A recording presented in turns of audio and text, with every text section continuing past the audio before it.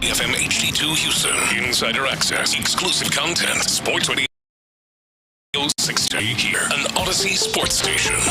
Check out the BetQL Network. Wagertainment for every fan. Get sports betting tips from the best in the game. Available on the Odyssey app and our sister station 650 The Bet.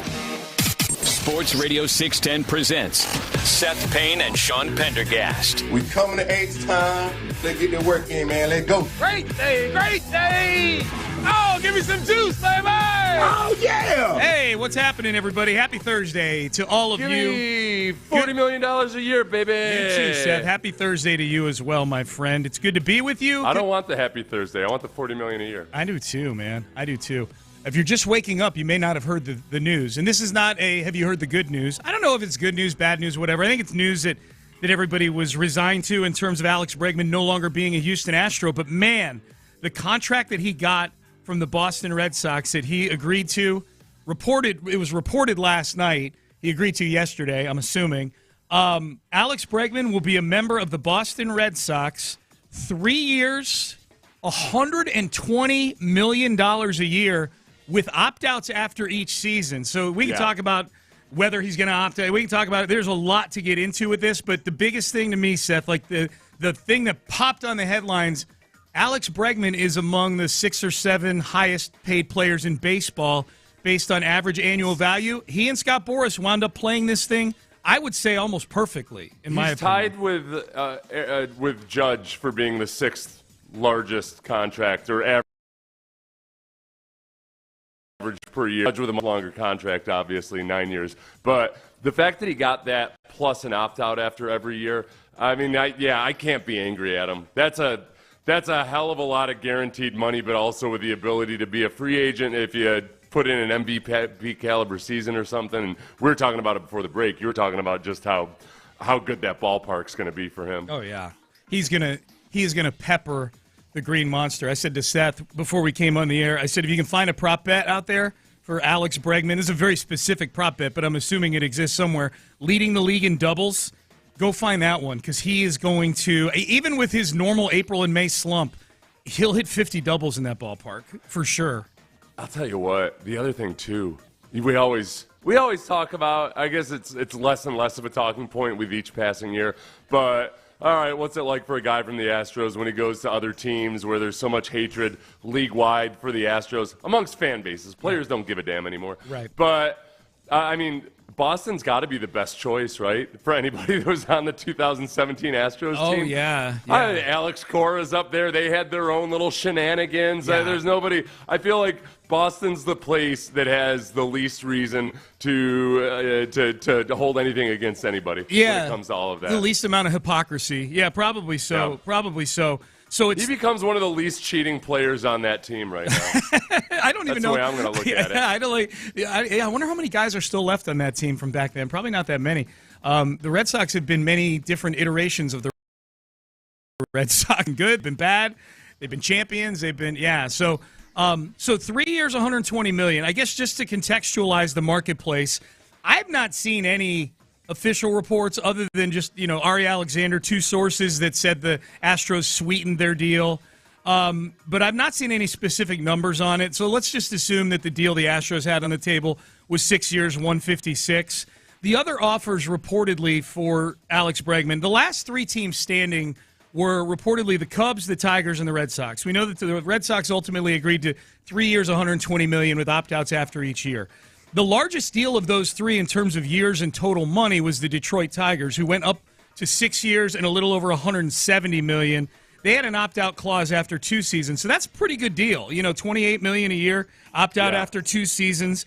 And then the Cubs offered 4 years, $120 million, and that was $30 million, so that's the second highest offer, and that had opt-outs after the second and third season. So both the Tigers and the Cubs wanted Bregman to stick around for at least 2 years under their deals. The Red Sox are like, man, we'll flirt with you for a year, and then you can opt out again. Look, regardless of which team he signed with, and I cannot believe he's getting $40 million a year, Alex Bregman. He's a very good baseball player, but wow, to see his name, Judge. To see his name, Seth, alongside Judge and Shohei and all these other names, like in that top echelon, is really jarring to me, and congratulations to him. I never thought in any of these deals with these opt-outs that Alex Bregman was going to go out and get was already making under that deal. He's definitely not opting out. I don't know. I don't say definitely about anything. I just said the guy's going to hit 50 doubles at Fenway. He'll probably hit 30 home runs too. But if I had to bet, I would say that he's going to play out this deal, this 3-year deal with the Red Sox for $120 million, and probably still, almost definitely still, make up the difference of these 6-year deals that he had on the table. I think that he's definitely getting 50. He's definitely getting 50 or 60 more on the back end of this 3-year deal from somebody. No, I think he's hedged. He's not betting on himself. He's hedging on himself. Yeah. It's a boatload of guaranteed money over 3 years. He's got opt-outs, so if any given point in these 3 years, if he looks like he's on fire or something, or there's something out, Boris can be whispering to people behind the scenes. So I have to do what I never wanted to do and acknowledge that Scott Boras handled this pretty damn well. Yeah, I think Bregman wins here, man. I think Bregman wins, and I think they get it done right before pitchers and catchers start reporting here. I also blame Carlos Correa for setting a good precedent for the opt-out scenarios. These types of deals? Yeah.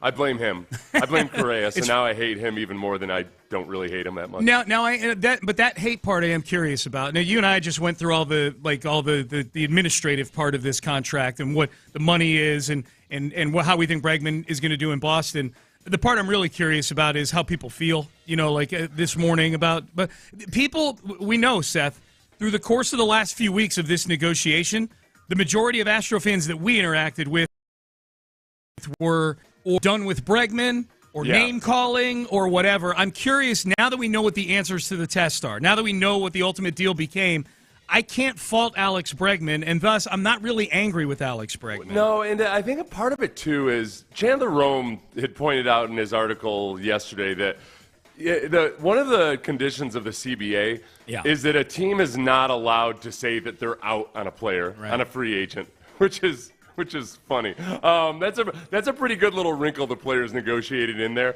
But so the Astros technically aren't even allowed to say they're out on a player or they're not in it anymore. And in hindsight, looking at it, the other part that's been annoying me is the reports that the Astros never rescinded their offer.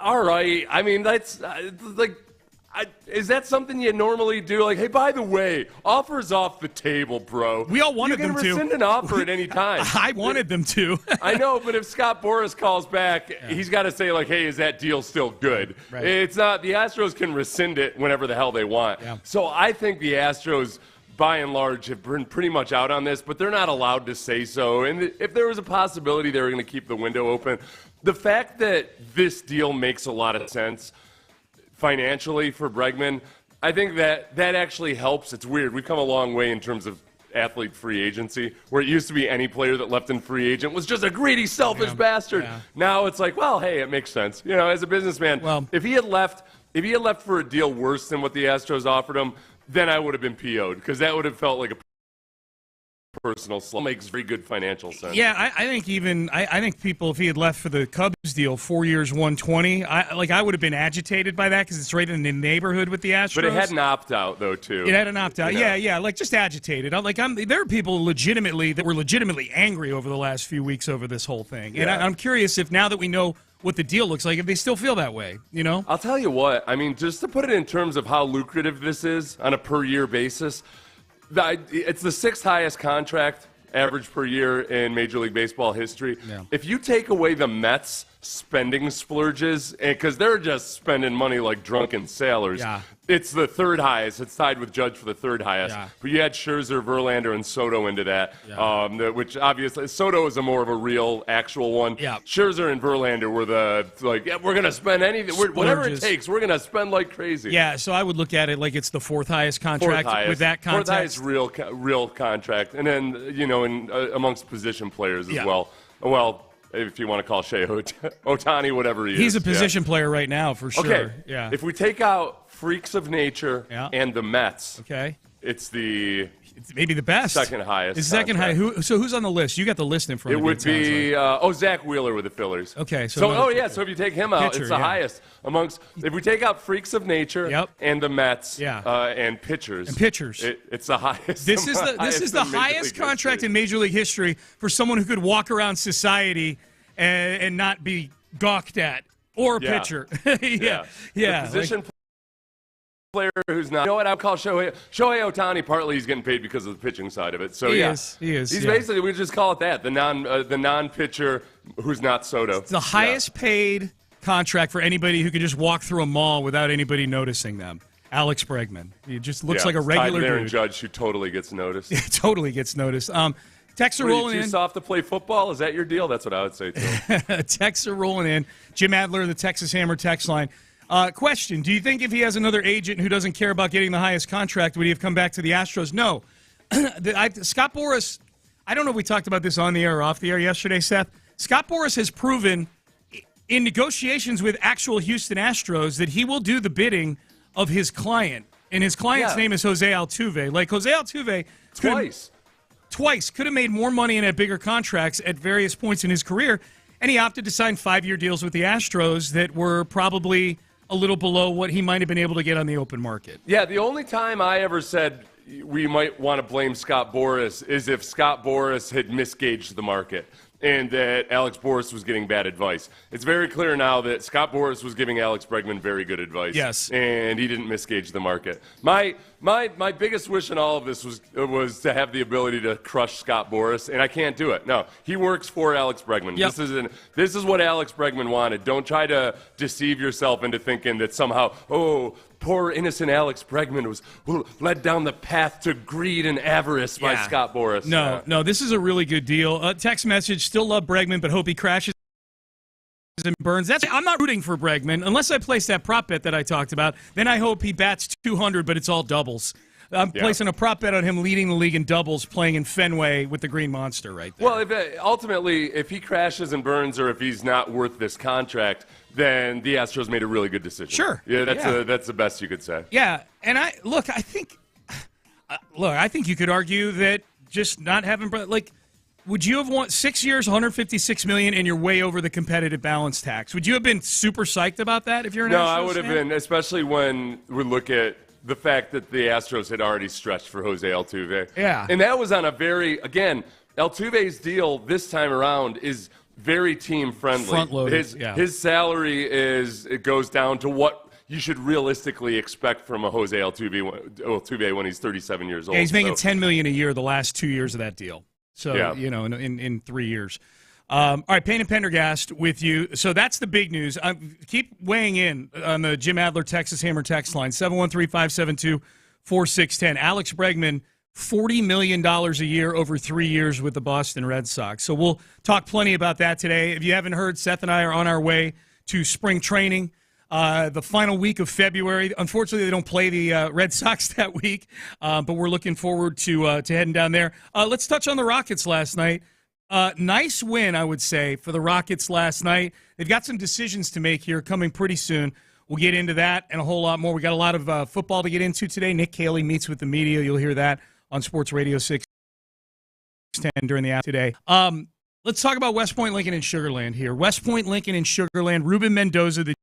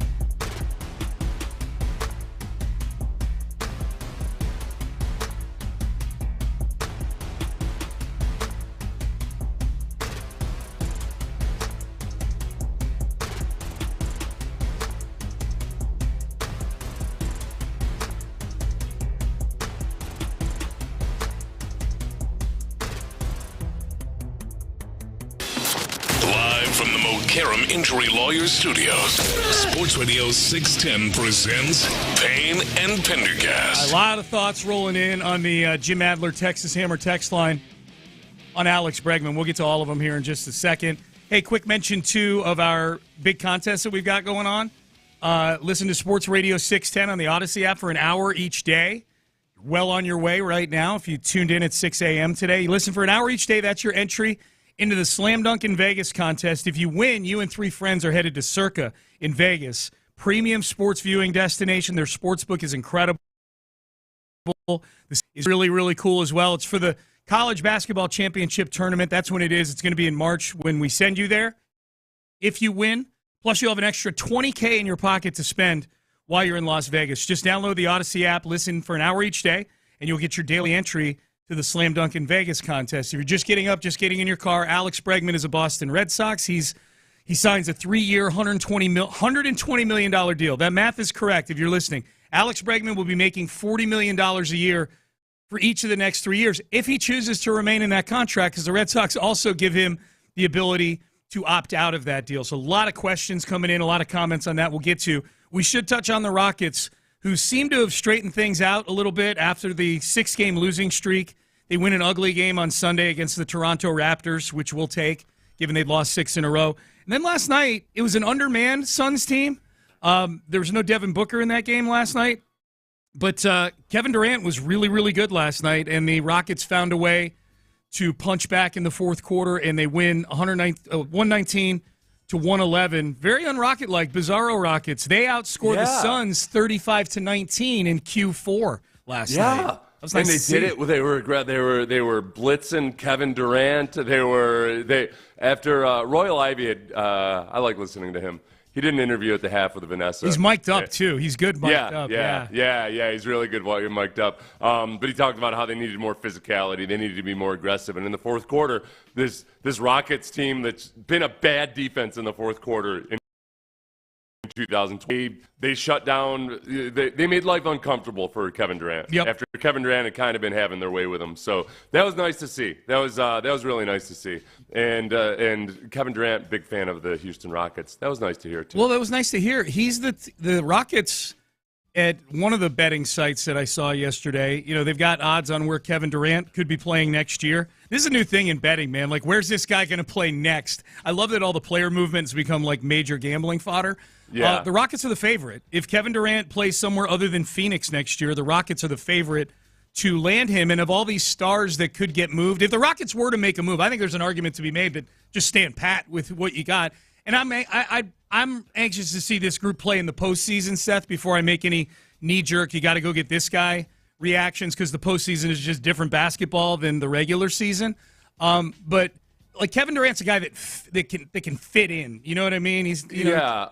I mean, he's obviously one of the greatest scorers of all time. He's not a guy who needs to be ball dominant and just completely reshuffle the chemistry or the deck, I think, in order to incorporate him into. I think he can come here and average 25 or 30 a game, and it's still a pretty seamless operation with the young guys that they've got here. He said he's been, quote, keeping tabs on the Rockets. He should. Yeah, he should. He worked out in the summer with Jabari Smith and Jalen Green, and he was talking about how good their work ethic was. Forgot about Jabari Smith. I remember that guy. He's coming back, man. Yeah. I wouldn't. That's been the big debate. Jabari Smith, does he get his job in the starting lineup back when he comes back? Yeah. No. I would leave Amen Thompson in the starting lineup. Well, the other thing about Kevin Durant, not to get all the way ahead to 2025-26, but he was gushing about Udoka. Udoka was gushing about Durant because they were together with the Nets, Yep. And I think Durant definitely, as would a lot of NBA veterans, I think, look at the Rockets as, oh yeah, I could be that guy. Durant could be the guy. Instead of teaming up with a bunch of other superstars or what have you, this could be Durant coming to the Rockets and being the magical thing that puts them over the top. Yeah. Which was probably pretty appealing to him. It probably extends his personal window longer than other teams would, as opposed to teaming up with 2 other old guys. You know, you come to a team where the core is a bunch of – by the time Durant would get here, the guys that all matter on this team are still under the age of 23. You know, like a lot of these guys, like the two guys that just got major contracts in the offseason, Jalen Green and Alperen Şengün, just became legal to drink within the last year and a half or so. Right, you know? right, yeah. And especially, okay, you're going to, if Durant were to come, they're going to lose one or two of those athletic wings that they have, but they've got a lot of long athletic wings that can load manage a little bit with Durant. Yeah, I think they could make a really nice pitch to him to make it happen. I do too. And, yeah, I do too. So that was nice, and they play back to back again. What the hell? This schedule's been crazy for the Rockets. Warriors coming to town tonight. Warriors lost to Dallas last night, so they're going to come in, I would think, a little angry. I was really dumb about my Durant load management theory for last night. I thought games, and then he played 2 nights ago. I completely forgot about the All-Star break. All right, he doesn't play again for a while. And there were other guys. Not real basketball, at least. Well, and the Suns were undermanned to begin with last night, which neither you nor I paid attention to that. Like Durant, Durant was doing a lot of the heavy work. Man, I don't think replay of the game is on in studio here. I'm like, oh, Ty Washington. He was a first-round pick for the Rockets back in the day. He's running around for 30 minutes out there last night for the Suns, it felt like. All right, so the Rockets win last night. Warriors coming to town tonight to Toyota Center on a back-to-back. All right, let's get to y'all's thoughts here on Alex Bregman. 3 years, $120 million with the Boston Red Sox. Opt-outs available for Bregman if he wants them after each of those seasons. So he gets a monster average annual value, and he gets total control over where he plays over the next few years. He can stay in Boston. My prediction is he plays out that contract in Boston because I don't know that there's another team. There wasn't another team, Seth, willing to go above $30 million this time around. Like, this is clearly the Red Sox feeling like we're on the cusp. We've got to compete with the Yankees. So this is a major splurge for the Red Sox. Okay, and the other thing, remember, the biggest appeal to Bregman are all these things that don't necessarily show up on the box score in terms of leadership, just how smart he is, the tips he gives other guys. Alex Cora knows that perfectly well. And I think the Alex Cora dynamic, I would imagine, is a big one here. When they're talking to Alex, I'm sure Alex Cora was gushing to the front office about exactly what he could bring to that lineup. And it's just the way they're going in sports in general is teams are realizing, you've really seen this like with the Texans in the NFL, a boatload of money on a short-term contract, it can be really enticing to guys, and that it's also safer for the team. So that you get this dynamic where, it's a boatload of money, but it's only a 3-year deal. Yeah. And we're not on the hook for a guy and that's where I come back to the Astros side of it, and I wonder, would the Astros have had an appetite for being more aggressive in total money, but on a shorter-term deal, since what they really fear is the long-term deal? Maybe. Text message. I tossed his jersey in the trash last night. Well, that's somebody could use that jersey, sir or ma'am, okay? Or do the Astros, I know some teams do like trade-ins on jerseys or whatever, you know, like if you bring your jersey back, they give you a discount. I don't know if the Astros are one of those teams. Bregman won money-wise. This is a text to the Jim Adler Texas Hammer text line. Bregman won money-wise. The Astros won player-wise. I'm tired of the pure greed involved in modern-day sports. That's interesting to me because I feel like the tired of the pure greed thing has been going on for like ever since free agency became a thing for like 30 years now. It's well, the whole thing you have to remember, too, is it's not like it's new to professional sports. It's that the players have gotten more of the ability to try to get as much money as possible. You know, Joe DiMaggio holding out wasn't because his love of the game. He wanted more money. Yes. It's players have, going back through history, there have been plenty of players that wanted the most money. Now they get to actually exercise. They get to exercise. And it's been 40 years. That's what's interesting. It's been for 40 years. Yeah. Right. That's what's funny to me is like, what's the tipping point for somebody on this? You know what I mean? Like it's been going on for. I feel like you're either they're greedy and I'm done and you've been done for a while, or like now this is the tip. Maybe because it's your guy and he's getting so. Let's call it what it is. Overpaid. Like they're overpaying Alex Bregman. When you're $10 million above the next highest bidder, you're overpaying for the guy. Now, and this is another reason, Seth, a few texters pointing out why this is a major overpay by the Red Sox. Reportedly, he's going to be moving to second base. You know, Rafael Devers is their third baseman there. He's going to be moving to second base. I mean, let's face it, part of the profile of Bregman that makes him a really good baseball player is he's a Gold Glove third baseman, which is a more premium defensive position than second base is. You know, you don't have to be nearly as the overall package defensively doesn't need to be nearly as good at second base as it does on the hot corner over there. And they're paying him they're paying him premium plus a high percentage to play second base for them, not the position that he's a Gold Glover at. Yeah, you know? Yeah, that's a major overpay. I guess for one, you can hate Alex Bregman, and I don't mean to downplay whether or not a fan should care about the greediness of baseball. This is something that a lot of people go through in life, Sean. And whoever texted that, this is what I would tell you: you're going to get over it. Usually, this is what happens. Usually, around about when a guy's in his 40s, hey, wait a minute. Sports actually doesn't matter all that much at all. You know what I'm going to lean into? Current affairs. And then you'll be back. Yeah. Yeah. Have fun with your mental health. We'll keep the store open for you. We're not closing it. I'm never going to drink another beer again. You'll be back. And your wife yaps off, too. Like, where's that damn beer I hid when I said I was never going to drink it again? That's great. That's great. Can't be mad at Bregman. This is a text message. Can't be mad at Bregman. He got $40 million a year. LOL. That LOL made me laugh a little extra for some reason. So how should we need to poll this, Seth, on Twitter. How do we frame the poll? The poll is about emotion with Astro fans, right? Like, how do you feel about this? How do I frame this? I think judging by the early response of some of our listeners, maybe it should be as simple as, are you mad at Alex Bregman for deciding to leave? Okay. Or B, no, it makes good business sense for him. So just a simple yes, no.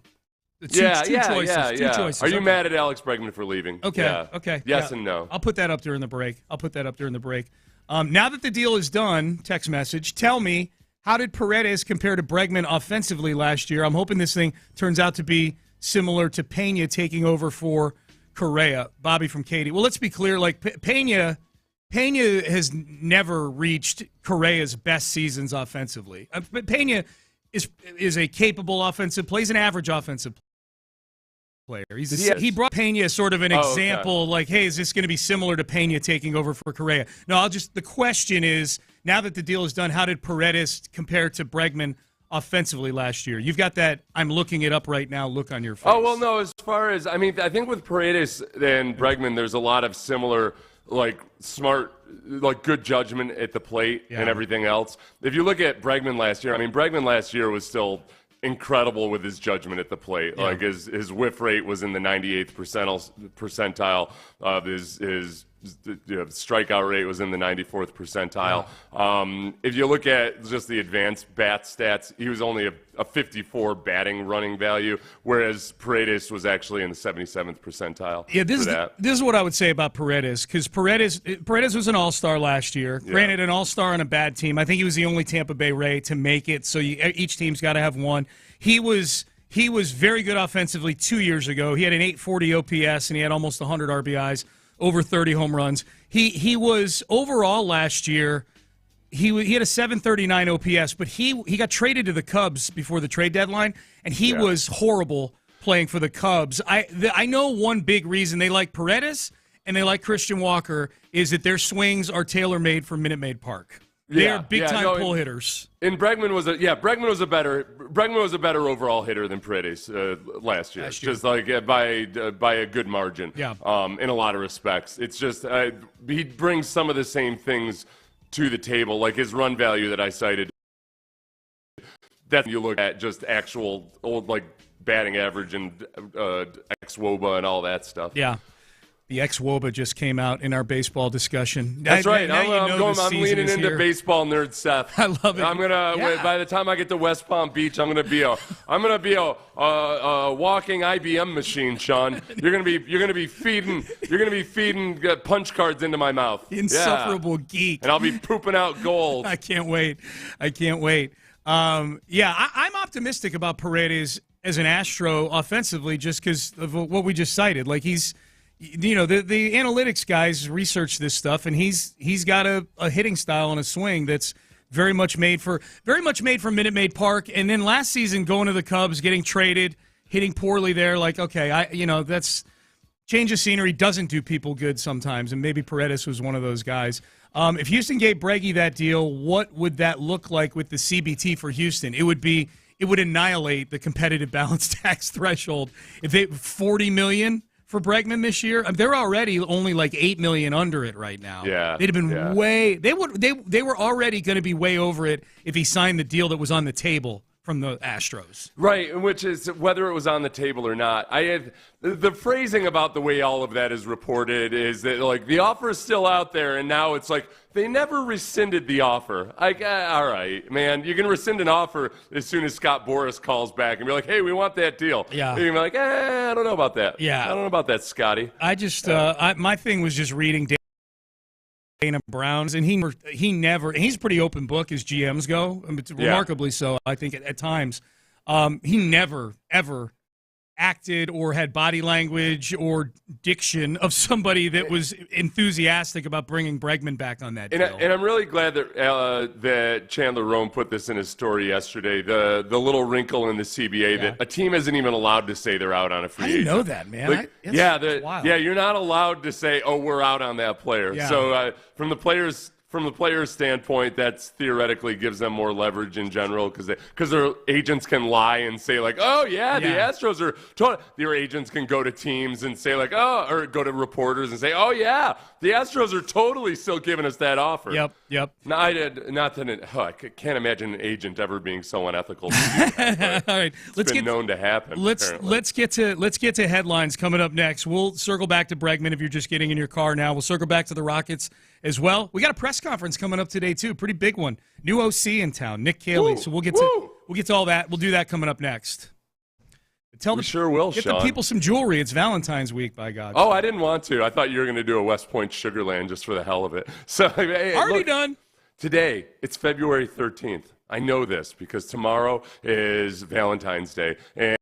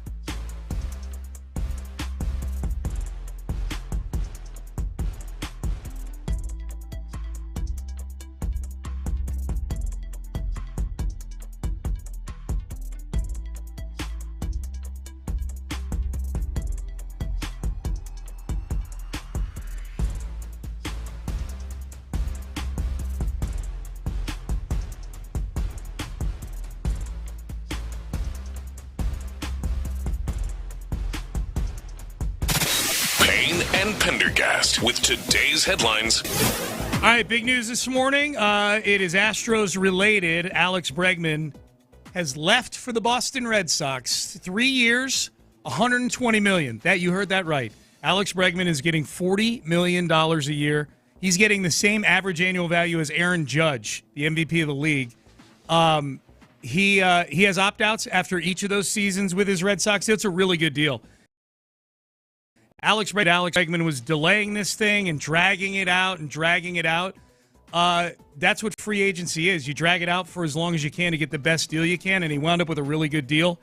I'm more angry that his salsa is so bad than I am that he's leaving for the Boston Red Sox. No, I'm happy.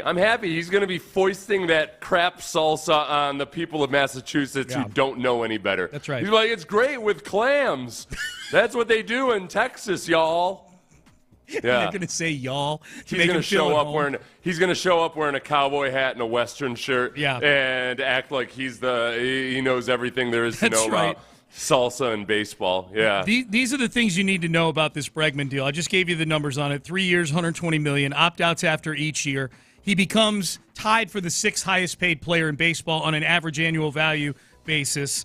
The Red Sox visit Daikin Park or Field, or what are we calling it, a stadium?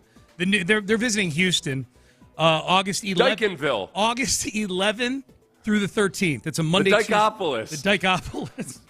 Right.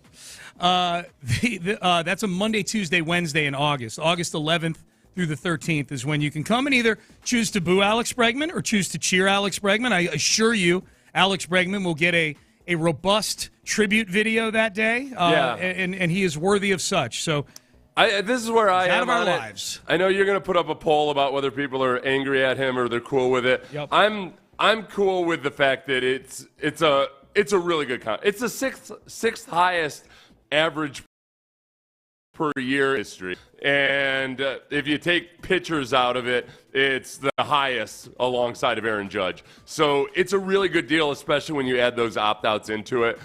I was mostly going to be really put out if Alex Bregman went somewhere else for a comparable deal and was consciously saying, like, nope, I just want out of Houston. Nope, don't want him, don't like him. No way, no how. So I'm cool with it. Yeah. It's baseball. We've had free agency for actually going on 50 years, not 40 years now. Yeah, it's been a while, man. I've adjusted to it, Sean. It's been a while, I can tell. Real quick text message on this one. Jim Adler, Texas Hammer text line. No matter how you look at it, Bregman left $40 million on the table. Good luck to signing a new 2 to 3 year contract at the age of 35, totaling over $40 million. He'll end up losing money on this contract compared to the Astros offer. So what this texter is saying is, you had $156 million sitting there from the Astros over 6 years. Yeah. You take $36 million over less money overall, but it's over a 3 year period. So you have 3 years to make up another $36 million, plus interest and time value money, blah, blah, blah. Dude, I think Bregman at 34 or 35, if he's still playing at an average level, given the direction salaries are going in baseball, you telling me he's not going to be able, at the age of 34, Alex Bregman, unless he falls off a cliff, is not going to get 3 years, $45 million from somebody in 2028 or whatever? I disagree with that. And I put it this way. That may very well happen. He may very well fall off a cliff, journey in 3 years. I don't see it happening.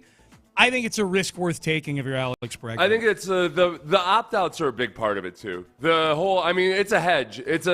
So yes, he has certainly taken a risk when it comes to guaranteed money, but he's got opt-outs. If Boston really likes him, they might want to do just like what the Twins did with Correa, extend it. If he ends up, and so he's betting on himself too, that he thinks, man, I'm going to be better than perhaps my overall numbers are going to look better than they were the last couple years. Yeah. But playing second base it's less physically taxing. Maybe he feels like that's going to make a big difference as well. So I think the texter could ultimately end up being 100% Oh, sure, correct. For sure. I mean, if you look at the 10th, Nick Horner is the 10th highest paid second baseman. We got to start living in second baseville here. Okay. In average per year, he's making $11 million per year. Okay. So and he's a young dude. Yeah. Jeff McNeil makes $12.5 million per year. He's 30 years old. Yeah. So will he play another 3 years? $10+ million after that. I think it's very, very possible. Very possible. I think the scenario you just illustrated, where he opts out after 1 year and then just re-ups with the Red Sox on a much longer deal. Yeah. That's what happened with Matt Chapman, who was the blueprint for Bregman in the offseason. You know, he signed one of those deals with the Giants, and he was great for half a season. They're like, oh, here you go. Here's 6 years, $150 million, Matt Chapman. Dude, now that you put it in second base perspective, especially, Xander Bogaerts is the highest paid second baseman at $25 million per year. Now Bregman's making $40 million per year. Yeah. That is a gouge for the average annual contract. Yeah, I That's wonder how baseball's looking at that. You know, like that sort of position specificity. You know what I mean? Right. Yeah. Not much as well. They're infielders, but I like because this is why I'm doing it, Sean. Yeah. I'm doing it for my own ego. Okay. Because part of Bregman's appeal was that he's such a good third baseman. Yeah. So you can argue more for it that, oh wow, that's all right. You're getting his arm at third and his defensive ability plus what he does at the plate. Yeah. Where now it's just less important. It's negated It's just a little not bit. as vital at second base. Sure is. Rockets win last night, 119-111 over the Phoenix Suns, which was pretty much Kevin Durant and a bunch of dudes. Manute Bol's kid was out there getting 20-something last night. But the Rockets, they had to play catch-up in this game. They were down by double digits in the second half. Outscored the Suns 35-19 in the fourth quarter of this game. So we have not seen that happen a lot with we've seen the opposite happen with the Rockets this year, Seth, where they're the ones getting outscored 35-19 in the fourth quarter. It was good to see them close last night. Tari Eason was a monster, 25 points off the bench. Amen Thompson had a triple-double, 18, 10, and 11, and Dylan Brooks has been really good this last month and a half. 2 huge threes to kind of seal the game late for them, kind of keep it a 2-possession game late for the Rockets. So it was good team effort last night. No, and I think also, Durant was just taking what he wanted, like he was at a seafood for the first part of the game, and they got aggressive versus him in the fourth quarter, and they were able to do that and play aggressive defense as a team.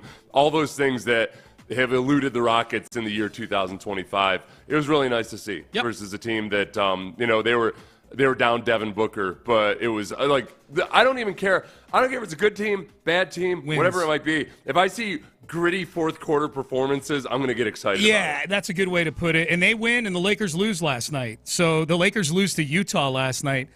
Apparently, a lot of Luka grabbing his shorts and kind of hunched over in the altitude and. A little tired last night. Yeah. Okay. This is what I heard. Score one for Nico Harrison. That's right, man. That's right. Stop chanting to fire him or kill him, whatever you're chanting up and down. No. Keep doing whatever you're doing, Dallasons. Really? Yeah. Death threats, yeah. You really want them to feel better? You wanted it to be all happy, joy, No, I'm up mad in at him. Dallas? You know I'm mad at him. No, of course not. Of course not. Nick Caley presser today at 1 o'clock. I would imagine we will be having that for you here on Sports Radio 610. Texans new OC. D'Amico Ryans will be there too, so there'll be some questions, I would imagine, for D'Amico about the direction of the team, especially offensively. So you got that to look forward to today. Frank Okam, former Texan, is named the new assistant defensive line coach. He was drafted in... Oh, wait. I want to say 2008? Okay, Yep. 2008. Yeah. You should let me guess, Sean. Sorry It's about very rare that I get a number right on this. Sorry about this. Yeah. He's a teammate of D'Amico Ryans, so that probably helped grease the skids a little bit. He was a big fella. Huge. And He was like 340-ish, wasn't still he is. not? I saw some pictures. He's still big. Hey, by listening next hour for a chance to, or be listening next hour for a chance to win tickets to see Zach Top at the Houston Livestock Show and Rodeo on March 11th. It's a Rodeo Ticket Thursday on Sports Radio 610, so stay tuned.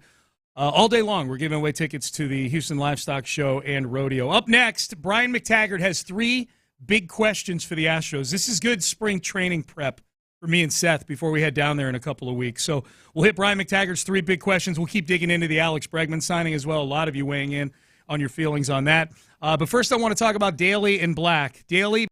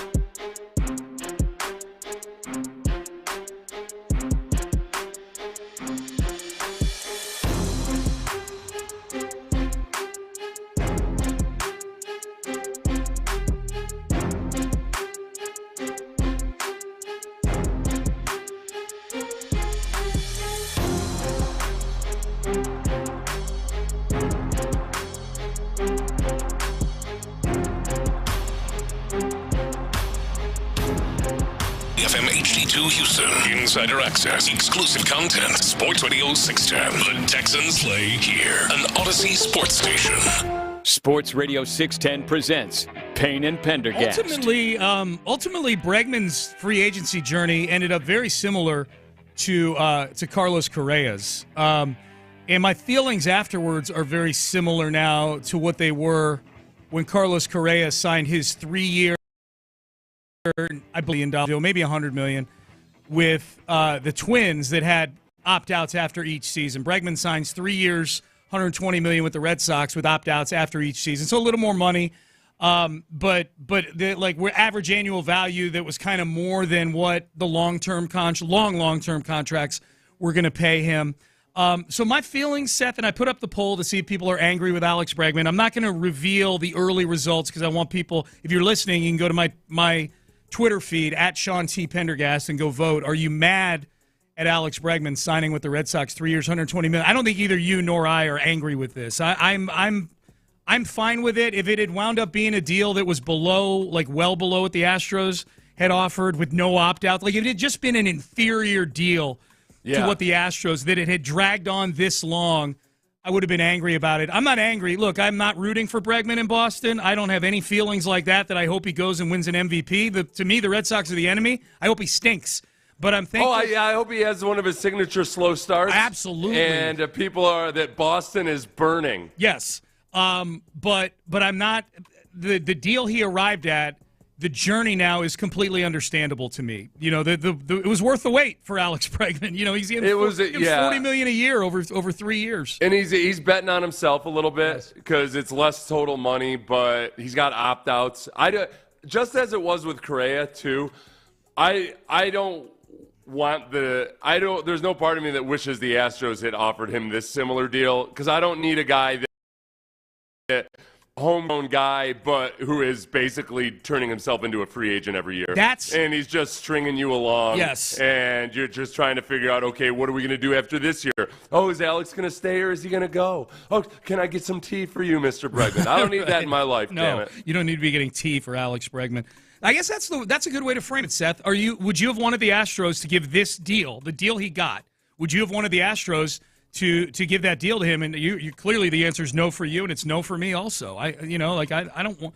You're hanging in limbo every single year and trying to figure out. Not to mention, it would bump you up into the luxury tax even further, the CBT up even further, and you're gonna have to try to plan an account for that every single year. Yep. Is he gonna stay or is he gonna go? Yeah. And the only thing you're guaranteed as a team is that if he sucks, he's staying. Yeah. He's not if he gets injured, if he sucks, whatever it might be, he's gonna stay. Where do the Red Sox stack up, do you think, on the list of teams where him going there is an extra kick in the junk? You know what I mean? Like if he'd gone to the Rangers, that's an extra kick in the junk. If he'd gone to the Yankees, I think if he stayed in the division, like Rangers, Mariners, maybe the Angels, but definitely Rangers, Mariners, because they're in contention right now with the Astros. Yankees for sure. Are the Red Sox on that tier? No, I below. I felt a little bit of a kinship with Boston ever since they had their own little dust-up with the rule book, and that I feel like the Boston fans have been probably the most lukewarm in terms of booing the Astros. The manager, I mean, they had their own scandal. There's so many ties that I felt a certain kinship with them. Yeah. So I that part of it. If he'd gone to the Yankees or something, that would have been a whole different scenario. But I don't feel that way. And then to bring up Alex Cora, I would imagine that all those things that we've been saying about Bregman or that people from the organization will say about Bregman, obviously Alex Cora feels that same way. Yeah, I mean, he's like he's their giant-sized Altuve up there. Just as Altuve was here saying, we got to keep Bregman. Right. You guys don't understand. You know what he brings to the clubhouse with leadership and everything. Alex Cora was up there doing it just from a slightly higher vantage point. If this were like a real job in the real world and Alex Bregman were applying for it, second baseman for the Boston Red Sox, and he is going to play second base. That's not a misspeak by me. He's going to play second base. If this were a real job that he had to apply for, he definitely would have put Alex Cora down as one of his references, one of his three references. You know what I mean? Like they have a good scouting report up in that building up there on Alex Bregman due to the time Cora spent with him. And the Astros have been a public enough team to know what you're getting with Alex Bregman. But this is a move, like this is clearly a move for the Red Sox to the extent that, and we've had a couple texters or tweeters point out, like the Red Sox have not been as big a spending team the last few years as they had been, through some of those big poppy years there. Yeah. So this is kind of not new behavior for them, but sort of, I guess, reprised behavior for them to overspend like this on somebody. Yeah, I mean, they don't like the owner up there. A vote, maybe this makes them feel a little bit better about, was it John Henry? People have been very, very upset with him. So this is aggressive for a team that hasn't been looked at. They're not going out and trying to buy a championship the way they did in the early part of the century. No, $40 million a year. That's $10 million more on average annual value than the next closest offer for Bregman. And I think crazy overspend. We've seen this in football, and with the Texans especially. I think the way it's going with a lot of spending in sports is teams are more and more willing to spend a bunch of cash up front, and then it's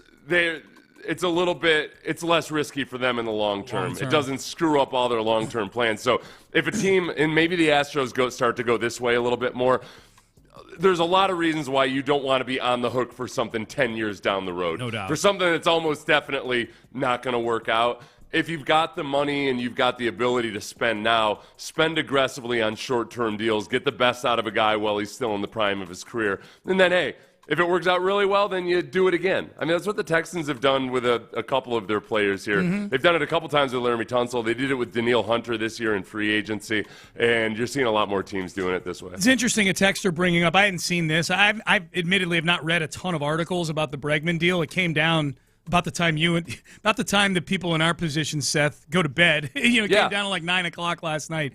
If these deals and these trades could start getting consummated during the day, not even during our show, I'd be very appreciative of that. But a texter says, I read that a lot of the money from Bregman's contract was deferred, but no details on how much. I mean, that's something teams are doing now. The Dodgers, most famously with Shohei, they deferred practically all the contract until a decade from now.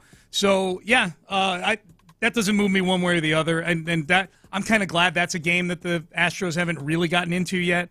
Like, the only deferred money I've seen them have to pay is to Zach Greinke, and they inherited that contract from the Diamondbacks, Yeah. So that's the ultimate credit card right there. It's a deferred pay where you're paying guys cash down the road to not do anything for you. Right, yeah. And it can get complicated, too. So I don't want them to do it just because I don't want to think about it.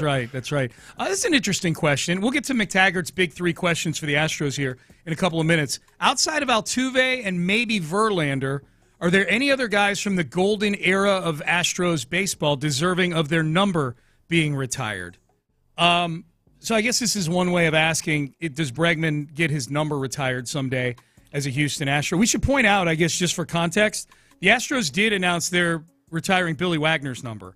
After he was elected into the Hall of Fame, after he was voted into the Hall of Fame a couple of weeks ago. So they are retiring his number 13. He played 9 seasons for the Astros, Billy Wagner. Yeah, that would be an interesting one. Especially, it'll get tricky with a lot of these guys because there's so many championships and World Series appearances and ALCS appearances tied to them. Yeah. There's only 9. I say only 9, but man, out of 99, I just don't like retiring numbers. No, you and I are on the same page on the. That's a take that you and I are in lockstep on, which is, hey man, to me, this has been my take for a long time on retiring numbers. Unless you're going to triple digits at some point, basically, if you are retiring numbers, you're one of two things. You either think the world is going to end at some point here in the next 100 years or so, or you're going to start putting emojis on the back of jerseys or things like that. You just go away from numbers because you're going to run out of numbers eventually. Yes, I'm with you on that one, Seth. So, how would you put Bregman compared to, say, Jose Cruz, who's number 25? Jose Cruz. Now, there's probably, I'm sure there's listeners who can comment on that better than you and I because they grew up during Jose. Jose Cruz is a lifetime Astro who was the best player. He was the best player on all those teams in the 70s and the early 80s. Yeah. So I think Cruz.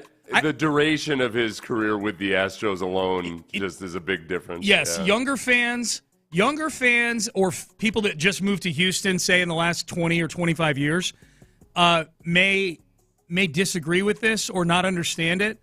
But if I had to guess, and I moved here in '94, but I grew up a big baseball fan. I know Jose Cruz's significance having lived here the last 30 years.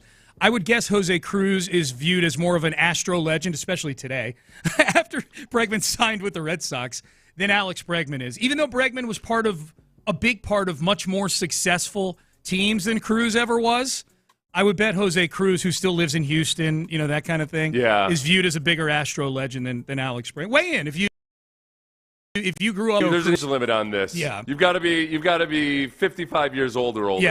Yes, I would agree with that. But as far as the numbers getting retired from the golden age here, Altuve's a lock. Verlander's an interesting one because he only pitched 3 full seasons for the Astros. He got here in late 2017, pitched in 2018 full season, won the Cy Young or was runner-up, I believe, maybe. He won 2 Cy Youngs and was a runner-up in the only 3 full seasons. He missed 2 full seasons because of Tommy John. The only full seasons he pitched were 18, 19, and 22, and he was the best pitcher in baseball those 3 years. So that's an interesting one to me. He was short-term, super-duper elite, part of both World Series teams. And they were going to the World Series and losing in 21. He was still recovering from Tommy John. Altuve's a lock. Verlander is interesting. And beyond that, I don't think there's anybody else who's getting their number retired from that crew. Yeah, and like I said, too, I don't like retiring jerseys. With Billy Wagner, that makes 10. So I think I said it was 9. I don't think that list included Billy Wagner, so 10. Yeah, we're running out of numbers here, man. I don't have any appetite for that. I'm with you. All right, let's get to Brian McTaggart. Keep texting in on the Jim Adler Texas Hammer text line. We'll keep reading them here. Bregman's the big topic today. 3 years, $120 million. He's headed to Boston to play for the Red Sox. My dad's texting me right now. I would bet $1 million he's looking for a scouting report on Bregman. He's a huge Red Sox fan. He lives up that way. Wilpin's our sister station up there. Wait, is WEEI our sister station? EEI, yeah. It used to be the Sports Hub. I found a couple clips of them talking about the Bregman signing. Good. We can see if how they're feeling about it. Yeah, see if their perceptions are accurate and see if we can set them straight if we need to. Should we call up? You should call up. Let's just have you call in, figure out some way to make your area code look like it's a Boston area code. Right. And call in and give just a scathing take about why it's a dumb idea why this is the worst decision they've ever made. Should I be calling in as a Houstonian doing that or with a Boston accent? No, you'd be faking your Boston phone number specifically so that you would sound like a Bostonian. Gotcha. Yeah. That's true, though, too. Okay, no, use the area code. That way you can get through the call screener. Yeah. And then as soon as you're on, then you can just tell everybody what's actually up out of Houston. I have a new age Chicago area code, so I don't think that's going to be a tell. Okay, I have good. a 630 area code, so it's not. I guess that could be the other thing too, or you could just call up as Sean T. Pendergast. I could. You could actually be like, hey, do you guys want me on? But then do you have it in you to just go scorched earth on Alex Bregman? On Alex Bregman, talk about how his salsa sucks and everything else. Yes. Yeah, you can't lie. You can't make stuff up. No. But you're not lying if you say his salsa sucks. Yeah, that's it's a watery mess. That's the truth. I vomited up better salsa than that. Like the vomiting salsa was actually better than Alex Bregman's salsa. I love that. All right, here's you and I are going to spring training in about 10 days. What's today, the 13th? We're headed there on the 23rd that weekend. And then the 28th. The games start that week. We're going to get to see a bunch of games. We're going to be, Seth and I will be bumping onto all the shows here in the Loop, The Drive, Area 45, giving updates, having good conversations, plenty on social, all that stuff. Brian McTaggart, from his email newsletter, Tags does a great job covering the team. His big 3 questions for the Astros, Seth. Here we go. Do the Astros have enough depth? And I know it's a very broad question, but I thought McTaggart laid it out really well in his newsletter. The 3 aspects of any team are the everyday lineup, the starting rotation, and the bullpen. And if all you needed was just like a third or a half of those things to function properly for you, it's a really good baseball team. You look at this, like the top 5 or 6 in the lineup for the Astros in any order, it'll go probably something like Altuve, Paredes, Yordan Alvarez, Yainer Diaz, Christian Walker, Jeremy Pena. Pretty much everybody but the outfield. Like that's That's pretty good. Like those 6 guys, that's 6 very capable major leaguers. The problem is your best outfielder right now. I'm not counting Jose Altuve as an outfielder in this discussion yet. Yeah. But your outfield left to right in that scenario, if Altuve's playing second base and Jordan's your DH, is some version of Mauricio Dubon, Jake Myers, and Chas McCormick right now. The Chas McCormick it's top part, heavy. We talked about it yesterday, and I thought about it. I meditated on it, Sean. I went to a mountaintop, and I could get that yoga position, which for me is like a modified crisscross applesauce. And I thought, like, all right, let's put things in perspective on Chas. If you look at the sum total of his 4 seasons in Major League Baseball, he's an average hitter. Yeah. It's just that the last year was an abysmally bad year. Yeah. But if I can look at the first 3 years and say, all right, he was an average to above average hitter for the sum total of those 3 seasons. Can he recapture that? Yeah, can he recapture that? Because like I said yesterday, all I want out of Chas is to be an average Major League hitter. Just don't be a drain in the lineup. Yep. And it's in there somewhere. Yeah. It's in there somewhere. Whatever the issue was last year, it's got to be in there somewhere. Yep. So the lineup right now, on paper right now, the lineup is a little top heavy. It drops off a cliff offensively after the first 5 or 6 guys.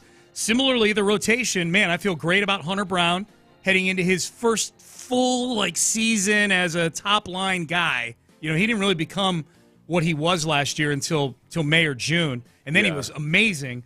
Framber Valdez is Framber. We know what to expect from him. But after those 2 guys, there's a lot of question marks. You know, can Ronel Blanco be what he was last year? Or was that a one-time thing? Can Spencer Arrighetti take that next step? He gave a lot of reasons to be excited about him last year.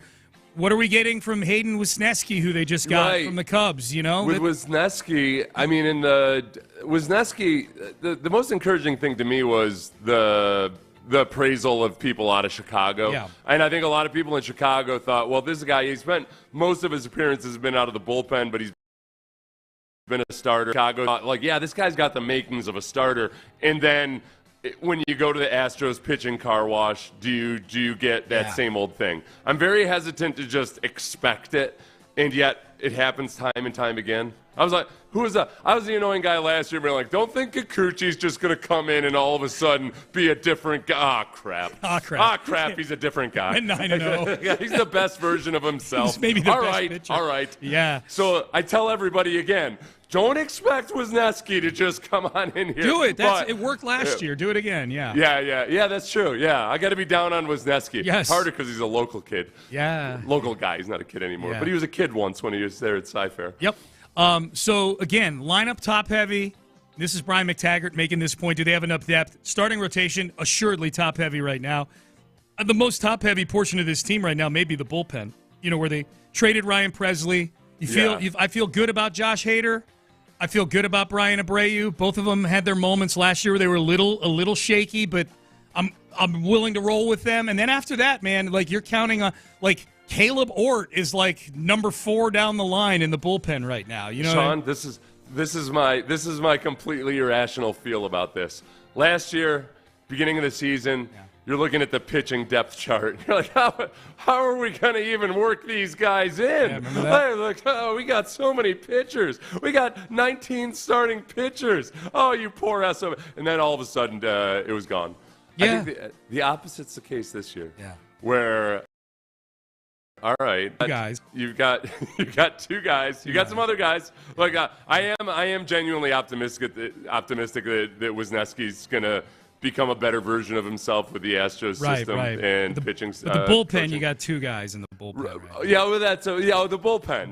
I'll get to the bullpen because remember the starting pitching. We might end up by midway through the season having too much starting. Yeah, that's right. So you were referring to the starting pitching. Yeah, where we were like, God, there's 9 guys. How are we going to find spots in the rotation? Right. Yeah. So I think that Luis Garcia and Lance McCullers will be back at some point. Luis, I'm way more optimistic about than Lance, just because of Lance's last 3 years. His history, yeah. But then Wisniewski, remember, can be either a starter or a bullpen guy. Yeah. And Javier, at whatever point he returns, and however slowly they work him into Javier, a guy he's been a bullpen guy. Yeah. So I think it might be kind of creative this year, but barring the disastrous injury situation to the pitching staff last year, I think that I don't want to say muddle through because I think it would be like a muddling plus, but they can creatively work into some solutions. Yep. Because they've got multiple guys that can do both. And I hope that this is the year that Lance McCullers maybe is. It can maybe be used in long relief open or to the something bullpen. like that. Yep. You've talked about that. All right, so that's question number one. Do they have enough depth? And I think having hashed that basically with you and I having hashed out the entire 40-man roster in this segment, I share the concern that they may be a couple from being the clear leader again in the AL West. Question number two, Tags has, will Jose Altuve really play left field? I love the way he phrases that. Here was Bob Nightingale on Area 45 a couple nights ago. Bob Nightingale covers MLB for USA Today, and he says Altuve is actually going to play a lot in left field. I really believe that Altuve is going to be playing left field a whole lot more than people think. I think their plans are, I could see him playing more than half the games there, no matter what Bregman does. I think that's the game plan to move him there. Then instead of getting their outfielder, they can just go get another infielder or do with what they have right now. So, but I would think, obviously Altuve in left field would make that outfield a lot stronger. I guess my question would be if he's going to be playing left field that much, and again, this is Bob Nightingale reporting it. We haven't seen anything as to how this is going to play out in spring training or in the regular season yet. But I guess my question would be if he's going to play that much, like more than half the season in left field, does he play second base for this team anymore? Like that would seem to be like going back and forth, getting yo-yoed between second base and left field would seem to be a bit of a muscle memory issue. I don't know. Utility guys are – Mauricio Dubon's able to do it really, really well and play anywhere. Altuve's never played anywhere other than second base. I'm wondering if the left field has now become where it's either Yordan or Altuve, the other guy's DHing, that kind of thing. Just to give Altuve some rest in his older age. I mean, that kind of handcuffs you in being able to DH other guys. Yiner on days off, when he's not catching. Yeah, and then a lot of it, I mean – we're at a spot, too, where, all right, in stark contrast to the days when the Astros couldn't figure out what they were going to do with all these AAA guys that were Major League ready, but there was no spot for them on the team. Yeah. Now you're looking at guys like Zach DeZenzo and wondering, like, all right, can DeZenzo come in? Yeah, he's going to make the team. Hey, Cam Smith, I'm trying to not get excited about Cam Smith myself. But Espada gets up there the other day and says that he could carry the team for years. And I'm like, all right, he's played a little bit of Double-A in September last year. Yeah. For those of you who didn't realize, he was a 2024 draft pick. Right. And they elevated him to Double-A. I don't think it was until September last year. And he did very well, but it's still – there's no part of me that I can't delude myself into thinking like, oh, yeah, it's going to be Cam Smith's Rookie of the Year or something. Oh, no. Yeah, I can't either. So will Altuve really play left field? It appears that isn't that was not a Bregman-dependent maneuver for the Astros. It was positioned as such back when the Bregman contract started to bubble up again. Remember, okay, I thought the Bregman thing was dead, but now the Astros might want to re-sign him. And Altuve did the interviews on the Fan Fest where he's talking about, I would do anything for Alex Bregman, and including play left field. Well, no, you're going to play left field anyways, Jose. It's right. Not for Bregman. Maybe that's what it sounded like. It is an interesting dynamic now with Bregman playing second base for the Red Sox. And I look forward to reading some of those articles about how all of that went and whether I wonder what if there were conversations perhaps about trying to move Altuve into left field earlier in the offseason, or if maybe Bregman wants to play second base and be less taxed. I don't know. Yep. I don't know. Last question. Especially with those, maybe the gremlin. I hope for the sake of the Red Sox that the gremlins in his elbow are a real thing. Ooh. There's still more gremlins there. He's got some kind of medical anomaly the way that Carlos Correa did. Maybe. And that's why that's why he has to play second base. The gremlins in the elbow, exactly. Man. Can't throw it across the diamond anymore. Last question from McTaggart. First two were, do the Astros have enough depth? We're a little nervous about that. Will Jose Altuve really play left field? The answer appears to be yes. I am nervous about that. Which starting pitchers will emerge? The starting rotation right now, as long as none of these guys either gets injured or spits the bit in spring training, is going to be some order of Hunter Brown, Framber Valdez, Spencer Arrighetti, Ronel Blanco, and Hayden Wisniewski. The two names that McTaggart brings up, Seth, here for starting pitchers emerging, maybe some more guys. Obviously, you got all the Tommy John surgery and arm surgery guys, Lance, Luis Garcia, Christian Javier. We've touched on all of them. Colton Gordon and Ryan Gusto are the names for you and I to watch at spring training. When we're doing Dana Brown is really hot on Gusto. Yes. So, yeah. So those will be the guys that you are either going to be future retired jersey numbers of the Astros, or you're going to call them dirty dogs, depending on how they do in spring training. Those will be the guys that when you and I are done doing the show and we're at spring training, that we're going to walk around dressed as scouts, with like a Astros golf shirt on that's a couple sizes too small, like a ball cap, and we'll have a radar gun with us. I'm going to wear a derby. Yeah, wear a derby hat. And you and I are going to be sitting there chewing on a cigar with a radar gun, this Gusto's getting up to 95 on the gun, I tells you. I know my goal in going to spring training is to piss off every hardcore baseball fan who if I don't have people telling me en masse, Seth, don't read into these spring training starts by pitchers, and then I've failed. I will read into them. Don't tell me not to read into them. I don't care if they were just working on a slider or something. Exactly. Results, baby. That's what I care about. That's it. And a strong jaw. Piss them off, Seth. Do it. Hey, by the way, this guy doesn't have the good face. Did you see the picture of Verlander floating around on social media in his Giants uniform, tossing the ball around? No. He looks svelte. He looks like. Remember last year when he came back from his oblique injury, and you're looking at it right now. I'm looking at the picture you had sent me. I didn't think that was why you had sent me that picture. I kind of he looks like Verlander. I don't know, man. I thought he looked like he trimmed down a little bit. He did look a little hefty. He was hefty. He looked particularly dad-bodied. Yeah, you and I pointed that out last year when he came back from his injury or whatever. You know what? It's tough for those great athletes who doesn't have the body that matches his ability. Yeah. Like Deion Sanders is the prime example of you wouldn't look at Deion compared to other NFL defensive backs and be like, oh yeah, that guy. That's the guy who's one of the best defensive backs who ever lived. Right. Verlander's always been a little bit like that. He's always just kind of had a smoother, almost awkward looking physique. Well, I think and yet Mahomes is the gold standard for that right now. Like the body where Mahomes just... Well, he used to be a good quarterback. Before the Super Bowl, and now he sucks. Now he's a horrible quarterback. Yeah, now he stinks. Yeah. No, good point. Good call. Payne and Pendergast with you. Okay, so nice deep dive. You're right, though. Yeah, because Mahomes doesn't even have... I would look at... You think about, Jim Kelly. Jim Kelly didn't have a great physique or anything, but he was a big, sturdy guy. Yeah. Roethlisberger, similarly. Mahomes got a very unique... awkward body for a quarterback. Yeah. Well, especially when you see him without a shirt on, he's got a dad bod. Yeah, but I think but it's even more than that. He's kind of pigeon-toed and everything. He walks he moves like he has a stick up his butt. He's got a very, very tight walking style. You know what I mean? Very tippy-toe walking style. He might be one of the biggest differences between his physique and his athleticism of anybody in modern sports. Yes, he walks like somebody who has to take a poop and has holding it has had to take one for 4 hours and now it's coming.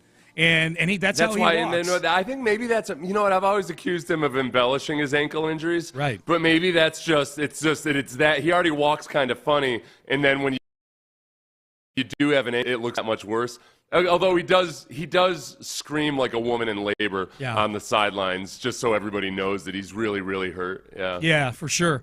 All right, we're going to keep touching on the Bregman signing. That's been the big thing here. As long as we're talking about Mahomes, if we can circle back to the Super Bowl just for 15 seconds here. One of the funniest clips that I saw over the course of the week, because there's still Super Bowl stuff leaking out, mostly because people are mad at C.J. Gardner-Johnson for tweeting about Travis Kelce should have stayed with Kayla Nicole. Stay with his previous girlfriend. Thick girlfriend instead of this beanpole that he's with now, according to C.J. Gardner-Johnson. So there's more stuff leaking out from the Super Bowl. This was really funny, though.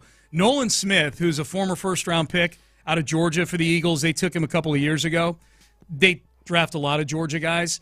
really came into his own this year. Nolan Smith, he was veering towards being a bust at one point. Right, yeah, and he really came on strong in the playoffs. Yes. That was the big thing. He was number 3, if you're trying to remember who, because they got a bunch of guys out there that were making plays.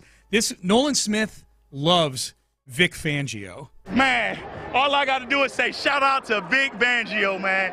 That man, I know he old, but man, he got so much knowledge up in there, and I can't wait to just take it from him and just take all the knowledge that he could give to the game, man. He's an amazing coach. I know he old, but he got a lot of knowledge up there. I'm still so happy for Vic Fangio, and that all those players from the Dolphins a couple years ago acted like Vic Fangio was soft. I can't remember which player said they didn't use us to our capabilities, all of that. This is what you need to know about Vic Fangio, because I've seen a lot of people describe him as like, oh yeah, he's old school, no nonsense. That he isn't. Like, Vic's not like a hardcore drill sergeant type at all.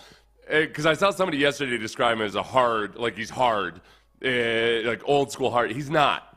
He asks his players to do hard things. Yeah. And a lot of the things, like in coverage, you might say, oh, he just plays a lot of cover 4, no big deal. No, but he asks guys to be really smart about recognizing routes, and they pattern match. That's where you transition from zone to man. And to be good at it, you got to be really smart. And so he asked his guys to do hard things in coverage, and those guys, to their credit, they do it really well. And then when it comes to the pass rush side of things too, he's really good at scheming up ways to get guys one-on-one to bring the blitz. He didn't blitz in that game at all. But yeah, he asked his guys to do hard things, and if guys really, like, if they're up to the task, it's really, really good. It's just some groups of guys aren't up to the task. Did you like playing for him? I loved it. Yeah, he made me a whole lot of extra money. He transformed me as a football player. Oh, that's I was cool. a much better football player when I was in Houston than I was before, largely because Vic Fangio's scheme was awesome, and he allowed me and taught me to do certain things that you don't ask, that most people don't even think to ask defensive linemen to do.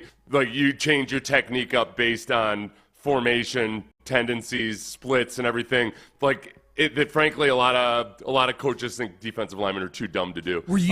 But like Vic puts that on you, and if you latch onto it and really go into it full force, it gets the absolute best out of you. Was there a point, like, early on where you were like, God, where's this guy been all my life? You know what I mean? Like, where? No, early on, you're like, what the hell? What is this guy expecting me to do? Right. It seems like too much. Yeah. Like, because you're doing a lot more pre-snap than most defensive linemen do. Where, in some schemes, it's like, put your hand in the dirt and go, son. It's the opposite with Vic. Yeah. And that's where those young defensive linemen, they've drafted three defensive linemen in the first round. I think those guys have all really latched onto it.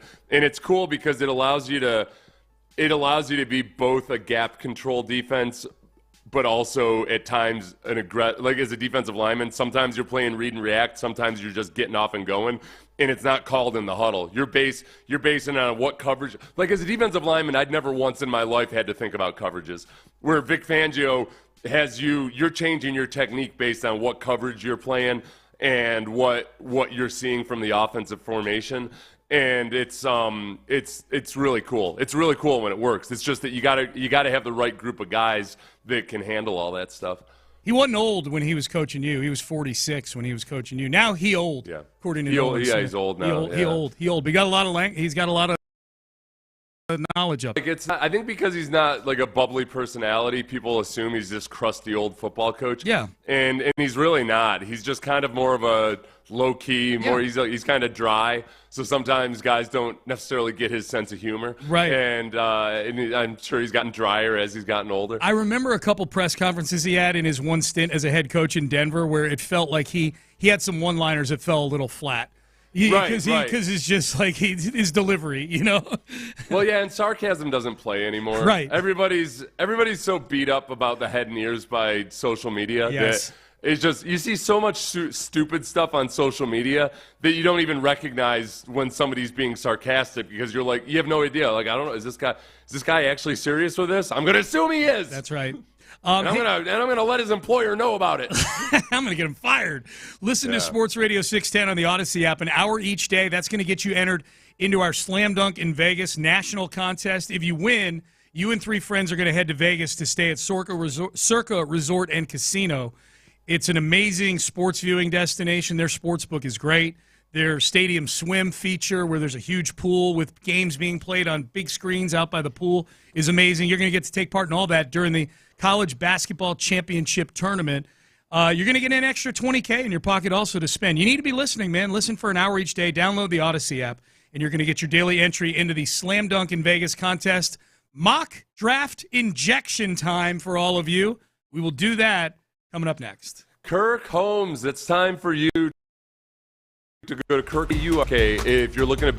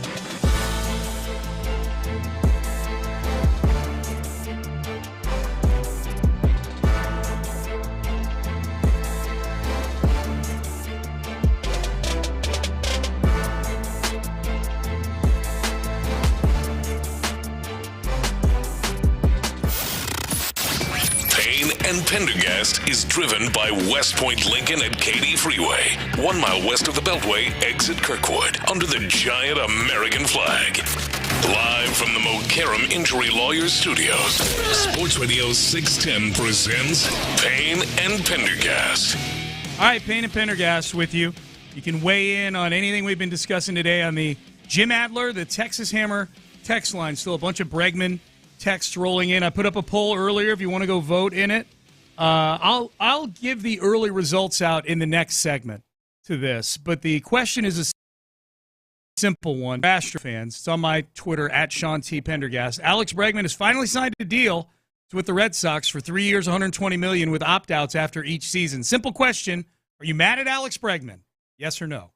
So I will reveal where that poll is headed at 8 o'clock today. Yeah. And I will guess beforehand. Yes. Likely within a margin of, and I'll probably get within a margin of 3%. You've been really good at guessing lately, man. You've been doing a good job at that. It's the only thing I'm good at guessing at. Is it Can I gamble on polls anywhere? Probably. I think I can. Yeah. Now, don't tell. No, if it gets into like actual political stuff, I'm horrible at that.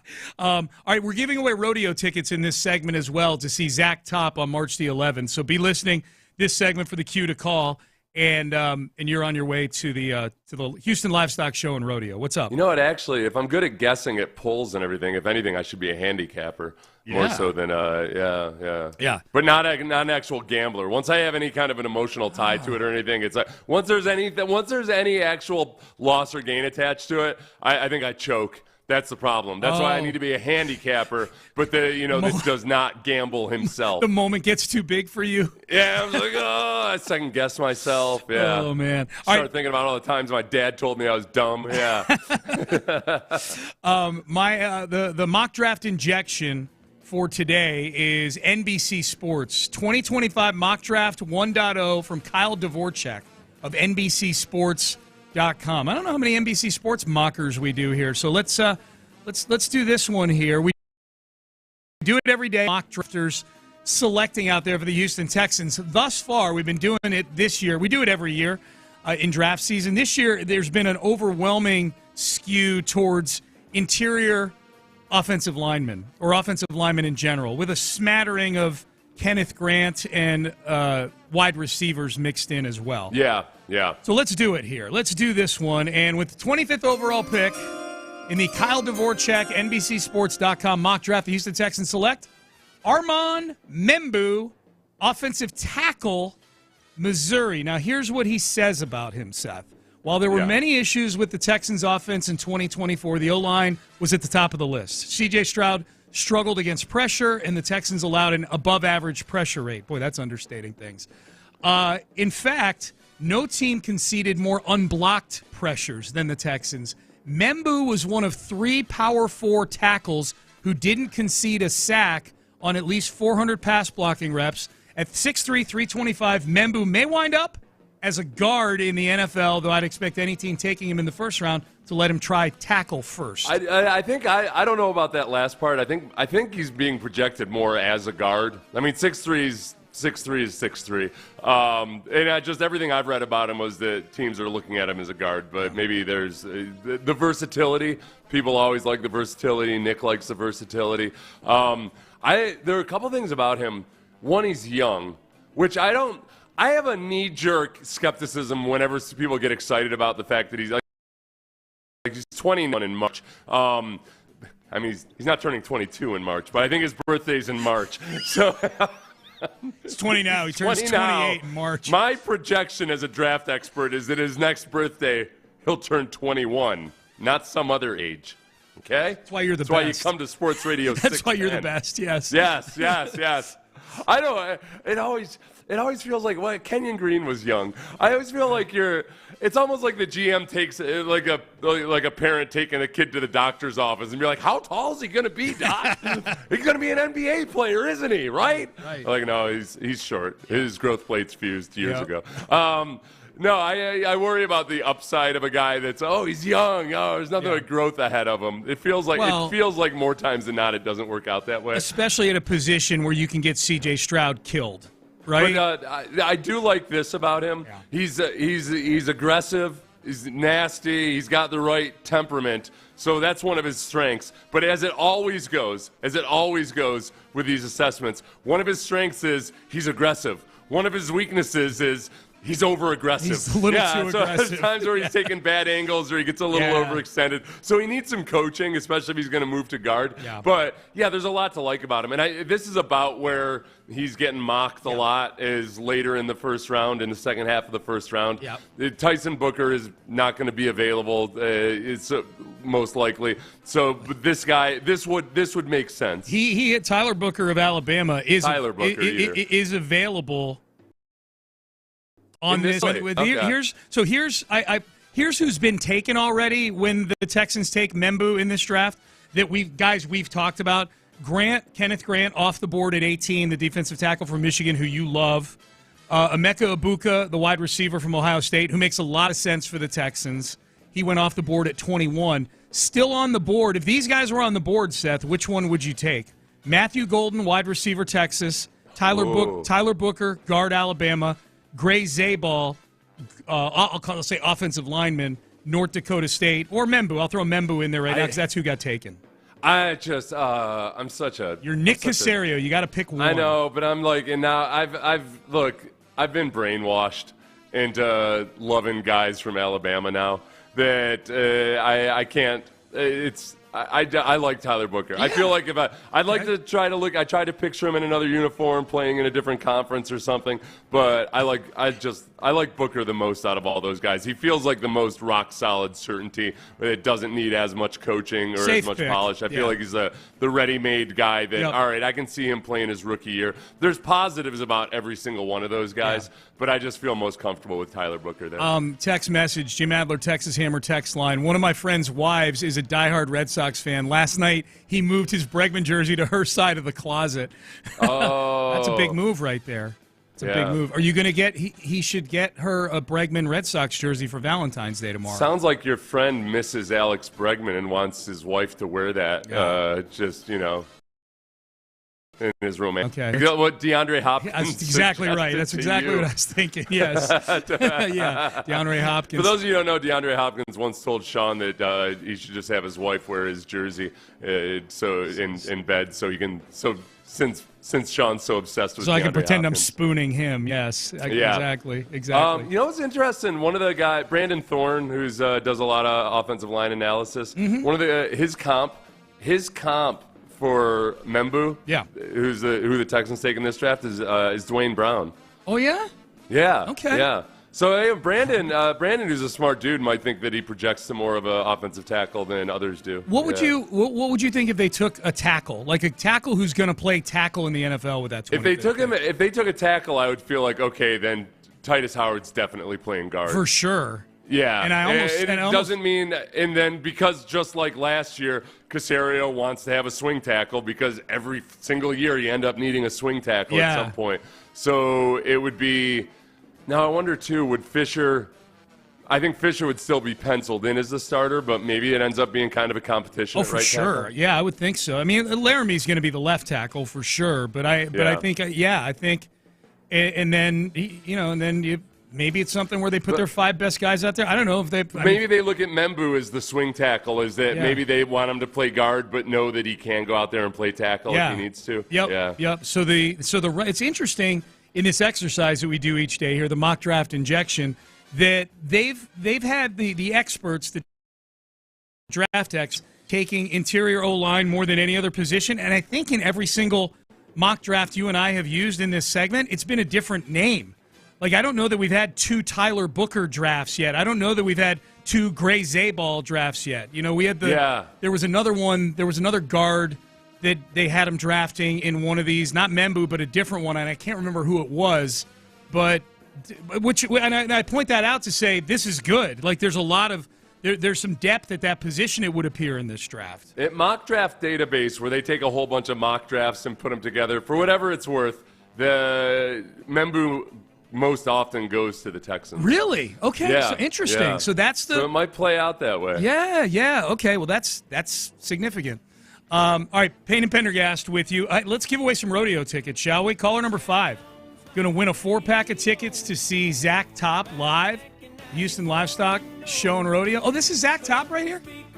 Okay, I know this song. Oh, I might go. Tuesday, March 11th, man. Call now. 713-572. I won't go for free with winning tickets. You in the crowd be like, I know your song. Yeah. He's like, thanks, you mega fan. I got a few of them here. Encore une fois. Encore.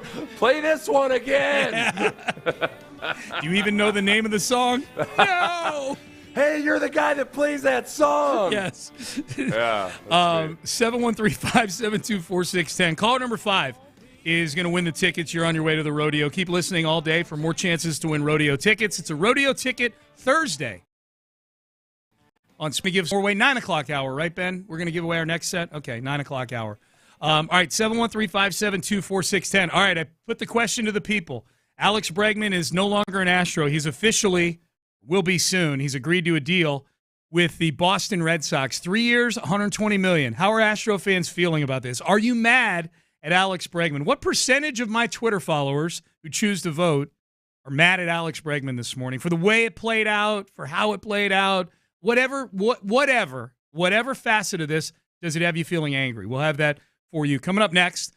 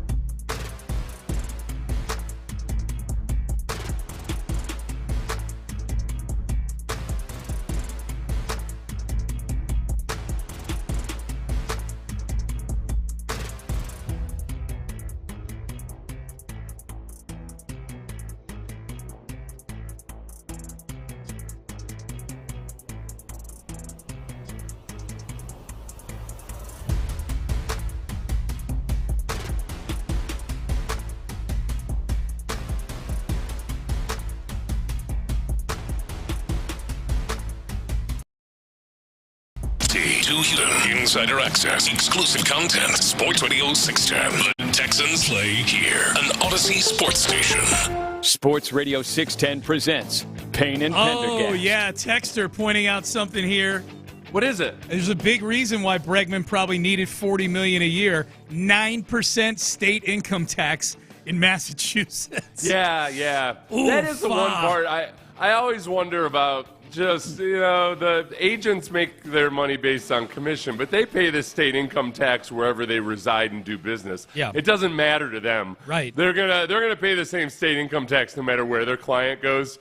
So not that a sports agent would ever act unethically, but even subconsciously, there's a little bit. It's less of a detract. It's not as much of a knock against the agent's cut of everything. No. When his client goes to a state with a high state income. Yeah, I tax. don't know where Boris is based out of. I have no idea. Well, it doesn't matter. Regardless, it's a moot point. They're going to pay their state income tax no matter where their client goes. It's all the same to them. Yeah. Yeah. No, I'm just saying. I'm curious where he lives. If he lives in a state where he's got, if he's smart enough to live in Florida or something like that, where none of the, I get what you're saying. Then it's doubly insulting, right? Yeah. If he's very much concerned about state income tax, but to his clients, he's like, hey, they're offering you the most money. Take it. Top line. Yeah, it's top line. All right, so Seth, I posed the question on Twitter about, and just to lay it out here in case some of you are jumping in late, just to give you the particulars. Alex Bregman, 3 years, $120 million, signs with the Boston Red Sox. He's going to play second base for them, it sounds like, at least for now.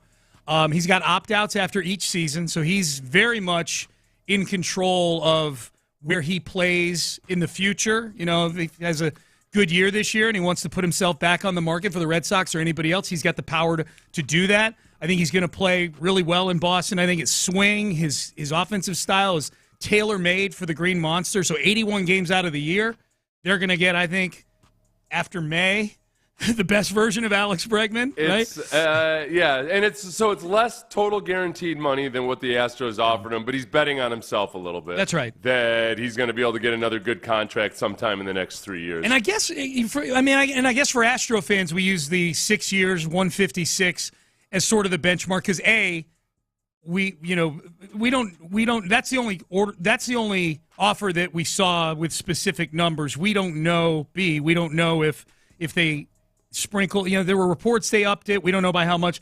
So I'm just using that. What we do know is he was also offered significant money by the Detroit Tigers. So maybe we use 171 and change as the benchmark for what he technically left on the table in terms of what he could have had from some Major League Baseball team. Well, and they offered 6 years, 171. The interesting thing about that was that he had an opt-out after 2 years as well. So that might have been the smarter deal that he took. It's the most guaranteed money, and you still do, if you ball out over the next couple of years, you've got a chance to capitalize on it. Yep. I'm guessing he thought the annual opt-outs were better, like a better chance that, okay, if after 1 year I'm still young, I can opt out now and get a big deal, whatever it might be. Okay. Real quick, just on his age, he turns 31 on March 30th, so he's still 30 right now. He turns 31.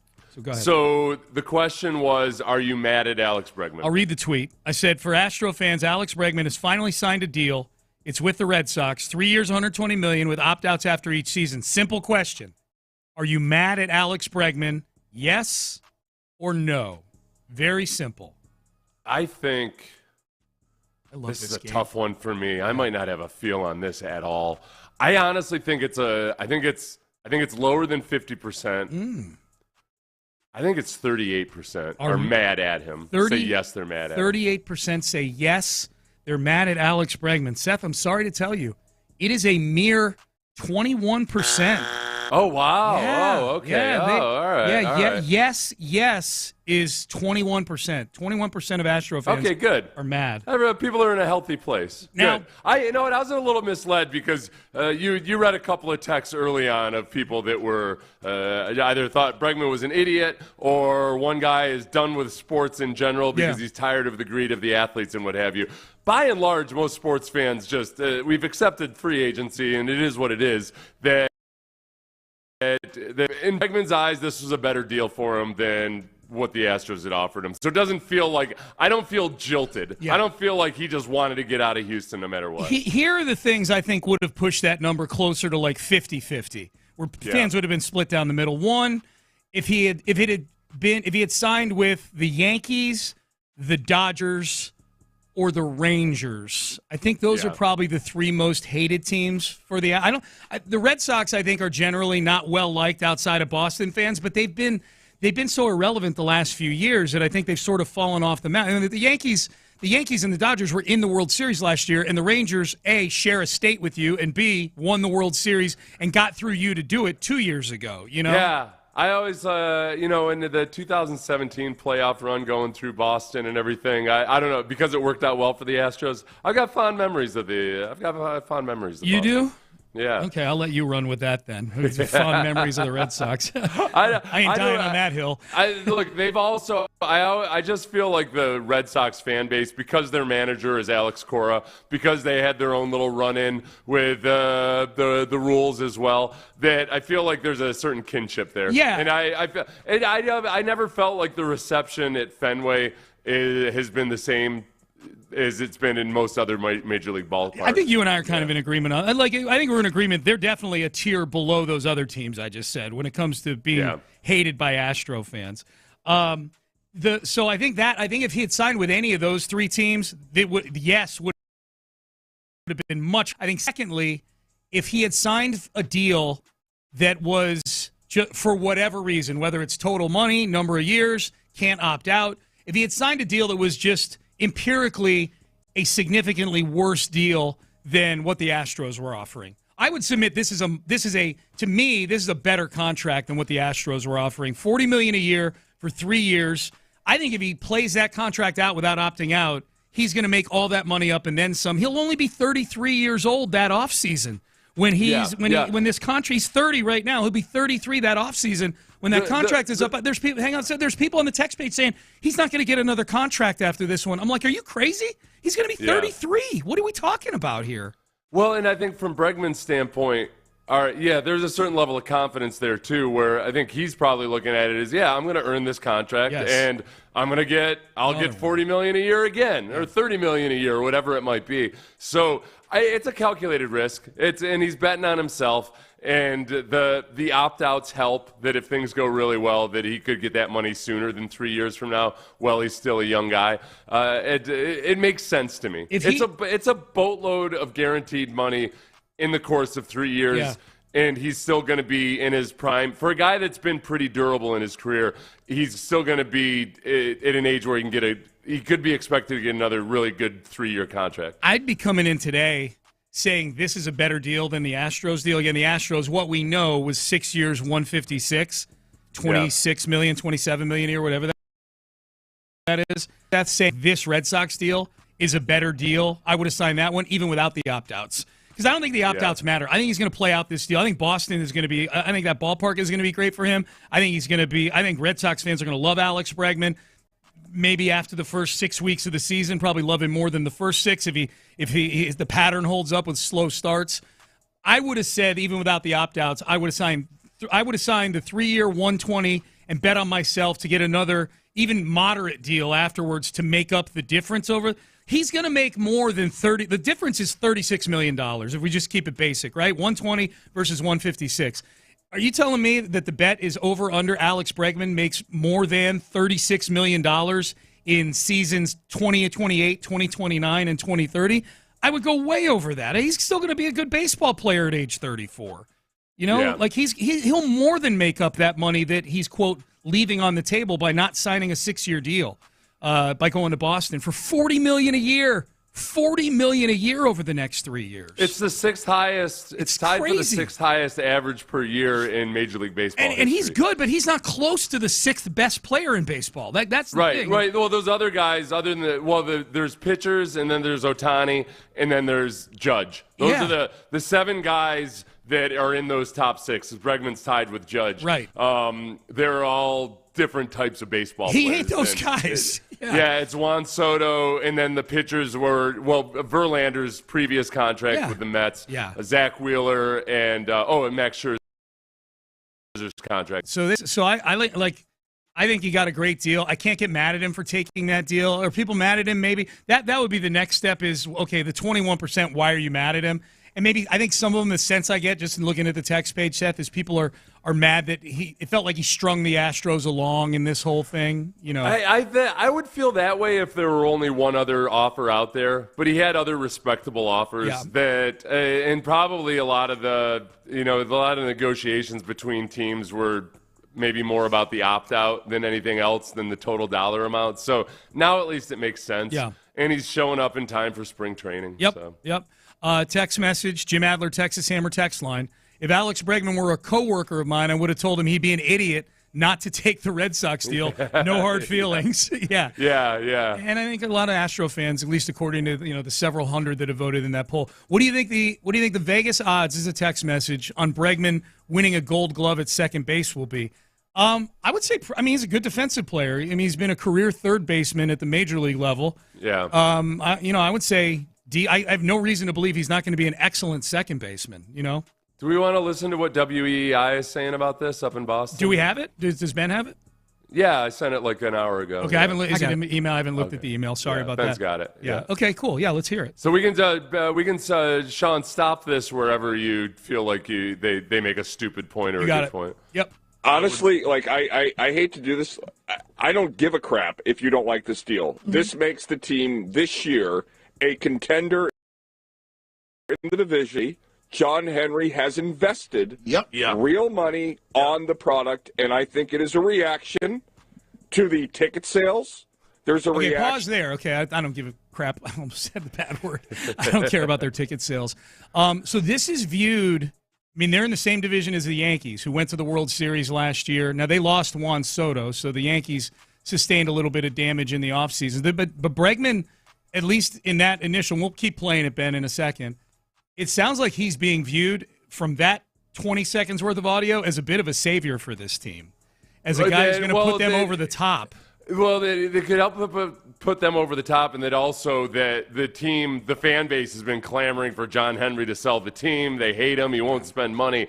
That this is a big spend. This is a big spend. It's only a 3-year deal, but it's a big spend. So yeah, I could see where the optimism would start to feel like, oh, okay, wait a second. This seems they've been poking the dead possum with a stick, and all of a sudden the possum perks its head up. Yes.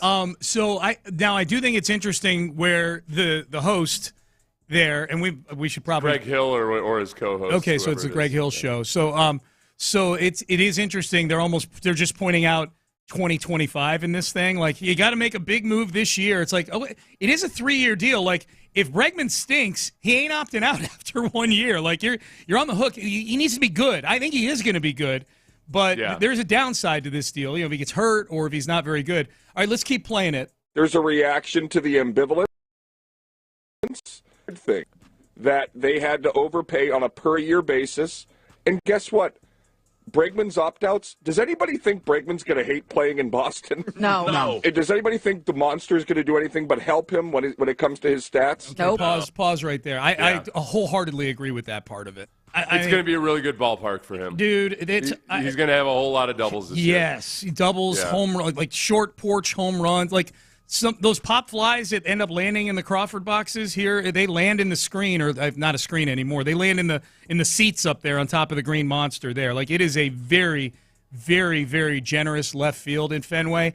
And I do think, look, I grew up in that part of the country. I go up there a lot. My daughter lives up there. The baseball is a religion up there. He's going to really like playing up in Boston. You know what? I do think that is a fan base that will – I think at the very least appreciate the competitive at-bats even when his numbers aren't good. Yeah. Like, they'll appreciate that side of it. The other thing that's going to come out, too, is that because Bregman – it's not like Bregman's going to come in and be this loud guy that's like, now I'm going to teach you guys how to win. He's very much about helping guys and just picking up things. He might have saved Hunter Brown's career. Yeah. Like, those kinds of things that'll start to show up in spring training. Yeah. So, like, the word of mouth advertising is going to be really good for Alex Bregman when he gets there. I'm glad you brought that up, that intangible part, the Hunter Brown part. Yeah. We haven't brought that up this morning. We probably should have. All right, keep going. Let's listen to more Boston. So then why wouldn't he re-up after year one? Get the duck boats ready! I mean, if you want, but my God, don't complain if they're spending. Listen, I agree with you, Curtis, and we are at the top of the list of those who have complained that John Henry doesn't want to spend money. Well, in this case, we owe him a, strongly worded apology. No, we don't.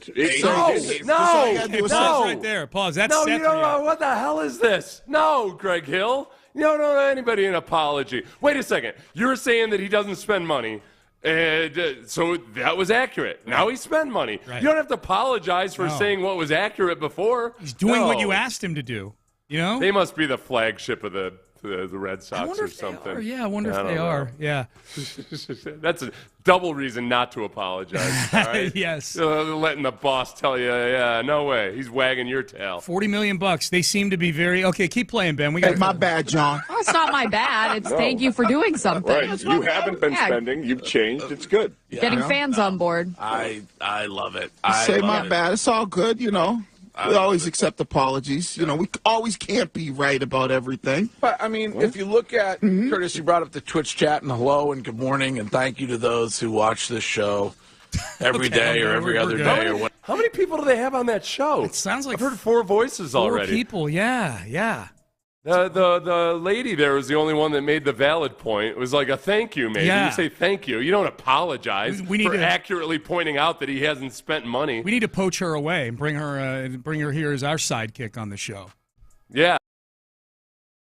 2 good. Then we could have 2 people on the show making good points. I was going to say then we'd have 1. All right, Payne and Pendergast with you. Just kidding. We have 2, and their names are Payne and Pendergast, all right? Stop nodding your head, everybody, in your car. I know what you're doing. I can see you. I know what you're doing. So it sounds like those hosts are pretty high on Very it. high. I don't know. At the beginning, he addressed that maybe some people that aren't high up on it in Boston, but it sounds like the sports radio dudes there are at least high on it. They acknowledge it's an overpay, but I can tell you Boston is a market that doesn't care about overpays. That's not our money. Right. They're a classic. That's not our money. But it's a weird deal too. It's an overpay, but it's a short term. Yeah. It's a very, very short contract. Yeah. So that's the give and take of it. Is that all right? It's kind of like the Daniil Hunter contract. It's all guaranteed money, but it's only a 2-year deal. So the team protects itself a little bit by just making it a shorter-term contract. Yep. They're not going to be in the hook forever if it doesn't work out. All right, Seth and I yesterday talked about a beef coming out of the Super Bowl that, as it turns out, is turning into an actual fight. The announcement has been made. The fight of the century is on. We'll tell you what it is. We'll let you hear it coming up next. And I wonder if you'll be able to get a lineup in on Prize Picks on this fight. I don't know. I know they have combat sports on Prize Picks. I know they have soccer.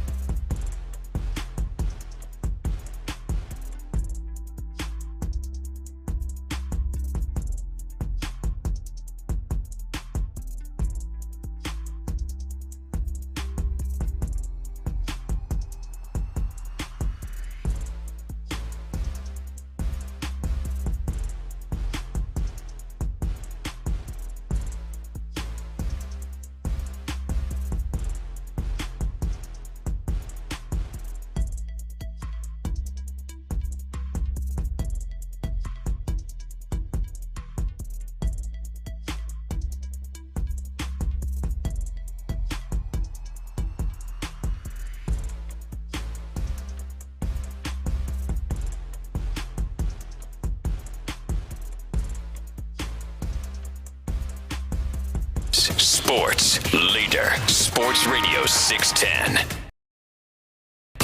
Pendergast is driven by West Point Lincoln of Sugar Land on the Southwest Freeway, exit Kirkwood, and take the first U-turn at West Airport under the giant American flag. Sports Radio 610 presents Payne and Pendergast. All right, Payne and Pendergast. So we went through the whole rigmarole, the litany of tweets, and the whole dust-up between Pat Mahomes' dad, Pat Mahomes Sr., former Major League pitcher, and very poor drunk driver, and John Rocker, who former closer at the big league level. These are two former pitchers that got into a dust-up in the French Quarter. The video surfaced, and everybody was trying to kind of zapruder the whole thing and see what started it, you know, and then the two were tweeting back and forth with each other about what terrible human beings the other one was. As it turns out, I don't know if there's a chicken and egg thing going on where if this set up the idea for a fight between these two, or if the fight was already on and this was just the two of them, you know, kind of promoting it, you know, or trying to create a wrestling storyline here. But Dave Portnoy of Barstool, founder of Barstool, he's getting ready to stick these two in the ring with each other. All right, breaking news. I don't know if you saw this little beef on Bourbon, the beef on Bourbon Street this past weekend. John Rocker and Pat Mahomes Sr.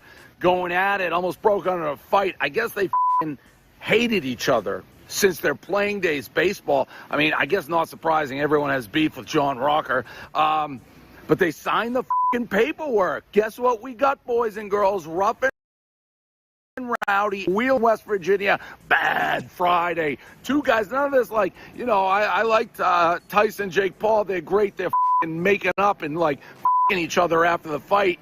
This is real bad blood. And just to show that I don't hold grudges, I know Patty Mahomes, the Super Bowl guy, the guy who just got doors blown off, said he hated Barstool. Well, now your dad's fighting in our company against John Rocker, so I'm going to save a seat. Free of charge. Patty Mahomes and crew, no bad blood. We can make up, watch your dad fight. That's an open invite. You say you don't like us, I get your dad to fight John Rocker and Rough and Rowdy. April 19th, bad Friday. I can't keep track of all the beef. There's okay. So you know what's funny, man? I got to come to accept my age.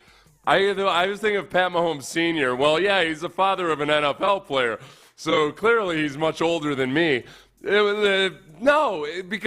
I was a player when John Rocker. These guys' careers coincided. Pat Mahomes Sr. is 52 years old. How old's John Rocker? I think 50. Yeah. I mean, their careers. Pat Mahomes Sr. last year as a pitcher was in 2003. Yep. John Rocker sometime probably a few years after that. Yep. But do you buy that they actually hated each other while they were playing, or do you think that's Portnoy just throwing that out there? I think everybody hated John Rocker. That's the sense I get. Yeah. You know? Well, he was the kind of guy. Especially if you were a minority, more old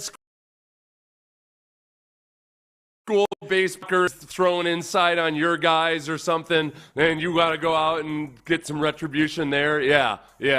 Well, and he had some quotes that were really damaging to his public image too. I mean, like John Rocker, he said some racist things back in the day. You know, it was. I don't want to go back through and parse through everything like that. It was, but yeah. I'm just saying that played into it is all. Yeah. Right. Yeah. Because there was an obnoxious side to Rocker aside from what he said. No doubt. Yeah, there's multiple reasons to hate him. I think there are a lot of baseball players that might not have been offended by what Rocker said, but that, like, for other reasons altogether, that's fair. Would hate him. Oh, yeah. So, okay. I still feel like this is a little bit of a work. I don't. They're doing a really good job. It's a really good work. And they might genuinely hate each other by the end of all of this. Because, it's one thing when boxers do it. They know that it's part of the deal. You're going to talk smack and whatever it's promoting. When two normal guys that don't necessarily engage in all this stuff, it's kind of like you're joking around, insulting each other with your friends, and all of a sudden somebody goes too far. Yep. It's, I think, and I say this as I'm a diehard wrestling fan, so I've gotten pretty good at sniffing out the work versus the shoot. Is this fake, a work, or is this real, a shoot? They blurred the lines really well, these two guys, with their little dust-up on Bourbon Street. up to and including making sure that they didn't swing on each other while there. Save that for his Mahomes Sr. had his guys with him who kind of pulled him away. Rocker threw a drink at his feet. I'm like, well, this definitely looks real, and I could definitely see people hating John Rocker or misunderstanding something he's saying as a joke because his delivery stunk. Because that was the tweet started to imply that Rocker said something jokingly to Mahomes. Mahomes took it the wrong way. This was the tell to me that the work may be on, Seth, was when Rocker tweeted, Mahomes is lucky he got away. I would have rocked him with a capital R. That's where I was like, all right, this feels, I would have rocked him. You're putting the proper noun style on this verb right here. Yeah. And yesterday, in a moment of weakness, I kind of felt bad for Pat Mahomes because, man, you just think, he probably doesn't want his dad acting like this and everything. But then I remembered, and you were the expert on this, wasn't Pat Mahomes on Raw, as a villain? Ooh. Didn't he? I thought he was, I thought he showed up in WWE and they actually put him in a villain role or something. I don't remember. The only sports family I remember making an appearance on Raw, and this was at the height of their heeldom, was the Ball family. Yeah. It was LeVar Ball showed up with a teenage LaMelo Ball. LaMelo was like a freshman in high school with braces, cackling at how funny his dad was. I don't recall Mahomes being on Monday Night Raw. Patrick Mahomes played the role of his friend and business partner Logan Paul during a segment altercation. Yep. April of 2024. Yep, that would be right. So he played the heel. He did. So he's capable of. So he's and he might be into it, right? Yeah, he's just world. Kind of. So this is Pat Mahomes Jr. might be cool with all of this because he knows that it's all just a part of the show, especially because he allowed himself to be cast as the villain on a WWE thing. Yeah, for sure. He's down. It'd be one thing if he were just coming on and showing up in front of Kansas City and beating the snot out of somebody and everybody loves him or something. But it sounds like he's full bore into the theater. How do they feel?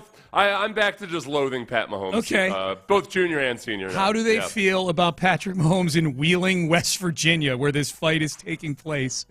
That's a rhetorical question. I don't expect anybody to have an answer to that. I just found it funny, Wheeling, West Virginia, this is where this fight is going to be. I'm like, yes. Sean, I've been to the State Fair in West Virginia, and I've got a suspicion it's going to be a very pro John Rocker. I think John Rocker could run for governor by the end of this thing. You and Meltzer went to the State Fair when we went to training camp in the Greenbrier. I forgot about that. I tried to hook Meltzer up with a carny. Oh my God, that's right. That's right. All right. Well, I am definitely watching this fight. I'm going to tell you that right now. Larry's in Stafford. He's got thoughts on Alex Bregman. What's going on, Larry? Good morning. Hey, good morning, Seth. Before I get to Bregman, Rocker may become governor of West Virginia with all them ill-informed people that live over there, man. I've been there too, and Mr. Mahomes is going to be definitely the underdog in that fight when it comes to support because them folks don't like folks that. Never mind. Anyway, I wouldn't know if they like him or dislike him because I didn't see any of them. Exactly. Exactly. That tells you that they don't. But look, man, on Alex Bregman, I've never been mad at anybody that got their money. Alex Bregman got us 2 World Series championship rings, and I'm going to always be grateful for that. And if you could get $40 million from Boston to go up there and play baseball in that ballpark, you definitely should do it. And matter of fact, now that you're doing it, you can take that old nasty-ass salsa with you, too, because I've been hearing, and every time I dipped a chip in it, it wasn't very tasty, Alex. So I know them folks in Boston ain't going to eat that kind of stuff, man. But look, it's good for him. It's good for his family, and he's going to have an opportunity to get a second contract and everything else, and I appreciate everything that he did in the H. And he a red ass. He one of them dudes that love baseball, so he's going to be just fine in Boston. And the only thing that I really care about when it comes to athletes in Houston is that C.J. Stroud never leaves Houston. That's what I want, because I want us to get us a Super Bowl with that dude as my quarterback. And if they could go out there and do the things that we're knowing that they need to do, and I'm interested in hearing what Caley is going to that is the only athlete that I'm really going to concern myself with right now, because his contract going to make Bregman contract look like it ain't about nothing when they have to give CJ $80 million in our hall. Yeah, appreciate it, Larry. Yeah, $80 million. I know it's going to get to $80 million. Someday it will, but CJ probably in that $60 million range, I would say, when that time comes. This is the old CJ extension. A lot of it hinges on what exactly does the Texans' new offensive coordinator, Nick Caley, do with CJ Stroud. And you'll hear from Nick Caley today. 1 p.m. You excited? You excited to hear from the new OC? I really am. Yeah. I really am. Now, I go into press conferences with a pretty low bar of expectations. Mm-hmm. You see a lot of, there's going to be a lot of cliches. They're not going to dish on all the different ways that Bobby Slowick screwed us over or anything like that. But I do, you're hoping to see a little juice. Okay, does this Nick Caley, I know he's a backwards hat guy. I kind of like that. Yeah. After Bobby Slowick, who is oversized, I look like I'm 13 years old wearing a cap that's too large for my head. Yep. If Caley shows up in the press conference wearing just sweats and a backwards hat, I'm going to be that's all I need to see. I'm in. I'm going to be stoked from the beginning. I'm in, yeah. No, you know me, Seth. I'm easily sold to. So I'm already skewed towards optimism going into this. Like, Nick Caley starts with an A with me, and he has to earn an F. I'm not an F, earn the A guy. I'm an A, earn the F guy, Yeah. So I'm excited. It's hard to screw up. As a head coach, I think it's easier to screw up a press conference as a head coach because of all the pressure that's on you. Yeah. You feel like you have to basically lay out your entire philosophy for how the team and organization is going to be. Offensive coordinator, you're there, your two bosses are in attendance, and you probably play it pretty close to the vest. But I'm intrigued. I'm very open to maybe learning something about Nick Caley that I didn't know, and should be good. And so forth. Should be good. By the way, our friend Garrett Heinrich used to work at the station. Mm-hmm. He points out that though the Bregman salsa sucks, the Breggy Bomb El Jefe dry rub seasoning is amazing. Oh, really? Okay. Well, for all that barbecuing. All right, I'll grudgingly accept for all that grilling and barbecuing they do up in Boston. That'll be fantastic. They can it's a lot easier to make a dry rub. It's hard to screw up a dry rub. All right, it's just like we threw a bunch of spices together and put it in a packet. There you go. There you go. Salsa. There's an artistry to it. Oh yeah, man. The manufacturing process. Yeah, not getting infected with botulism or whatever the hell happens. That's to right. it. Yeah. That's right. Hey, listen to sports. I hope everybody in Boston. I hope 25% of Boston has botulism from trying that crap salsa 3 weeks from now. Okay. Now, if they do the same thing that we just did, pulling their audio to play on our show, that'll be a hell of a clip to play on their show up in Boston. Houston host hopes everybody in Boston gets botulism. What do we have to worry about, Sean T. Pendergast? We got Sean Pendergast from Houston on with us. What should our concerns be about Alex Bregman? Botulism. I hear that he's a notoriously slow starter. Well, yeah, but you know what never gets going? His salsa. Salsa. It'll get your poop going. All right, Payne and Pendergast with you. Hey, be sure to listen an hour a day so you can get entered into our contest, the Slam Dunk in Vegas contest, to go to Circa Resort and Casino during the college basketball tournament. You and 3 friends could be on your way with $20K in your pocket to Vegas.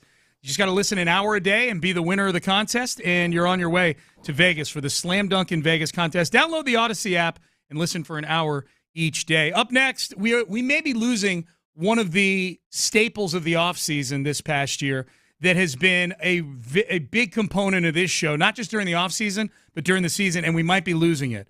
And I'm sad about this. I'll tell you what it is coming up next. Now,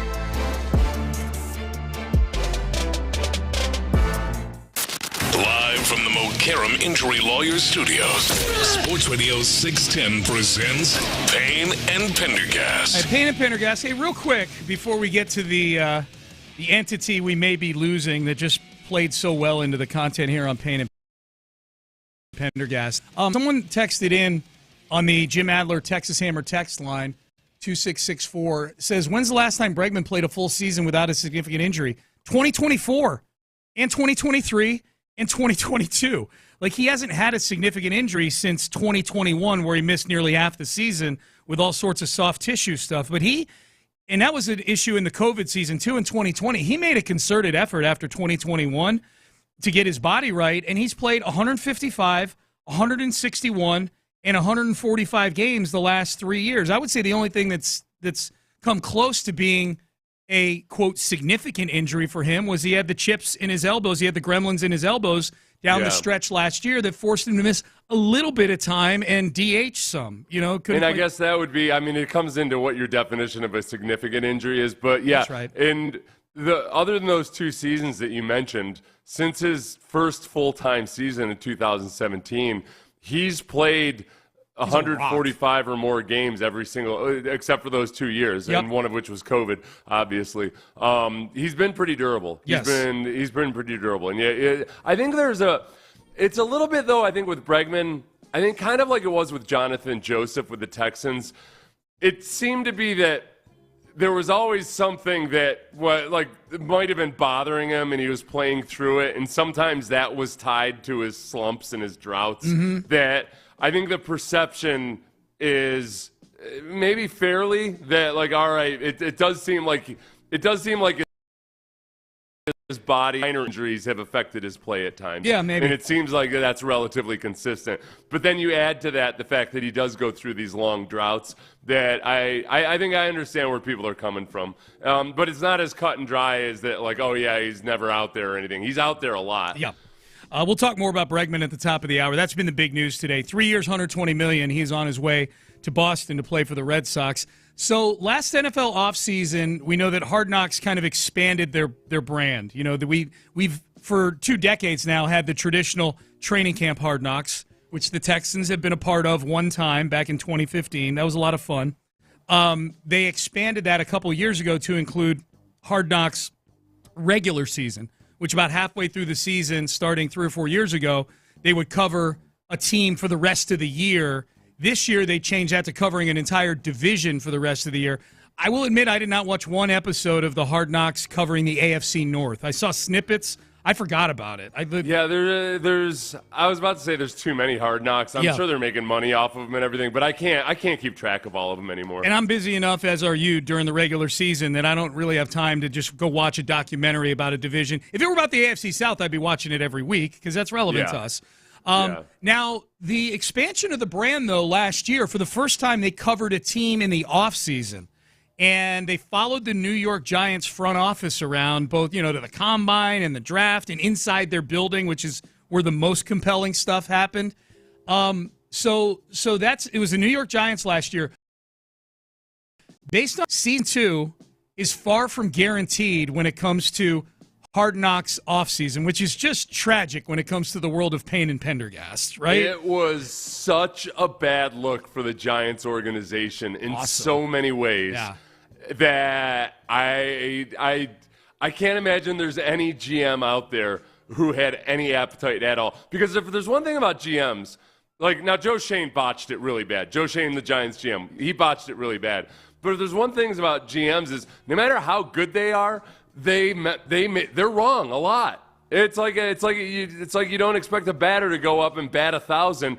GMs are good by a margin of their decisions are better than a margin of other NFL GM's decisions. So there's a lot of potential for you to look like a fool on the offseason Hard Knocks. It's easy to find 60 minutes every week of a GM doing things that don't paint them in the most intelligent light, right? Whether they were high on this one prospect or they didn't think Saquon Barkley would be wanted by anybody else in the league or whatever it might be. I feel like, it's funny you bring that up, Seth. I feel like if we're not going to get Hard Knocks offseason, and by the way, it's Tom Rock who covers the Giants for Newsday. What a great name. Tom Rock covers the Giants for Newsday, shared on Twitter that while nothing has been decided, Hard Knocks offseason's future may be in jeopardy due to a lack of interest from teams in wanting to do it. Here's what he said. This isn't a definitive report, but in talking to league and media folks this past week, it sounds like no team wants anything to do with offseason. Hard to be a one done before joking. Hard to imagine why. We can imagine why. Remember this little clip that feels like we play every week because Saquon Barkley has been amazing this year. Joe Shane, Giants GM, basically snowing over his geriatric owner on where exactly they were at in the Saquon Barkley market before Saquon ended up signing in Philly. What's the latest? Just on the Saquon thing. I just got a text that Chicago's driving the price up and Philly's out. I don't know if that's true or not. Which I don't know. I'll make a couple calls. I don't even know if that's gonna happen, but I have a tough time sleeping if Saquon goes to Philadelphia. I'll tell you that. As I've told you, just being out. I've been around enough players, so but he's the most popular player we have by far. Yeah. Dude, does that get funnier every time we listen to it? The beginning, though. Ben, play the first 5 seconds one more time. What's the latest?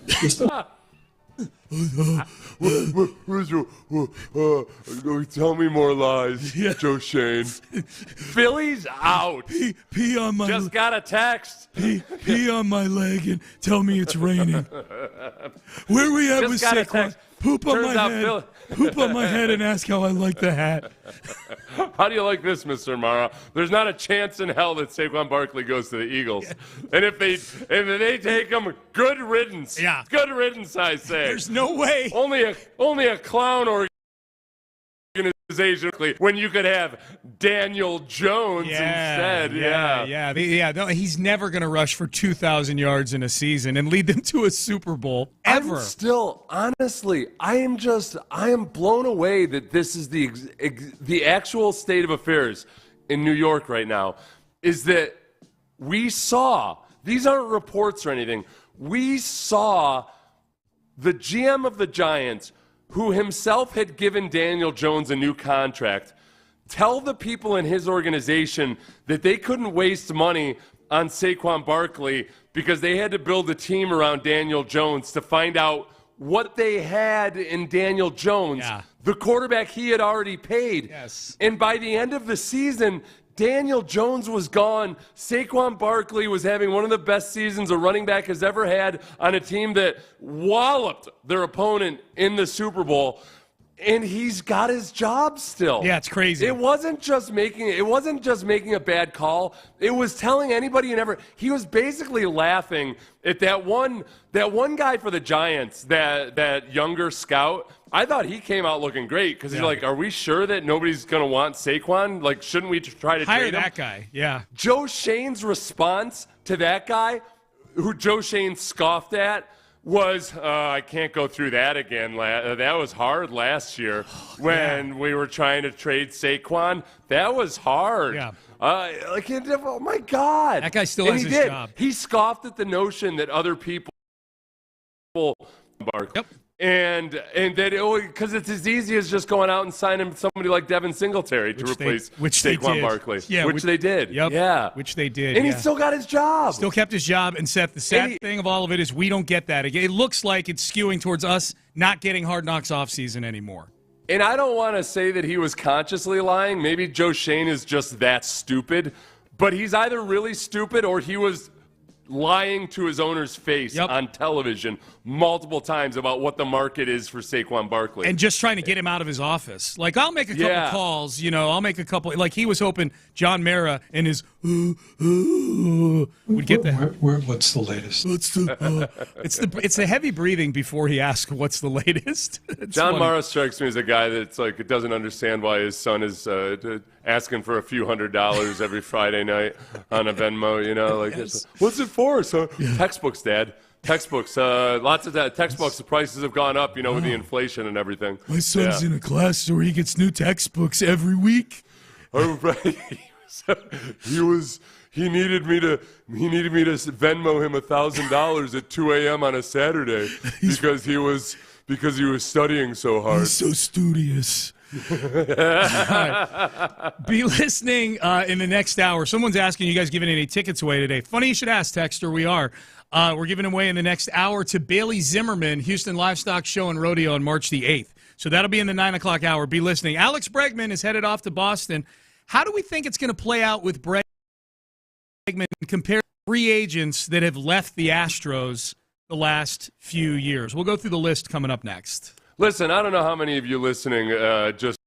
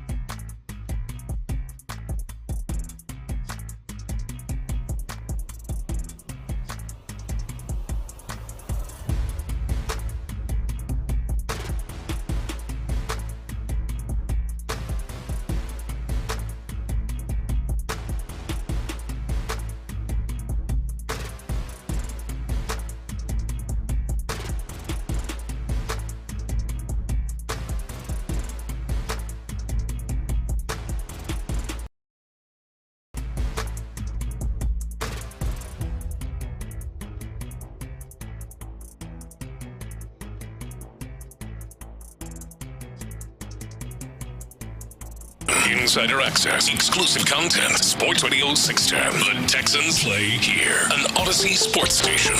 Sports Radio 610 presents Payne and Pendergast. Payne and Pendergast with you on a Thursday. Good to be with you. Nick Caley meets with the media today. We'll talk about that here in the 9 o'clock hour. New Texans offensive coordinator. That happens at 1 o'clock today. It'll be Nick Caley and D'Amico Ryans, according to the notification from Texans PR. So I'm as looking forward as much to hearing from D'Amico Ryans as I am Nick Caley, if I'm being honest. He's going to get asked about Bobby Slowick. I'm just anxious to see how he handles that question. You know, my guess is we won't get much, but I want to see the question get asked. You know, I want to see I need some body language to read, Seth, is what I'm saying. From D'Amico Ryans, you know? Yeah, let's give Sean something to get irrationally excited and optimistic about. Or read into, like, ooh, there may have been something going on between Bobby and D'Amico, huh? Some heat. Yeah. I want Nick Caley to get up there and be like, well, I'll tell you there's one thing I won't be doing. Yes. And then a screen comes down and he runs plays like 6 different plays at horrible times. Yeah. What if he just goes full scorched earth? Listen, I never met Bobby Slowick. Don't care that I ever will. Because if I watch this nonsense one more time. Plays all 4 screens to Nico Collins, 10 yards. Yes, I'm there for that. I know he's from, where's he from? Ohio or Michigan, wherever he's from. He's from Ohio, yeah. I'd prefer that he comes in with a thick Arkansas accent. Just do a little Brian Kelly there. Maybe morph his accent a little bit. Can you imagine he's driving around town yesterday? Like, he gets here yesterday and he's driving around town and he's listening to the radio to try to get a feel for maybe, like, if he can change his voice a little bit to connect. And he spent the whole afternoon listening to Clint on the drive, and he comes in talking like Clint today. That would be amazing. Listen here, Chief. This is what I'm looking to do. All gas, no brakes. Yeah, that would be great. So Alex Bregman is the latest in a long line of free agents to leave the Astros. It feels like it's been an annual thing. You know, the guys, at least one marquee free agent leaves the Astros, hoping for greener pastures, hoping for more money. Oftentimes successful eventually in getting more money than the Astros are offering. But how has it gone for each of these guys after they left? Are any of these guys having any regret over not staying with the Astros? Or do the Astros have any regret over not bringing these guys back? I've got the big ones that have left after each season, Seth. Mm-hmm. Like the biggest ones that I can remember, like from a marquee standpoint. The first one for me in 2018, Dallas Keuchel.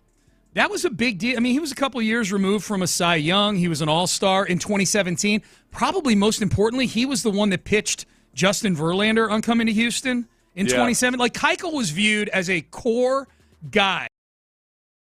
Like, he was life kind of thing. Well, and he was the original Yankees killer of this generation of the Astros. Yeah, the wild card he was a hero of the first miniature playoff series win and everything else that came with it. Yeah. So, and Keuchel, I guess with Keuchel, though, was it more of he had already shown the signs in 2018 that he wasn't quite the same guy. Yes. And I just, was it as much of a shock that he didn't necessarily, he wasn't the best version of himself ever again, really? No, well, if you recall, 2017, he was an all-star, and he was a fixture, and they win the World Series. 2018, he became more of just an innings-eating workhorse. He led the league in starts. He took the ball every time. He started 34 games. But he's 12-11. His ERA was in the high 3s, you know. The strike zone was starting to change a little bit, too, which hurt him. You know, he was very much down in the strike zone. And then he sat there for 2-3 months of the season, still a free agent. He didn't sign with Atlanta until midway through the 2019 season, and then he got there, and he was almost the same exact pitcher in 2019 that he wasn't. He was 8-8 with a 3.75 ERA. The year before, he was 12-11, 3.74 ERA. He never really got, like, the COVID year, he was really good. He was 6-2 with an ERA below 2 because he had signed after that Atlanta year, he signed a 3-year deal with the White Sox.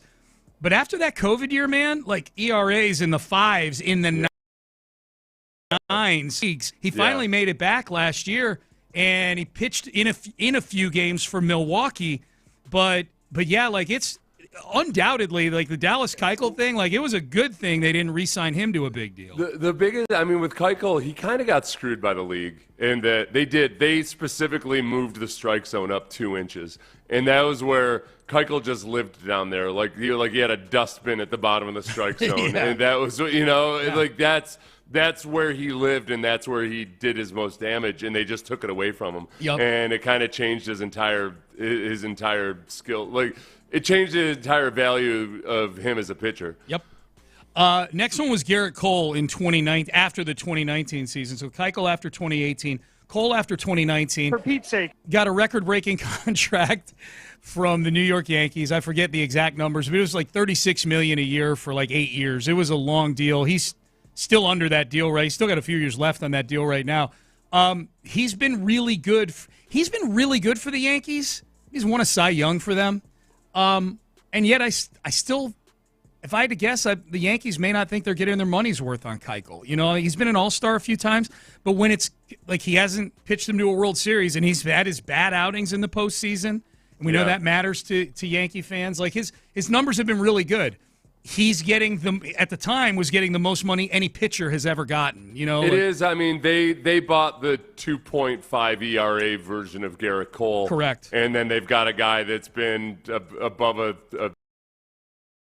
3. Still really good. He's still very good. But I think with this year especially for how it went in the first half of the season and Garrett Cole wasn't available at all. It just I can't imagine that they think that's money well spent. Yeah, it's not. But it's not like it's money thrown out the window. Or anything. No. I would, if I were a Yankee fan, I would view it as, all right, well, we overpaid for this guy, but we wouldn't be where we've been. Like we need him. Okay, now we get into the ones that are a little more emotional, I think, especially in your household. George Springer, he's the one that left after 2020. How do you think they're feeling? I say, how do you think they're feeling in Toronto about Springer under this deal? They knew they were getting a guy who was going to be in his early 30s when they signed him, a guy who plays a breakneck style of baseball, and it's kind of played out that way. You know, his first year, he missed half the season. His second year, made the All-Star team, but he missed 30 games. He's actually been much more available the last couple years, but he's not been good. His OPS has been 732 and 674 the last couple years. And he's still got 2 years left on a $150 million deal. So I think the Astros, I know Brandy's probably listening right now. She's not going to like hearing me say this. They probably dodged a bullet by George Springer not taking whatever offer the Astros gave. Because they offered all these guys. You know what I mean? They made offers to all of them. They just weren't comparable to what they eventually ended up getting in their future destinations. The hard thing for me, as you know, about Springer was just I wish I had never gone to that playoff game in Toronto. It was when Toronto and the Astros played the winner of that series. Yep. And just seeing what an afterthought George Springer was, contrasted to some of the young stars they had on that team and everybody else. I didn't see a single George Springer jersey. Yeah. It was that was kind of sad for me because there was all those great things that George Springer had done with the Astros when they were on the rise and when they were winning a World Series. It just it obviously has no meaning to anybody else, and he's struggling as a player. So it was sad for me as a fan to see all that. Sad as a fan. Emotionally, I wish he'd stayed with the performance the way it's been. That's a deal I'm glad the Astros didn't make. So that falls on that side of the ledger for me. Carlos. Brandy, by the way, agrees. She does understand. Like, she's cool. She was never angry at the Astros or anything. Yeah. And it made sense. Well, I mean, Springer remains like the biggest, I don't want to say victim, that's a little extreme, but they messed with his service time. He was already a guy who had gone to college and everything, so he was older to begin with. So by the time he got to be a free agent, he was an older player. And because of he never really had a chance to capitalize on the very peak of his worth. No, I would submit that 6 years, 150 for when he became a free agent was about as great as he was going to do contractually, for sure. Carlos Correa leaves after 2021, and his saga has been interesting since leaving. He put up the best contract year out of any of these guys, I think. Well, Cole was pretty good. Cole was runner-up. Right, yeah. But Correa was a top 5 MVP top 5 in the MVP balloting in 2021. He led baseball in wins above replacement. And yet the deal that he got was similar to the Bregman deal that just went down. You know, he didn't get that 10 or 12-year deal, maybe because of his injury history, which had been extensive. Like Correa's injury history has been significant prior to the COVID year, but all different types of injuries. So he got that 3-year, $100 million deal from the Twins, opts out, signs long-term deals with the Mets. They fail him on his physical. Signs a long-term deal with the Giants. They fail him on his physical. Goes back to the Twins, 6 years, $200 million. He made the All-Star team last year. I would have been – I think if the Astros offered him 5 years, $160 when he became a free agent, if he had accepted that deal, I would still be cool with it right now, I think. Even though Pena's been really good for the Astros, you know? Yeah. I would have been all right with it. Yeah.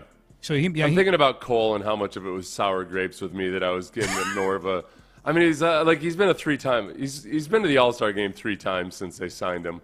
I feel like with the Yankees, they know they're overpaying people, and they're just paying top of the market. You'd have to be a moron to expect him to be a Cy Young finalist every single year. Yeah. So I would, I don't think there's. We'll have to listen in on New York radio someday when they're talking about Garrett Cole and exactly how they feel about him. You know, the thing is, if they had, it's interesting. If to 5 years, 160.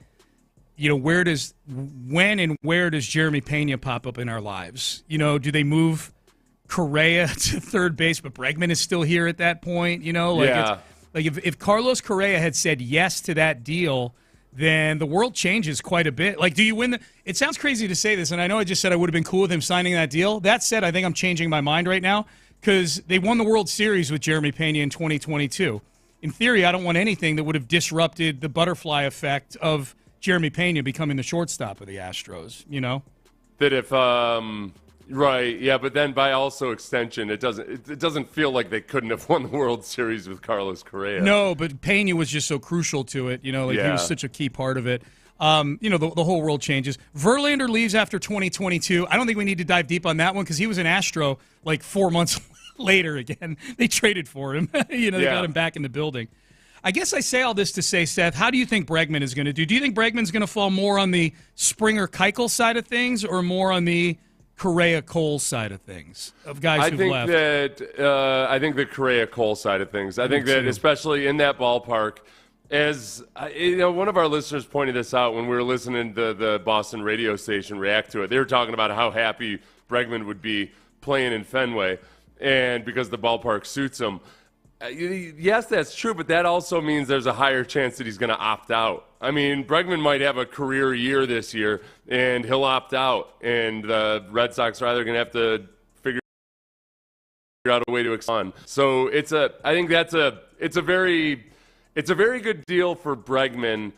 I just wonder with the Red Sox, it's almost like the more it's a good signing for the Red Sox, the more quickly it becomes a bad deal for the Red Sox because they might lose him immediately. Yeah. But it's very low risk. You know, they're not on the hook for any more money after he leaves. But it makes a lot of sense for both sides. I think that I think he might end up being the best out of all these guys in their new venue, in their new digs with that ballpark there. I think he's gonna put up some big numbers in Fenway, man. Yeah, and I think his relationship with Alex Cora obviously probably helped a lot in either convincing ownership or the front office that it was worth doing this type of a deal. And so it's not I don't – like you always worry about, I guess, when a guy goes to a team, then they sometimes, like with Albert Pujols, just fall apart completely. Yep. I'd be really surprised if that happened to Bregman. Oh, yeah. I would too. Pujols was getting old at that point too. So it was just a big dude who had lumbered around and could barely move. It was, but it wasn't, and it wasn't the first. The first year wasn't as bad as it was the years after that, right? The later years. he was below average in that first year, but it wasn't as extreme as it would become very quickly. He was never St. Louis Pujols ever again, but he wasn't. Yeah. It was probably like a poor man's version of what we just talked about with Garrett Cole, which is like, all right, we're spending a lot of money on this guy. pretty getting the Hall of Famer good. He was 32 years old. Yeah. So it wasn't. I mean, he wasn't old. He was 32 years old Right. that first year. But I guess the signs of starting to diminish, perhaps in hindsight, it's easy to see this. Like, he'd been quadruple-digit OPS 4 out of the previous 5 seasons, and then he dipped down to a 900, and then that next year with Los Angeles, he was an 859, and then he was in the 700s and below for the rest of his career. Yeah, and very expensive. Very expensive. Yeah, right. He was an average hitter. Yeah. Being paid as one of the highest paid players in Making baseball $30 million for a year. long Sure time. was, man. He sure was. All right, Payne and Pendergast with you. Questions still rolling in, comments on the Bregman signing. We'll continue to work those in off of the Jim Adler Texas Hammer text line. I made a couple new friends at the Super Bowl, and it pained me to hear one of them give one of the worst takes that we've heard all week long, and we will have that for you coming up next. But let's give away some rodeo tickets here. That would be Bailey Zimmerman on March the 8th. 4-pack of rodeo tickets to caller number 5, 713-572-4610. And Houston Livestock Show and Rodeo. Again, caller number 5. You're going to be on.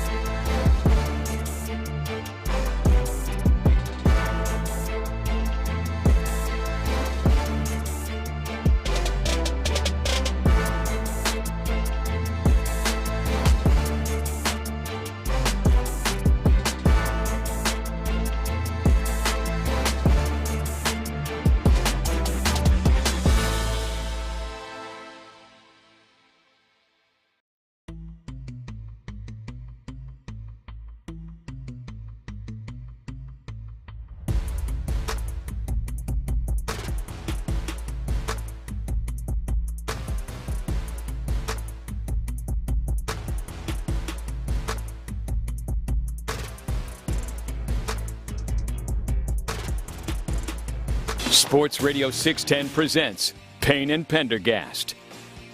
All right, Payne and Pendergast with you. Seth, as you know, I made 2 new friends at the Super Bowl this year in New Orleans.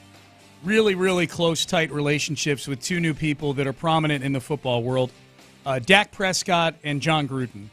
That's true. Yeah, you guys are all best buds now, huh? Yeah, we spent you can't shut up about Dak Prescott. Spent a grand total of about 7.5 minutes combined with the 2 of them, and now we're fast friends. I heard you made a big impression on them. Yeah, I heard that.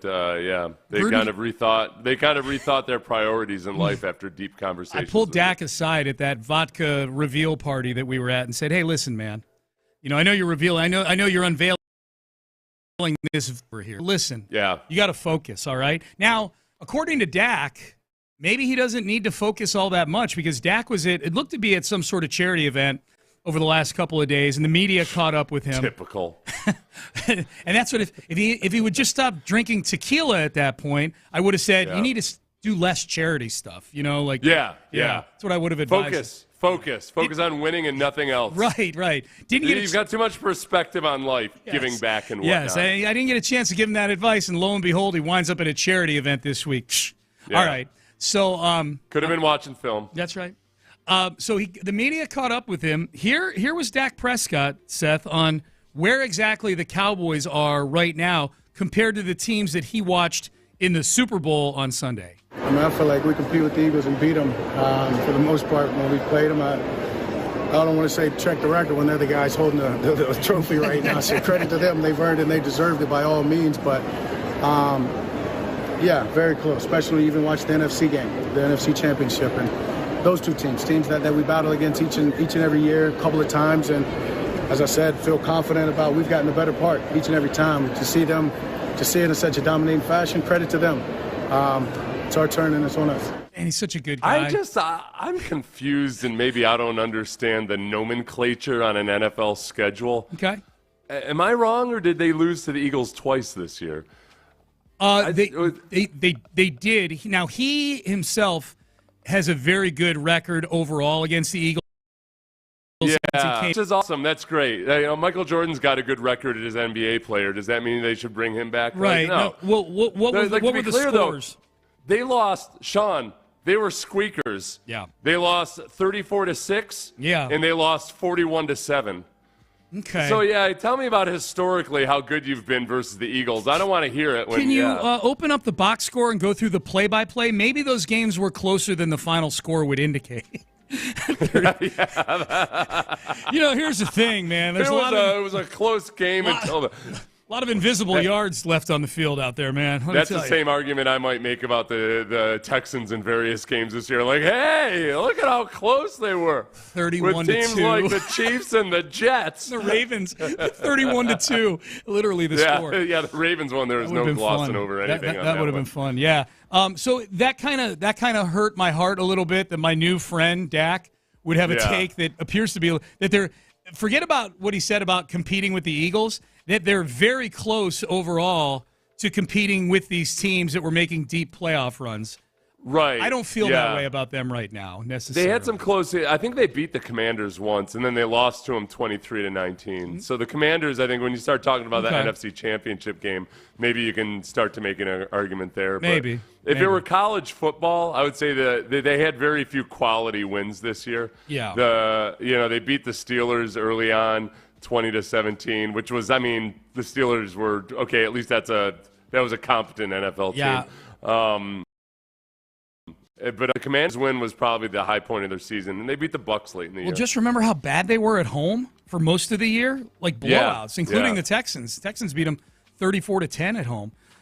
So that was my one friend, Dak Prescott. My other friend, John Gruden, actually had a take that I think you're going to like, and I think the audience will, and I think it's one that plays into a big topic today for the Nick Caley press conference, which is the offensive line. John Gruden, while sitting around chopping it up with his Barstool buddies, said that the O-line coach is the most important hire that a coach is going to make. I don't care who calls the plays. You can bring Bill Walsh back. Joe Gibbs could walk in here. Yeah. The offensive line coach is the most important hire you're going to make as a head coach. Yep. And when Scarnecchia left the Patriots, the way the offensive line has developed and the versatility. You can't even imagine what Dante Scarnecchia, he quit one time. And the Patriots, we brought him back. We sucked him back in. They brought him back, and they just went right at Brady. If you had any of them in here, like Garrett Brunt, they will tell you that Dante Scarnecchia was the winning edge for us. All right, man. Yeah. They didn't hire Dante Scarnecchia. They did not. The We Texans suggested hired it. You and I suggested right. it. Yeah, we tried to figure out the two guys, the elderly men that we were trying to pull out of retirement were Mike Munchak, who's not all that elderly. No. And I'm still a little scared of him. But Dante Scarnecchia, some of these older offensive line coaches are like, come on, buddy, it'll be fun. Yeah, man. D'Amico's not like Belichick, Dante. Right. You all actually have fun coaching football. Yes. Don't you miss having fun? Yes, yeah. yes. And a lot of pressure on Cole Popovich to get this thing. I mean, the new O-line coach, the internally promoted O-line coach. Yeah, and I think also, look, with Gruden, the vast majority of his time in the NFL, he was a coordinator or a head coach who had a lot of oversight over the offensive line coach. It's always the combination of the offensive coordinator working with the offensive line coach and those two guys being on the same page. What I'm hoping that Caserio and D'Amico saw out of the way the offensive line operated this last year was that a lot of it was rooted in Bobby Slowick's inability to actually scheme and coach the run game and pass protection properly. And we talked about this yesterday. Look, when people ask about the offensive line, they want to switch out every single offensive line. You got to get all these bums out of here. Look, if it were nothing but a talent issue on the offensive line, then Bobby Slowick would still have his job. Yep. I think they felt like there was untapped potential and or just simple competence there with the offensive line that they weren't getting out of the way that Bobby Slowick and Chris Strausser were running it. So Cole Popovich, much like Nick Caley, is a little bit of an unknown in that, he's had a couple of years.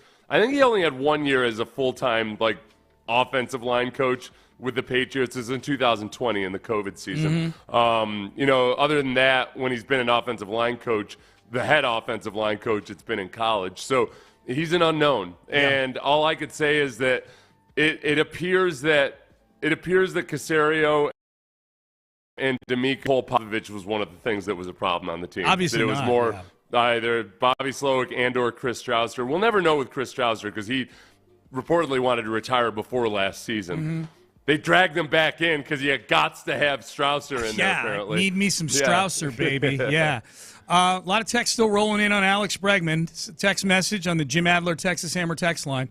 I'm just glad this is over. The contract extension discussions between the Astros and Bregman started almost 2 years ago. Bregman is an excellent player, but $40 million a year is a place I wouldn't want the Astros to go with almost 20% of their payroll. We've had that question's come up a lot today, Seth, on the text page, which is this deal that the Red Sox did with Bregman a deal that the Astros could have done?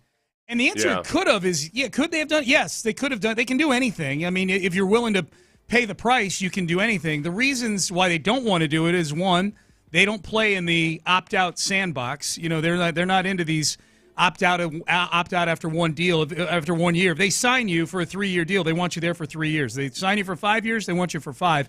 They don't want the opt-outs. $40 million a year would have taken their competitive balance tax bill into the stratosphere.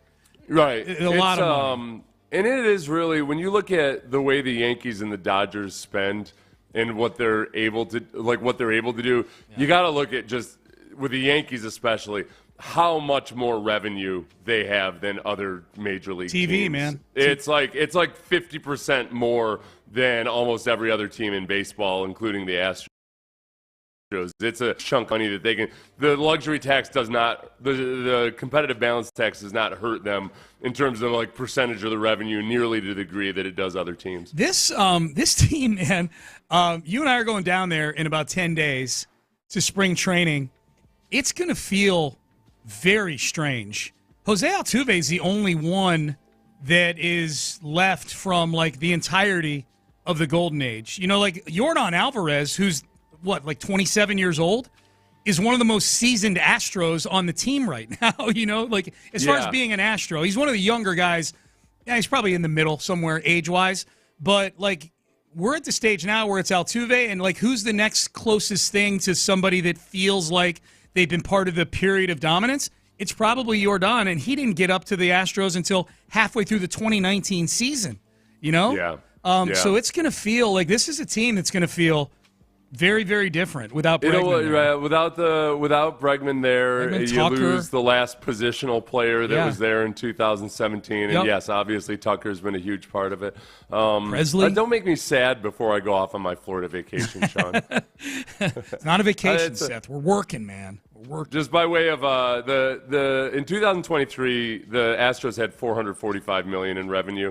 The Yankees had $679 million in revenue. Oh. So they're making 150% of what the Astros Where are you do. pulling those numbers from, Mr. Wall Street? Yeah, visualcapitalist.com. There you go. Okay, yeah. It's hard to find those numbers. 45 million total revenue for the Astros that year. In 2023. Yeah. That sounds about right. Those TV deals, man, in those big markets, especially New York, with the Yes Network and stuff. I mean, that's Boston. How can Boston afford to pay Alex Bregman, I would say very good but not great player, $40 million a year? How can they afford to pay him like he's a great player? Well, they have amazing TV deals up there. They make a lot of money. A lot of money. All right, Payne and Pendergast with you. A reminder, hey, listen to the Odyssey app. Listen to Sports Radio 610 on the Odyssey app for at least an hour each day, and that's your entry into the Slam Dunk in Vegas National Contest. If you win, you and 3 friends are headed to Vegas to head to Circa and hang out in the sports book, hang out in the pool, the stadium swim. Yeah, it's good stuff, man. Stadium swim's badass. It's during the college basketball championship tournament. You'll get an extra $20K in your pocket to spend while you're in Vegas. Download the Odyssey app, listen for an hour each day, and you'll get your daily entry to the Slam Dunk in Vegas contest. Questions we want to hear asked of Nick Caley and D'Amico Ryans today. We'll do that. Talk to the guys on In the Loop about it as well. That's all coming up next. Hey, good news. Underdog.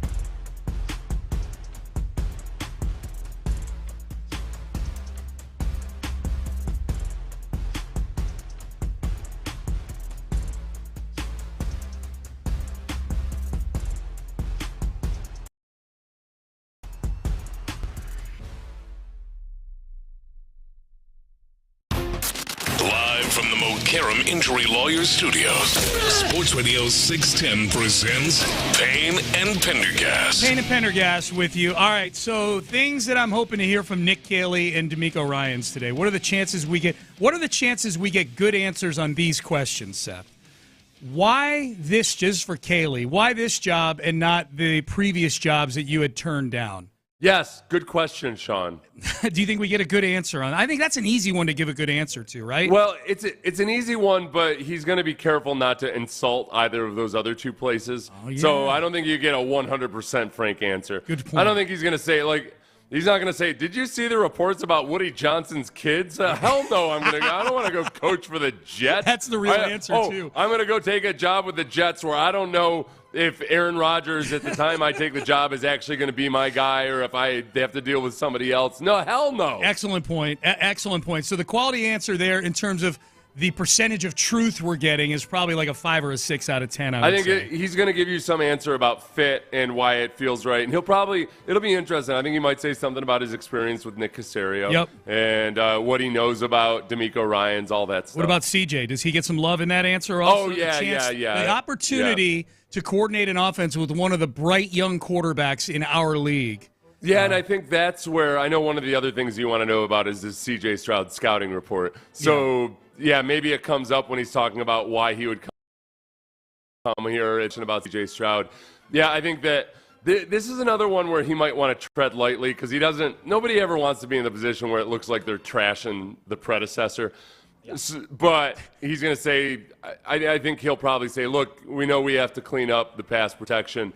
And I think we've got guys that can do it. We just need to, get on the same page. But it's really, really hard to operate when C.J. Stroud, his average pressure rate in any given game was what Pat Mahomes faced in the Super Bowl, and Pat Mahomes turned in the second worst game of his career. It's really, really hard to play good quarterback when you're under that much pass rush pressure. So why this job?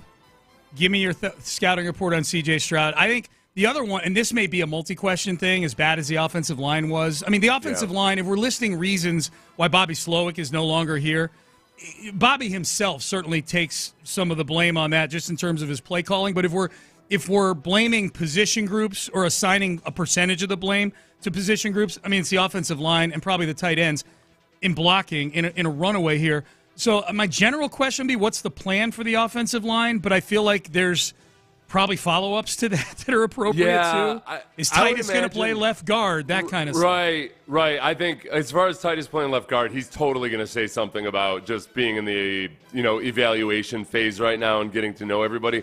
I do think he's probably, or I won't be surprised if he says something about using last year and leaning in we're actually good at. And I think one of Slowick's weaknesses was in not recognizing and understanding exactly what they could be good at. So he wanted to, hammer what he wanted the scheme to be, and it was just too late by the time he realized, we need to be something else altogether. Yeah. But there were like in the playoffs alone, there were some really good moments and drives where the run was heavily featured. In both playoff games, they had second quarter, third quarter drives where they just ran the ball down the field. Yeah. And the offensive line, especially in that Chiefs game on that 82-yard touchdown drive, they were driving dudes off the ball. Yes. They were physically overpowering guys. So there's things to lean into. It's just with Bobby, it took way too long to figure out that version of the Texans offense. It's going to be hard for me to come away from this press conference feeling negative about Nick Caley. However, I'm looking at, just looking at our rundown, some of these questions I just read, what's the worst answer he could give to, if they ask, why this job and not New England or the Jets? What if he did? What if he? I took this job simply because there's 32 of these in this league. Okay, that would scare me a little bit if that were the answer.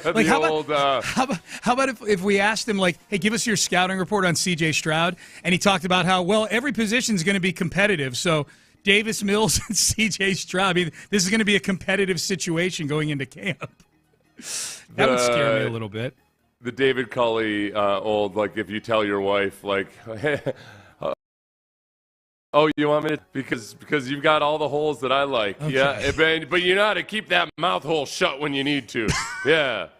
That's the It's equivalent just like you're suitable. Yeah. I like women and you're a woman. Yeah. That's why I chose you. Yes. Yeah. And you're the one dumb enough to marry me. Yeah. What's the adjective you would use to describe your significant other? Useful. Gullibility. Yeah. That's what I like about her. She fell for my BS. All right. Yeah. So D'Amico's going to get asked about Bobby. Scale of 1 to 10, how good an answer do you think we get, and why is it a negative number? D'Amico's going to get asked about Bobby. Yeah. And I think that I think D'Amico will give kind of a general statement about this. You know what? I think we might actually get a good answer. Really? An interesting answer about this. Because I think he might also voice some support for Bobby Slowick. I don't think that all of a sudden D'Amico hates Bobby Slowick or No, of something. course not. Of course not. I think that it's, for me, I think that Bobby Slowick is a very smart dude. Does that mean that he should eventually someday be an offensive coordinator? I don't know. But I know that if anything, I think he was just too green for this scenario. There were too many lessons he hadn't learned yet about being an offensive coordinator in the NFL, and he just wasn't ready for this challenge. So I think we might get an interesting answer out of D'Amico, because he's probably going to be eager to say something positive about him. Yeah. But in doing that, you also got to acknowledge that, all right, but he wasn't the right fit for right now. Yeah. We should point out Bobby does have another job. For those who weren't too attention to the job cycle, which I get, he is the senior passing game coordinator for Mike McDaniel in Miami. So he's landed on his feet. Big to be a senior in Florida. You can get discounts at the buffet starting at like 3:30 p.m. Yes, early bird specials out the wazoo. Mm-hmm. And Diggs, I don't care if it's D'Amico getting asked or Caley or both, but clock's ticking on Diggs. You know, the Monday is the day that they need to figure something out on an extension, and if they don't, his contract voids and the Texans get, boom, smacked in the middle, right between the eyes with $16 million in dead money on the cap. We've heard zero about this. Zero. No leaks, no sources say or anything. The Texans play these types of things very close to the vest. Yeah.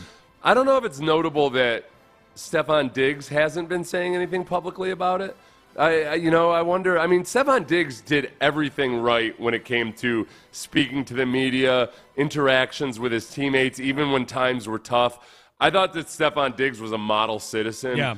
And I don't know. At the very least, we know that Stephon Diggs doesn't seem to be agitated with the Texans for any reason. So maybe no news is good news in that regard.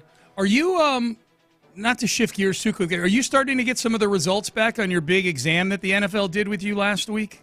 Not for another couple weeks, Okay. but I am getting – they just sent me the sleep test that I have to take, and I've never been happier in my life about an upcoming exam. Medical exam, because unlike every other sleep test I've ever done where you have multiple tubes and hoses attached to your face, and they're like, just get a normal night's sleep. No. I'm like an octopus. Well, and knowing people are watching you all night, too, if you go to one of those I've never had centers. to do one at a sleep Oh, lab. you do it at I've home. done I got at-home you. ones. I got you. But you still have to attach. That's Sure. even more stressful because you have to attach everything yourself. Yeah. This one is just, it's a little finger monitor. Like they it's do like almost like a pulse meter on your finger. At the doctors. And I think there's something that attaches to my wrist, and that's it. That's it. I was like, where are the hoses that go up my nose? Right, Like, no, unless you don't have to have them unless you want them. Where are the electrodes that I like to put in all sorts of funky places? Yeah. Where's all the surgical tape all over my face why am I- that just comes off in the middle of the night and I throw everything against the wall? That's really cool. If it were that simple, I would sleep test myself all the time just to make sure everything's cool. You know what I mean? I might buy this when I'm done with it. Yeah. So they sent it to you. Okay, so because you seem like you're doing great. So I wasn't asking. Oh yeah, I don't have it. Every sleep test I've done, I've been fine. I just, it's a free test, so I'll partake. Oh yeah, you're in radio, dude. If it's free, I'll take 3. Yes. Yeah. And if you never know when something might pop up. I don't know. All of a sudden, I've got deadly sleep apnea. I'd like to know. You had a birthday yesterday, a big birthday yesterday. Did you do anything good for your birthday? Or you? No, I just generally try to ignore them. Okay. Well, 50's hard. 50's hard because people will not shut up about how monumental it is that you're turning 50. And I'm like, I didn't feel that way this morning. But now that you think about it, I'm reassessing my entire life, you son of a bitch. Totally. You know how I celebrated your 50th birthday? By getting $297.10 coming my way, thanks to have you ever done this before? The exercise with the controllers off. Yeah. Dude. Yeah. I had It's fun. It's fun. Amy searched it for me, and she texted me yesterday, and she's like, "Hey, it turns out you have 4 different accounts, and no monumental money or anything like that." But she searched this website, the Texas Controller's Office Unclaimed Property Division, and I had searched this a couple of years ago, and there was some money in there. But the process to do it, stop me if you're surprised at that. I got frustrated like 10 seconds into the process. You got to provide documentation that you lived at that address. It was like 7 addresses ago. And this everything. Ain't worth the $28.94 or whatever. So Amy texted me yesterday. She's like, I think there's more in there now than the money that you ignored, money bags. And I said, okay, well, what do you need in order to get it for me? And she said, all I need is your Social Security number. So I thought about it for a while, hung up the phone, sat there for 30 minutes, said, all right, I guess I'll give my wife my Social Security number. I did it. And I gave it to her, and she filled out all the forms. And next thing I knew, Seth, 10 minutes later, I had an email from the controller's office saying that my claim has been approved, and I'll have the money in 10 days. In 10 days? 10 days? In 10 days, I will be $297.10 richer. And so you better plan, because I'm definitely not coming into work that day, man. I did the same thing after I saw that you did it, and I've got about $250 coming from a combination of Florida and Texas unclaimed property. Dude, I only had Texas. Good for you. 2 states. Morgan Stanley. It's Morgan Stanley in every instance. So I don't know why they didn't see fit to send a private banker to my house with a valise full of my $250. I missed out on some dividend checks or something. Mine was on 2 life insurance policies I had that were obviously like the kind that accumulate You're obviously cash. alive. Yeah, I'm here. Yeah. And then I had some money in a FanDuel account from like 8 years ago, $28.94, and then $5 from something called Block Inc. Maybe H&R Block. It was $5. So clearly, I was one of their whales when it came to investments. I'm surprised that they're not calling me on the regular to, get me involved in some hedge funds and whatnot with the $5 I had sitting there in the controller's office. Yeah, it's nice. It's weird. I've lost so much faith in any kind of institution that I'm always amazed that, like, wait a second, the government's just holding this for me? Big government, yeah. Oh, okay. Yeah, thanks. Now, they're not...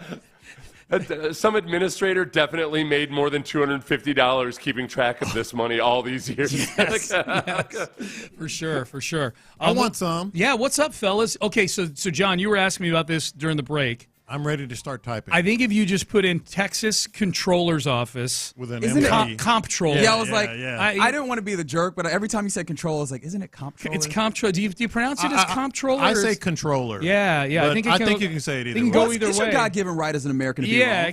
It can go either way. It can go either way, jerk face. So, unclaimed property division is what you need. I'm on it. Both of you. It's a responsible thing to do. What is my name again? What's your social?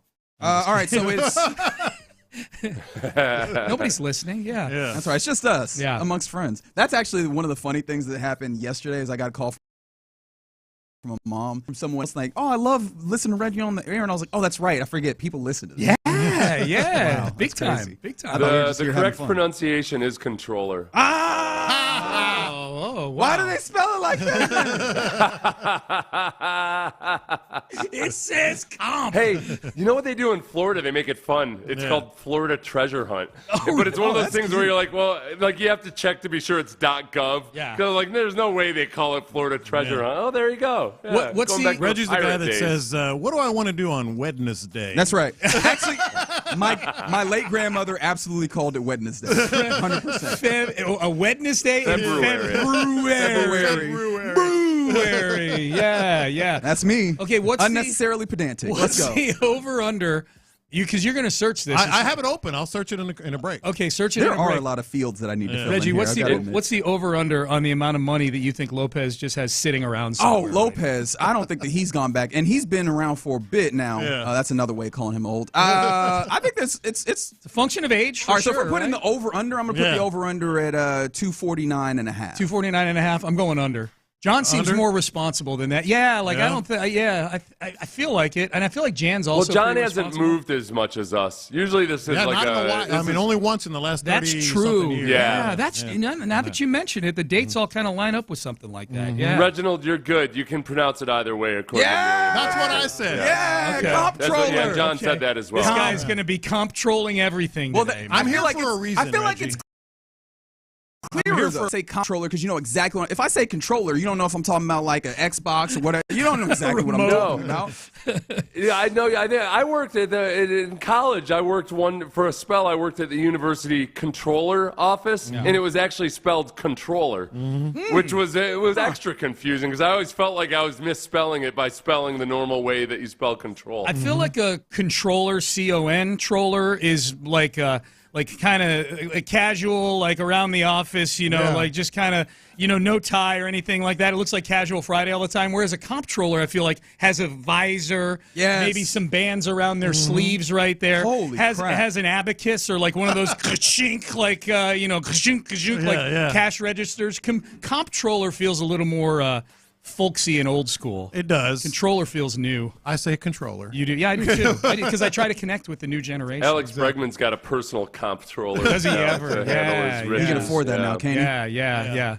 Now, that's a guy that signed on Wednesday. He did sign on Wednesday, late on Wednesday, which Payne and Pendergast do not like. Do it earlier in the day. Yeah. All right, so I'm not going to ask you guys about the Bregman thing because I'm guessing that's what's batting leadoff on the show today. That is correct. All right, so I look forward to listening to all of your takes on Alex Bregman. No, the whole first segment is actually going to be us divulging how much money that we're getting from the Okay, good. You looked it up. Okay, good. $60. I bet it's. Oh yeah. Yeah, not that much money. Okay, it's better than a sharp stick in the eye. That's right. $60. My problem is a lot of kolaches. There's 9 million John Lopez's. Oh, so you don't know how to differentiate? Well, you can look at the. Look at the very. I don't live on Mendocino Drive. Okay, that's good to know.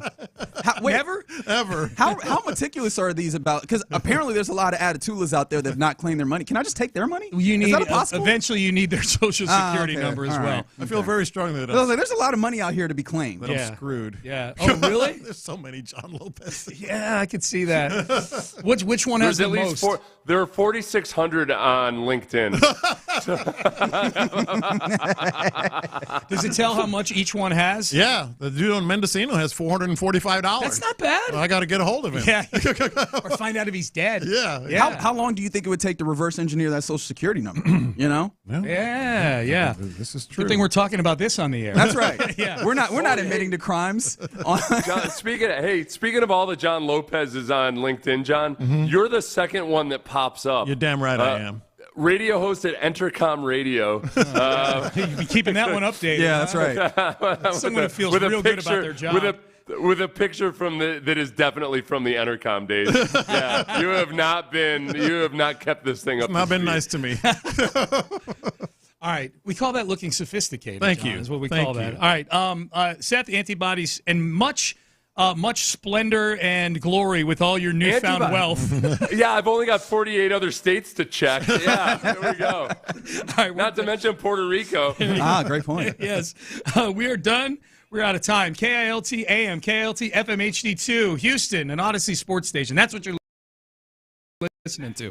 John Lopez, Figgy Fig. They're in the loop, and they start now. I can't wait to find out how much money Seth Payne has stashed in the District of Columbia. All right, you're in the loop right here on Sports Radio 610. You heard the man, John Lopez, Reginald Atatula, Figgy Fig here with you on a Thursday. There's a lot of things going on today, all right? So first and foremost, the new offensive coordinator of your Houston Texans will be heard on these airwaves today, 1 p.m., if you want to timestamp that. That's one of your timestamps. In fact, go ahead and get out your little date book, because I'm sure, I'm not living in 1995 where people have date books and that's how they schedule things. But yeah, get out your little date book, write this down, 1 p.m., Nick Caley, we hear from him. Oh, wow, Sean actually has a date book. I hand write my own date book. How old did you feel when I said that? If I write things down, I remember them. You know what I mean? Yeah. Apologies for the stray that I just threw your way. It's okay. I'm proud of it. My bad.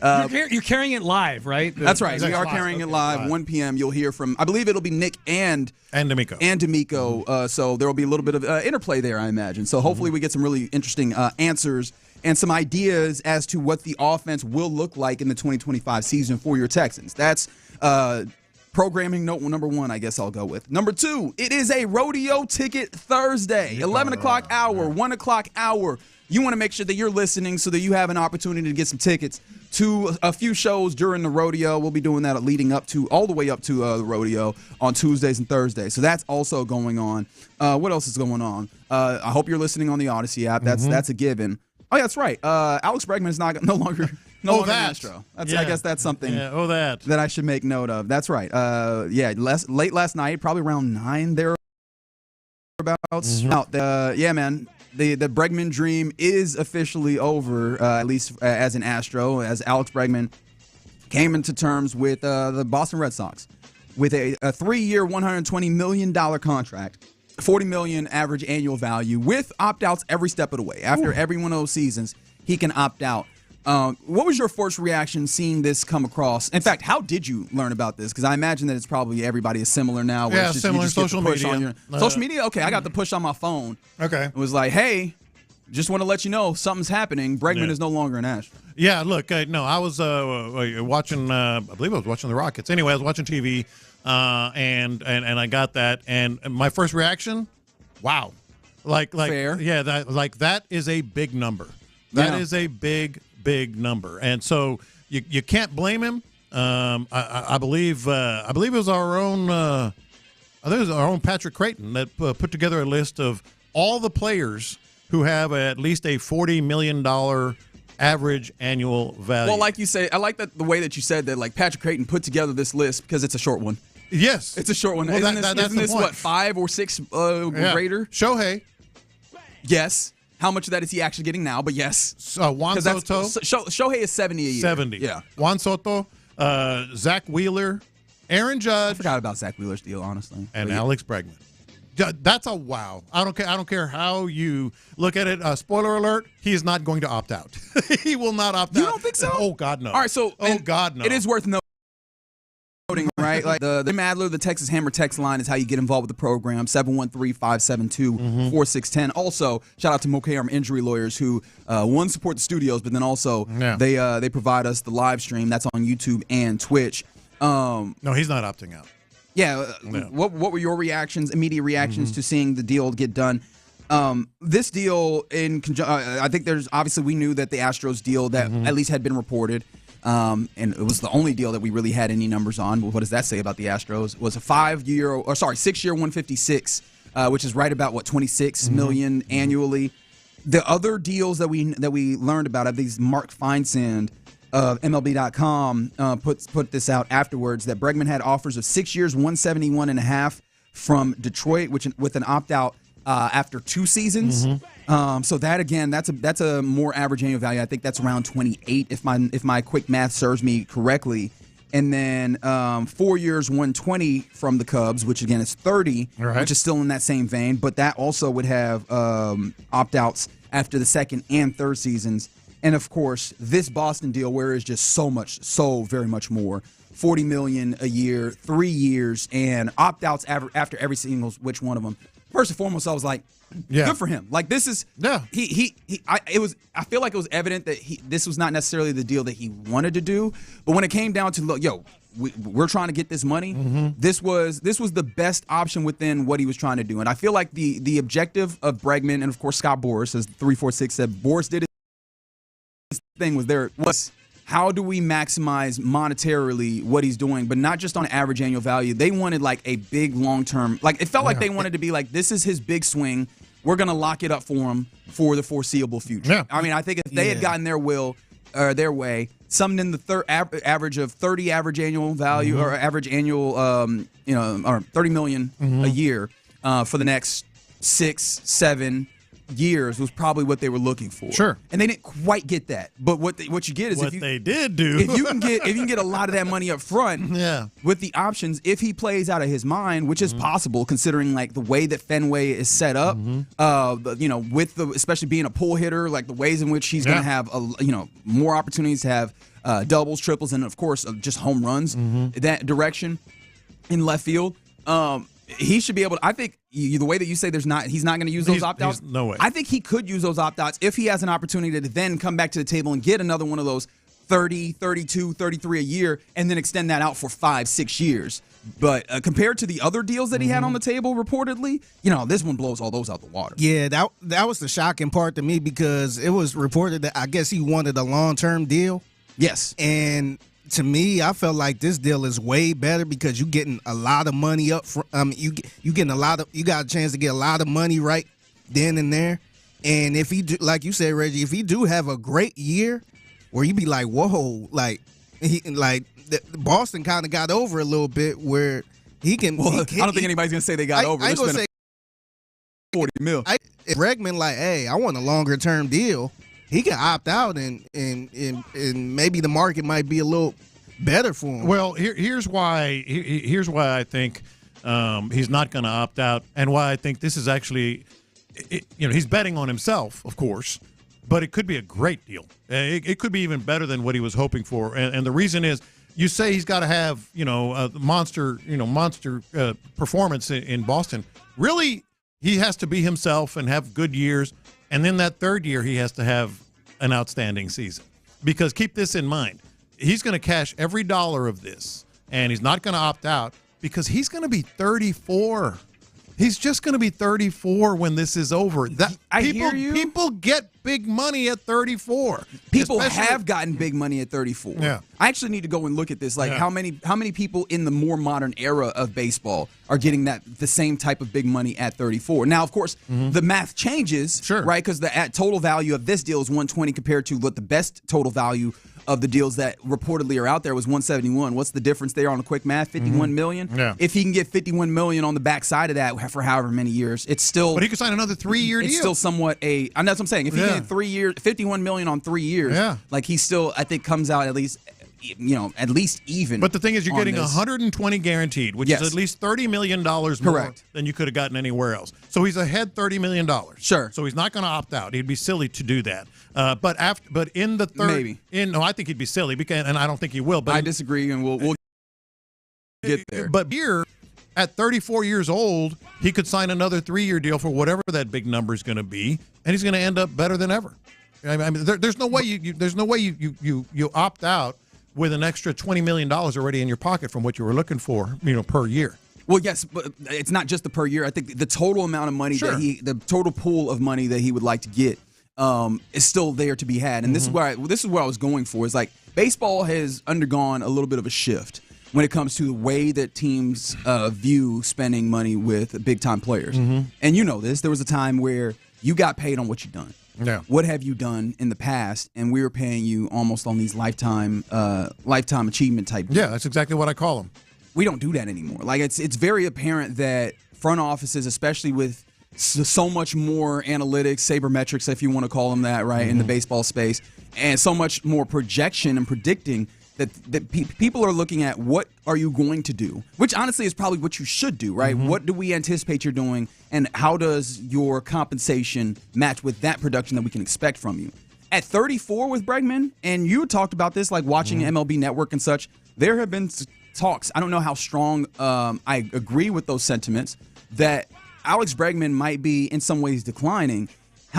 Where are you in 3 years with what production you can expect from Alex Bregman going forward? And you're at the age 34 going into it. Plus, people mentioning the idea of all these these gremlins or whatever as they've been called in his elbow and everything. Like, what does it look like at that point? Is he then able to come back $1 million in 3 years and then extract more money on the backside of that? Or are people going to be like, hey, we don't think that you have a lot more left. We'll give you, very moderate deals here on short term. And is he going to be able to extract as much money as if he plays really well for another season, gets that $40 million, goes back to the table, and now can he extract another big 5-year, 6-year deal at 31, where teams are like, yo, he still has a lot more of these palatable years in here where we're willing to pay on the backside in order to get these. That's fair, but I don't agree. And the reason I don't agree is, let's say Jose Altuve, who is 34, were a free agent right now. He would get paid. He would get paid big money. He would get that $40 million a year for 3 years. I don't think he's getting no $40 million for 3 years. Right now, Jose Altuve, after the year he had last season, if Alex Bregman has a similar type of year at age 34, he's going to get paid again. Jose Altuve right now would get $35 million a year. I mean, I wouldn't put them in the same category. No, I'm just saying, but the year he's at, and people are talking about, well, maybe Jose Altuve, moving to left field, maybe he had a terrific year last year. That's all Bregman needs to bank on. And oh, by the way, I just think these guys are all about, it's guaranteed. He's getting $120 million guaranteed for 3 years, and it's worth betting on yourself to do that. No, I don't expect him, and I wouldn't either, to opt out. I think the first year of if Bregman was to opt, I think that first year opt out, I think that is betting on himself a little bit, because if he have a crazy first year, then he could opt out and go deal maybe a little more money. I'm not sure. But if he starts to decline, because he's been declining a little the past couple years, then that's his safety. That's kind of his safety net to be able to just opt in for the rest of the years to get that money. Yeah. Yeah. So he's kind of protected. And that's what Reggie was saying. That's what you were saying, Reggie. If he has a monster year this year. Yeah, you can go and capitalize on it, right? Yeah. After this year. If not, you got that safety net. Yeah, after this year, maybe you're thinking about it. But I wouldn't, and I don't think he is. But back to the reality of Bregman, finally signing this deal. I think it was a no-brainer for him. Obviously, as we've talked about, I think the Red Sox are thrilled.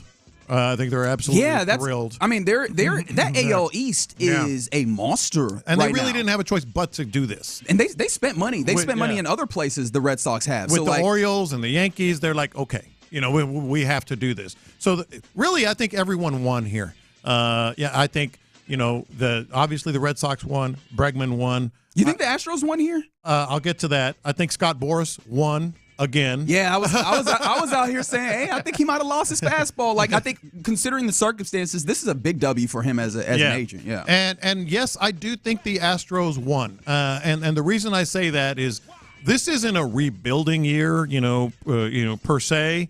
But it is a step back kind of year, sort of a reset kind of year where you have to assess everything. You have to find out on all these young players like we've talked about last year. Alex Bregman really wasn't as sentimentalistic as we were about it, as hopeful as we were about it. Alex Bregman probably is not going to be a big part of what they're going to become in the next chapter. So I think, if you're going to find out about some of these players, and we went through the list, you went specifically through the list yesterday, they're going to be in good shape. And, oh, by the way, they're going to be in really good shape now financially after this season. Yes. So they won. Astros won. It doesn't sound weird. It sounds weird to say, but they did. I mean, you've got some money coming off the books. Yes. Proverbially, I mean, if you were inclined to look at kind of the tax line as a de facto salary cap, and we know how they handle that tax line, as it seems like the Astros do. Yeah. Like you will have a lot more space to that number going forward with some of these contracts falling. I believe Montero comes off at that point, in addition to some other ones. But then you also only have but so many guys that you're looking to re-up. Like Framber Valdez is one of those guys that you would have in question there. And I mean, I know some people have, if you are inclined to try and hold out hope that you have not fully lost Alex Bregman, he has an opt-out next year, and you will have more money available to you. Oh wow! I'm not trying to do this. However, now we know why you said that. No. Sincerely, I just think that he has an opportunity to go get McMoney. But if you want to, I think that it's probably healthier to just be like, yo, let's appreciate what Bregman did, and then allow him to move on to his destiny. Somebody said go out and sign Tuck, because Tuck will also be out there. Who do you think would be more amenable to a return? Tucker rather than Bregman? Bregman loved it here, but he gets to be with Correa there. He has some attachments there. He's playing second base now. Scott Boras did not line that regard. Yeah. We don't get on official terms, but it seems very obvious that he is likely to go over there and play second base, as they still have Rafael Devers and they still have some other people in place there at the corners. But yeah, Alex Bregman he's officially a Red Sox now, or at least that is what the reporting is. 3 years, 120 million rather, 40 million on an average annual value basis, with opt-outs every which way. Like he wins for himself. So people did mention like, oh, no more HEB commercials. But that's a man that takes his. What's up with that salsa? How about Sean? He takes his off the field business. Hey, your pretty salsa seriously. sucked anyway. That's basically what Sean said. That's right. I think he had a sauce at Pluckers too, man. I think that sauce might be gone. We'll see. Yeah, he did. Yeah, yeah, we'll see. Pluckers don't play, man. Once Bijani Robinson got drafted to the Falcons, they took his sauce away. I was like, get out of here. Get this wing flavor out of here. Somebody said, how do you think he'll do with the Green Monster? Fabulously. Yes. Like, that's a lot of his stuff is pull power. He kind of looked like a Red Sox, too, man. What is that supposed to mean? I don't know. He looked like he a lifelong Red Socker. He's a Red Socker? Yeah, he looked like it. You know what? You look like a Red Sox. Yeah, he don't look like a Cub. He don't look like a Detroit Tiger. He look like a Red Sox. He's a Red Sox. We're just getting going on this Thursday here in the Loop. It's a rodeo ticket Thursday. It is a Nick Caley introductory presser Thursday. And, of course, we're reacting to Alex Bregman officially moving on from the Astros, finishing his free agency period and going to sign with the Boston Red Sox. You're listening to Luke, right here on somebody on the Twitch, who wins the Silver Boot Series this year? Oh, I think already? We'll need to dig into that. Yeah. We're still figuring out what this team looks like. What does the outfield look like entirely? There's a lot of things to be figured out. Hey, technically, I think that Spo steered me wrong. I think that today is actually pitchers and catchers report day. I'm pretty sure. I didn't see much I feel like yesterday. I'm very confused. Maybe the trucks got maybe there. maybe somebody flew in or something. The trucks got there with the equipment yesterday. Oh wow! Somebody said Breggy never looked like an Astro. Oh, are we coping? Is that what's happening? Is there cope happening? I wouldn't say all that. All right, we'll dig into that. Yeah, I'm very interested in what the fan reaction has been. All right, coming up next, let's jump over to a game that was played last night. What were your big takeaways from the Rockets' victory over the Suns? It was much needed, but I think that there's a few things within the way the game played out that we can suss out. Let's do that next. There may not be a bigger fan of the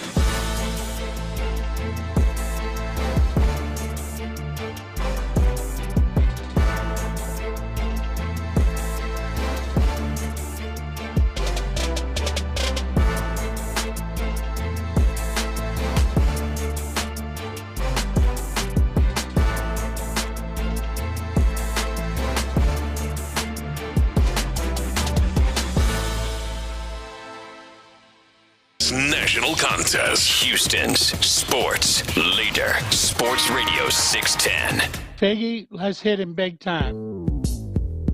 Houston, let's get in the loop. You better get ready because we're going to show up and show out. With John Lopez. It is what it is means nothing. And Reggie Atatula. And that, my friends, is a scoregami. Always live, always local. 713, what's the damn number? 572-4610. You're in the loop on Houston sports leader, Sports Radio 610. And the Rockets will win the game.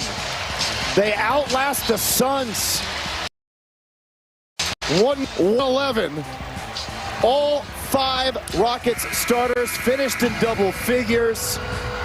A triple-double as well for Amen Thompson with that last board. 18 points, 10 rebounds, 11 assists. Şengün, Eason, and Brooks all with strong fourth quarters. Tari Eason had one of the best games of his career as the Rockets outscored the Suns in the fourth quarter. Yeah, Craig Ackerman on Space City Home Network giving you the breakdown, the final call of your Houston Rockets getting a victory over the Phoenix Suns, 119-111 at the Toyota Center, pushing them one game closer to the All-Star break, a much-needed All-Star break, if you ask me, for your Houston Rockets. What were your takeaways from this game? I thought there were some interesting things. Like, it is one of 82. I never want to get too far ahead of myself and make any individual game more than what it is, but I did think that there were some things that I felt were like really interesting about the way that this game unfolded, on top of the ideas that, one, this is against a team that you were actively betting against in the way of having their draft picks, specifically this one this year, and the further down you can push them, as they are currently sitting 11th in the West, the closer you can get yourself to maybe having opportunity to put them in the lottery, get a lottery pick, and maybe add to what you were doing here. But then also, this is a much-needed win on the standing side. Like, I don't know if anybody noticed it, but before last night's game, you were sitting 5th. You were 5th. You were out of the host, having home court advantage in the first round realm of things if the playoffs were to start yesterday, which they aren't. You put yourself back and forth, and you give yourself a little bit of a 2-game winning, I guess. Is it a winning streak if it's 2? 3 is a streak, okay, right? All right, fair. I think that's typically the way that I handle it. Yeah. No, my take, I was strangely uncomfortable about this game because I thought that was a much bigger win than it probably should have been. Yes. But just because they've been struggling, they've been injured, they've had some losses, big losing streak in the midst of it all. And that, I thought that would have been a really bad loss. And on top of that, it was Kevin Durant and the Pips. Yeah. I mean, starters were Royce O'Neal, Bol, which was fun to see, Tyus Jones, and Nick Richards. Those are the people that started with none. And they came off of a rough road trip, and they were too, back. man. They were on the second night of a back-to-back. Yeah, absolutely. I think I heard Craig say they came in at like 2 in the morning. Yeah. They arrived 2 in the morning. Yeah. And I was sitting there going, ooh, this is going to be bad going into the break because of the timing of it. Like, I know you have the Warriors, but still. Yeah, that'll happen tonight. It would feel a lot better, had they won, and they did. And so in the midst of this, I was like, this is going to be a bad loss going into the break. And then who knows, you get guys back, but you're sort of struggling going into the break.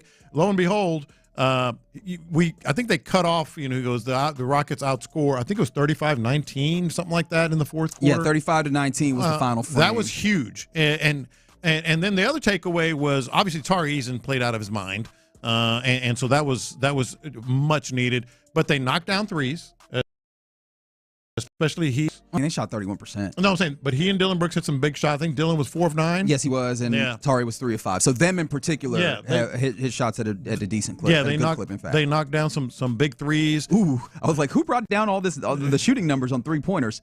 Well, I mean, hey. 0 for 5 for Cam Whitmore. That'll do it. 4 of 15 for Jalen Green, and that's, of course, from 3.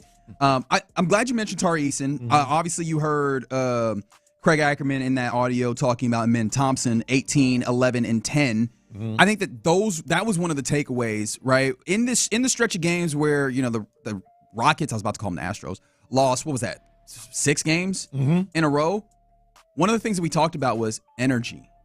And the Suns looked more energetic. There was for the most part. There was not energy in that stretch, and particularly those two guys, Tari Eason, Amen Thompson, previously at one point referred to as the Terror Twins, like those are the guys that I looked at as like the spark plugs. When they were previously in the season, they would come in off the bench and they would just run opponents off the floor. And as they've been stretched out and asked to play more minutes, Amen 41 minutes last night, Tari Eason 34 minutes last night. As they've been asked to play more minutes, it feels like you've seen that sapped from them a little bit. Yeah. And they did not have a ton of energy all the way through, but when they locked back in late in the game, particularly in the fourth quarter, they were the dudes that were blitzing and getting their hand on the basketball, knocking the ball loose, going in transition, going the other way.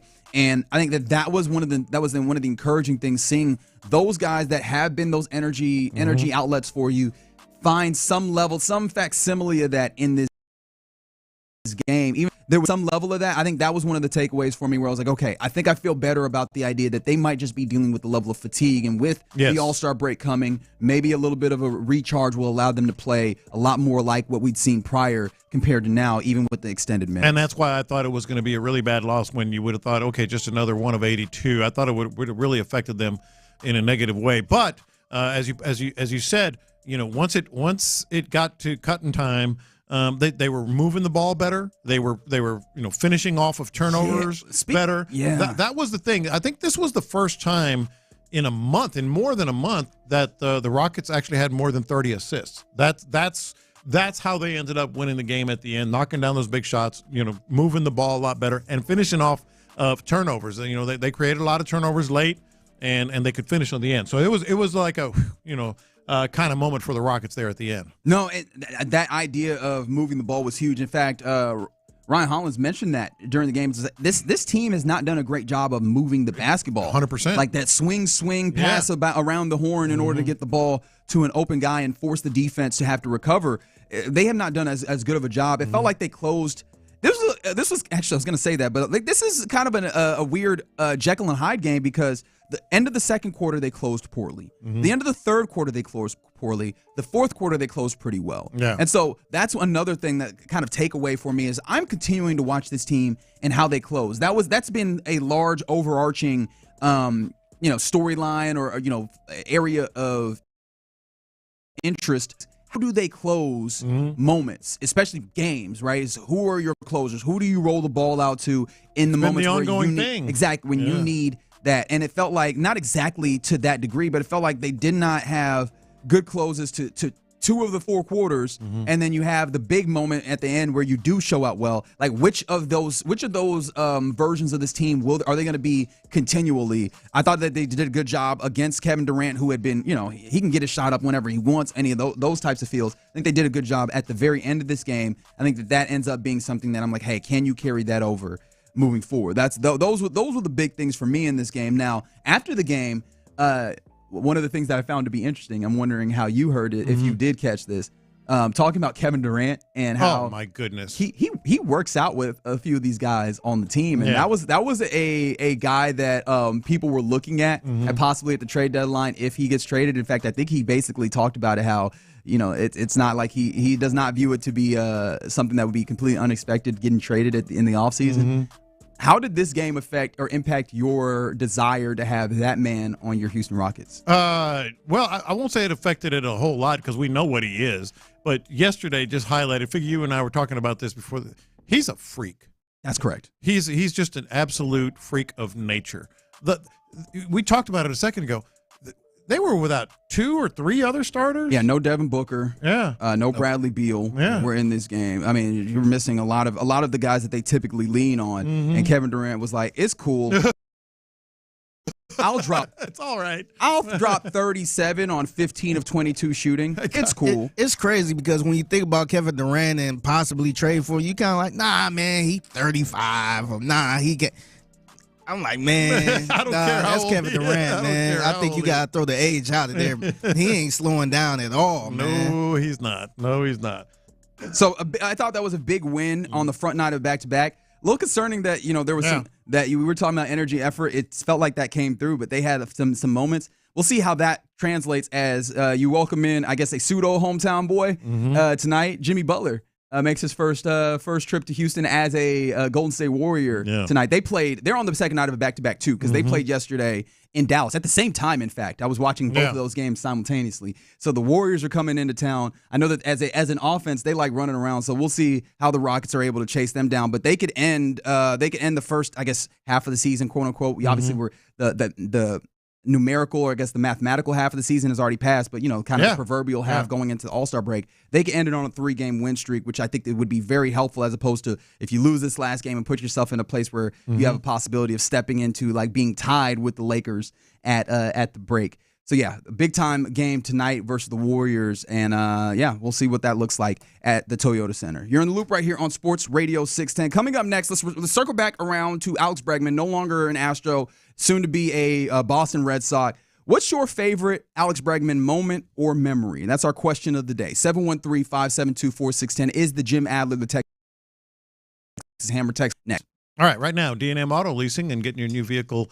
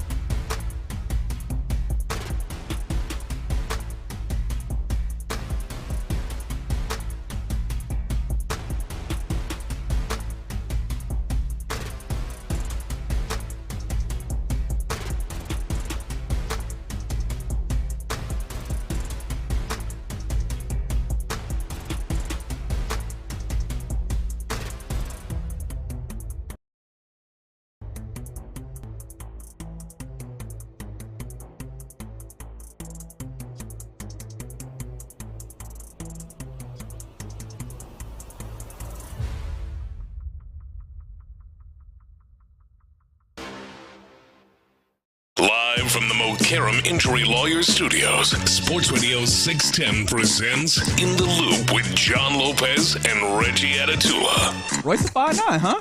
All right. Yeah. All right. I like what we're doing here on our Primo on the beat. Yeah, absolutely. Houston's own Primo. That is true. It's weird to consider him that way. Yeah, 'cause, New like, York he's so took him, attached- man. Yeah, but nah, New he's York Houston. took him away, man. We'll But he's H-Town's own. DJ Premier, shout out. All right, it is a Rodeo Ticket Thursday. I got to remember what day it is. Rodeo Ticket Thursday, so we'll be giving up a pair of tickets. Is it a pair of tickets? Actually, I think it's a 4-pack. It's a 4-pack? I think it's a 4-pack, yeah. Man, I ain't been telling you. My bad. Hey, we looking out for people, man. My bad. I didn't realize that we was looking out like that. Yeah, 4 we packs of tickets. You can't go to a rodeo with just you and one other That's person, true. man. That's true. You It's got a to family roll. event. You got to roll deep. You got to roll with a You gotta squad. bring the family. That's right. Bring the fam. So yeah, we got a 4-pack of tickets, an 11 o'clock hour, 4-pack of tickets in the 1 o'clock hour. And speaking of the 1 o'clock hour, Nick Caley, new offensive coordinator of your Texans, will be heard on this station at 1. So we'll do that. I just dropped my pen. You didn't need to know that, but I did. All right, so question of the day. What's your favorite Bregman moment or memory? He is no longer an Astro. He is agreed to a 3-year, $120 million deal with opt-outs every year to play for the Boston Red Sox. And interestingly enough, before I even get to memories from the 2A1, no, let's not talk about good times with Bregman. Tell him to kick rocks. Let's move on. At this Why are we point. doing this? Come on, man. Come on. I'm like, that is kind of interesting to me because, like, there is, I don't know what percentage. I think according to a Pender poll earlier today, I think it's like people, maybe a 21% of this poll said that they were like in some way upset at Alex Bregman. I'm surprised at like the section of the fan base that has that feeling towards. Why Alex would you Bregman. be upset with Alex Bregman, though? Yeah. Maybe they feel like this is like a lack of loyalty or some won't sort, you be or dragging but it won't out you or be something. upset with the Astros for not like paying them the money? Hey, I would imagine so, but I think also there's some people that look at it and say he is not worth that amount of money, and thus they are happy that he did not. I don't know. I don't know exactly. I mean, how this goes. that's fine too, but I wouldn't be mad for him getting more money if another sucker decided to pay him more. Mm-hmm. It is frustrating. Damn, he just called the Red Sox some Yeah. suckers. That's crazy. No, I ain't mean it like that. But like if somebody willing to pay somebody way more, Right. Yeah. you like, yo, get your money then. Like I can't even be mad at you. I'd like to say that I was surprised by all this, but it's not surprising. I mean, fans just it's a gut reaction. It's coping. It's justification. Hey, how about you don't pay Montero and Lance McCullers Jr.? Maybe you still have Bregman. How about that? And Abreu. And Abreu. How about that? I would be mad at Bregman if he took a cheaper deal. Yes. And it's like, dog, like you could have got more money. But you want to go? my But point is I would be mad. Look, they could have kept Alex Bregman if they weren't paying dumb money to other guys. Or, You know?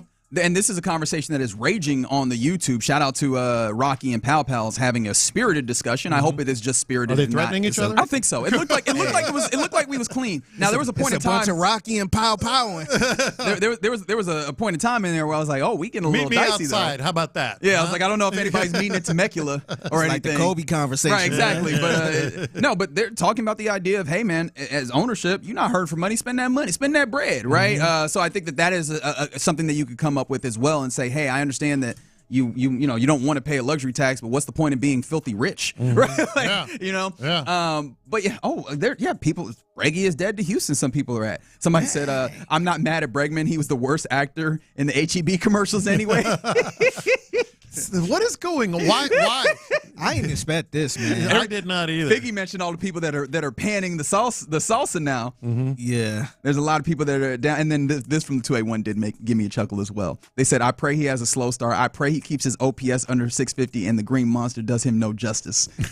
That is. Dang, man. That's hating. He was part of the 2 World Series. You're involving deities now? Yeah. Dang. You're preying on his downfall? Wow. Well, I mean, to be fair, he is in the AL now. Like he is, and a team in the AL that could be a contender, right? We look at that Red Sox team, and they've spent money in this offseason. I mean, they've been like third place in the AL East the last few years. They're trying to step back up in the world and compete at a high level.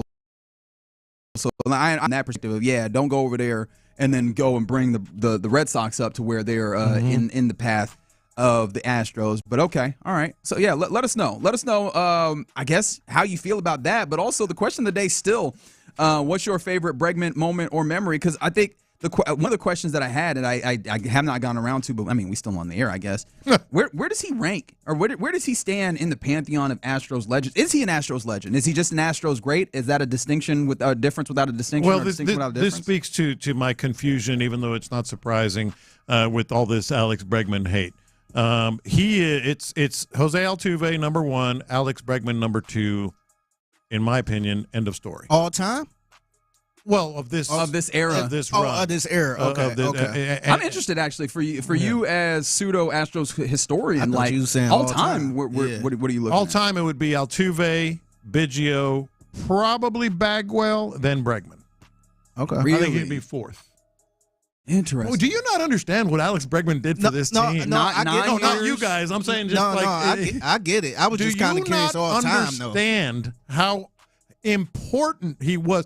And here's the thing: the text line apparently don't care. Well, I'm get still your ass out of here. Wow, I'm still trying to figure out how much. Because again, I hope Altuve don't leave, because I would not tolerate no slander from Altuve. What reason would Altuve have to leave? They gave him all the money in the world. Yeah, I mean, like they made sure to settle him. I think that's also one of the things is that sometimes the framework of this changes. Right? Mm-hmm. They were not willing to go all the way in the ways that they did, because if they did, I think Bregman still be here. Yeah. Right? I think that's ultimately the biggest differentiator between the two. But let me just illustrate it. I know we still want to see your favorite Alex, which apparently there's not a lot of them anymore. Yeah, they disappeared. Favorite Alex. Tell us why you hate Alex Bregman. Maybe that's the question of the day. Why do you hate Alex Bregman all of a sudden? Damn, I don't know if this is this big up in me or knocking down Bregman. I can't tell. From the 619, Bregman ranks below Reggie on the All Houston list. Did I catch it straight here? I don't know. I think I caught it straight. They ain't talking about Reggie Jackson. I think it's more about Alex. Oh, Bregman. did I? Maybe they're talking about Reggie Jackson. I think they're talking about you. Okay. I think they're talking about you, and it's a shot at Alex Bregman. But one of the things we're talking about today with Alex Bregman, and you posed this question: does it leave a void? Is there a void with Alex Bregman gone? For all the Alex Bregman haters, he was the unquestioned, in the clubhouse, outside the clubhouse, leader of this team from day one. Let's go back a while. Altuve, that's not how he's wired. Guys that are around this team every day will say, no, he's a great guy. He's liked, he's respected, but he's not the leader. He doesn't step up. You can go, maybe Yuli Gurriel had a little bit of that. But Correa, a little bit of that. He got it after the scandal. After the scandal, that's why I said a little bit. In. But like day one of the 2000 opening day of 2017, you can even go back a little further if you want. But 2017, when this really started, there was one leader in that club, Bregman, one true everyday leader. There is an enormous void. There is an enormous void that they're going to have to fill with him gone. Yeah. And how you can all of a sudden hate him is beyond me. Well, some people, it seems like people are just rooting for the laundry in some ways, which I understand, as you're right as a fan. Somebody said, I'm a fan of whoever's on the current Astros roster. If you're not an Astro, I do not care to see you succeed. Okay? That's fair. All right.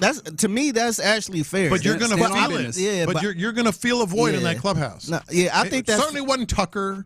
It was Springer a little bit. But again, day one, start to finish of this era, it's Bregman. Yeah. And he's gone. I think it's fair to feel like that. Whoever is wearing a uniform, that's who I'm rooting for. I ain't saying you got to root for the Red Sox or nothing, but damn, I thought we was going to talk about some memories, some good memories. Yeah, that's what I thought too. We ain't get to memory first. What happened to that discussion? I ain't know it was a get your ass out of here, we ain't like you anyway type of deal. Hunter Brown might owe his career to Alex Bregman. Alex Bregman's the one that said, hey, this is what you're doing. This is what you need to throw. And he flipped a switch. I mean, that's what he was for the Astros. One of the many moments that I was kind of prepared to bring up, 2017 Game 5, bottom of the 10th, walk-off. 12-12? Sorry, yes, 12-12. Yeah. Like, those are huge. Those matter in a big way. I would guess we don't have the same, like the Astros do not hold the same space if not for what Alex Bregman does, and that's just one of a few. Somebody mentioned on the text line, like his postseason performances, like make him a Astros legend. Yeah, I was going to ask you, like, would have won the World Series if Alex Bregman wasn't on this team? No. I don't think so. He's not that one. He is a tentpole in what you were doing. Like he absolutely mattered in all of that. Now, of course, that's the part that makes this frustrating. As I start saying that from the 713, Bregman salsa did suck. Takes 2 months before the flavor kicks in. That's crazy. But yeah, I think that what makes it frustrating is that you've seen so many of the tent poles of that that era walk out of the door with nothing coming back. Because somebody's like, well, what'd you trade him for? He didn't trade. He was free. He left a free agency. Yeah. And I think that's one of the things. He just had that swagger too, man. Even the little dugout should have walked me, or the dugout stare, and the staring at the camera. Yeah, like he kind of had that swagger with like that badass swagger where even other fan bases was like, man, I can't stand him. He too damn cocky. Maybe that's it. That. Maybe now people are realizing, yeah, he was kind of cocky. I hate him now. he was really cocky, man. But I liked it though. I like that on the Astros. Yeah. That's what made the Astros like that badass team. How do you put it? The boogeyman. He was the face of the boogeyman. You had him. Yeah. Just imagine him, Correa, George Springer. Mm-hmm. They was some cocky dudes. Man. It was tough. From the 832, he didn't care about any of that. He left for less money, so we don't care about anything he did. All right. Well, that's not true. You could be upset. Yeah, let's be right though. He left for more money on an average annual value. I guarantee you, if he would have got that money that Boston gave him, he would still be here. Yes. His sauce had the gremlins. Okay, that's where we leave this conversation. I'll try and find a way. Maybe we want him as a fan, as a listenership, as an in the loop family to actually appreciate the good times that were had, even if you want to ultimately Kyle Tucker got more love than him, man. This is true. You're right. I know he got traded, but he got a little more love. It is kind of incredible how like the method of the transaction changed the way that people feel about certain things. I am fascinated about that. Well, but we're up against salute, y'all. We gotta make sure to pay some bills here, ladies and gentlemen. All right, you're in the loop right here on Sports Radio 610. Coming up next, let's go around the NFL, including what is this rumor about Trevor Lawrence? I'll explain it next. All right. Area 45 with Bijani and Creighton. Guy that I think could fill that role, Yainer Diaz. Of being the vocal leader? Yes. Oh, I think he's another one in waiting, too. Yainer Diaz is a guy who could build the role as vocal.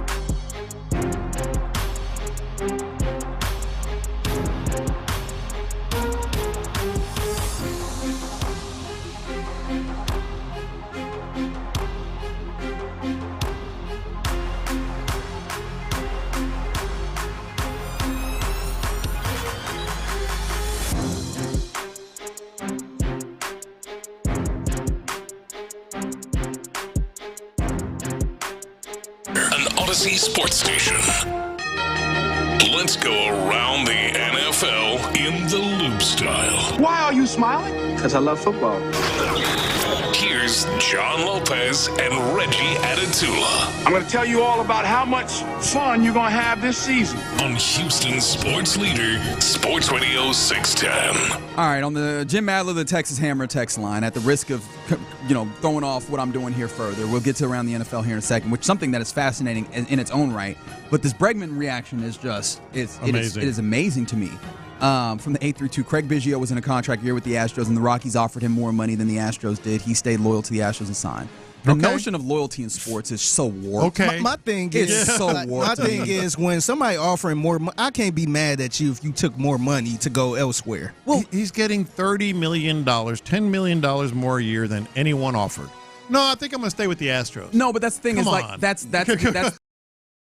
but the problem is loyalty in sports can never be proven on both sides, because in any inherent situation, one side stands to benefit from whatever we're talking about, so their loyalty is not being tested here. Mm-hmm. The Astros have not shown loyalty inherently to the Alex Bregman. No, they haven't. In fact, his last deal was considered very team friendly. That's right. Corey on the YouTube mentioned it. First contract at $100 million, right? Like that. That's very team friendly. I always bristle at the notion of, oh man, you're not being loyal. I'm like, this is not really, and especially, let's take this. Sports is nothing loyal about sports and contracts and all that stuff. Which is tough, because we marry this competition thing where there's all this brotherhood talk with this hard-nosed business. And especially on the team side of things, when it suits them, it's like, all right, we'll talk about loyalty. But when it doesn't, it's like, well, it's a business and we have to make the best decision. And so ultimately, I think it makes sense to everybody treat it somewhat as a business. Yeah. As much as you can while trying to keep your humanity in it. And I don't think that it's unfair to look at the stark difference in what he was able to make monetarily and say that is a reasonable thing for him to go do. Mm-hmm. We'll talk more about this Bregman thing, because apparently it gets the people going. It gets the people going. But let's go around the NFL with something else that I imagine will get some people going, which is, and you mentioned this to me just earlier today. Mm-hmm. Apparently there's a rumor going out there about a man who quarterbacks in this division but could possibly not quarterback in this division. Now this is from Andrew Filipponi. And he is a sports talker at 93.7 The Fan in Pittsburgh. So I don't know how much, but I'm fairly skeptical just in general about the report. But this is his report verbatim. The Steelers have contacted the Jaguars about Trevor Lawrence, and they're trying to trade for the Jacksonville quarterback, per excellent sports reporter Ryan Burr. And now Ryan Burr himself is it says Big Ten Hoops, PGA Tour Live. Like, I don't know what his investment is in this as I continue to go down the rabbit hole here. Yeah. So again, personally, and you don't have to carry the same perspective, but I have a level of skepticism in the reporting in and of itself. We live in that kind of society where I feel like you should. But let's take it on face value, and assuming that this is true, which again, that is a big caveat that I want to make sure is emblazoned in big neon lights. Like, we are assuming this is true, but I don't know that this to be the case. Yup, for real? That's it. That's the point.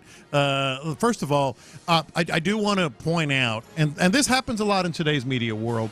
Ryan Burr is the sole person that has actually done a report. All these others are pretty much retweets or references. Sure. Which is always, you always got to be careful if every source is coming down to this one place. So to one place. So I'm with you. At first I was like, holy moly. But once you start digging in, it's one guy saying this, and people who are very, very close to the Jaguars, like Pete Prisco, love him or hate him, is very, very plugged in, says it's never happening. The Jaguars would never want it. Look at his contract. His contract is a big thing. Yeah. And then Mike DeRocco closely also said that a Jaguars source told him there was, quote, no chance that they're going to trade Lawrence, and the idea is ridiculous. So that's fair. Yeah. I think the part that stuck out to me on this was Pittsburgh contacted him. Yeah. So it means they trying to get something shaken, man. They're not happy with the quarterback situation they've been having the past couple years. Mm-hmm. They don't have it doesn't exist.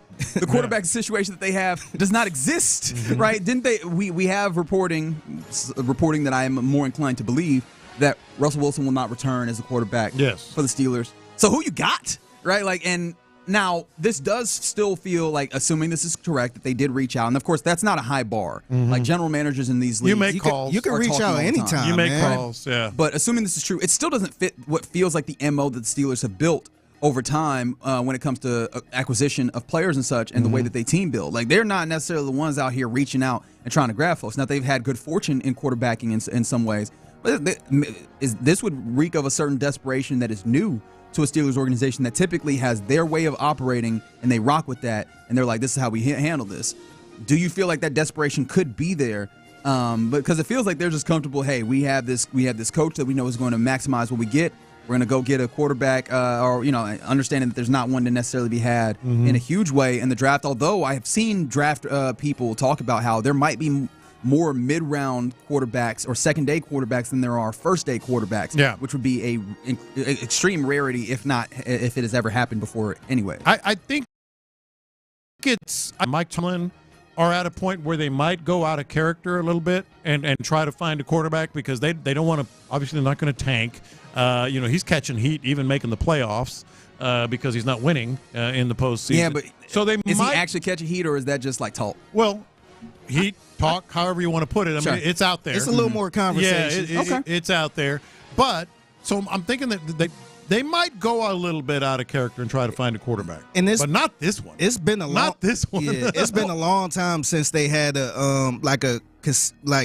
because they went with Big Ben for a minute, man. And since he retired, that's it. Yeah. So they got to try to do something because they're clearly too good to be a top 5 team to draft a quarterback. Right. So they trying to do something, man. And the reason I say they might go out of character, but not this one, is his cap hit is going to be enormous. Sure, but I mean that feels like, at least for them, they have been in such a wasteland that the cap hit is not as prohibitive. But I just don't get why the Jaguars would do this either. Like, first and foremost, who is your? I mean, who are you going to get back? New coach. He was like, didn't you just hire this dude based off of being an offensive dude? And you go, hey, like you have welcome. We are sending your quarterback elsewhere. Yeah, you won't be able to draft any of these quarterbacks this year. Yeah, so and he said in his press conference, everything revolves around Trevor Lawrence. Yeah. So I think it's probably much ado about nothing, but I could see the Steelers trying to be bold in certain ways. They're just making a call. They might call around some more places. Yeah.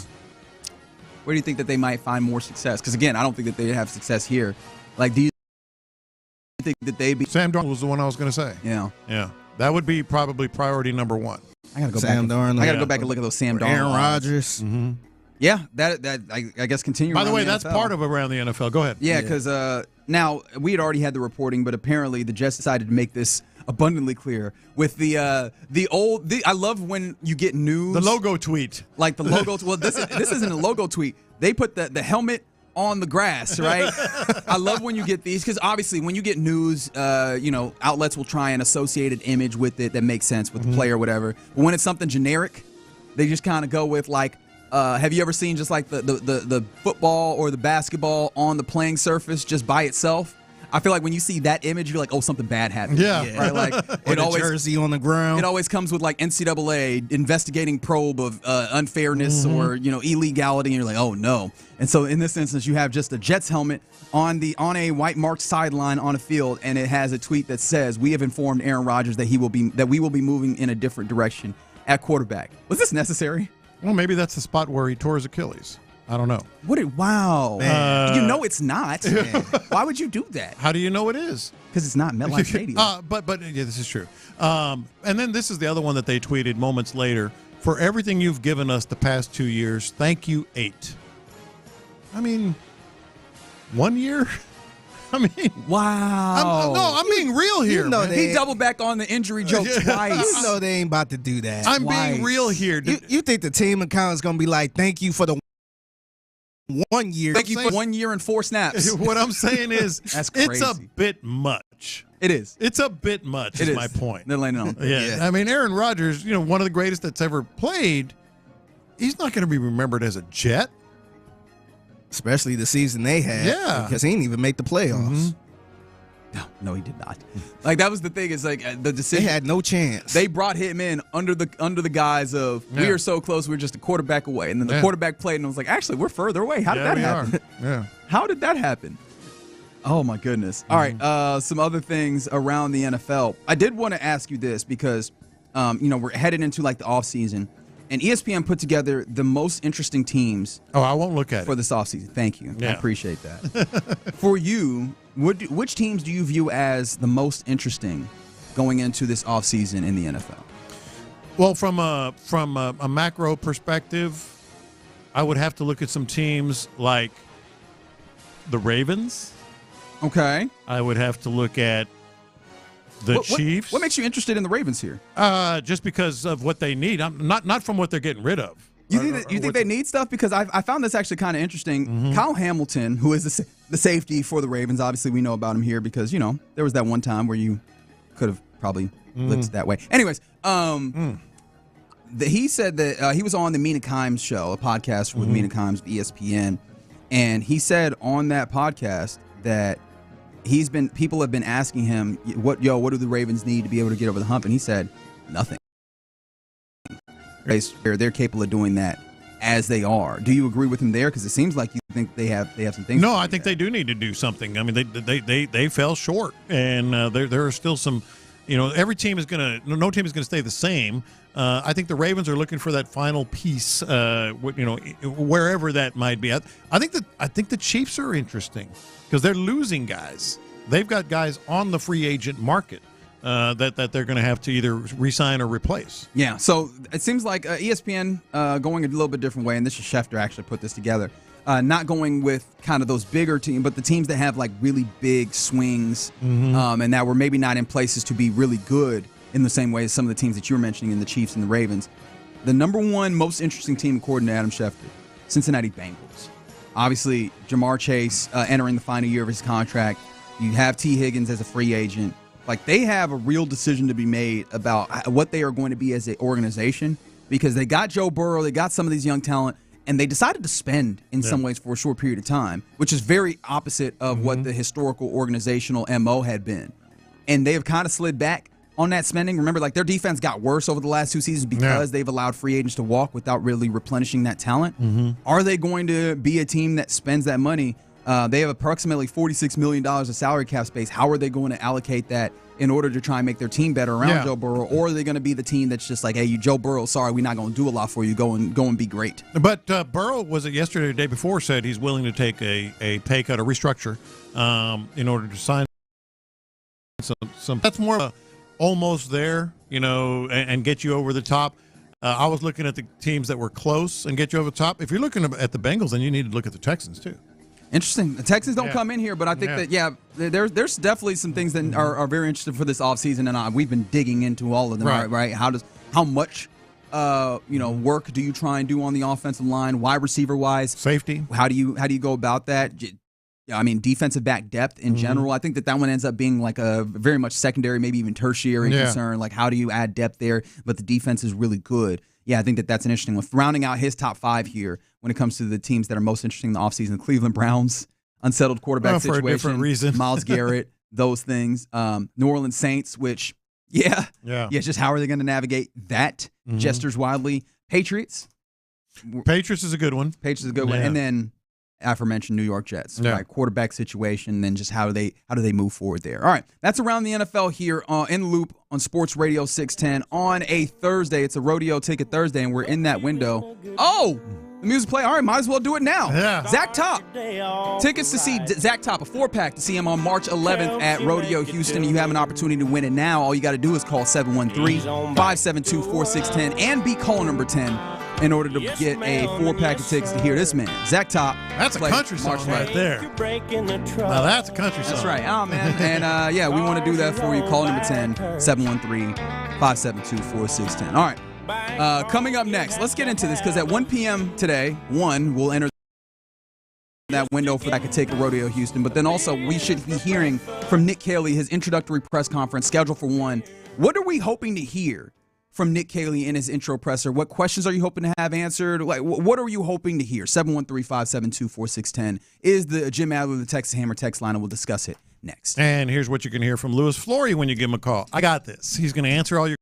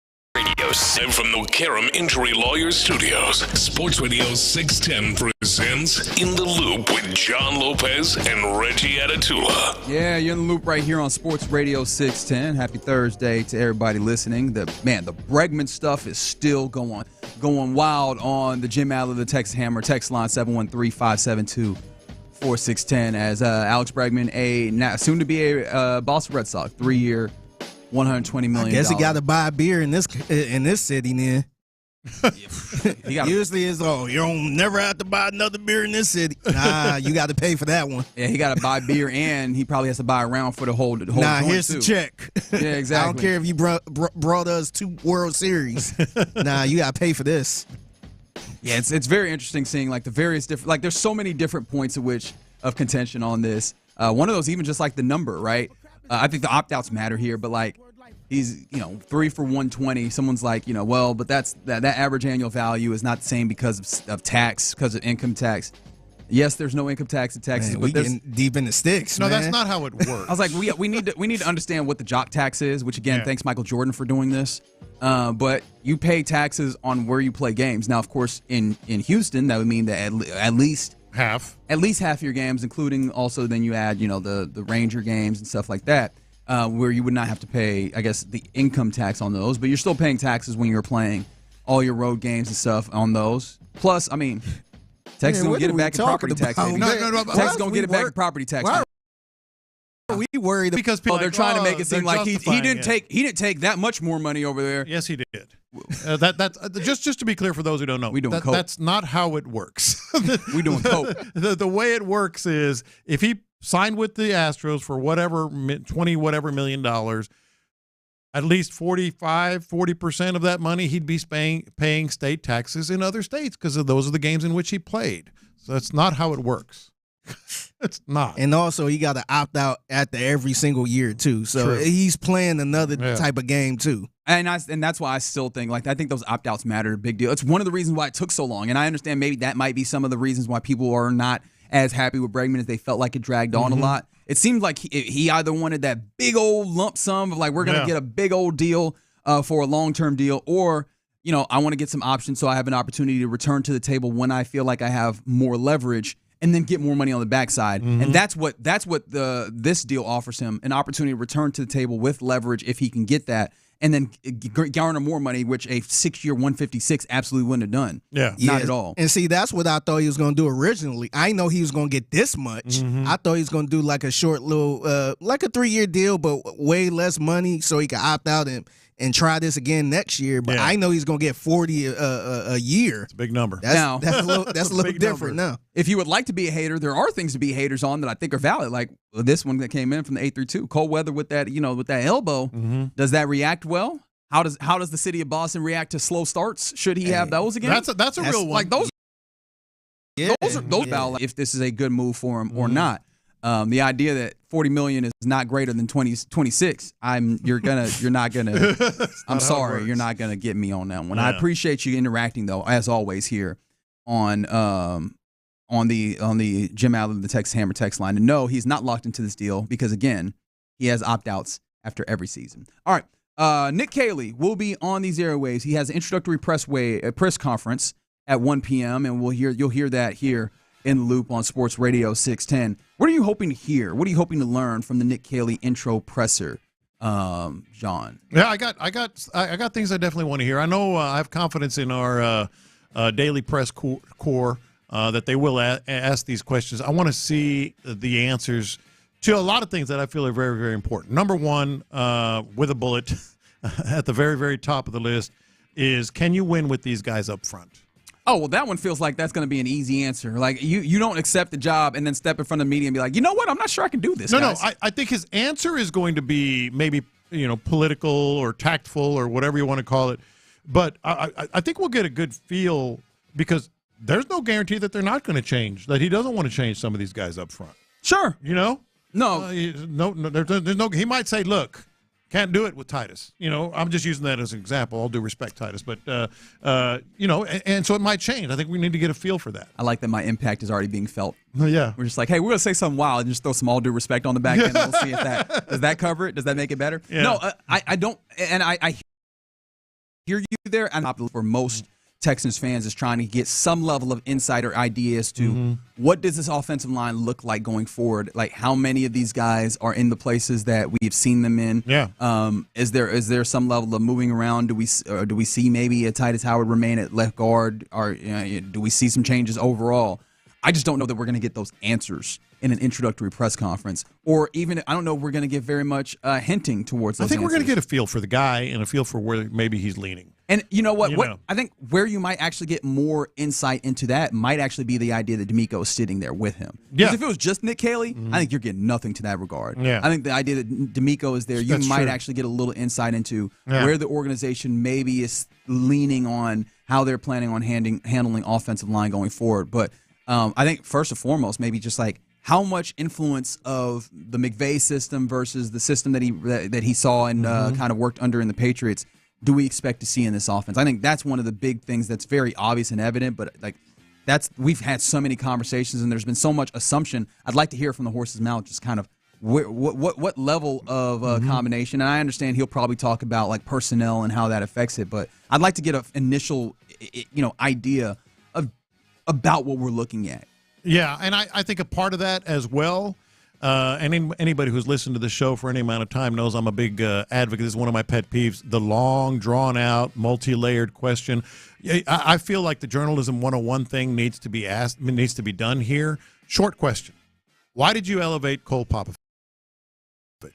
A lot of people start like, well, given this and given that. No, just ask the question. Why did you elevate Cole Popovich?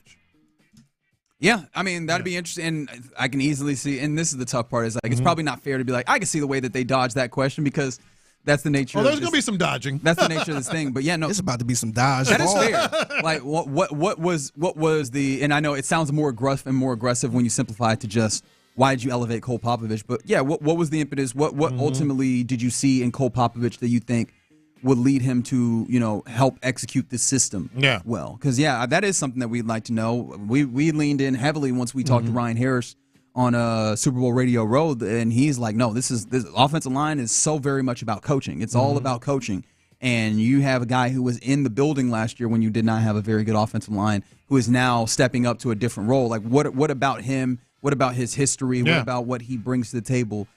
Gives you confidence that this will help make the offensive line better. And I think something that there's maybe be a little bit of dodging in this, but I think we will get a good feel for things is like his imprint on changing the way the offense operates, because we've talked ad nauseum about some of the ways that Bobby Slowick was maybe too rigid, too headstrong in changing it. I think we're going to get a good feel like what is this offense going to be? How is this offense going to be different?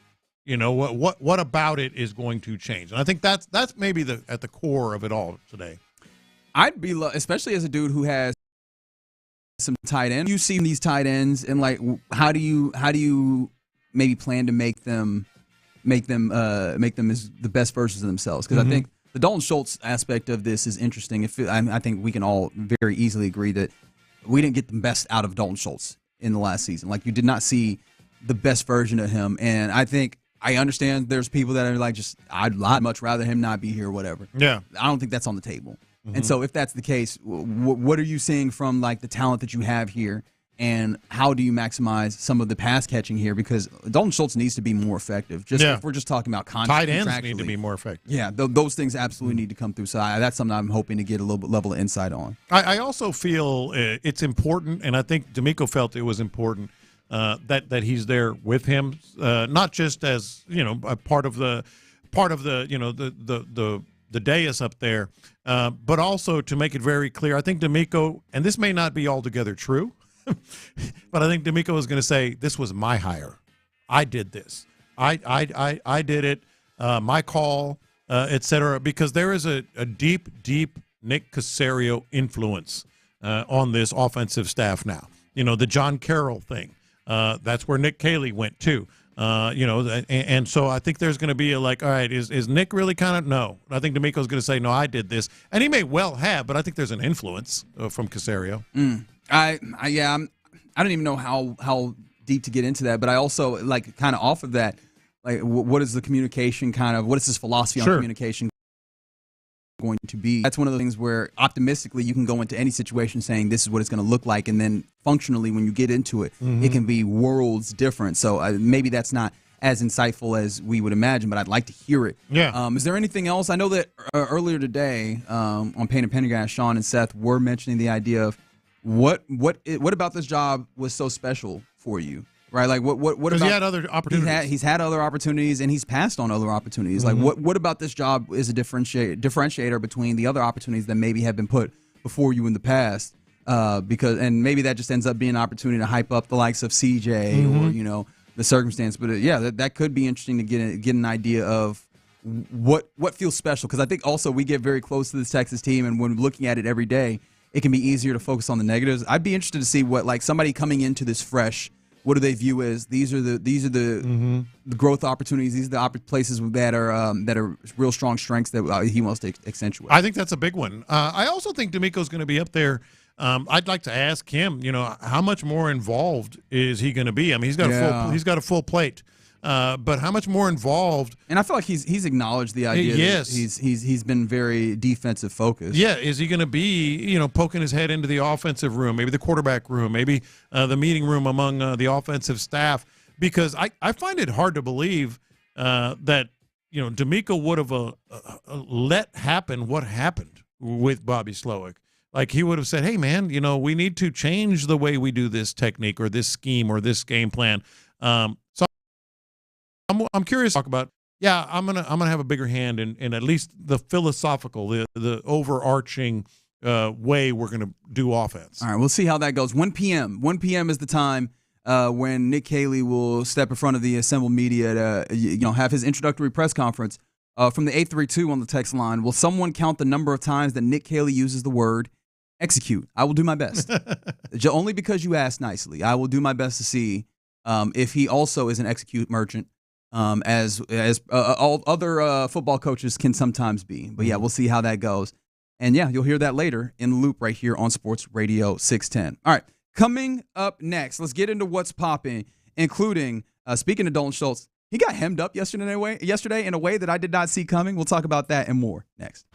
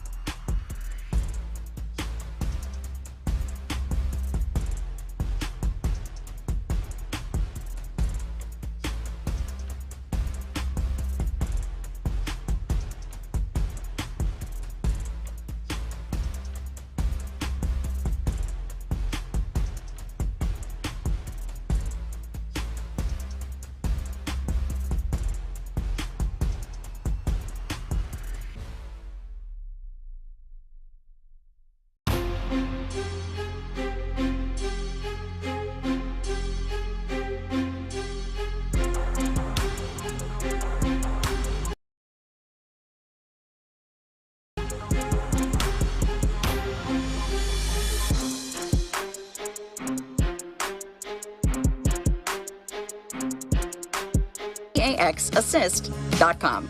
Sponsored by Pfizer. The biggest stories in sports and entertainment. Sports Radio 610 style. In the Loop presents What's Poppin'. All right, let's get into What's Poppin' here in the Loop on this Thursday. It's a Rodeo Ticket Thursday on Sports Radio 610 all day long, giving out various packs of tickets to various rodeo instances. We gave out a 4-pack to Zach Top earlier in the hour. Zach Top, yeah. And in the 1 o'clock hour, a pack of tickets to see Bailey Zimmerman. Well, all right. So keep it locked right here on Sports Radio 610. All right.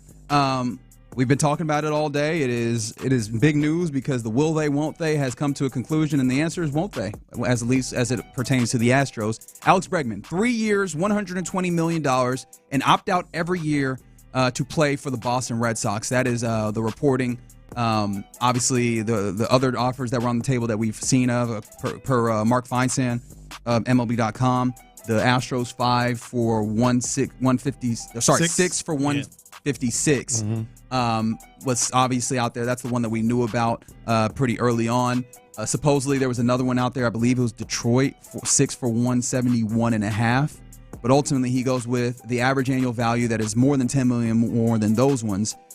$40 million a year with the opportunity to, if he wants to, and if he's playing well enough, and if he feels like he commands enough after a year or 2 years, and then go back into the market and see if he can get another big chunk of money for an extended contract.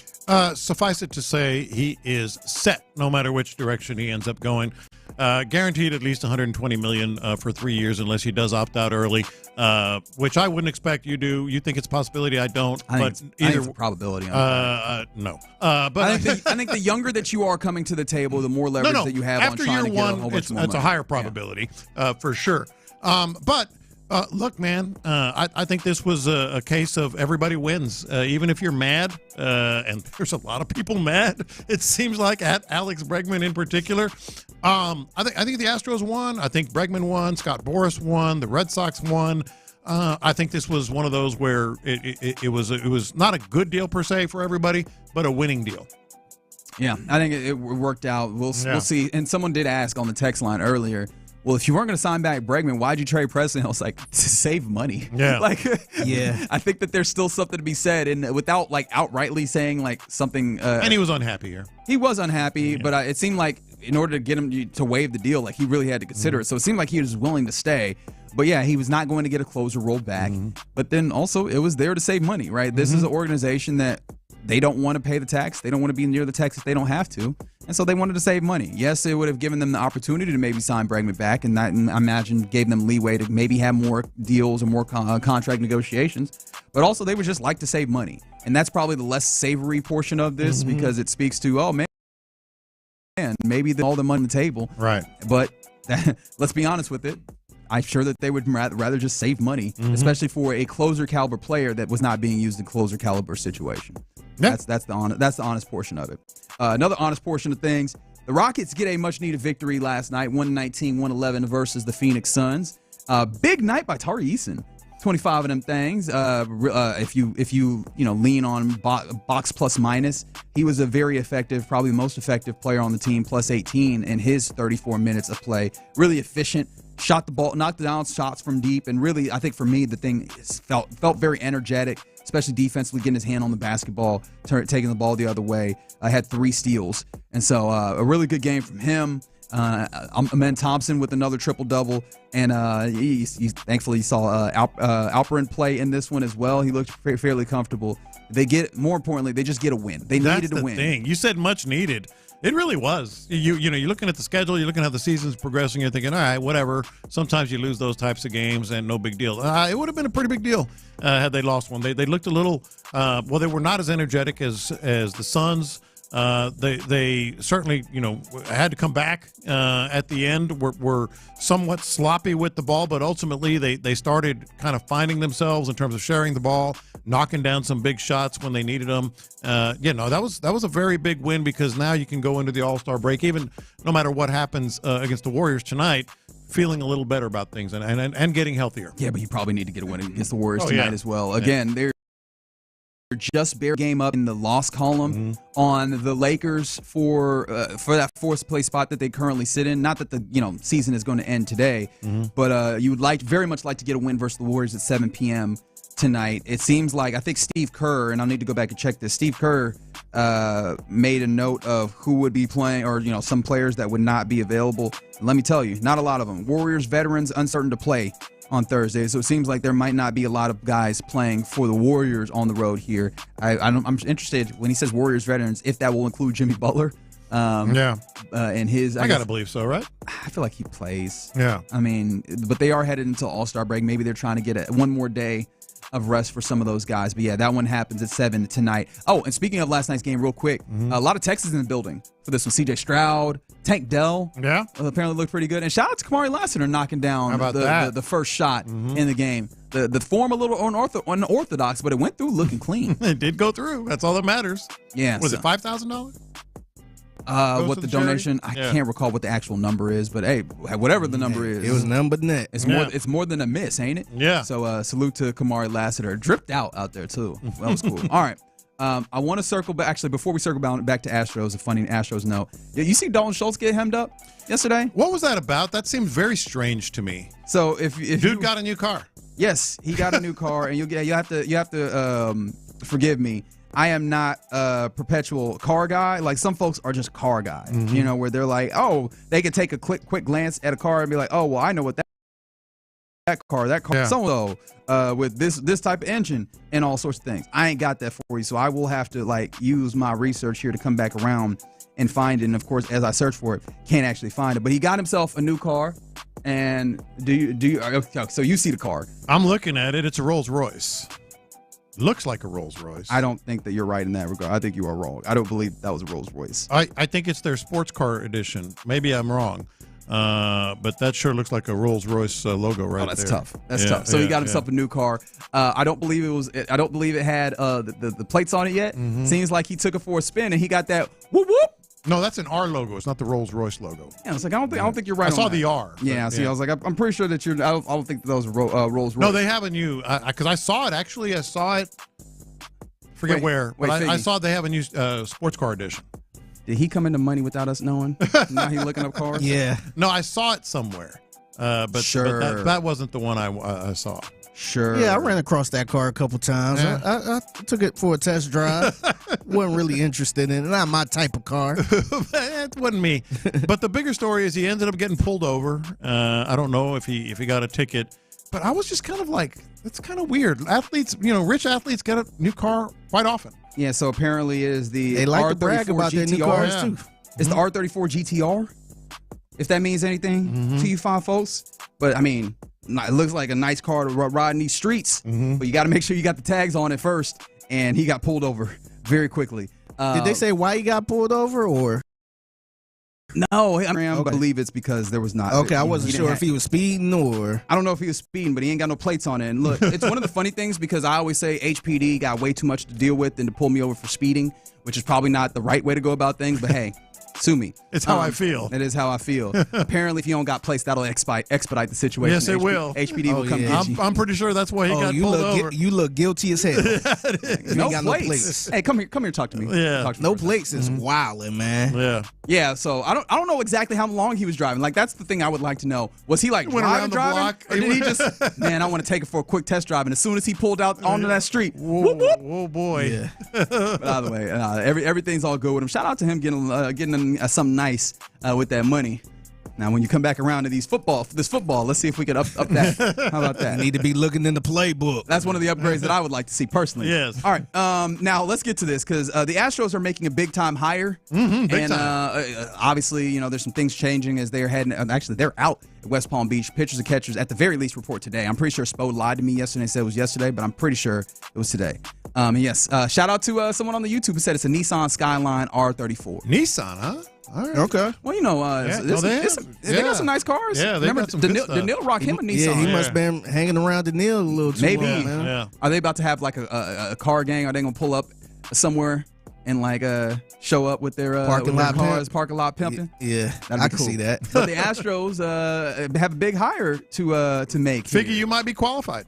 Really? Yeah. Why is that? So the Astros are yesterday. They're hiring the new handler for Orbit. Now, okay, are you qualified? Are you qualified to be it? An orbit handler? An orbit handler. What do a handler do? Well, I'm glad you asked. Oh, there's a job description? There is. Oh, Okay. I'm looking at the application. I mean, the posting. Oh, so you about to put in? Exudes Astros team values of trust, integrity, and excellence. Okay. Must possess exceptional interpersonal and communication skills. I'm not going to go to them all. Bilingual a plus. Oh. I'm out. I'm out. Basic knowledge of Major League Baseball. I would guess so. A little something. Ability to work incredibly well under pressure. You're back in. Okay. What you mean? You're back in. All team members must have flexible schedules and be available for all scheduled team meetings, games, and appearances. If hired, all training dates and mandatory team dates are mandatory. Okay, so they're like, look, You man, gotta be there. you can't take these days off. Yeah. I mean, the 1 o'clock games might get me. Or the noon games might get me. That's true. It would be tough. A little tired of. Final couple here. Ability to work in a high-activity, crowded professional sports venue. Okay, Figgy sounds great for this. Yeah. And will require standing for long periods of time, walking and running long distances, climbing up and down stairs, and I'm maneuvering over, under, and around rails. Oh man, yeah, I don't know about that. You gotta be able to do parkour. I'm out of as well. shape. Yeah. I can't do that. So who's the most qualified among us here at Sports Radio 610, and why is it Ron Hughley? Oh man, You think Ron is the Dude could wrangler? talk to a wall. Yes, he could. That is fair. The dude could talk to a wall. He's got the personality. Are we sure this ain't T Mill's job right here? Ooh, T Mill would be a good one. I feel like this is T Mill's job right here. How was Ron at maneuvering rails and jumping over them? Yeah, see, that was the thing. I was like, I don't think Ron I don't think he has the temperament to be over here climbing rails with y'all. because it's very high pace. Because I've seen some of the handlers before, and how they roll around with Toro, they be stressed out, man. They're shooting the cannon. They get to shoot the cannon. That's T-shirt cannon. But see, that's the cool part. But you don't talk about the part where we got to go up to the 600 level in 5 minutes. Yes. And you over here rushing and people trying to take a picture. Then and you're like, back. no, Then you're back down on the 100 level. Yeah, back up. We got to get back to the field. Back up. Come on, let's go. We on the time. Wait, so all right, where do people find this job if they want to be the orbit handler? Look, it's on there. HoustonAstros.com. Apply with LinkedIn. Apply now. Marketing and communications. And oh, by the way, the overall description of it is you are the eyes, ears, and voice of Orbit. That seems like a lot of pressure. Yeah, I don't want that. That feels like a lot. Somebody said about the Nissan Skyline that Dalton Schultz copped. They said that it's one of Paul Walker's cars from Fast and Furious. Interesting, and apparently it just became legal a couple years ago because it's an import. Somebody said B. Scott would be best at that job. I don't know. B. Scott doesn't strike me as like I'm trying to do all this running and jumping and hoopla. Like he's like I can, but I'm not trying to do it. I really do. I think T Mill might be in already. I need to go talk to him. He's probably applied. Oh, T Mill does have bad knees though. That's true. Oh yeah, he did tear ACL. Yeah, he got the ACL tear. I don't know. Maybe that might not be a Sports Radio 610 job. Seth would be awesome. Nah, he got to be in bed by like 8:30. Oh, man. that's right. I can't imagine. Right. That. Other than that, I cannot. If he can leave in the 5th inning every game, he'd be perfect for. I would say the person that's won't do it is Clint. Clint is not a crowd. He is not a crowd person. Yeah, I found that out at the media party. Yeah, the way that he dipped out at the media party, he looked like he was done with it. He went the opening night. Yeah, and Mia Show was like, man, this might be a bad idea for him. He was just like, man, y'all, I'm out. Hey, let's not sleep on Reggie being on that Duolingo, man. I have been on that Duolingo. Okay, yeah. little bilingual handler for Orbit. Look, might need to diversify my portfolio in a way. That's right. All right, that's what's popping here in the loop on Sports Radio 610. Somebody said that's the new Sport Prius. Is that how people view it? The Skyline. Somebody says the Skyline GTR. Okay, all right. But coming up next, let's circle back around to the thing that apparently people just want to talk about is Alex Bregman. There's some more questions that I have about it, but Lopez seems to believe that this indicates something about the Astros. He says the dynasty is over. Do you agree? 713-572-4610. We'll discuss it next. Our guy show wants the Texans to be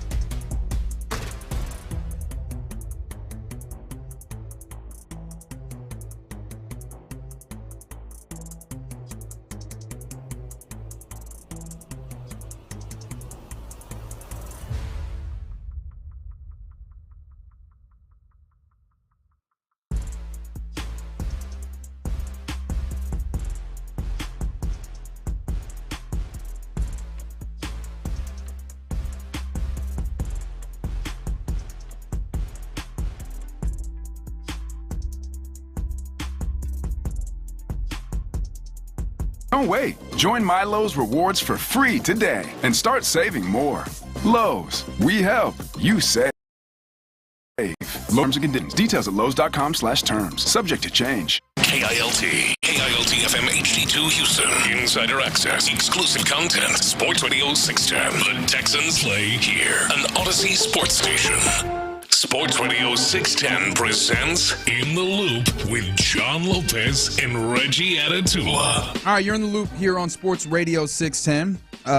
John Lopez, Reginald Atatula, Figgy Fig on this Thursday. It's been an eventful one as yesterday we found out that Alex Bregman will be a Boston Red Sox. And, of course, we've talked a lot about it from Bregman's side, but what about the Astros, man? Yeah. Like, where do they stand now? Where do they go as a team now that it is official that Bregman, who has been one of the pillars of what this team has been in their era of being a championship caliber team, a championship winning team, in fact, where do you go from here?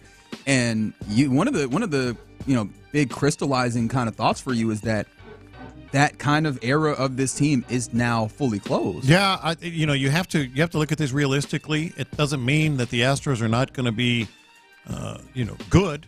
It doesn't mean the Astros are not going to win the division or go to the playoffs. But the Astros dynasty is over. I think this marks the end of the dynasty. And I went back and I kind of asked myself, and I'm asking you guys now, was it everything it could have been? Was it everything you hoped for? Astros dynasty? Because let me just illustrate it this way.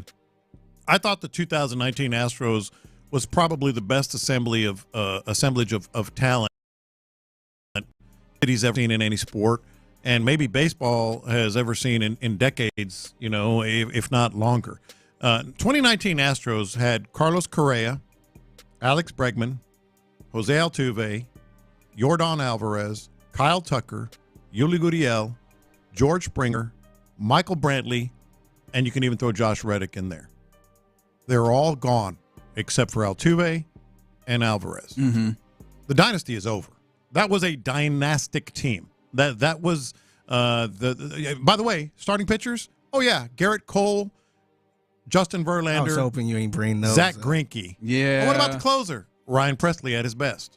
That was the greatest talent this city has ever seen by any team. They didn't win the World Series, and that was the big disappointment. And I think it factors in to my question here. Figgy, you've been here for that whole run. I know you follow the Astros, being a Houston native, 100%. No matter where you are. Was it everything? It's over. Can we all agree it's over? Because they're going to still be good. They're going to maybe still win the division, et cetera. I think that roster, just having that roster all that time and Bregman leaving now, I think that part is over. Okay, so let me ask you first, and then we'll get to the listeners. Let's say they win the World Series this year. Mm-hmm. I wouldn't loop that in with that previous. Oh no, you would have to. You'd have to. Well, but maybe because of Altuve and Yordan. Yeah, you'd have to. Yeah, like I look at this as a different team, man. Than the past. Well, it is a different team. Yeah, different. But team. I think you could kind of this loop roster it in. Right now, you would have to. This roster it could be both things. This roster right now is. I look at previous as a whole different dynasty. I think both of those things are true. That lineup was totally crazy. Yeah, but that's the thing about a dynasty is that, like, in order for it to exist, you have to find some level of malleability over time, right? Like, you have to be able to shift and adjust. It would still be part of the dynasty. It would be, but it would be a different team. I think both things are true. Certainly. Yeah, I just think like from the whole rebuild part of it and how they got Bregman, Correa, all that stuff. All of those guys the Sports Illustrated cover. Remember all that? Of those guys are gone. It's on my nightstand. Yeah. So in my 77-degree apartment. That's right. So we can agree the dynasty is over. Was it everything it could have been? Is the question. Here's the tough part about it, man. You went to how many ALCS? 8. 1, 2, 3, 4, 5, 6, 7, 8. Mm-hmm. You went to 8 championship series. You went to 3 World Series. Am I counting that right? 4 World Series? 4. Yeah. And you won 2? I mean, that is a incredible resume to be able to answer throw the out question, Reggie. I'm still willing to say yes. Like, I understand that there was places and small instances where you can go, you could have squeezed a little bit more, but like, is perfection the thing that we are asking Nobody for could in expect sports? perfection. You're right there. I think that's an unfair expectation. And yes, I can understand. Like, on the text line, we already got people saying, yeah, Dusty, do we want to get into relitigating those things, right? But I mean, you got two World Series, and I understand that maybe people are going to come for that first one.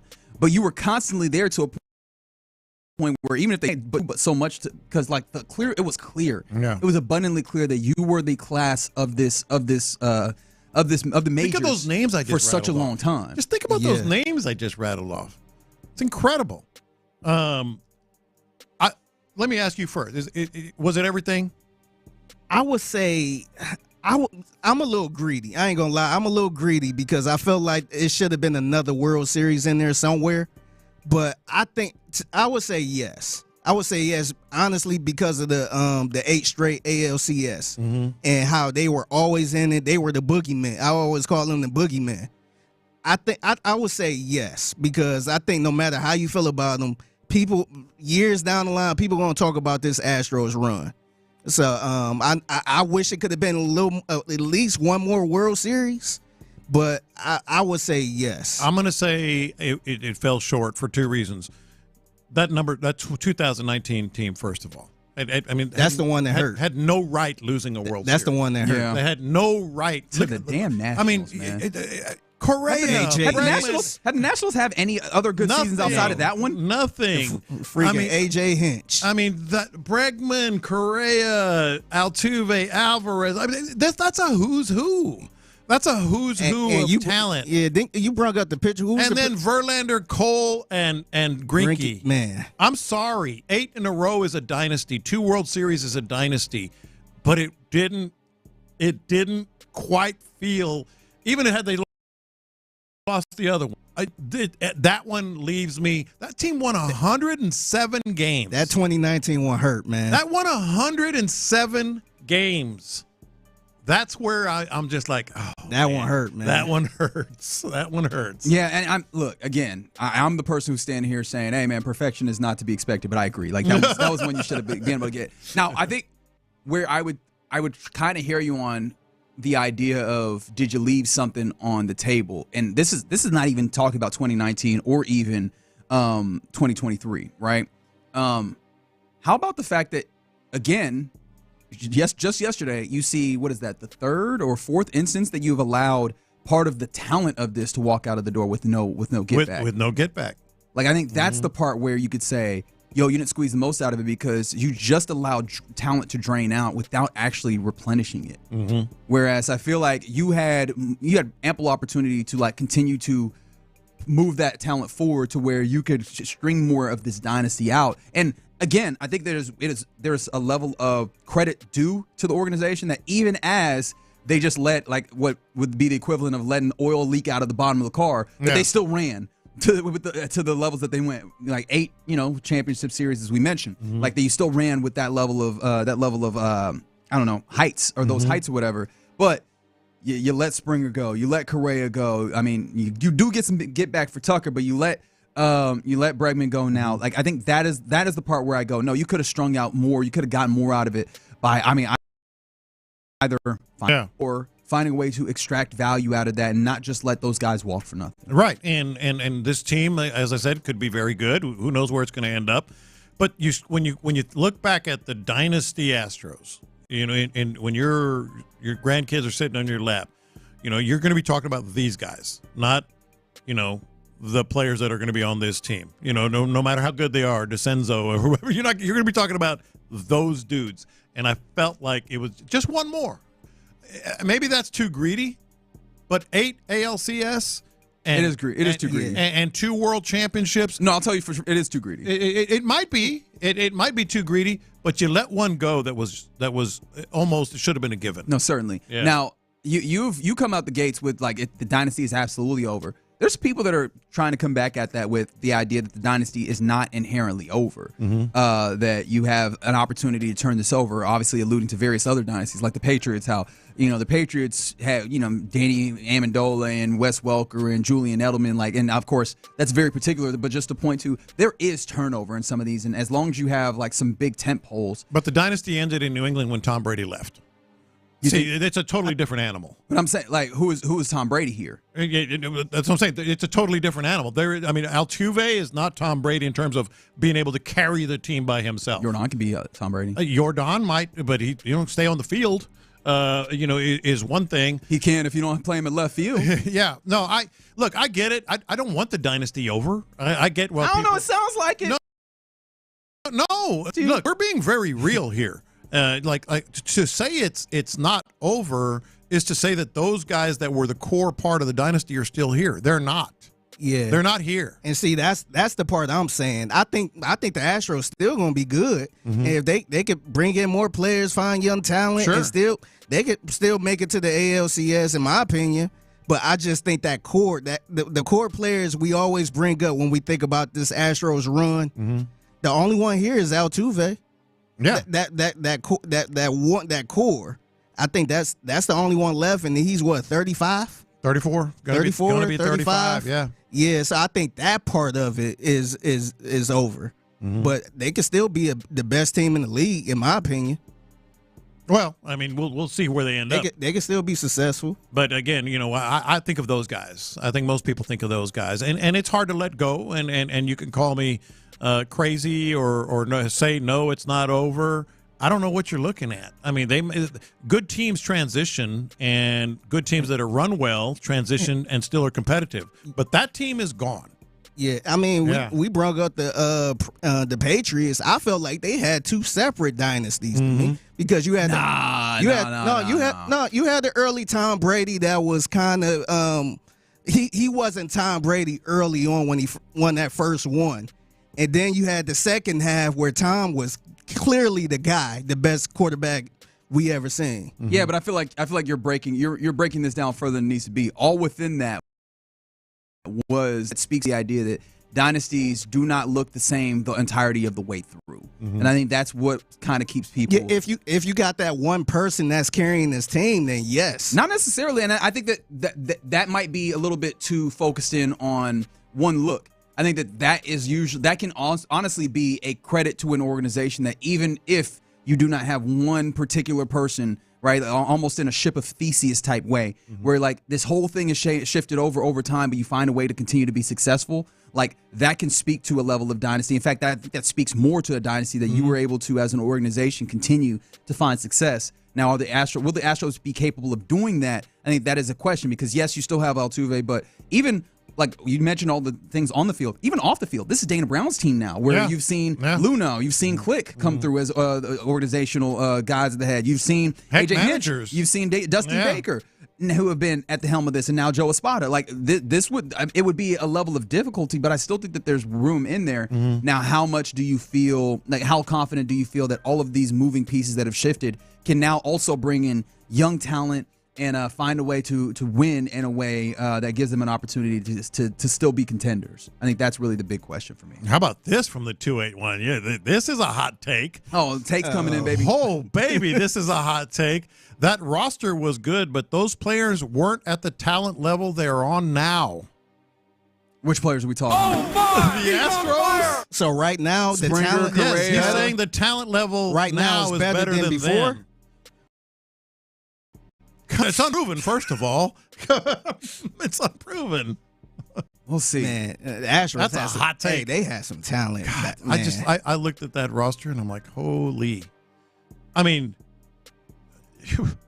you talk about like how many Hall of Famers, man, and they were the boogeymen. Yes, they were the boogeymen. Legitimately, they were breaking people's heart. They were breaking the Yankees' hearts. That's right. Just ripping them out. 7 wins, throwing them on the ground. Yeah. Now, and this speaks to, because someone was talking about this, is why they believe the Astros dynasty to be over at this juncture. What the Dodgers are doing. Where they are now, of course, the Dodgers, they have constantly been accumulating talent, and in some ways they had been disappointing with that. Yeah. It feels like they have found the way to go over and beyond that, to where now the talent is showing up in a huge way with the likes of Shohei and Yamamoto and some of the other guys, and Mookie obviously still there. But they're consistently adding and adding and adding. They just won a World Series, and you look up and you go, it doesn't feel like they're going anywhere. Are they going to now be the new kind of guys in the way for everyone else? But we'll see. We'll see how that goes. Speaking of the Dodgers, by the way, we're doing that thing again this year where teams playing in Japan, teams playing Japan ahead of like opening day, although those are regular season games. This time it'll be Dodgers and Cubs. And the reason why I kind of like this, though, is that it looks like the very first game of the regular season this year in MLB will actually have 2 Japanese starting pitchers in Yoshinobu Yamamoto for the Dodgers and then Shota Imanaga for the Cubs. Weak. I think we're gonna get to March. I think we're gonna get to March. I think they're still gonna get their spring training stuff in, but I do think that that's kind of cool for whatever it's. Oh, it's very cool in Japan. Yeah, let's wake up 2 in the morning so we can catch this. Let me know how it goes. Yeah, I was like, I'm not gonna be up watching that. Let me know what you're thinking on the game. I will not be awake. How do you feel about this from the 713? Astros 8 ALCS run or the 90s Braves run? Which one's better for you? Oh, no, the Astros. The Astros are absolutely better. No, it was spectacular. It was a dynasty. I just felt like it was just one more. Yeah. that one. And I feel like, I think it's that Nationals loss, the one that's getting me. Oh, yeah, no, that's the one that's getting me. Mm-hmm. That is the turd in the punch bowl. Yeah. Because if they didn't have all that talent and they lost to the better team, then I would be like, man, it was like no question. The Nationals didn't do squat. Man, they shouldn't have lost to that team, man. Yeah, I don't think so either. But yeah, 832. I love the confidence. Astros are going to be fine. Positive that the squad is going to be young and talented enough to surprise everyone, especially y'all doubters out there. I mean, I think so. I think so. Projections have them, somewhere around there in the mid 80s, going to the playoffs as a wild card team. For some reason, projections really like the Rangers. Of course, we'll see what actually happens on the field, but still. Even without Bregman, all those projections looked at this team with the question marks that you have with young guys maybe stepping into places and are like, still a playoff team, and as you know, get into the dance, do something special. So we'll see what the Astros are capable of doing, and that starts with spring training. They've already, pitchers and catchers have reported, are going to be out there in a couple of weeks to see what's happening on the ground. All right, you're in the loop right here on Sports Radio 610. Coming up next, about the time where we do our lunchtime confessions, and we will give you those next. All right, let's talk about the friend.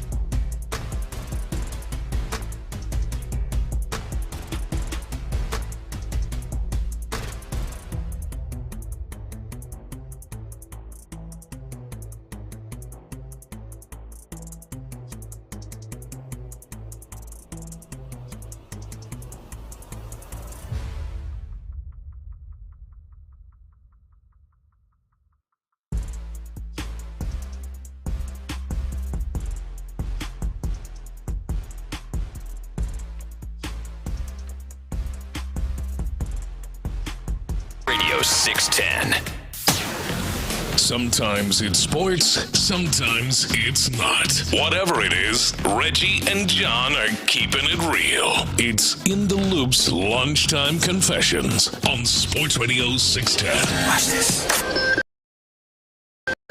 Confession. Mini confession before I get into the two confessions that I have. I'm way too into this Saudi Ladies Open that's on TV right now. Well, the PIF Saudi Ladies Invitational. The way that you said it sounded like it was a tournament for Saudi ladies. Oh no, yeah. No, I'm like, or maybe I'm just reading too much. I'm watching it way too much. Anyway, I mean, you like sports, you like golf. I get it. I love golf. All right, so here's my first confession, and I feel like we're already seeing the signs of this. I feel like we can all say something about Alex Bregman now that we couldn't say yesterday. And that is, his salsa is bad. I have not had the opportunity. I haven't had it either. Hey, I was on an island. You know, I was like, I didn't want to say it was bad, but when I tasted it, we talked about it, last year, I guess? Yeah. And I was like, It's that was the best I could offer. Now everybody's coming out of the woodwork. That salsa sucks. Now maybe I don't know if it's hating. Yeah, it might just be hating, but also maybe just people felt more inclined to be honest now. But so now it's just like when when a coach leaves and then all the media members are like, actually, here's the story. Now that he's not here was no a more. real jerk. This is what really happened in the locker Hell, we got some of that on Slowick. We got some of that on Slowick. But like everybody, you can say it now. His salsa was not that good. I have not had it. Not that good. Figgy? I haven't had. I did have the barbecue sauce because he had the barbecue sauce at Minute Maid. Yeah. And that was one of the options because when I got I think I got some hot dog and he had some Bregman's. I think he called it OG barbecue sauce. Right. I think. Oh, that's copyright infringement. Yeah. I have the website. He will be hearing from my attorneys. All right, if you say so. Well, he's got a lot more money that you can consume man. for. Hey, when you're wrong, you're wrong. Hey, them lawyers gonna beat your ass. 337. You ain't gonna have no OG sauce no more. That's right. 337 look like they're talking about will he have to do some Breggy clam chowder or something? Oh, he'll come up with something.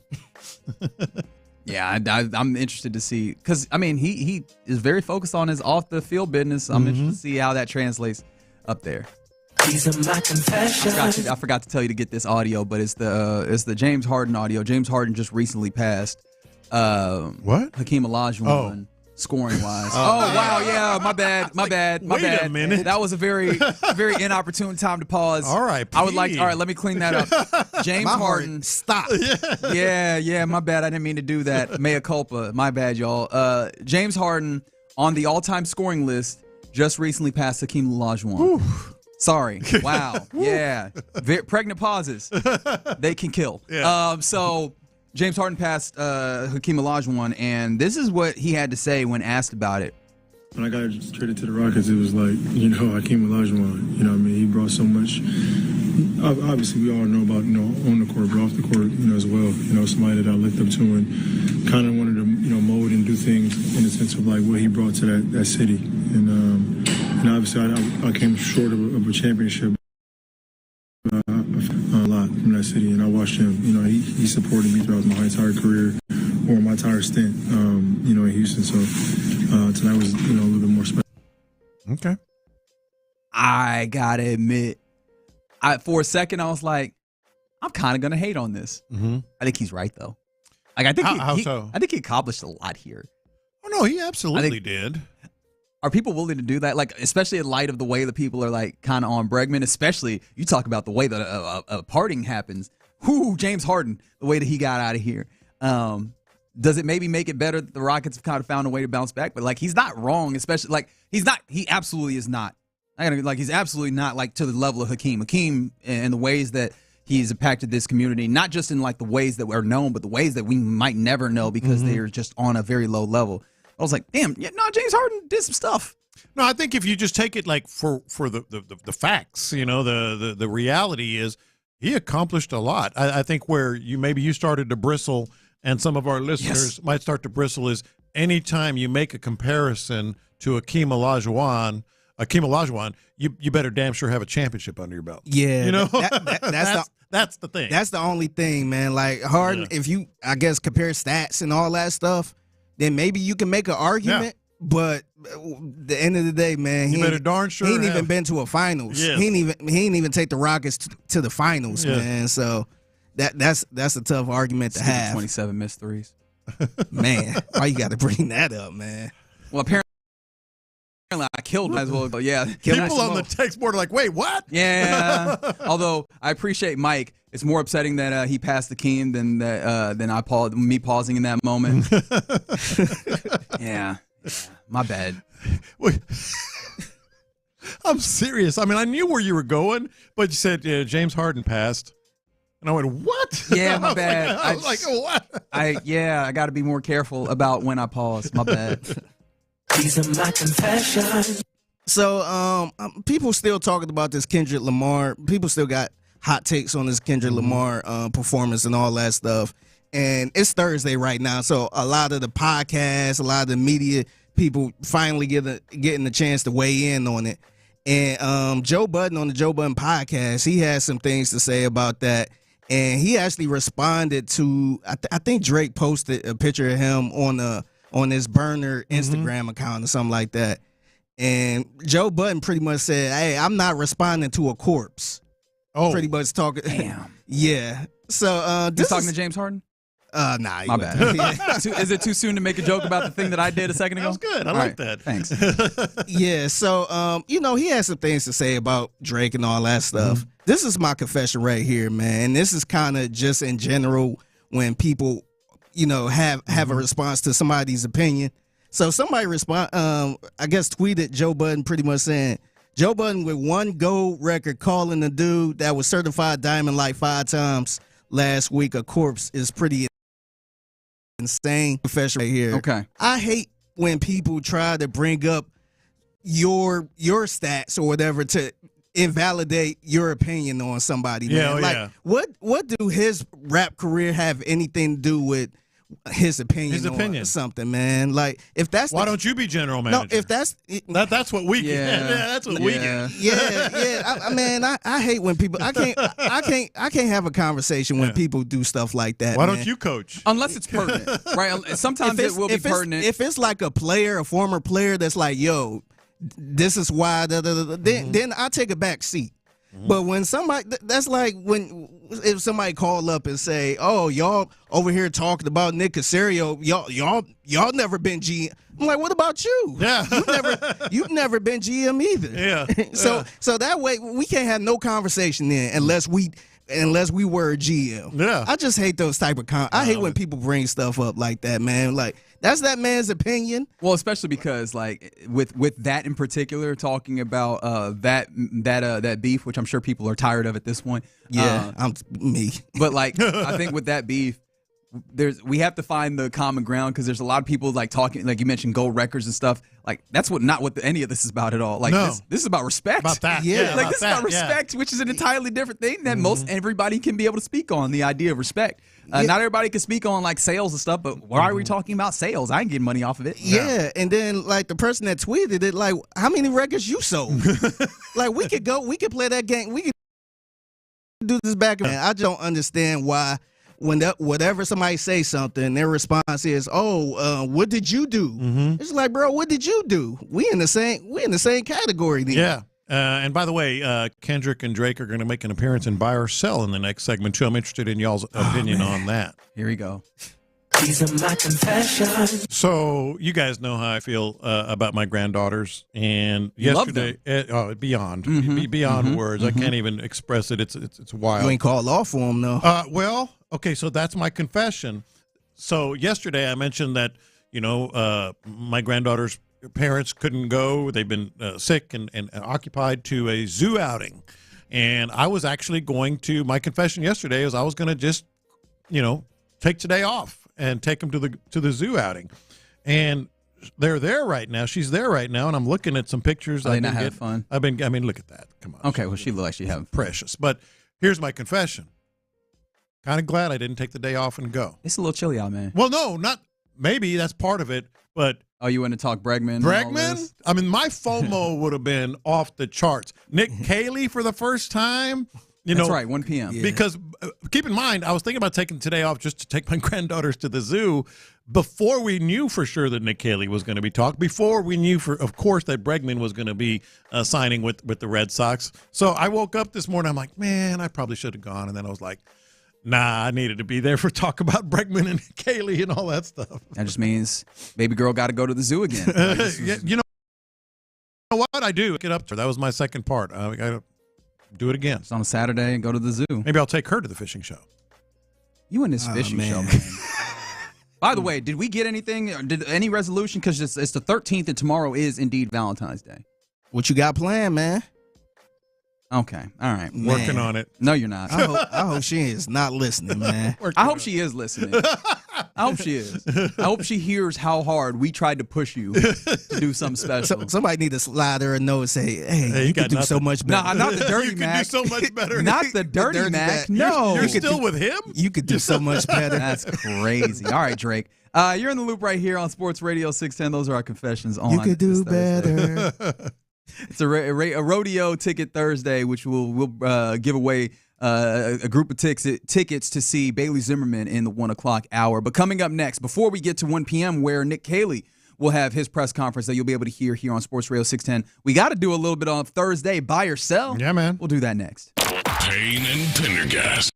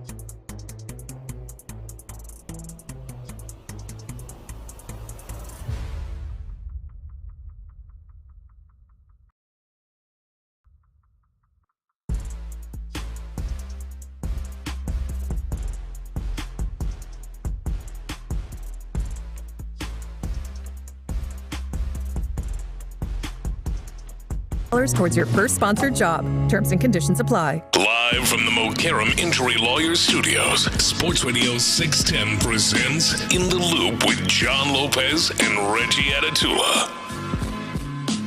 Reminder, just a few minutes away from the Nick Caley introductory press conference, the new offense coordinator of the Texans. That'll be at 1, or it's scheduled for 1, and we'll get that to you live here on Sports Radio 610. Also in the 1 o'clock hour, we'll be giving away some tickets to Bailey Zimmerman at Rodeo Houston. I believe he is playing, when is that?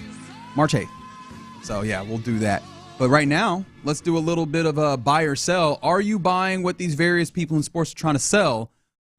Take it away, Juan Felipe Lopez. Yeah, that's what I'm asking you. All right, so let's start right here before we get into some of the other stuff that we were talking about with Drake and Kendrick. I'm curious on that one. But maybe you were watching this game. If you weren't watching this game, you probably saw the highlight of Karl Ravech saying this. So think about it. We know how dominant they were in the non-conference season, the SEC. They were 185-23. Dropping those numbers. January 4 into Tuesday, the SEC teams are 82-82. It's not as if one team or two teams or three. They're 82-82. Like, there's been no ability to pull away. That's right. Dominant group of teams. This is so funny. And if you don't understand why that's funny, in conference play, the SEC against each other is 500. Because of course they are. You get a win and a loss in every SEC game. All that means is that they played each other. I was laughing like this the first time I heard it, and I'm still laughing like this. Like, you know what? A team loses and a team wins in basketball.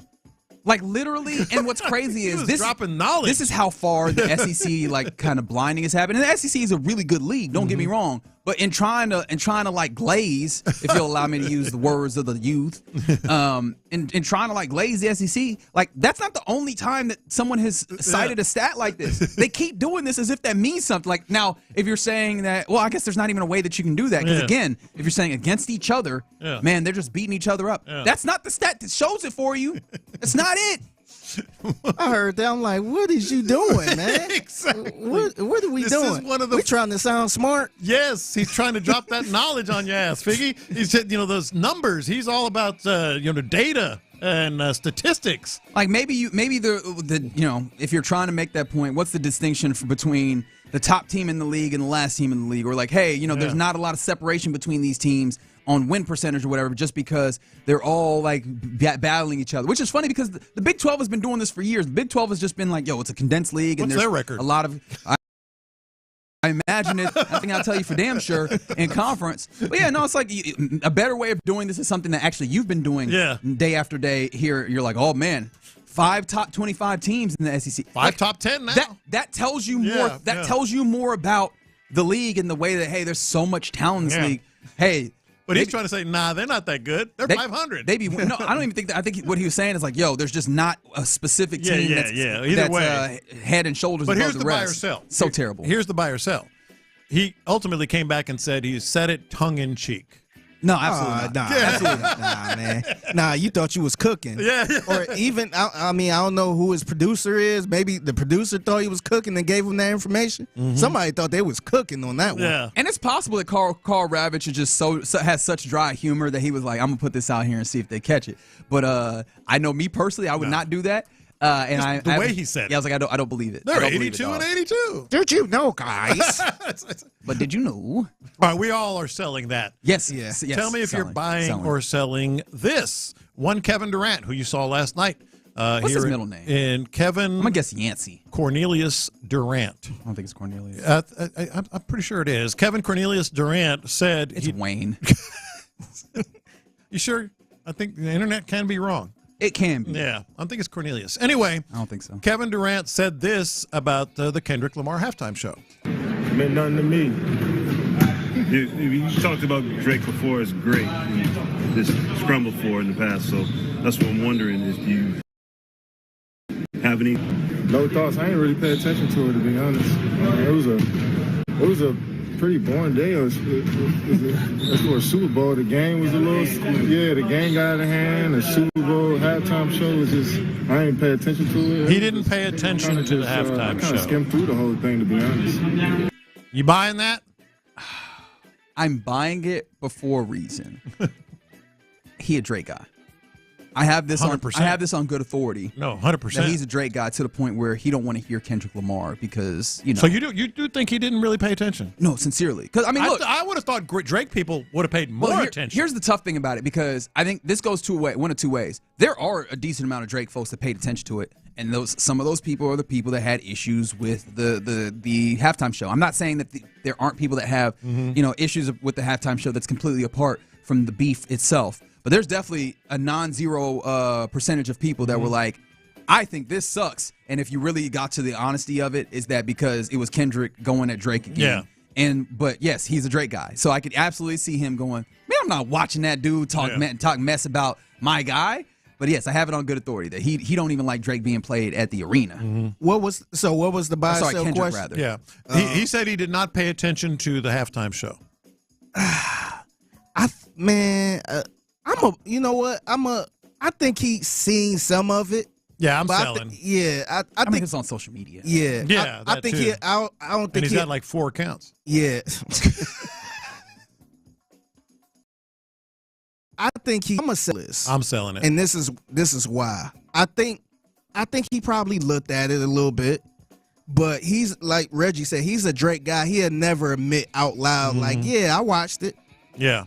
Yeah, I watched it. Or, even if he did, I don't think he'd sit there and say, oh, yeah, it was a good show or a bad show. But he's a 100% Drake guy. Yeah. He was at his house during the beef and all that stuff. So he going to downplay it as much as he can. Exactly. He's taking sort of a backhanded, subtle shot there at Kendrick. I'm selling it as well. I got another one for you, though. Before you move forward, this is a great point. Somebody said he skimmed through it. How do you do that with the live show? Good question. Oh, that's right. It's a good question. Unless maybe he got on the YouTube and he just kind of, or like on social media. I don't know. This is the one I've been interested to get y'all's opinion on. Yes, sir. Gilly the Kid. You familiar with his work? Big time. 100%. Well, I'm not familiar with his work, but I know he's a big time Eagles fan. Yeah. He said that despite every big play was made on this mother. That guy. He said that despite everything that's gone Kendrick's way, Wait, this is more beef? No. This is. Are you More buying or selling reaction it? to it. Despite Kendrick winning 5 Grammys, despite Kendrick getting the halftime show, despite Kendrick, getting reviews, mostly positive, I'm guessing, that Drake is still a bigger star globally. Actually, I mean, I'll buy that. Like, he's a pop star. And I don't mean that with any level of disrespect. Like, that's actually respect. You think Drake is bigger than Kendrick still? Yeah. And part of that is the way that he is operating, who is to conquer in a way that Kendrick seems to be a little bit more inclined towards artistry and I know that sounds like that's like editorialized, but yeah, I mean, I think he cares less. I mean, he does not drop as frequently as Drake. I think Drake is geared towards that, and he has a lot of people that rock with his music and are going to listen to it 100%. So you asking for our personal Are you opinion buying that he said, or do you believe that Drake is still bigger than Kendrick Lamar? Yeah, I think so. I think so. Maybe by, I don't want to say by a lot, but I think so right now. And I think Gilly, he kind of fall in that Kevin Durant category too, where Drake guy. He's a Drake guy. Okay, he sided with Drake a lot during this beef, and maybe it's some business they got going on or something. But yeah, I think that's accurate. I wouldn't be mad if somebody said that. Well, you guys are better at this than I am, but I just was curious because I thought, man, that 5 Grammys, that makes you pretty dang big. No, he definitely that's definitely a big deal. Yeah. But I think the Super Bowl halftime. Sure. No, I buy it. I'm deferring to you guys, but I was curious on that. Yeah, this is when you start talking about sales, record sales, or whatever, and that gives you a little bit of an idea. Now, don't start talking about who's more respected because that goes the other way in a landslide. All right, got another one for you here. Dak Prescott, Sean Pendergast. This is what I was waiting for. One of Sean Pendergast's 2 new best friends says that the Cowboys are, quote, very close to their own championship. I mean, house. Standing next to the trophy. We are very close in proximity to this trophy from 1993. 100%. No. So, like, I understand why he's trying to get that. I think Dak went further to say, like, oh, he was citing the games they played. Yeah, like, if you see the way that they played recently, which we had a lot of injuries. If you actually see the games that they played, like, most recently this year, I think that those were both double digits Eagles, single digits Cowboys in those games this year. Yeah, nah, dog. Like, it's not there. It's not there. Like, yes, in the past you've done well against the Eagles. This is not the past. This is right now. Yeah. And as an organization, y'all keep making dumb moves. I'm not here to say that they're, like, completely in the mud, but championship level, nah, y'all have not proven very that y'all close have to a championship, not at all. Figgy. Not even close. Yeah, they close, all right, because they're in the same divisions as the champs. As the Eagles. They might be close then, but nah, I don't think they close at all. Yeah, man. I'm selling that too. This is another interesting one to me. Buying or selling. Travis Kelce says he has not yet decided if he's going to retire. I mean, I am buying that because, I mean, somebody else was pointing out earlier today that after the game, it seemed like he was very much in a space of, like, I'm not going to retire or whatever, or at least before the game. And on the podcast, New Heights podcast, he had, with his brother, he seemed to kind of indicate that, he's having thoughts about it or whatever. I don't know that he's decided yet, and I feel like that's going to take some time for him to get a feel. He's probably still, in fact, I know he's still very much reacting to the feeling of losing that game and, whatever responsibilities he seems to hold. I think he seemed to hold himself really highly in that regard of, like, not stepping up. One play in which, Pat was out there running for his life where Kelce was just kind of standing on the field. I think you saw that as well. Yeah. I imagine he has to work through those things before he goes, am I ready to be done with football? So I don't even think that he's really gotten a good grasp on it. But yeah, he'll come to something before too long, I imagine. Figure, you think he's not yet decided? I think he decided, man. I think when you are not decided if you're gonna retire or not, I think that's the answer right there, man. I think he's decided. I'm selling as well. You're selling, really? I guess. And here's why. Yeah. I think he's decided. He just hasn't come to grips with it yet. And I'll go back to the Bill Parcells quote that I always reference.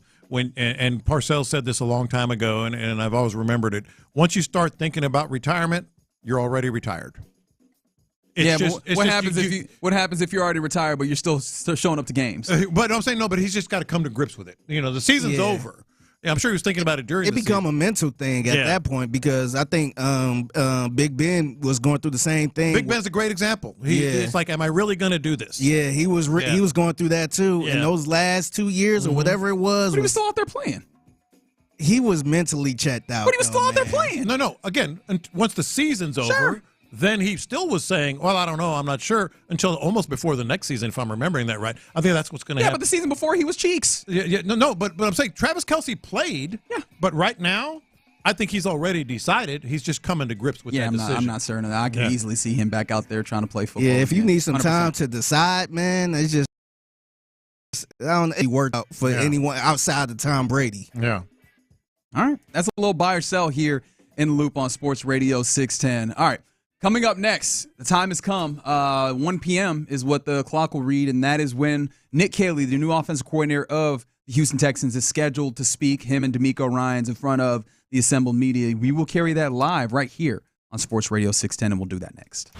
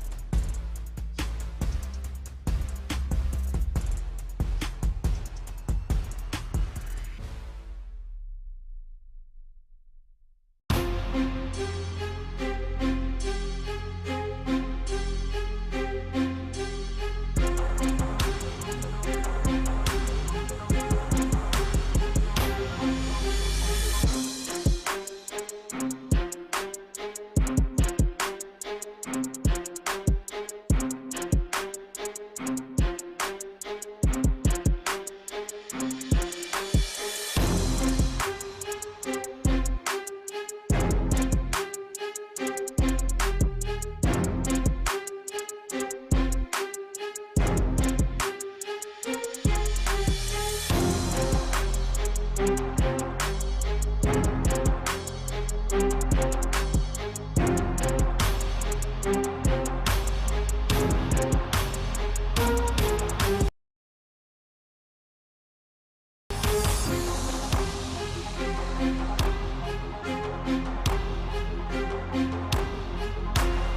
Radio 610. The Texans play here. An Odyssey sports station. Sports Radio 610 presents In the Loop with John Lopez and Reggie Atatula. All right, no further ado, we take you to NRG Stadium where the press conference for Nick Caley, introductory press conference, is happening now. Thank you all for being here today. It's an exciting time for us. As you all know, we made a move at the offensive coordinator spot, and it was I went through a long process, thorough process of interviewing a lot of great candidates, college and pro candidates, and I'm thankful for the McNairs, thankful for Nick Caserio and his help, their involvement in supporting me through this process. And man, I couldn't be more excited to welcome Nick Caley as our new offensive coordinator. Right, he brings a wealth of knowledge, smart coach. He's coached on the defensive side. Offense, coach multiple positions, work with a lot of different people, various schemes, not just beholden to one scheme. He's very well versed in run game, pass game, protection. Like, he's well versed in it all. So very smart coach, very energetic guy, great leader. Everybody I talked to about throughout this process had nothing but awesome things to say about Nick and his approach, the players that he's coached. Like, there's nothing but rave reviews, how he's helped guys in their careers. So I'm excited to work with him. I can't wait for our players to get here and work with him. I know they'll feel his energy, feel his excitement, and what he's able to bring to our team. So with that, I just want to welcome Nick Caley as our new offensive coordinator. Yeah, I appreciate it. D'Amico, I just want to, it's great to meet everybody. I'm extremely thankful for the McNair family, for Coach Ryans, for Nick Caserio, for the opportunity to be here in Houston. Really looking forward to getting going and excited to visit with you guys today. If you can introduce yourself when you're going to ask a question. Go ahead, Christy.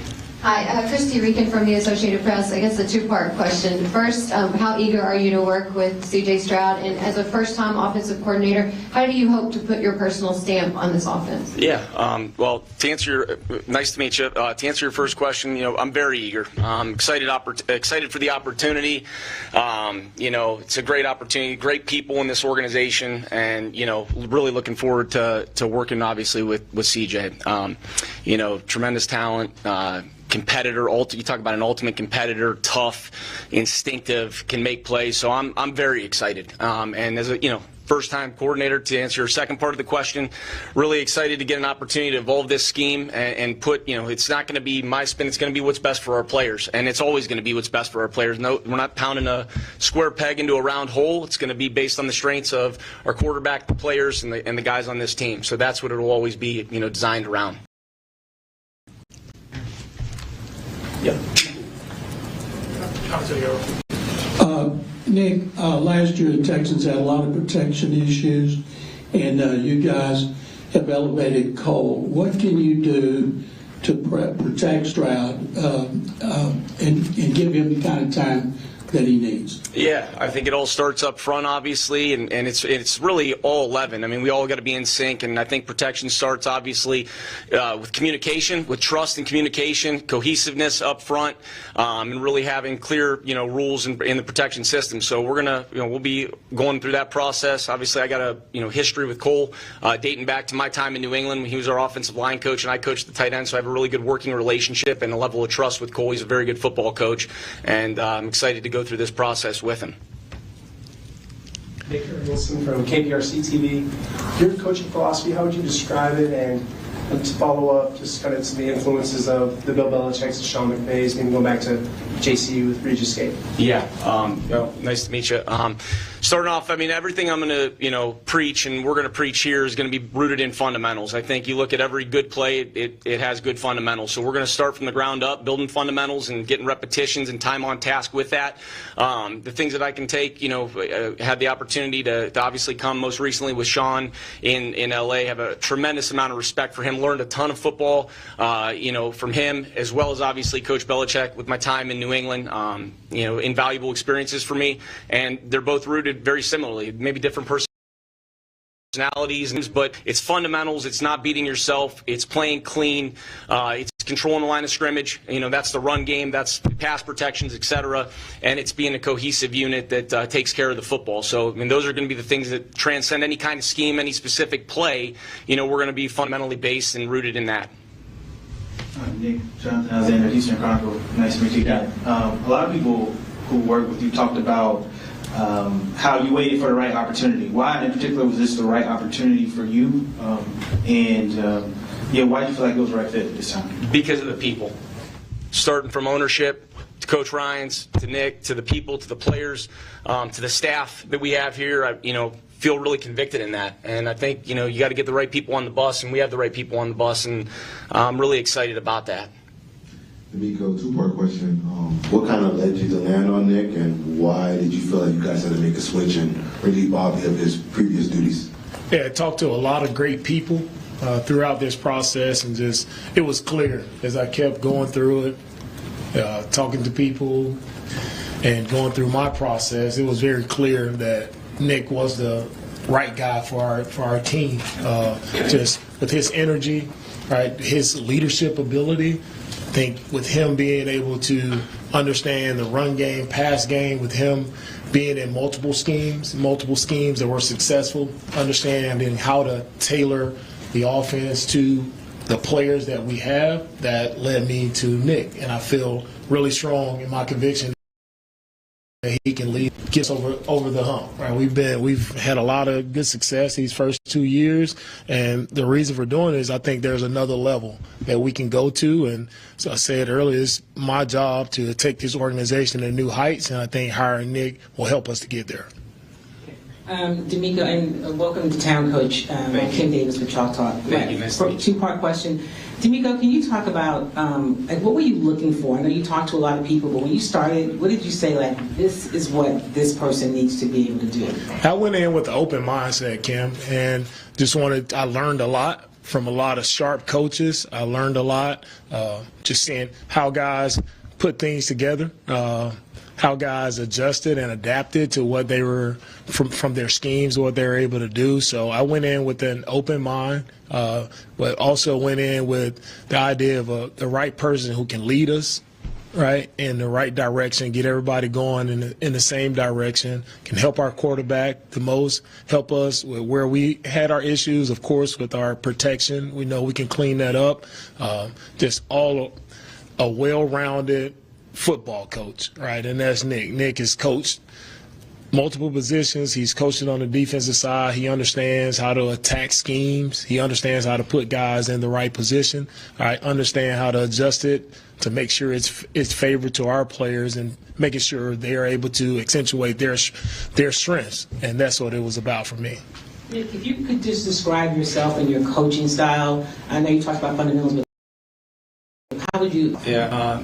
Passionate, high energy, relationship driven, getting to know the players beyond just the actual, performance on the field, getting to know what makes them tick and really investing in them as people to understand, how they operate and how you can help them and help them, reach and realize their potential. And I'm going to invest and I'm going to work hard and I'm going to bring a great energy and a great vibe every day. And I run where I'm going on the field. I move fast, and I have fun. I love this, How are you doing today, Nick? Great. Yourself? You got your Brian Bearford from Big Sarge Media. I have a two-part question, one for Coach and one for you, Nick. Coach, how apprehensive were you to hire another first-year offensive coordinator, first-time play-calling offensive coordinator? Well, to me, There's always, everybody has their first time. I was a first-time play caller. Right? There are a lot of guys who have their first time, so I wasn't beholden to or nervous about hiring someone who was their first time, because it's about the person. And I think you get the right person to do the job, and I truly believe that Nick can do that. And it's play calling is also about who you surround yourself with. And I think, we have a really strong staff, offensively and defensively. Surround ourselves with the right people who can help when it comes to calling it for the first time. And Nick, you're coming from a situation with the Rams where you had 2 wide receivers and Cooper Kupp and Pika Nakua, 2 players who nobody really, was on anybody's radar coming out of college like that. You have the wide receiver room. How do you get the best out of players like Xavier Hutchinson and John Mitchell? Yeah, I think you put them in positions to have success to surround, be in position to do what they do best. And I think the spring is also an opportunity for us to, you experiment with routes and you see what guys do and you refine certain skills. And I think everybody's got a little bit different skill set and try to maximize those guys and put them in the best positions to have success to help the team. And that's what I'll try to do here with this staff. We got a great staff. We got great players that are, going to work hard, and we'll go attack it here once we get the guys back. Nick, Adam Wexler, Sports Talk 790. You spent 8 years with Coach Belichick, the last 2 with Coach McVay. Yeah. Could you pinpoint something you take from Coach Belichick and then take from Coach McVay? They're obviously very different. Yeah, well, there's a lot of things that I could point to in both of those situations. But yeah, I think just going back to my time in New England, embracing your role. Keeping your head down, working hard, and really the more you can do, the more value you have, and just there's no detail that's I would say too small. You turn over every rock. You try to find a way to give yourself an edge as a team through your players, through coaching, etc. And I would say thoroughness, attention to detail, accountability. That's what really stands to mind with Coach Belichick. Sean, same thing. Just the energy, the passion, the leadership. Obviously, both men are incredible football coaches, but you talk about the way he goes about the day in LA, the way he moves, the way he communicates, the way he invests, the way he pours into players. Those are about those coaches that I've obviously taken along the way. Nick, welcome. Greg Bailey from ABC here in Houston. Understanding it takes all 11 with protection. Yep. Specifically with the offensive line, what are the foundations in your coaching history that you'll lean on to get that group, to use D'Amico's term, to the next level? Yeah. Well, with the offensive line, the quarterback, obviously the halfback, you got to be able to see the game through the same set of eyes, and you got to be going in the same direction, and you got to be tied together. And it starts with communication, and it starts with protecting inside out and establishing a pocket, the depth of the pocket, the width of the pocket. And that extends, obviously, into the tight ends, receivers, when you're chipping and stuff like that. But it does. It really starts inside out, and it starts seeing it through the same lens. And we all got to be coordinated in that. If I could follow up just real quick. Is there any coach who's influenced your views of the offensive line? Sure. The experience that you have with that? Yeah, Dante Scarnecchia. I was with Dave DeGuglielmo in 2015. Very good coach. Dante Scarnecchia, longtime New England coach, influenced a lot of what I've obviously learned up front in the protection systems, and then been a part of other ways of doing it too. But yeah, in terms of my the formative stages, it would be my early years in New England, obviously, with those two. Hey, Nick. Sam Warren with the Houston Chronicle here. Hi, Sam. D'Amico's spoken about your ability to coach in different schemes, pulling from different areas. Just kind of in your first time calling plays, do you have an idea of where scheme-wise you're really going to be drawing on for building this offense and kind of where you're pulling from? Yeah, you have things, you have foundations and pieces that you want to hang your hat on. Obviously, I think again it's all about the players. There's different years. Every year is different, so we're going to do it around the strengths of our players. But I want to obviously first start off establishing the run game. What is that going to look like? Well, it's going to be based on, again, what we do best, and we'll pave the way with that moving forward. Yeah. I've got one more for D'Amico. How's it going, D'Amico? Just with the decision to retain Cole and promote him to offensive line coach. Just kind of what went into that decision, and what's your confidence level on him, being a part of last year's staff, kind of fixing some of those issues that were going on. Getting Cole as our offensive line coach to lead that room, just having one voice to lead it, feel really strong about that. Cole helped a lot of our young players when it came to developing. He had a really great relationship with a lot of guys, and guys think very highly of Cole and what he's able to do. And I think him having a prior relationship with Nick as well, and them being able to work together and them to hit the ground running instantly, I think that also led to my decision, and I know we'll be better for it. Landry Locker, Houston Football, and the locker room. I got one for D'Amico and one for Nick. D'Amico, what was it like? This is the second time you looked for someone to kind of oversee the offensive side of the ball. What was it like this time as compared to the first time when you hadn't been a head coach yet? Yeah, this time, this process, it was it's a little easier. I think knowing what I was looking for, knowing after being a head coach for 2 years now, and seeing how we operate here, and it was an easier, process for me. The first time around, becoming a head coach, it was very hectic, trying to get a new staff, trying to put everything together, a lot more hectic this time, just being able to take my time, not rush anything, but to think through it, get the right guy, talk to a lot of different people, right, to get a lot of input in what we were doing. So felt much more comfortable this time around. And Dick, you said the scheme's going to be player-driven. A lot of talking points when you hire an offensive coordinator. Are they going to run the McVay scheme? Are they going to go back to the Patriots? How would someone like me describe the scheme if we were talking about it? Yeah, it's going to be Houston's. It's going to be our scheme based on what we do, and I don't say that to throw any curveballs. It really is. I mean, my history dating back to when I first got into the National Football League under Coach Belichick is we were going to be a game plan team. If that meant we were going to run duo and gap schemes and run the ball 45 times to win the game, then that's what we were going to do. If we had to run more perimeter plays, wide zone, and we felt that was going to give us the edge, we were going to do that. It was all going to be based. We were going to ask our guys to do what they do well, but it was going to be based on what we do to help us win. And at the end of the day, we want to win, and that's priority for us. And follow up, and watching last year and taking in all that information and approaching the offseason, is there anything that you think or any area of improvement that you think this offense needs to make to achieve those goals? Yeah, I would say this. I'm really only focused on moving forward, and each year is different. We're going to hit the time. We're going to get into Federa. We'll see how our team shapes up here in the next couple months, but we'll put our focus in that one day at a time as we put together our roster. Nick, having a weapon like Joe Mixon in the backfield, you talked about running the football, specific to Joe. What are some of the skill sets you see from Joe and kind of the mentality he has as you plan things out? Yeah, I love his mentality. I love the way he runs. I love the way he finishes. He's a violent runner on contact. He's competitive. I've admired him for a long, long time. So I'm really excited. He's a really good player, and I'm really excited to work with him. On the tight end position, it was a spot that they made the investment in. Didn't really use the tight ends as much this past year. You have a long background with Rob Gronkowski and guys like that. What do you hope to do to get the most out of the tight end position, blocking and catching passes? Thank you. Yeah, I love tight ends. Obviously, I'm a little bit biased there, but I think we got a great group of guys, smart, tough, competitive, and in my history, we've used a bunch of different guys in different roles, and I like tight ends. Hi, Nick. Welcome to Houston. Chancellor Johnson. Question for both of you guys. D'Amico, I'll start with you. If there was one thing that you would specifically point to from the interview process that you walked away really impressed with Nick, what would that be? The one thing that stood out to me was just his passion for the game of football.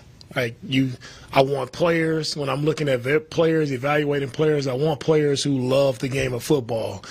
Instantly, when you talk to Nick and you guys see it right here, he's passionate about football, and that's what's the one thing that stood out to me.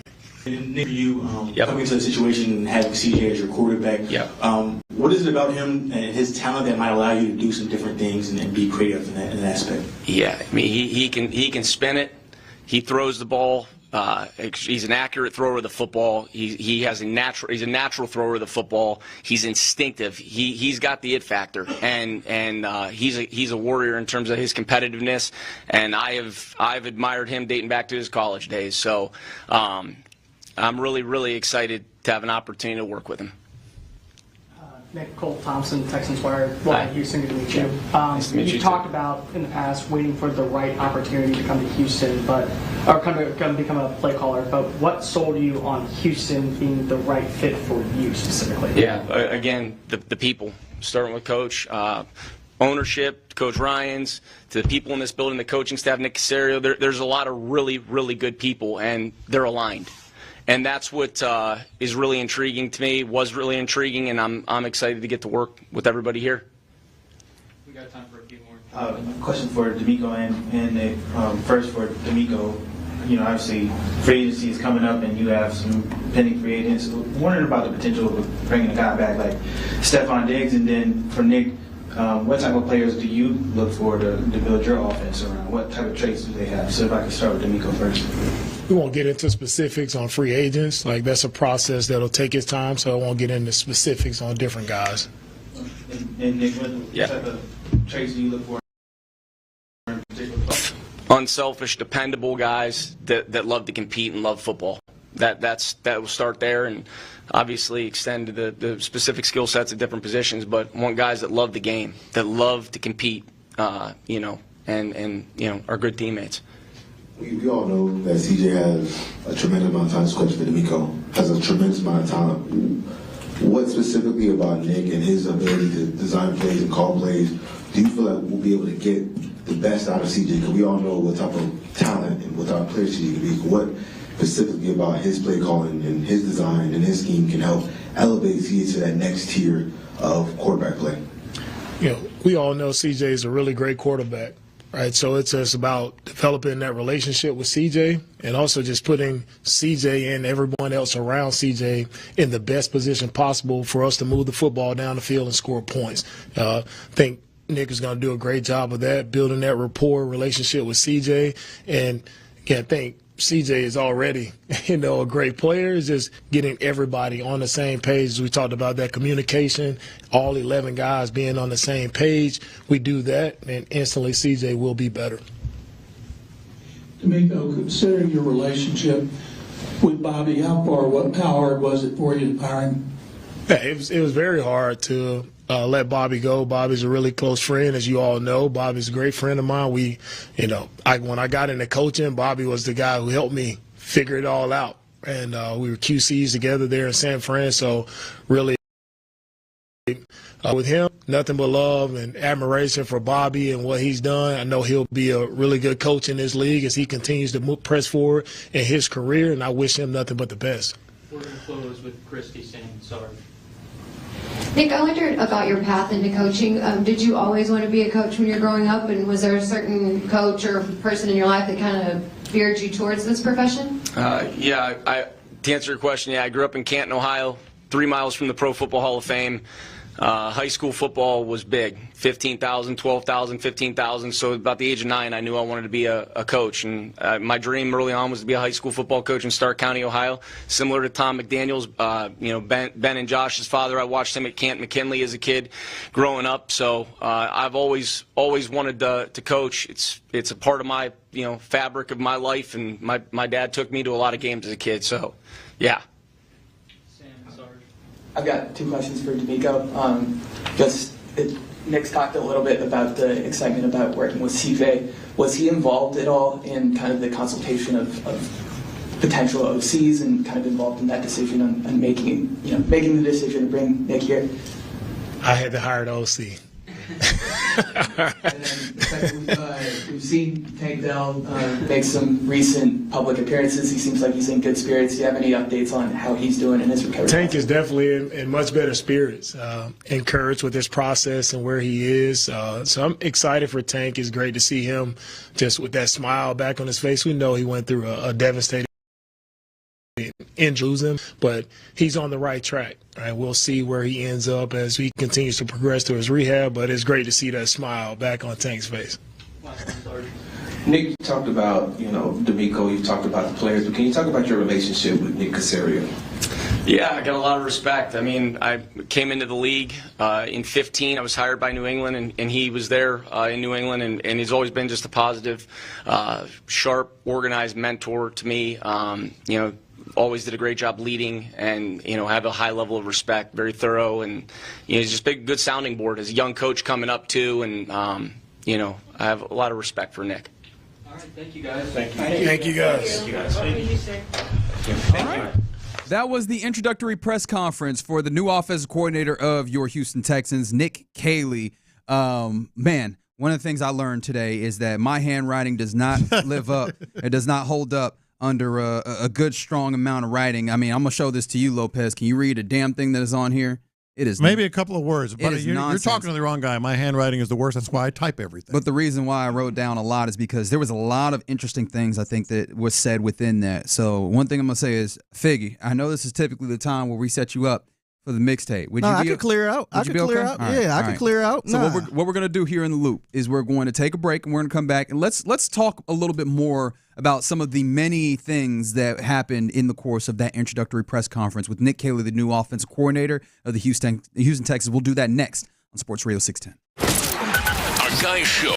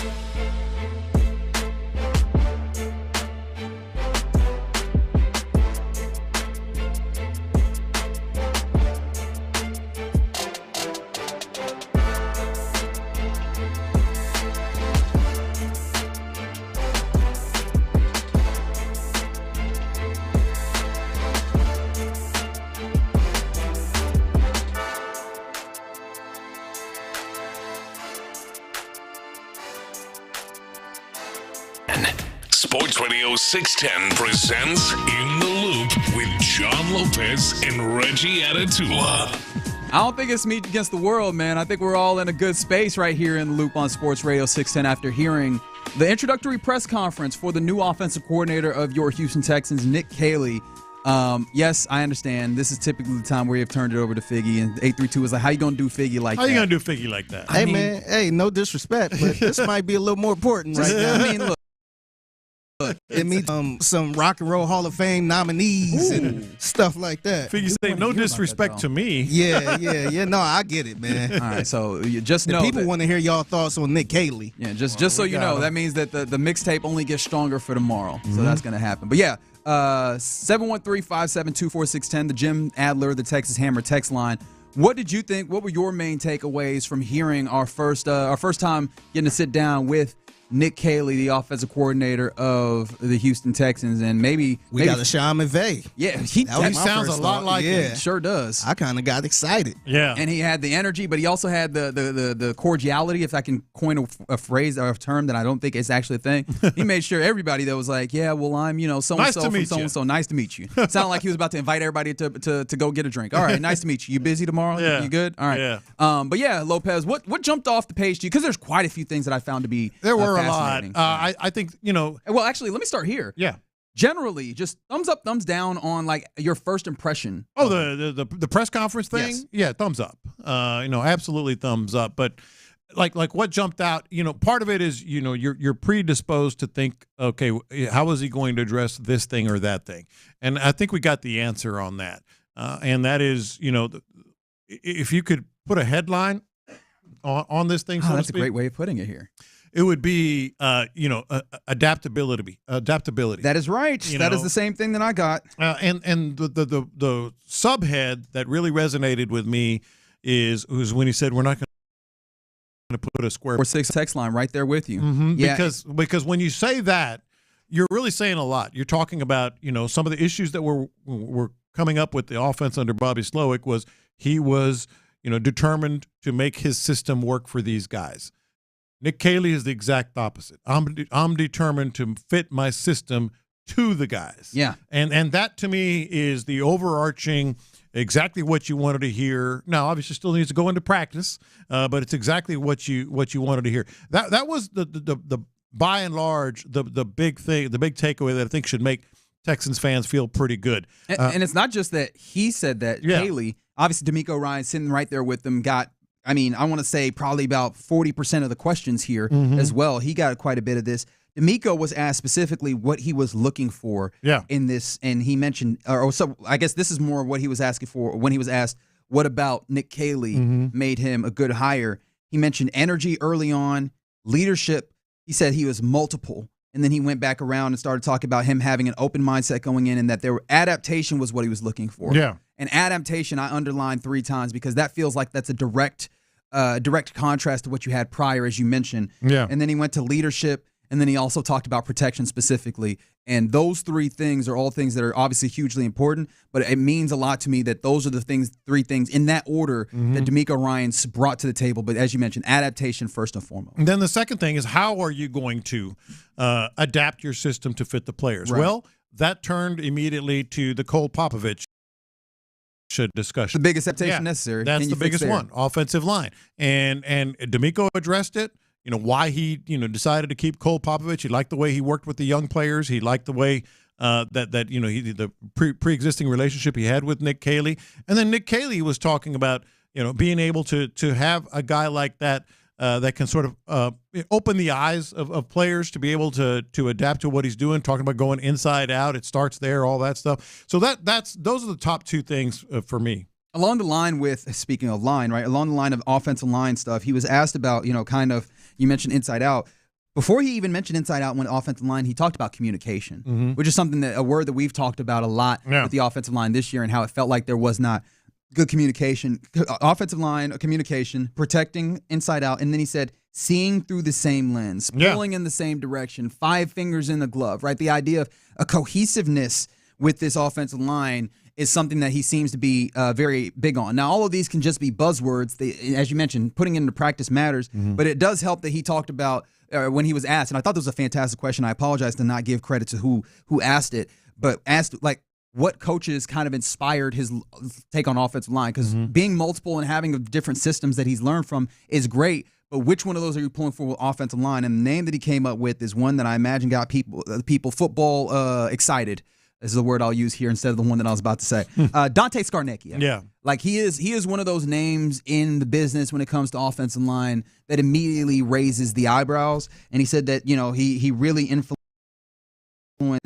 line. I mean, those types of things, again, it's going to take actually getting it down. And then sometimes the play is actually just about the Jimmies and Joes, and we'll see how much that matters. But he gave a lot of great answers. At least they gave me confidence in the offensive line space. Yeah, and then the other thing that certainly people were honed in on were just like his influences being, obviously Bill Belichick and Sean McVay. No detail that's too small is one of the first things he talked about, what he got from Bill, and then energy and pouring into a player is what he seems to got from McVay.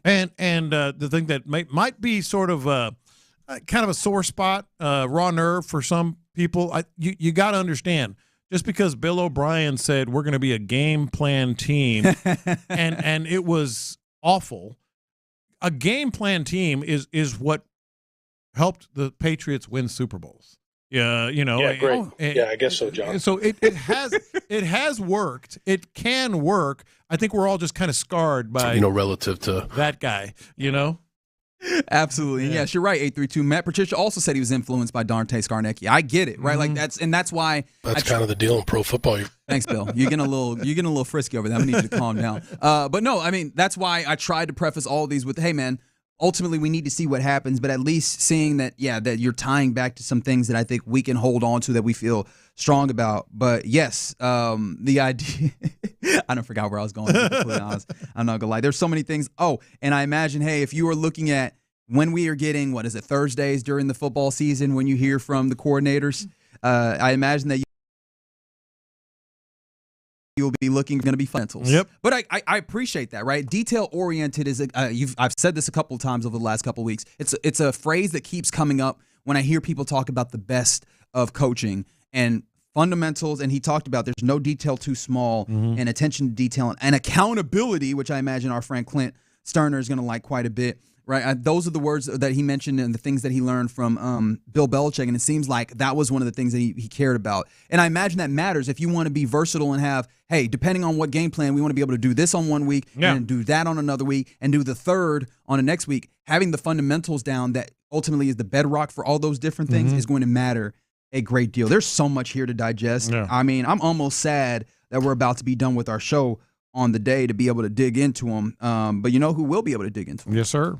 Our guys Clint and B. Scott, who are running the drive today. And so what we're going to do, let's take a quick break, and then we'll talk and we'll sit in with them and get a feel for what they're kind of going into on the show. But before we do that, let's do this. Y'all like a little Bailey Zimmerman? Y'all like the rodeo?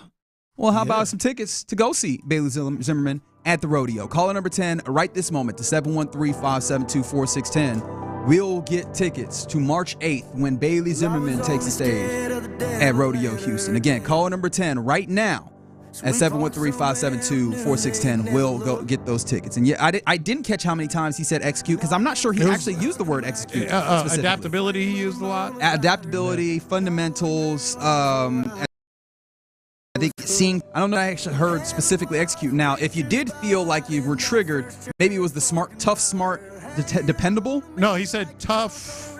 He left. Tough, smart, tough, competitive. Competitive were the words they used. And that was about tight ends. Yeah. Which, that's going to be very interesting, right? He said tough, smart, dependable guy. Competitive, Bill. Competitive. And so that's how he's talking about tight ends. He said he loves tight ends and that he's used tight ends in a lot of roles, which I think is probably encouraging for me that, hey, can you find the right role for Dalton? Can you find the right role for Brevin? And can you find the right role for Teagan and Cade? I think that those are going to be interesting things that, of course, ultimately, I think they put all this back on. We're going to wait till we get the players in to see, because, again, player-driven scheme is how it seems like they're going. But, yes, I know we want specifics. I don't think you can specifically expect all the way down specifics without him seeing players. But I think at least it feels like their heads are in the right place, specifically Caley. And we'll see. I mean, ultimately, it's all about production and, the actual results that you get. The process sounds kind of interesting. But there you go.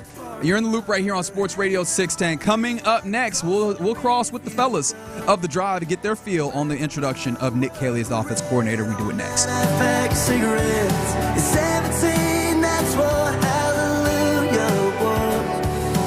Area 45 with Bijani and Creighton.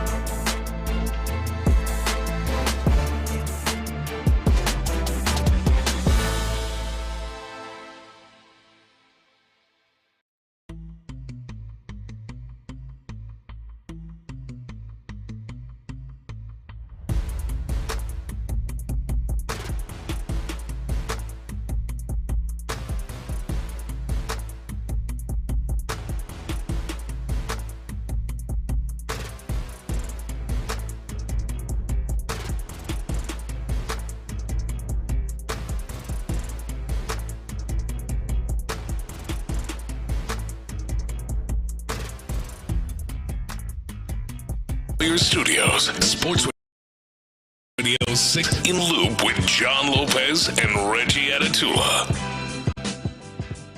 Man, it has been quite a day here in Loop on Sports Radio 610. A very interesting introductory press conference by Nick Caley, the new offense coordinator of your Texans. Obviously, we've tried to wrap our heads around Alex Bregman going to become Boston Red Sox.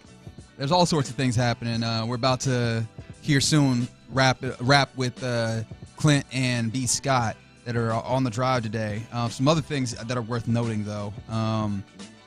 Tonight, the Rockets played the Warriors. Steven Adams is not on the injury report. He played like 10 minutes last night, so that'll be good for the Rockets. For the Astros, apparently, Framber Valdez has said that the Astros haven't approached him or his agent about an extension yet. So here we go again in some ways. He said he's ready for free agency. Guys, don't do this. Mm-hmm. Like, that'll really tick me off if it's just like every single one of them. There goes another one. That boy, buddy. There goes another one. Buddy.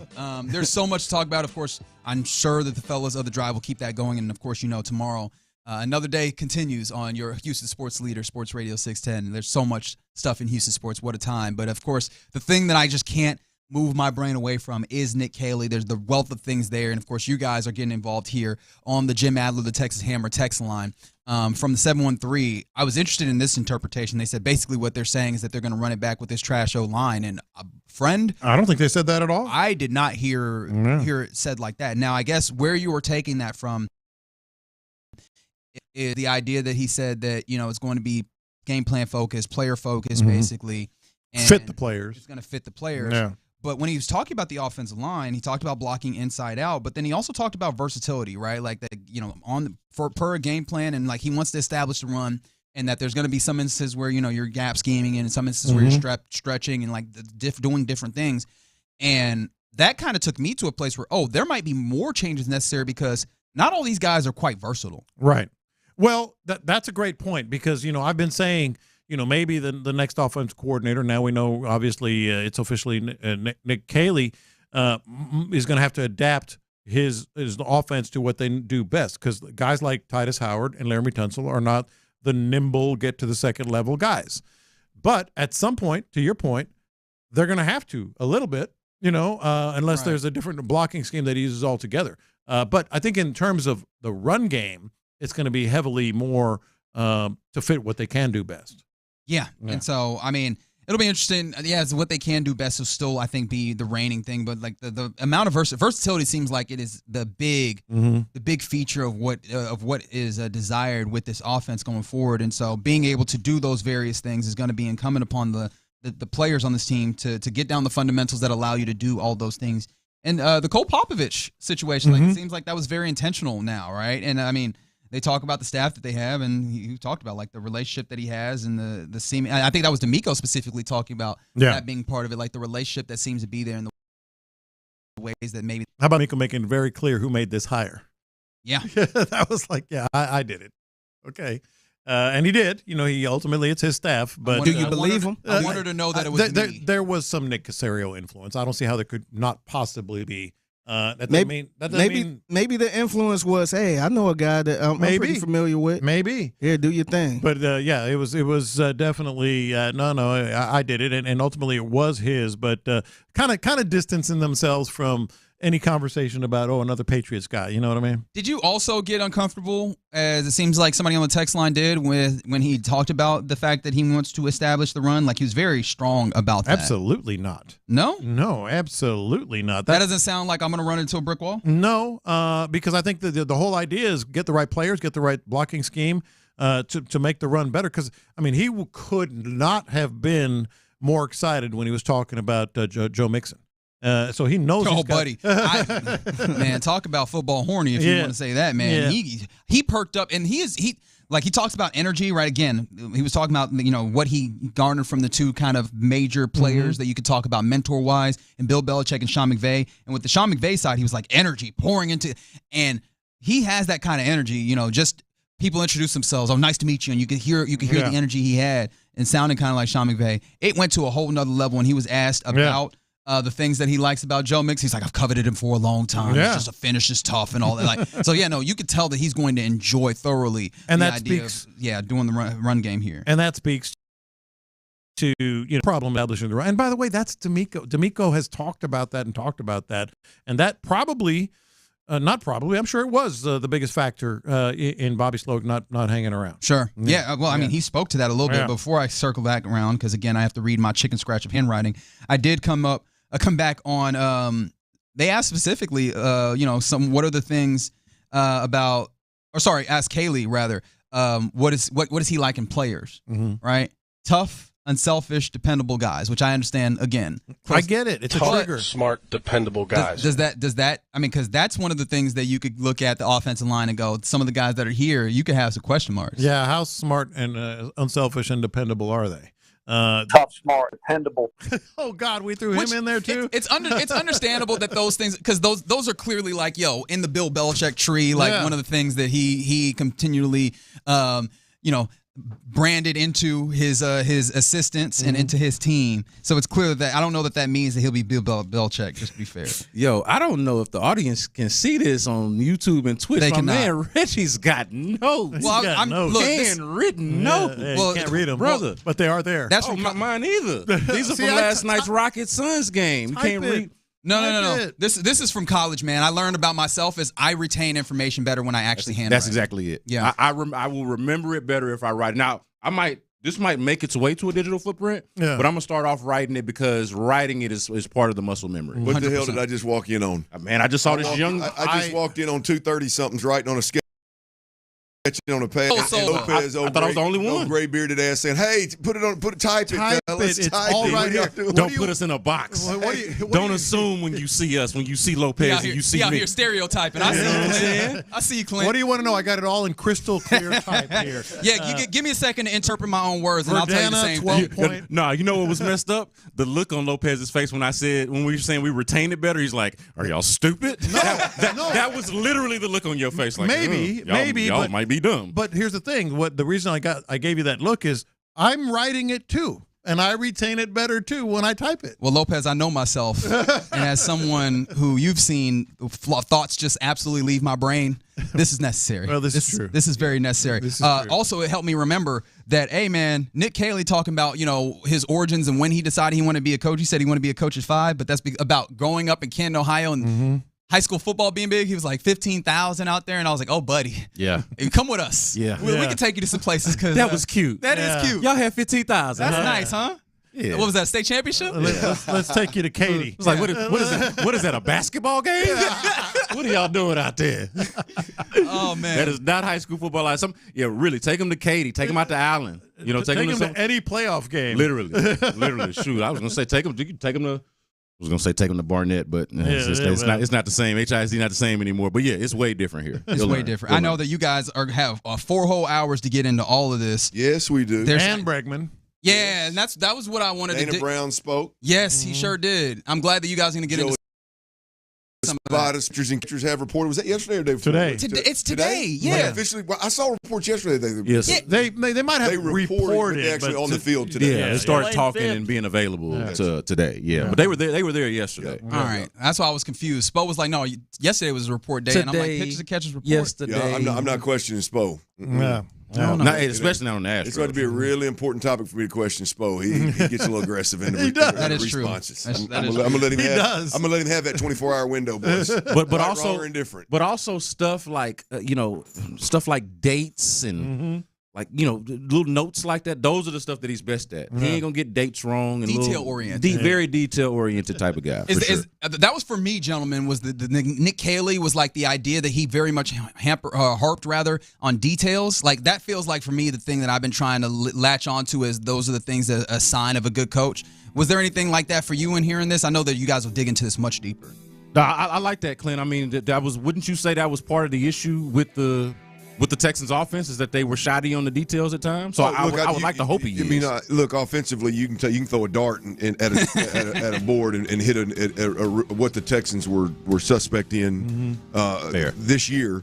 But yeah, look, the details are clear. The communication, fundamentals. I mean, all that coach speak stuff is sounds great. No. It's really important. Like I don't like. I say coach speak. I say that respectfully. Sure. I'm fine with a guy because now. I mean, here's the thing, guys. Now you can look up and you can go, all right. If a month into the season we got poor technique, we're still here and communicate. The hell's going on, man? Yeah. You told us day one. That's what you're grinding on. That's your focus. What are we doing here? Yeah. So. I love to hear that from those guys. I'm not disrespecting or minimizing that at all. But yeah, we've got I got quite a few takeaways from that presser. I thought there was some good, there was some bad. D'Amico, there was there's a couple things D'Amico said I think that stuck out a little bit. So yeah, it's gonna be good. Got a good day, man. Yeah, man. I'm looking forward to it. I imagine that him using the word accountability probably caught your attention too. So I love it, baby, and that says more about where they were last year than where they're going. By the way, that's right. All right, man. I got to get out your way. I want to talk about you trying to find this haircut, but I didn't take too much of your time. I'm in the city. I mean, you got to be kidding me. I mean, look. I'm gonna look at Lopez on this one. Because he got all the hair in this. Well, because look, I think I don't know. In my experience, I know it's true. We'll get to this. No problem. I mean, if you want to get to it. No. I just don't want to take your time. That's all. No, come on, man. The Hispanic male population. I'm familiar with it. When it comes to fades, right? I don't know that there's anyone more particular with their fade. That's right. Now you're right. There's just. It has to be exactly the way they want. And I grew up in the middle. I mean, I was the only white kid on the damn All-Star team. Me and a bunch of Hispanic dudes, right? I mean, Central Little League Park, Pelly Park went hard. Now, I ain't got a barber in Baytown, Chief. What's wrong with that? There's 49,000 million Hispanic dudes over there with the cleanest fades you ever seen in America. Ask one. Just head over to Trophy, man. I was going to say they probably robbed the Hispanic cut is crazier than hell. It's unbelievable. Like I am shocked, and I'm even it's even more wild around. You're right. I need to pull up. And just at Clint Stoerner on Twitter. Hit my man up. You know you got help my man out. Oh, I put it out there now. I'm just looking. I'm loyal if I can find the right one. Yeah, I was like I go to a really good Mexican restaurant. Find the best haircut in the place and just ask. El Toro. It won't take long. Just walk in and ease around. Hey, bro, you mind? Get you some pollo con queso. Where'd you get that fade right there? Yeah, it's coming from what had a Dirty Bay bone fade back in the day. I can't find my place. What does it say about me that I feel like they all get their hair cut and pass a get down Dina? Hey, I would drive past to get down there. You know, I don't know why I think that, but that's just where my mind went. I was like, they must go to Pasadena. You are not wrong. You are not. I guarantee you, there's plenty that do. Just a thought. I bet y'all didn't expect haircut talk coming. All right, so obviously you got Texans, you got Astros, you got everything else here coming up. We're done on the day in the loop. We'll catch you tomorrow, and it is a Rodeo Ticket Thursday. You're listening to KILT AM, KILT FM HD2 Houston and Odyssey Sports Station. And right now, the drive is live. That's right. The drive is live, baby. We are rocking and rolling. It's a Thirsty Thursday. And I know, we are not at a Buffalo Wild Wings. We are not at a Buffalo Wild Wings today, damn it. But every Thursday that I'm alive and breathing, it's a Thirsty Thursday. There's a good chance. Yeah, that sound right there. Indeed. I'll be honest with you. I watched a little spring training. I saw Yainer Diaz taking some cuts somewhere along the way. And somebody said, volume up. Back of that pop. And I'm going to be honest with you, B. Scott. I don't know if it's the crack of the bat or the pop of that top right there Tyler just did that turns me on more. But those are two of the most beautiful sounds. You can have both. Oh, hey, you can have them together. You can put them together. What you mean? Get you a top. Go to a baseball game. It's baseball season. I don't feel like you got to choose, Clint. You can put them together. Hey, I want to invite everybody out there to come hang out with us on the drive on Sports Radio 610. Whether it's Twitch or YouTube, you can see us. You can see Tyler. He doesn't have his nipples out right now. B. Scott, Brandon Scott is in. But there's them two dime-sized nipples right there on T-Mill. A little bit of carpet right there in the middle of the chest. Two dime-sized nipples. Little pasty, I'd say maroon-colored nipples just for the A&M vibe there. Not a bad look right there. Brandon Scott is in for Ron Hughley. If you're watching on YouTube and Twitch, we greatly appreciate it. The AM dial, old school way, appreciate that too. The FM HD2 dial, that's how I do it in my rig on the way in. Or the Odyssey app, AUDACY. We want to invite everybody to download that Odyssey app and take us everywhere you go every day. Get involved in the show. I will open the lines at some point today and let some callers get in to chop it up a little bit. But you can always hit us on the Jim Adler. the Texas Hammer text line. Jim Adler, the Texas Hammer. That guy right there, 713-572-4610. We got a loaded show today. Will Kunkel of Fox 26. Fox 26. That's right. He is out. He is at spring training right now. Spoke to me a little bit earlier. He will be calling in at 4:35 with a. He's already seen a couple of pitchers throwing out there live. And if you follow Will Kunkel at all, he is always on top of the game, whether that's the Texans, the Rockets, the Astros. And baseball happens to be his forte, if memory serves me right. And he will be calling in at 4:35 with a quick report from Astros spring training. Also today, Rodeo Houston Ticket Thursday, y'all. Rodeo Houston Ticket Thursday. That's right. Houston Livestock Show and Rodeo is right around the corner. Sometime in the 3 o'clock hour. Zach Top, traditional country music artist, young dude, sounds old. It is an absolute beautiful sound. The show is Tuesday, March the 11th, but we will be giving away a 4-pack of tickets to Zach Top today in the 3 o'clock hour, as well as a 4-pack, which is Saturday, March 8th, is Bailey Zimmerman. We'll be giving away a 4-pack to that show as well. All right, topic number 1 today, no doubt about it.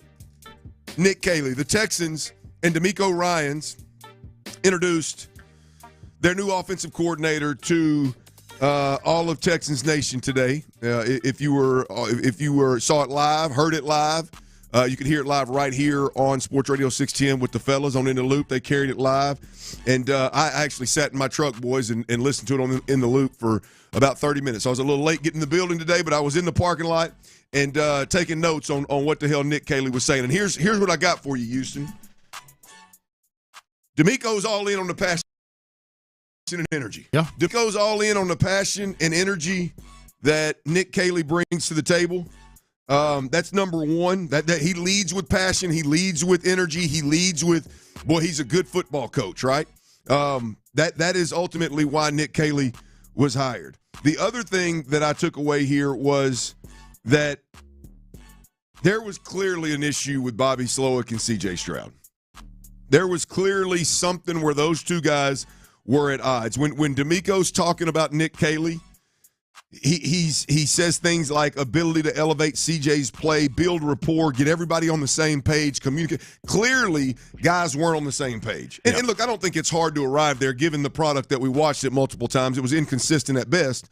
But boy, there clearly was, just from DeMeco's comments as he introduced Nick Caley and then as he was asked questions throughout the presser, boy, it's obvious now that there were some simple things that weren't being done savagely well, particularly between Bobby Slowick and C.J. Stroud, it seems. Yeah, and I think it's two-part, like the interpersonal, whatever it was exactly between C.J. Stroud and Bobby Slowick. Clearly it was not working, but I think beyond that, the offense itself just had lost faith. Like, beyond just CJ. And it starts with CJ, don't get me wrong here. It starts with the quarterback.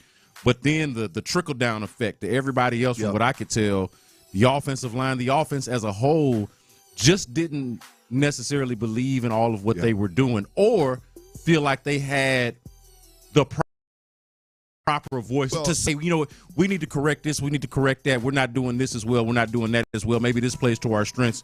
Maybe this actually plays to our weaknesses.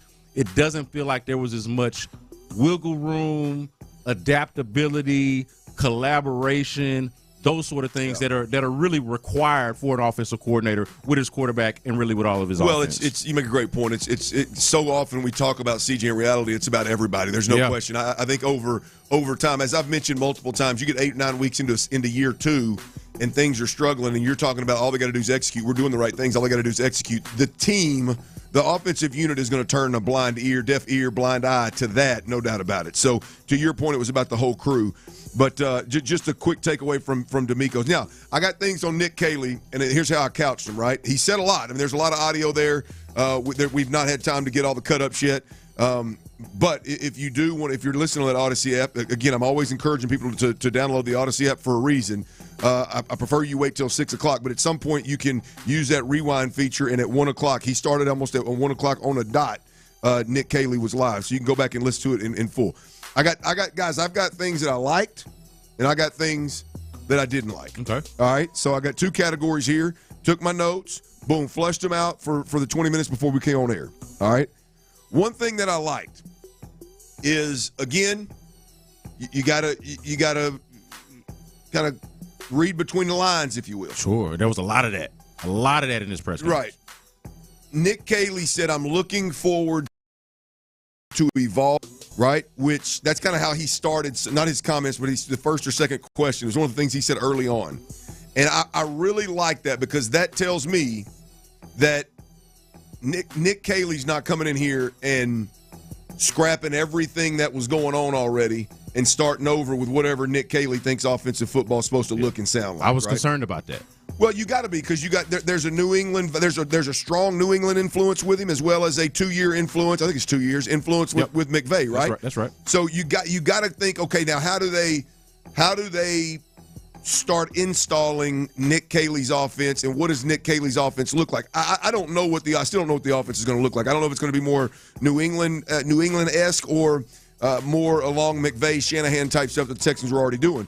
But the reality of it is, I think this was an absolute must. You hire a guy like Nick Caley, it has to be for a handful of reasons, but it has to be you keep the terminology so the team has a familiarity with the language that you're speaking in the building every day, and it gives you a launching point that's not starting back at football 101. Yep. And so I love that about what Nick Caley had to say was he's looking forward to evolving the scheme, not necessarily scrapping what was there and installing whatever the hell a Nick Caley offense looks like. Yeah, so I want to know what you think about this because I've thought this for a while that it's not as much of a scheme problem as it was, and I don't feel like this got talked about enough because we would complain about play calls and things like that when it came to Bobby Slowick.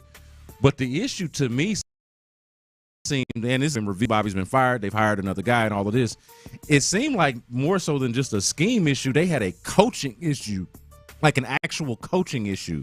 You know, like not coaching the details, not following up and actually coaching up the scheme, not the actual scheme itself. Now, there are parts of the scheme that probably didn't fit some of the offensive linemen, like some of the things that you want to do. Yeah. You don't necessarily have the athletes on the offensive line to do them.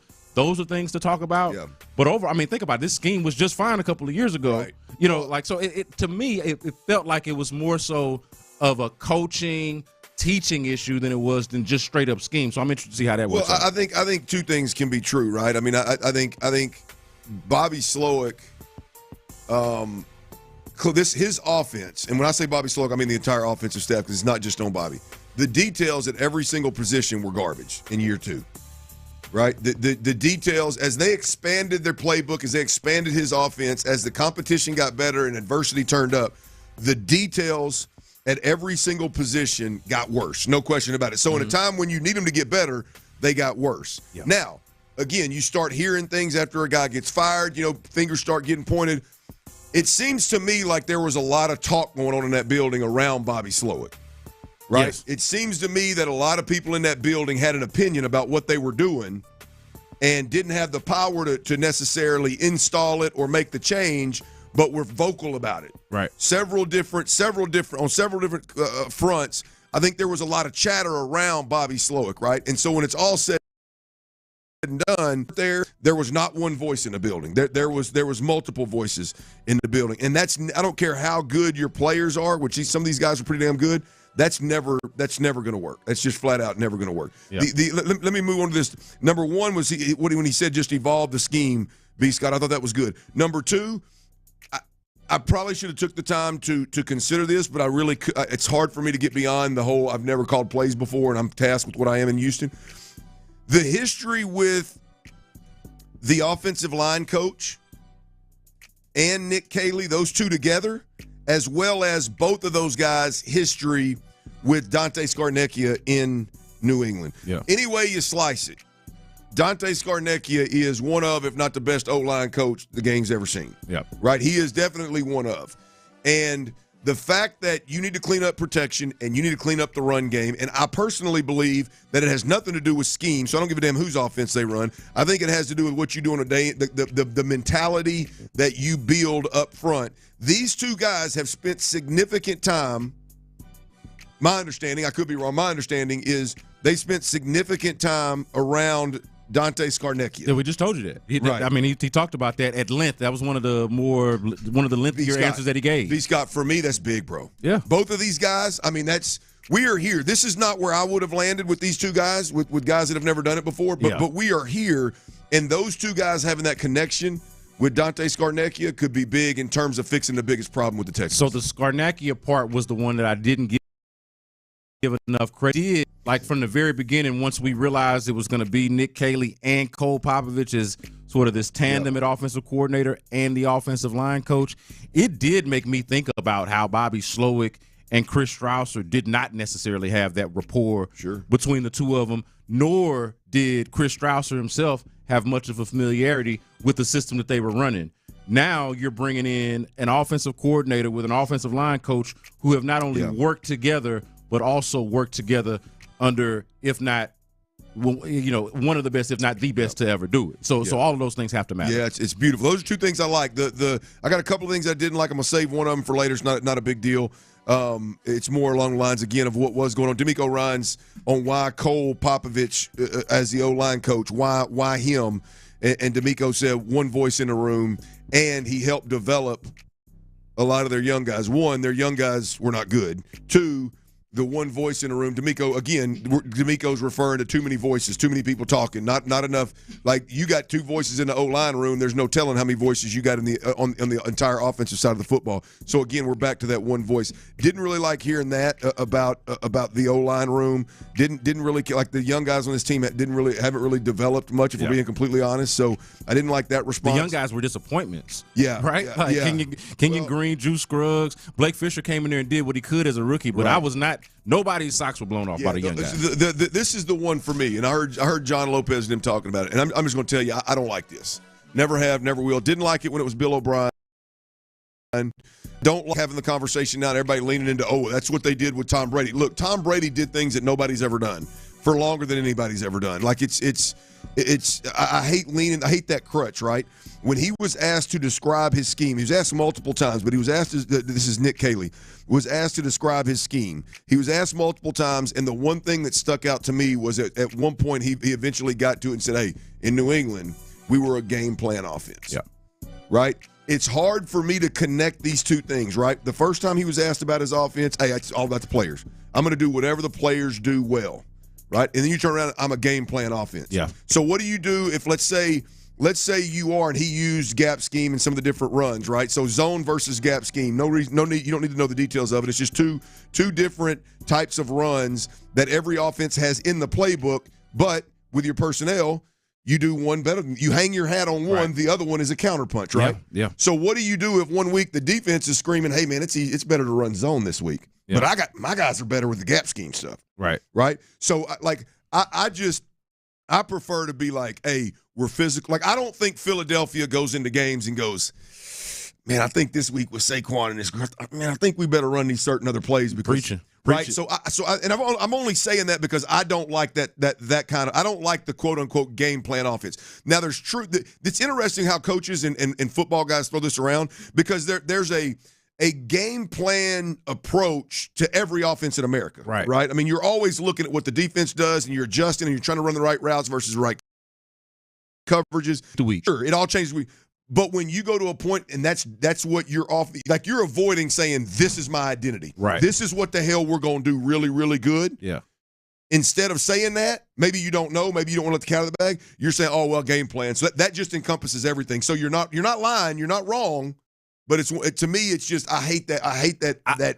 Man, I have said since they lost that game to Kansas City, I want this, or whoever they bring in, whether they kept Bobby or brought somebody in, I want this to become an offense that is more proactive than reactive. I want it to be an offense I want the defense to be game planning for you. Yeah, I want them to have a game plan defense because you're the one that's forcing the issue and setting the tone. Right. So I'm hoping that was just coach speak. Agreed. I said this yesterday. I was like, hey, I'm going to kind of take it with a grain of salt. I'm hoping he's just talking on that. Well, that's great, and I think Brady had a lot to do with that quote-unquote game plan. We've all heard the stories of Brady, and more are coming out about how he works. And while I think C.J. Stroud has to win games the way Brady did, I think he can process at that level and spin it at that level. Sure. Like, it's still yet to be seen that he can legitimately be a week-to-week change the game plan type of quarterback. I just don't like hearing that terminology, to be completely honest with you. I feel like it's a little bit of a crutch. That's my one real negative that I heard from the press conference. Overall, good to hear from Nick Caley. Clearly, D'Amico Ryans believes in the hire. We'll see as rubber meets the road once training camp gets here and the season starts. All right, Bregman to Beantown. Your thoughts? Hey, that's some money, baby. Hey, ain't it? What kind of money is Bregman? What does Dana Brown think about it? What do the Astros think about it? We'll have all that next right here on Sports Radio 610. Before we get there, though, I got to tell you about Low T Center, man. Fellas, you got to get back to living your best life, man. If you lack energy, muscle mass, maybe you're feeling a little moody, maybe you got some low libido going on, it could be low testosterone. You got to know your T levels, guys. You got to know your T levels. Regardless, whether you have any of them symptoms or not, know your damn T levels. Get tested ASAP. Testosterone therapy.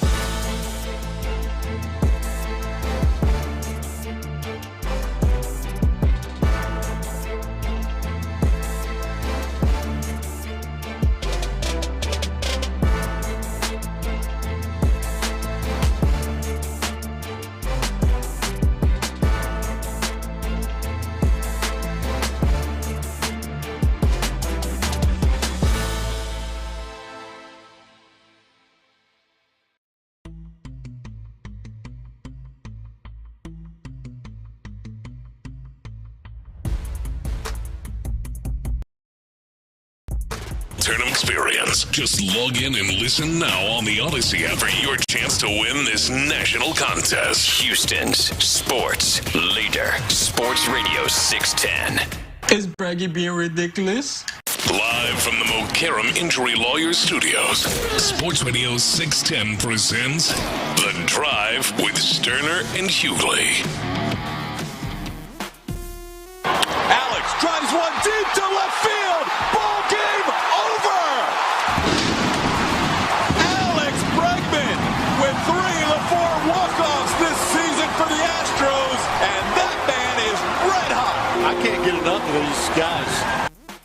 Hey, boy, I got chills. Chicken skin, boys. Chicken skin. Yeah, man. That was some good times, man. Big shout out, big salute to Alex Bregman for all the memories that he gave us here as Astros fans. I'm a big Alex Bregman fan, no question about it. Loved watching the dude play while he was here. I'd prefer not deal with the slow starts. However, Breggy, that's the Breggy bombs, especially when they were walk-offs, were big time. We'll take a little walk down memory lane here a little later in the show. Tyler's working some stuff up now. Some of the more notable Breggy bombs we'll discuss moving forward. But the reason we're talking Bregman right now is that Bregman has landed. Bregman has landed. He is a Boston Red Sox. By the way, when you said he is a Boston Red Sox, do you say sock or do you say so? Sox? I noticed. I would have said sock, but I noticed that people, for example, they say Sox. So he is a White Sox. So it's the same way. He's a Red Sox. I get something right for him. You gotta hate when you lose one sock and you don't have that pair. You know. Yeah. Damn. Yeah, man. You just got you got 2 feet, 1 sock. One of them feet. It's a tough place to be. One of them feet gonna be pretty sweaty and nasty. But yeah. Here's what he got in Boston: 3 years, $120 million total. That's $40 million per year. There's opt-outs. Each year is an opt-out. There's opt-outs, throughout the contract, but $40 million per. Look, I mean, as an Astros fan, I don't like the back and forth, and I don't like having to talk about what the movement is and are they really involved and what the hell's Bregman doing and Scott Boras this, Scott Boras that. But 6 years, 156 per year, that's less than he made last year. You're taking a slide back, and if you're bumping up against, and the decision is, well, I can take a 3-year deal and get $40 million per.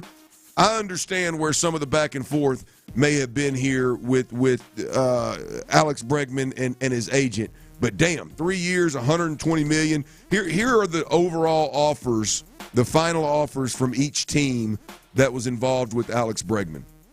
The Astros, 6 years, $156 million was the offer. The Detroit Tigers, 6 years, $171.5 million. So they won up the Astros right there. The Cubs, 4 years, $120 million. And then the Red Sox, the winning deal, 3 years, $120 million.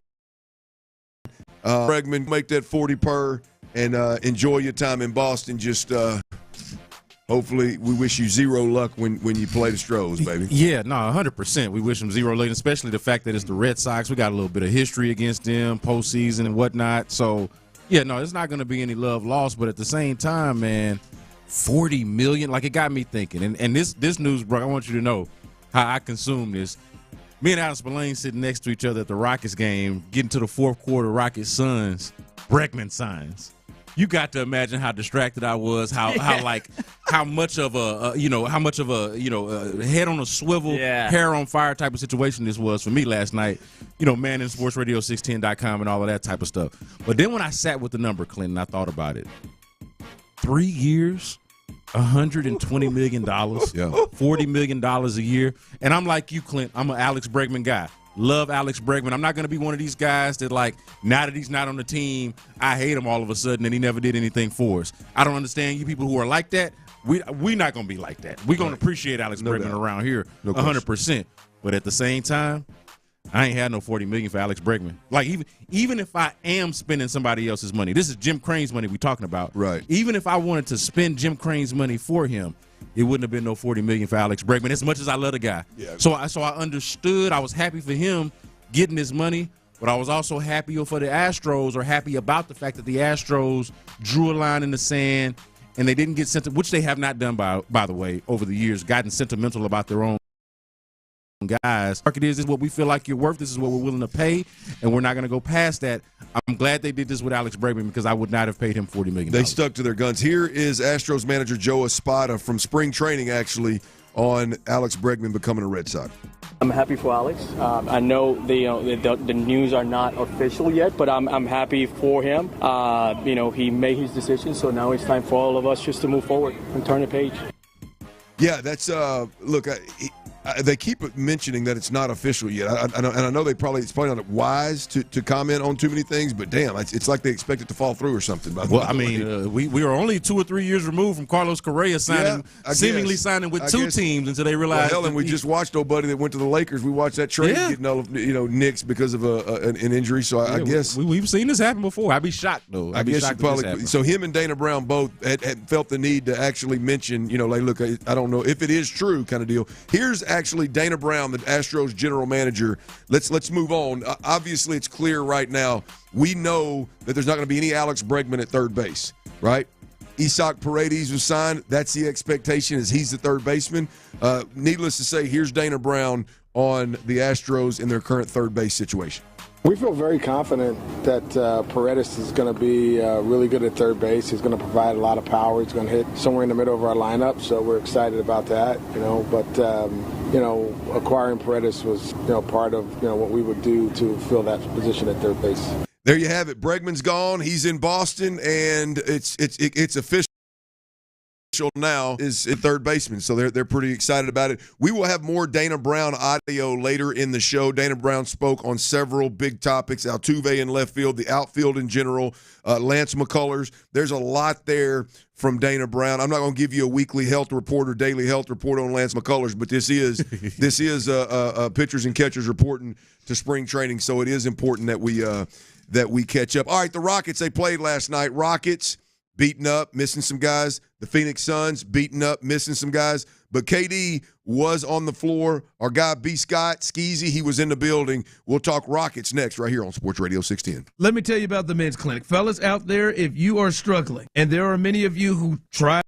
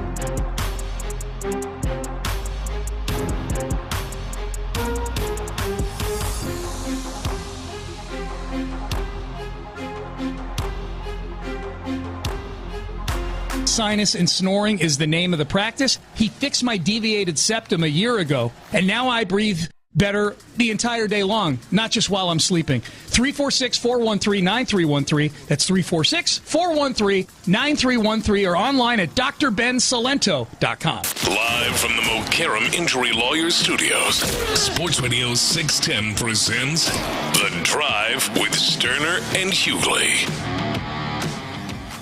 Ron Hughley is out. Brandon Scott is in. Make sure you're listening to and checking out and subscribing to H-Town Hoops podcast. Make sure you're staying plugged into SportsRadio610.com. That's all.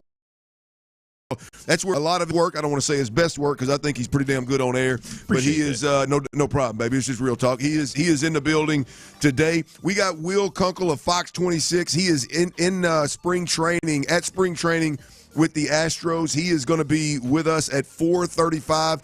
We will play Nick Caley. We'll have Nick Caley, the offensive coordinator of the Texans, introduce their new offensive coordinator to all of us today. We will play that in full as well.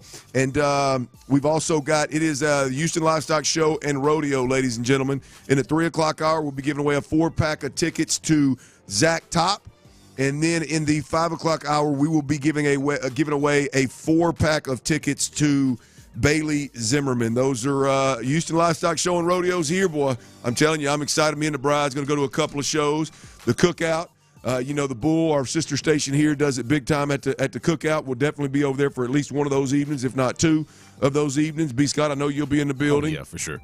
Tyler, if you're not too busy, I know you got a busy schedule, man, and a lot of people trying to get at you. But if you can get away, we probably ought to make it a date. You know what I mean? Oh, yeah, man. I never miss at least 1 or 2 trips to the old Houston Radio. Yeah, it's going to be good times, man. No doubt about it. But we'll be giving away those tickets coming up here first set of 4 in the 3 o'clock hour. So make sure you and all your friends and family, make sure everybody's plugged in, dialed in to Sports Radio 610 to give yourself the best chance to win those tickets. All right, the Rockets. The Rockets were in action last night. The first half of a back-to-back, 2 home games. They played last night. Tonight it's a Golden State Warriors. Is that correct? That's right. It's Golden State Warriors, right? Yep. Who themselves are on the back end of a back-to-back and also lost in Dallas last Turd night. alert. Yep. Yeah, turd alert, right? Tyler, one of Tyler's favorite turds is going to be in the building. He'll come floating down to Houston coming out of Dallas. that mouthpiece chewing turd. Oh, I was going to say, is it Steve Kerr or Stephen Curry? No, it's Stephon. It's both. Okay, I didn't know which one it was. Okay, I got you. But primarily Steph. Yeah, look, all right, so the Rockets, they won last night, 119-111. Look, I think you were in the building, B. Scott, so I'm gonna let you break this thing down. That's ain't nobody better than you.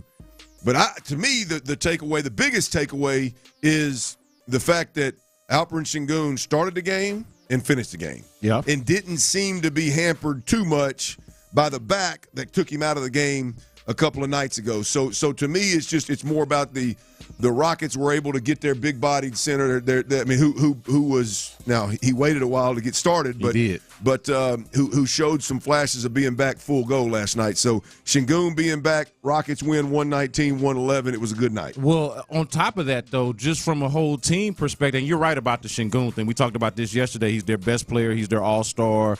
The offense, without Sengun or Fred VanVleet, looks disjointed. Never mind not having both of them. It's just a complete issue for the team. So having him out there was an obvious a benefit for them. But also just from a team standpoint, man, they were not playing well for much of this game. They weren't doing what yesterday needed to do was play more to their identity. The energy level needed to be up. The defense needed to be better than it had been recently. And, man, for the first half, for the first 3 quarters of this game, man, it wasn't good enough. It was not good. So thank God for the fourth quarter, and they finally woke up, got after it defensively, made a couple adjustments, both defensively and how they were using Alperen Sengun, and they just finally woke up. They had some key steals there, hit a couple of threes. They were horrible shooting the ball for most of the game, but had a couple of big shots there at the end. But the thing that I loved about it, Clint, they overcame a double-digit deficit in the second half and figured things out, even with Sengun not necessarily playing his best game, even with Jalen Green not playing his best game. Couldn't hit the side of a fire station last night, even though he scored 20-plus. It was taking a really tough time to do it. Yeah. So I like how they were able to not only overcome the opponent, but they overcame themselves. And to me, that's the marking of a team that is headed in the right direction. They didn't shoot it well in the first half, and the truth is Phoenix shot it lights out in the first half. That's true. And so they dug themselves a hole. What I loved about the second half was, you mentioned that they were able to overcome a double-digit deficit. The way in which they did it, I thought the plan was absolutely beautiful, and I thought it was executed phenomenally. It was defensive, first of all. Yep. They got back in the game because their defense was absolute nails, and it was clear, and I'm talking about for an extended period of time in the third quarter and throughout the fourth quarter. It was clear Phoenix was trying to get the ball, like forcing the Kevin Durant. Yes. We're forcing it to him, and whether it was Dylan Brooks playing defense or it was another rocket on him and then the double team coming, they intercepted passes that were thrown across the court to him. They always knew where Kevin Durant was. They always had a body on him, if not two. They were always in the pass lane to Kevin Durant. That's it. It was clearly Ime Udoka said we are not going to let, because Durant was hot. Yeah. I mean, he was hot, and they were, even though he got to 20-something points pretty quick.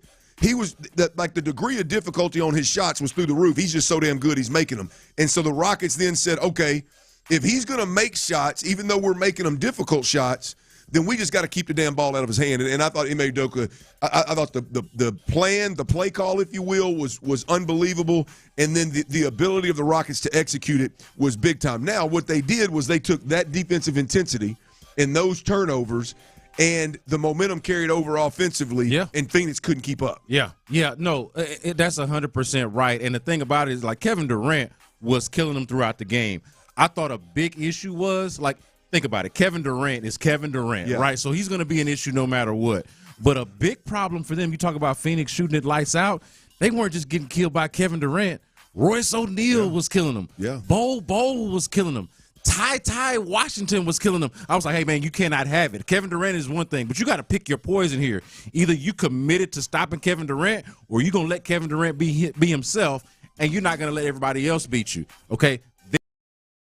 Their strategy, we're going to beat Kevin Durant because he's having another one of those nights.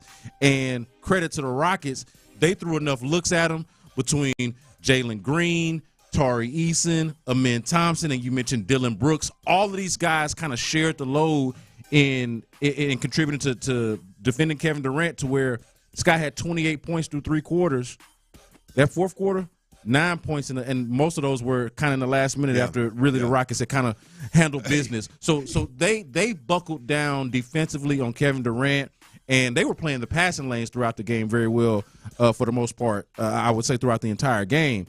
But specifically on keying in on Kevin Durant and those rotations. Stop letting that shenanigans that was happening with Royce O'Neal and Ty Washington and Bol beat you. No. That cannot be. You're supposed to be a serious basketball team. That cannot be. Hey, I'm going to tell you, I'm watching that game, and Bol. Hey, he can play now. Hey, but come on now. Hey, he ain't never seen a shot he didn't like. No. Hey, my man. I mean, he at one point I'm like, KD, you got to say something. Every light is green. I mean, he never, like, I feel like I know Booker and a couple of them boys was hurt, so maybe you feel a little the initiative to do. That's it. If I'm Bol, I'm like, I got to at least be aware that I got one of the best scorers, arguably the best scorer ever, the basketball on the floor with me. Bol, he was acting like he was Kevin Durant. Wherever he got the ball, he was shooting it or taking it to the rack, and he was never looking elsewhere. You can't convince him that he's not. I mean, it was unbelievable. Yeah, no, you can't convince him that he's not. But the problem is, it's one thing for Bol, that it's another thing for you to, as a team, to validate it. Right, for him to be chopping you up. Yeah, and for you to not go out there and guard him. So, like, Kevin Durant, you should have seen us on press row. We were just marveling at how Kevin Durant was having his way with them throughout the first three quarters.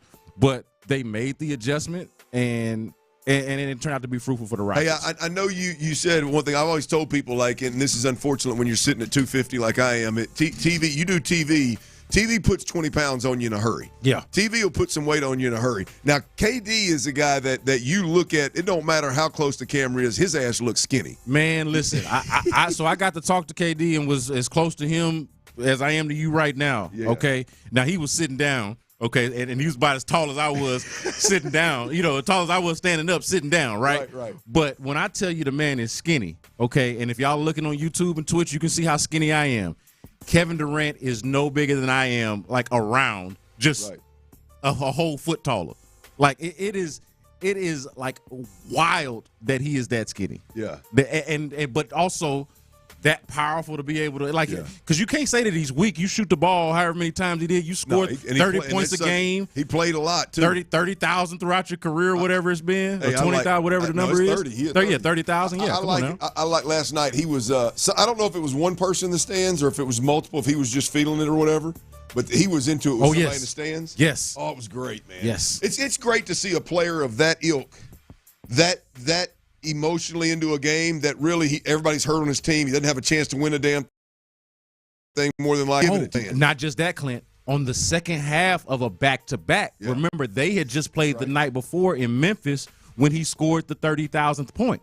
Right? So he just hit a milestone. He's Kevin Durant. He's 36 years old, and he still come out there and give you the business on the second half of a back-to-back. It's a true credit to him as a player, man. That's right. Rockets 119, Phoenix Suns 111. KD was the high point man with 37. And for the Rockets, Tari Eason. Yeah. Tari Eason. But which, by the way, Tari Eason. They don't win that game without him. Well, right. He was not just filling it up, but he was also extremely active on the boards. The hustle is next level. If I have one complaint about the Rockets, if you don't mind, you know me, negative dirty. Like Tari Eason, it was clear early in that ball game. Like the hoop was a damn hula hoop. He was, and at no time were they like, we need to get Tari Eason the ball, unless he was camped out around the 3-point line and they collapsed and kicked it. Not that he's the caliber guy that they should make it a point. But I go back to the night that Dylan Brooks had 30-some-odd points. Yep. Like, Dylan Brooks ain't the guy that you should focus on getting the ball to either. But it was impressive that night to me that the team realized, hey, Dylan's filling this thing up. Yeah. Let's get him some touches. If I have one complaint about the Rockets last night, early on when they were shooting 32% or whatever it was in the first half, early on I was like, man, get Tari Eason to rock. Not only is he filling it up, he's super active, and I thought he could have done more. Ended up with 25. But the thing that they can the reason why I think they didn't do that is because they can trust Tari Eason the game. He does enough things that you don't have to do. And he also doesn't dribble that well, so it's hard for him to really create his own shot. Right. But you can trust him to be active on both ends of the floor, and he's definitely good. And underrated, too, he's one of their better outside shooters. Yeah. Like, they lack three-point shooting when he's not out there, and he definitely provides that. Tari Eason, high point man for the Rockets, 25 points. As you mentioned, he was 3 of 5 from the three-point line, 11 of 16, so he was hotter than a firecracker now. Amen Thompson had 18. Dylan Brooks had 18. Şengün had 17 after a slow start, and then Jalen Green had 22. By the way, glad Tyler couldn't get that bet in for us because that over did not hit. All that means we got to double up tonight, baby. Yeah. We got to double up tonight in Rockets. I know it's game 2 of a back-to-back, but damn it, I feel good about something. Hey, but let's let the bet be something different than Jalen Green. Okay, let's just bet let's make a different Rockets prop. He will not be on my best bets today. Let's find one we can believe in. Well, we got to look at that Amen Thompson rebounds. If it's single digits, we're going after it. All right, check it out. If you could pick one player for the Texans to land in free agency, I went over the list yesterday. I'll give you a few options. If you could pick one player for the Texans to land in free agency, who would it be and why? We'll talk about that next right here on Sports Radio 610. Before we do that, though, I got to tell you about Generator Supercenter, y'all. Look, you don't know when the next power outage is going to hit, whether it's extreme heat, extreme cold, hurricanes. We've experienced all in the last couple years here in Texas. And I'll be honest with you, Texas weather, you never know, right? The key is you got to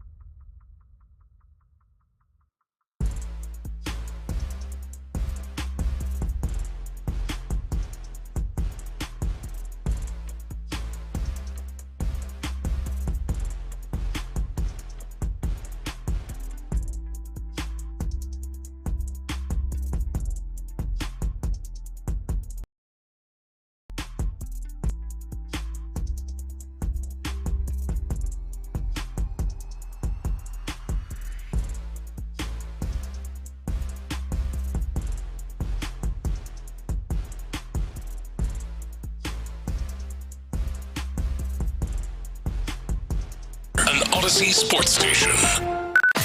Sports Radio 610 presents The Drive with Stoerner and Hughley.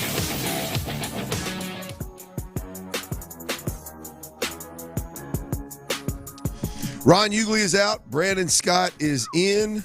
T. Mill is behind the glass. I don't know if I've given you any love today, T. But you gave me maroon nipples, man. That's right. Right out of the gate. That's a lot of love. That is absolutely right. You boys, y'all aren't into doing healthy stuff as much as I am. Not a knock on y'all. I'm going somewhere with this. No, and it's also facts. So, I mean, I'm not disputing nothing you're saying. I'm big right now, boys, into. I was on the treadmill when Nick Caley was talking, though. I was downstairs. I do want to throw that out there. It's key to sweat. Just simply sweat on a daily basis. Don't count. Just get up there and sweat. It's key. It's huge. Absolutely, no doubt. But I've become big on taking greens. Right. I never really was much before because my diet was. I always ate a lot of greens. I always ate pretty healthy. So from a nutrient standpoint, from my diet, I got what I needed. I felt like. Well, I just got locked into some greens, right? Well, I've been using them for about 2 months, and I ran out. This morning, greens came in. So I popped me some greens into a little water bottle, shook it up, and banged it out. If you know anything about greens. Oh, yeah, no. It's I'm going to tell you, Tyler, that old Generator Super Center, that old spot right there, about got me. I was cramped up. I was hunkered over. I was hunkered over this mic right here, going, "Oh boy, this better hurry up and get me to break now." Yep. Them greens, I'm telling you, they're good for you. They'll get you regular. Did you? Was it one? And this is a fine pulling the carpet back type of moment here. Okay. Did you know? Was it one of those where Tyler had to let you know, remind you that you had to read, or did you know? No, I knew I had to read. Had a slight cramp before we finished the segment, and so I knew I was a couple minutes out. Do you know? I'm asking that though because we all know what it's like when you feel like, hey, I'm close to being able to go use the bathroom. Yeah. And then something interrupts what you think is the flow about you about to go use the bathroom. Yeah, no, and you're like, oh, wait a minute, it was coming. I knew it was coming. All right. Well, that's that. At least you got that. But I'll be honest with you. Just to I know some folks out there are like, what are these guys talking about bowel movements for? Here's the deal. I mean, my everybody poops, man. My bowel movement habits are about like my gas tank. I will push it to the limit. Your vehicle gas tank. Yes, not the gas. Yeah, good call. Great call. Yes, my vehicle. I will push it to the limit with some gas. That ain't no lie. Whether it's in my belly or in my truck, that's for damn sure. So I will push it to the limit. So, all right, enough of that talk. I'm just going to let y'all know. Them greens, good for you. Ooh, but you better be ready now. You better be ready. All right, we talked the last couple of days, boys, about the Texans and reality. Like we know, we're all aware that with the Tank Dell situation and the Steph Diggs situation, the Texans have to do something at wide receiver beyond Nico Collins, right? We are all fully aware that the offensive line struggles last year. Yes, there were some scheme issues. Yes, there was obviously a Bobby Slowick and a Chris Strauser issue, the offensive line coach. But there's also a talent issue at that position. Now, the interior defensive line position is one where you can say all the guys they brought in, they exceeded expectations. They played at or above their ceiling. They played well, and you are correct. Yeah, I thought so. And so whether you were like me, I believe they need to bring in one horse that leads that group, that's bigger and badder and better than anybody they have, right? Which I know a couple of guys are free agents, so they got to sign some guys back. They got to figure out what they're going to do. But nonetheless, I want to shed some light on, like I would say, probably one of the best situations in football when it comes to interior defensive line. When you hear about the better interior defensive lines, you either have one of the best guys in the game like Chris Jones, or you have a 2 or 3 man rotation that is our future Chris Jones's potentially. Yeah. Right? Like right now, the Eagles' interior defensive line, right? They got 2 guys the one, what's my man's name that got drafted early on? Jalen Carter, right? Yeah. They got the expectations are for that dude one day to be one of the top 2 or 3 interior defensive linemen in the league, and he looks like he's going to get there pretty quick. He looks like he's on a Christian tree. And then you got, what's the other guy's name from Georgia, the big dude? Jordan Davis. Jordan Davis, right? He's another one that, now he's not an every down guy, but he's another one that's coming into his own and can absolute dominate and is an absolute problem. A mammoth of a man.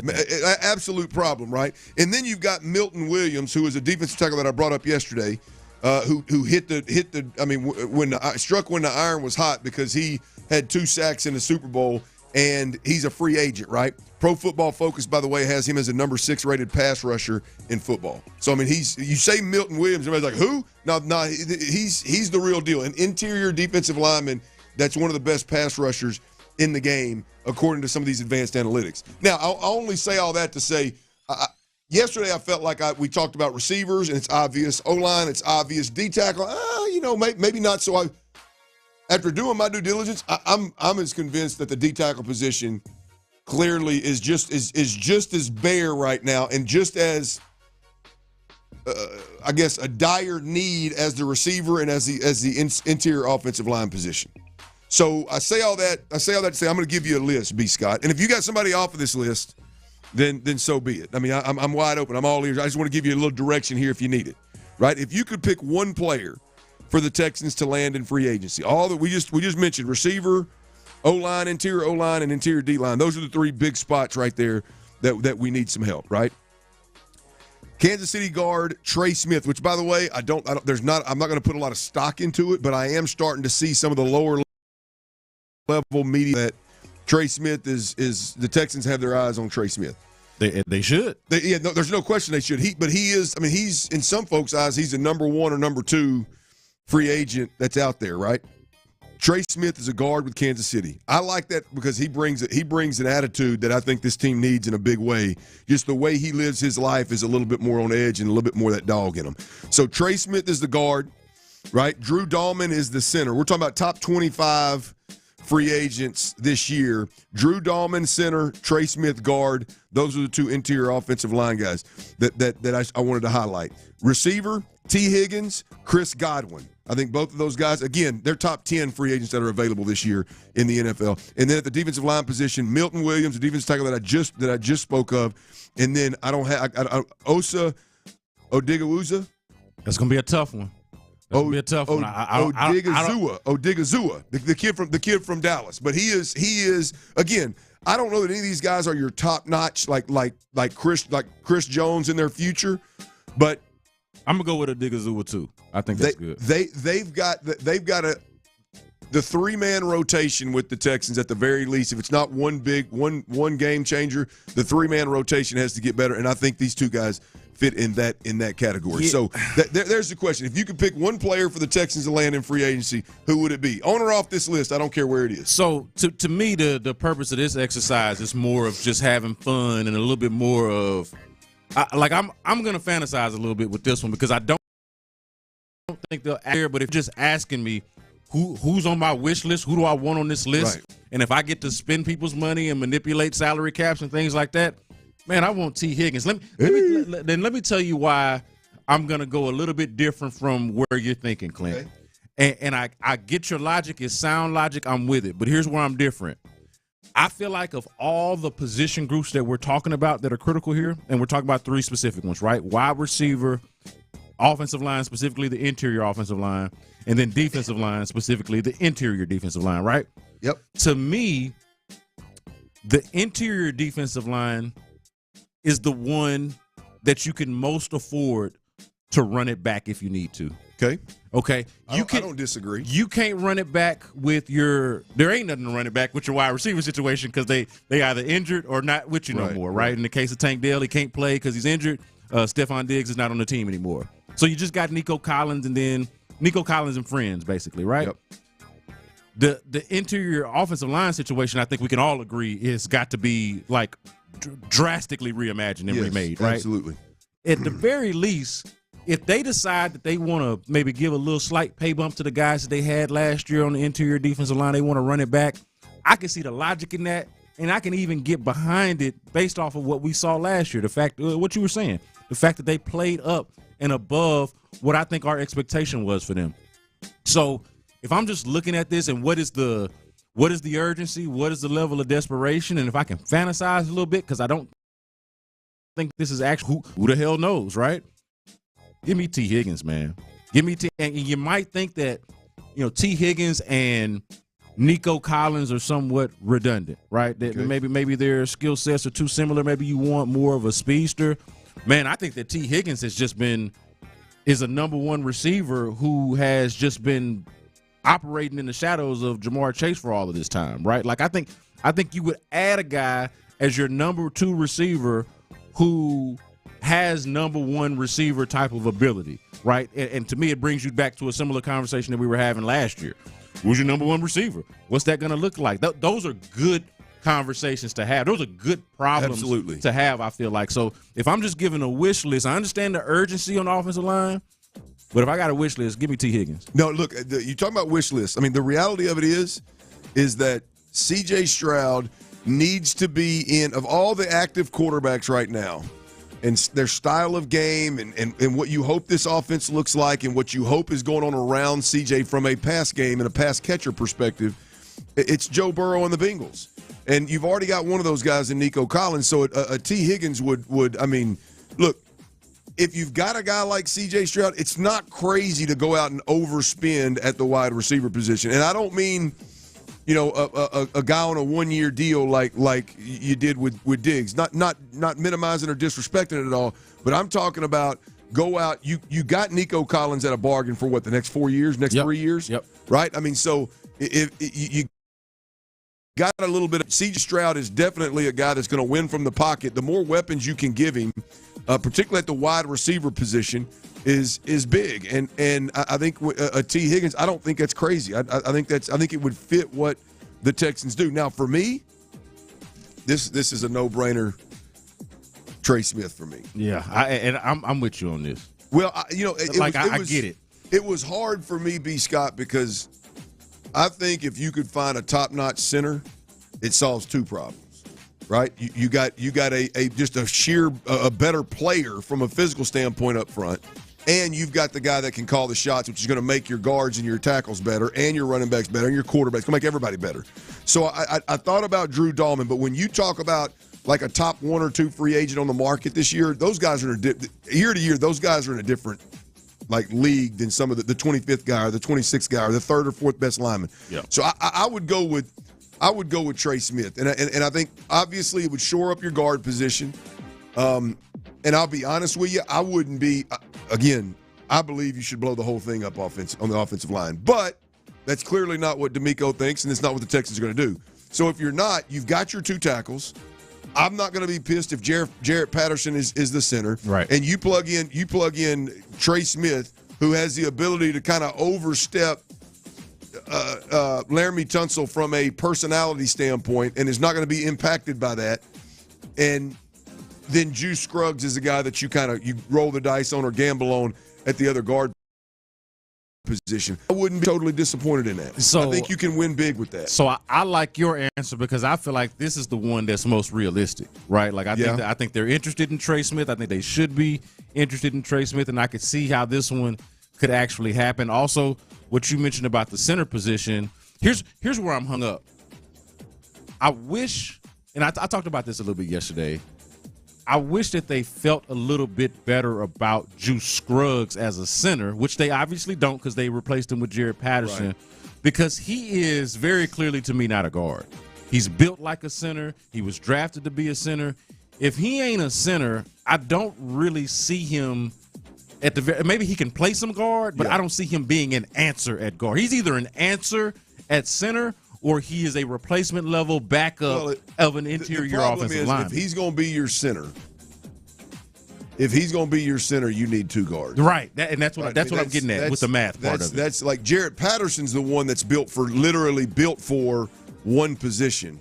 And so if he's going to factor into this thing, he has to be your center. And then where does that leave Juice Scruggs? Well, Patterson has played some guard, though. Like he played center Patterson ain't got the lead in his ass. Patterson ain't got the lead in his ass to play guard, B. He, in my opinion, I mean, he may, but I just – Well, I'm grading on the curve because he was actually still better than what he was going out there replacing. Right? Remember when when Kenyon Green got hurt? Yeah. Jarrett Patterson goes out there and immediately starts making the plays that Kenyon Green wasn't making. Now, that's not saying that that's what your answer should be, but I'm right there with you. All of this conversation comes to a head if you bring in Trey Smith.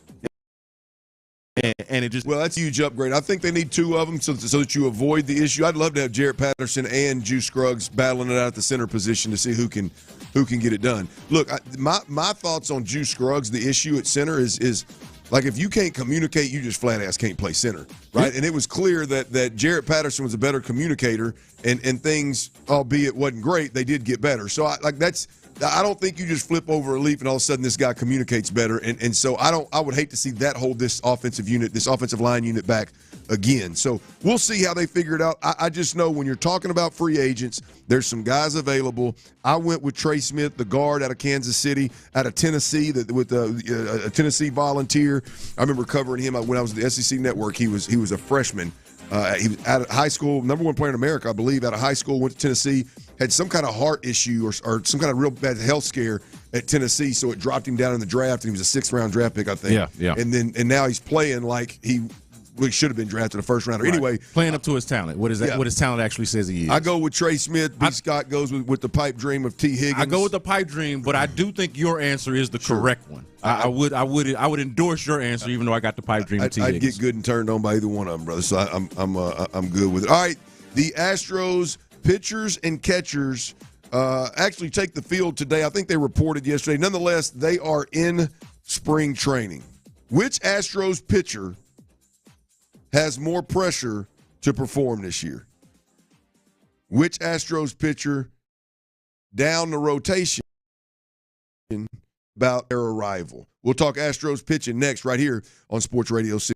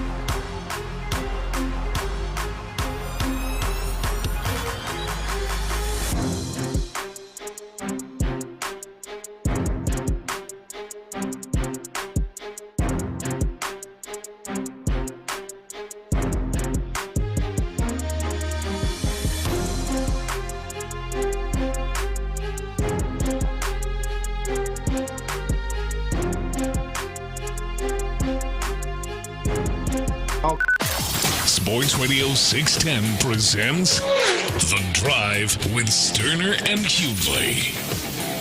That's right. Ron Hughley is out. Brandon Scott is in. T-Mill is behind the glass. I'm Clint Stoerner. You're listening to Sports Radio 610, Houston's sports leader. Intro presser. The Texans introduced their new offensive coordinator, Nick Caley. They introduced him at 1 o'clock. It was on In the Loop. Our guys, Reginald Atatula, John Lopez, and Figgy Fig had it covered, of course, as Sports Radio 610 always does. We will bring that Nick Caley intro presser to you in full at 4:40. So in the 4 o'clock hour, we will make that happen. Also in the 4 o'clock hour, we have Will Kunkel of Fox 26. He is with the Astros right now in spring training, boots on the ground, eyes on the field, watching what's going on. We'll get us a quick report from Will Kunkel there, as well as I'm sure he's got plenty on what's going on with Altuve in left field, Bregman and his signing with the Red Sox. We got a lot going on today.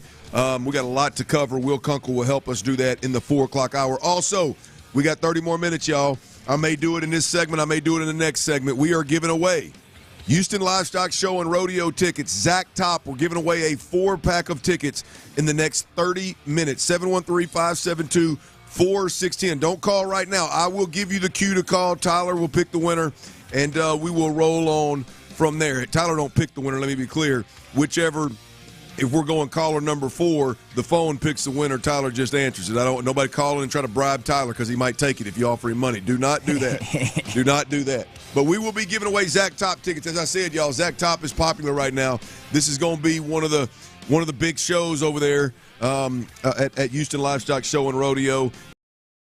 This is one that I hadn't seen Zach Top in person yet, but he is a hot, fast rising artist that it's got some pipes, man. It's old school. It is, if you like traditional country music, it is big time. Along with the Zach Top tickets in this hour, in the next 30 minutes, we'll also be giving away Bailey Zimmerman tickets in the 5 o'clock hour as well. So again, just make sure you're listening. Make sure all your people are listening, and you never know what we're going to give away. We got a loaded rest of the show, and right now, B. Scott, I mentioned the Astros pitchers and catchers have reported.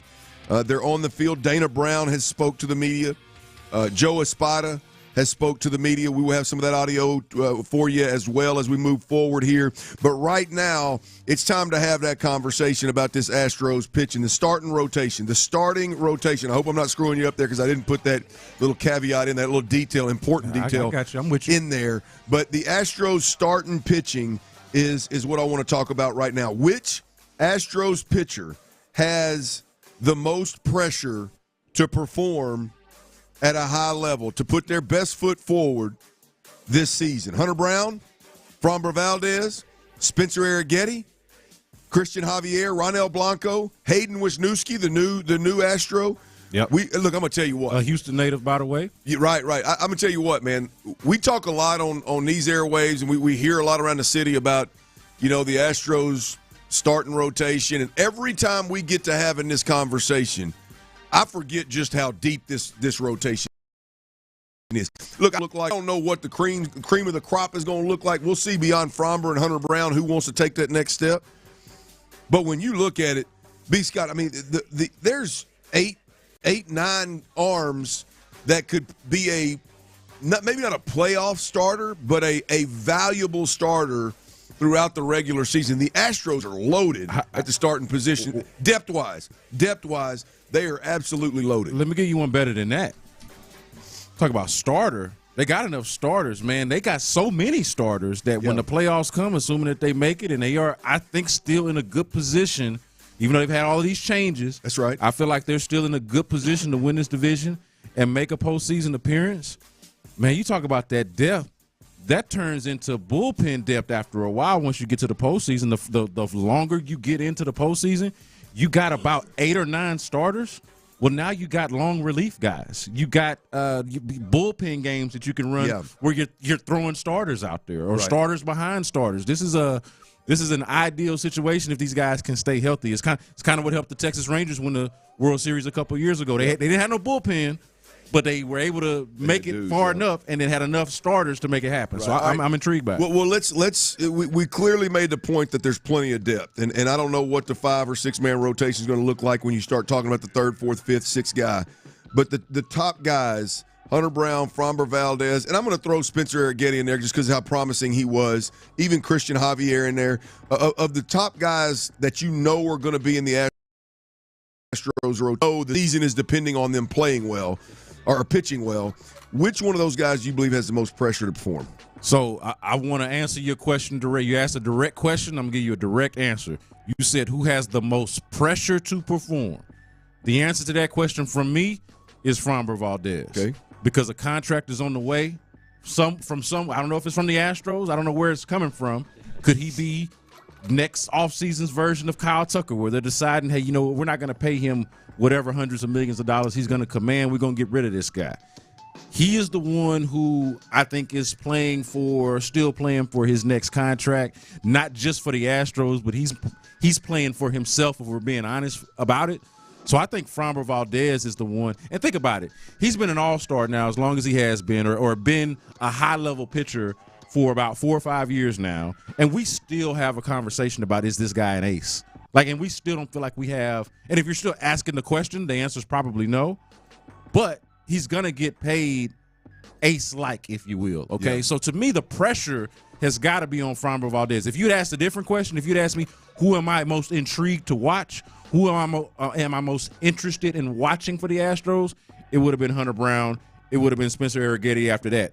But who's got the most pressure? I don't think it could be anybody other than Framber Valdez. You make a good case with Framber, given that the contract is on the line. I'm gonna go Spencer Arrighetti though, because I think without a third starter that's legit, I don't think the Astros are going to be able to compete. I like that point. You know what I mean? I feel like we know. Last year's Hunter Brown, Astros win baseball games. Yeah. Last year's Framber Valdez, Astros win baseball games. Right.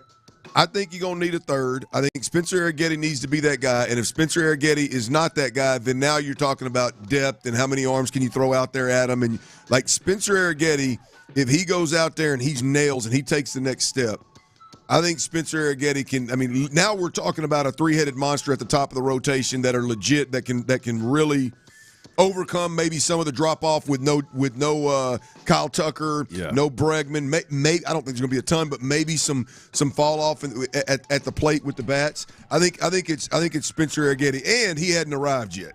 Right. He's got to earn some keep, if you will. Show promise, though. Show promise, and that's probably what keeps you intrigued by it. I thought you meant Show had a promise. No. Ron the Show. No, man. I call that guy Ron. Whoa, what's he promising now? He went with Ron for too long for me. I'm having a tough time going back to Show. So he's Ron as far as I'm concerned. But that's right. I would say this, though, to your point, Clint.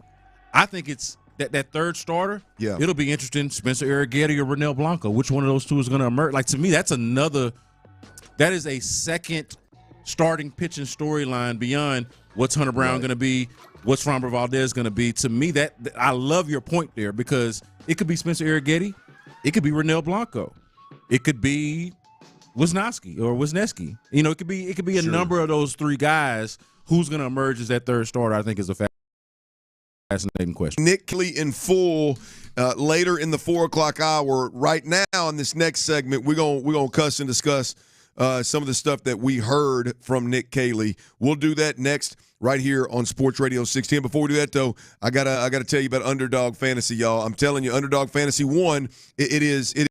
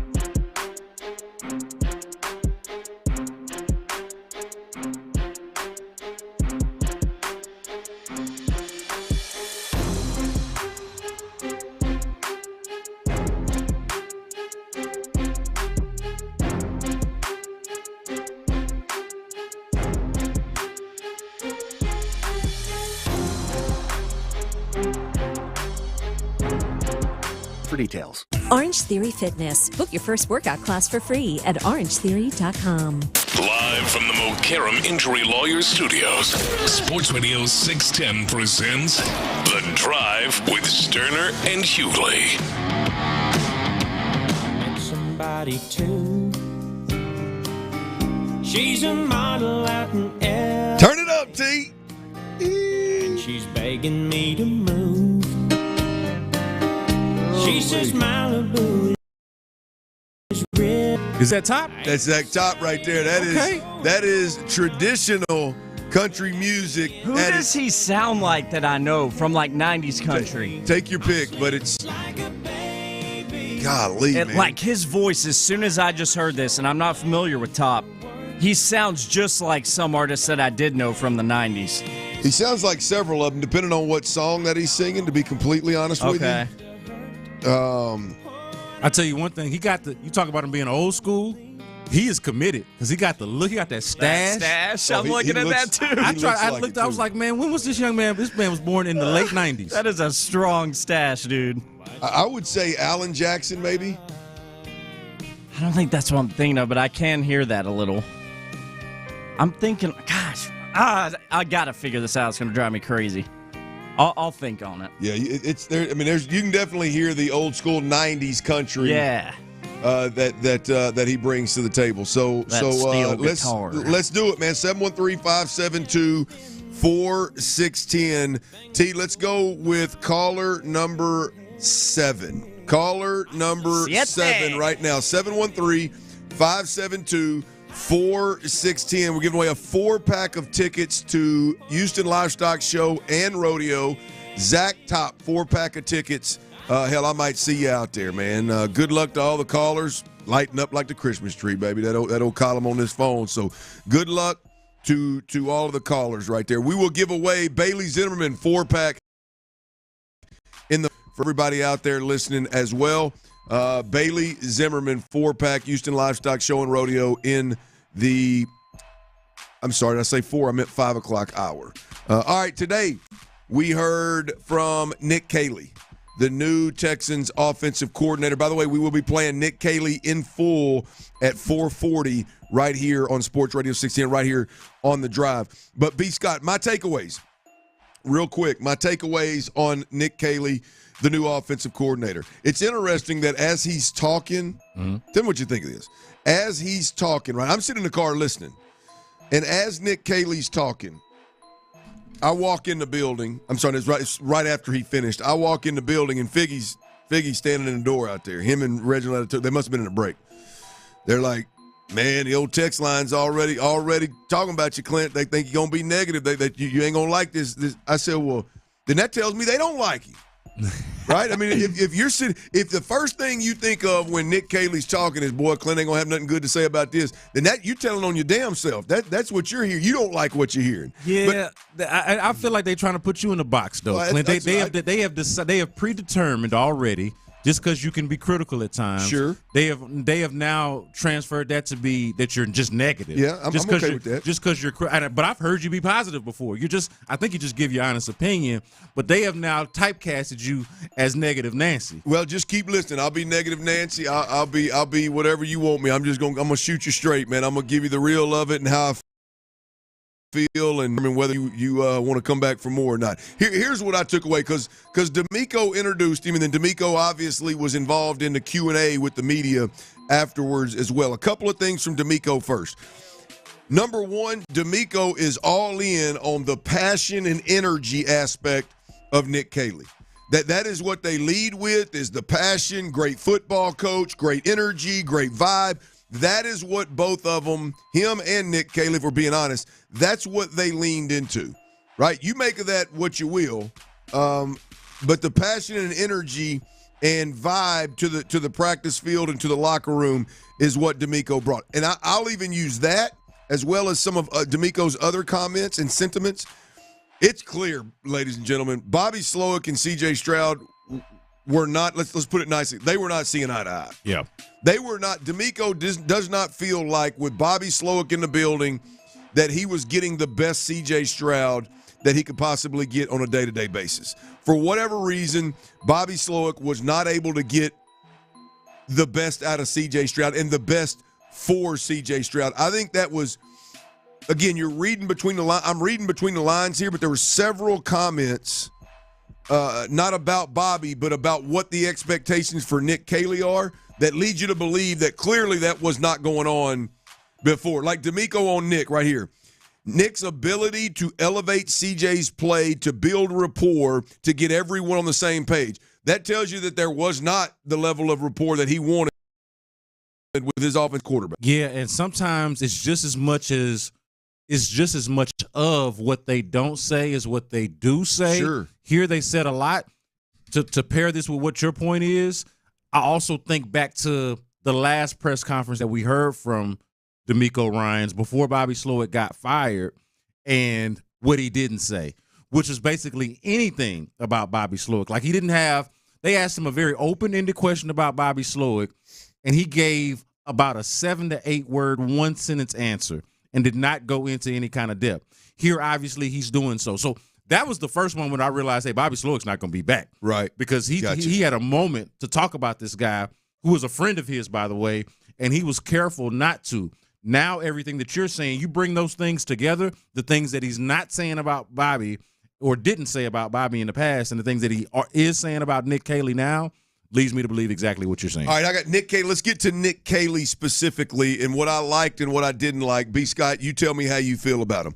I thought Nick Caley, at the beginning of his comments, he uses the phrase, "I'm looking forward to evolving the offense," right?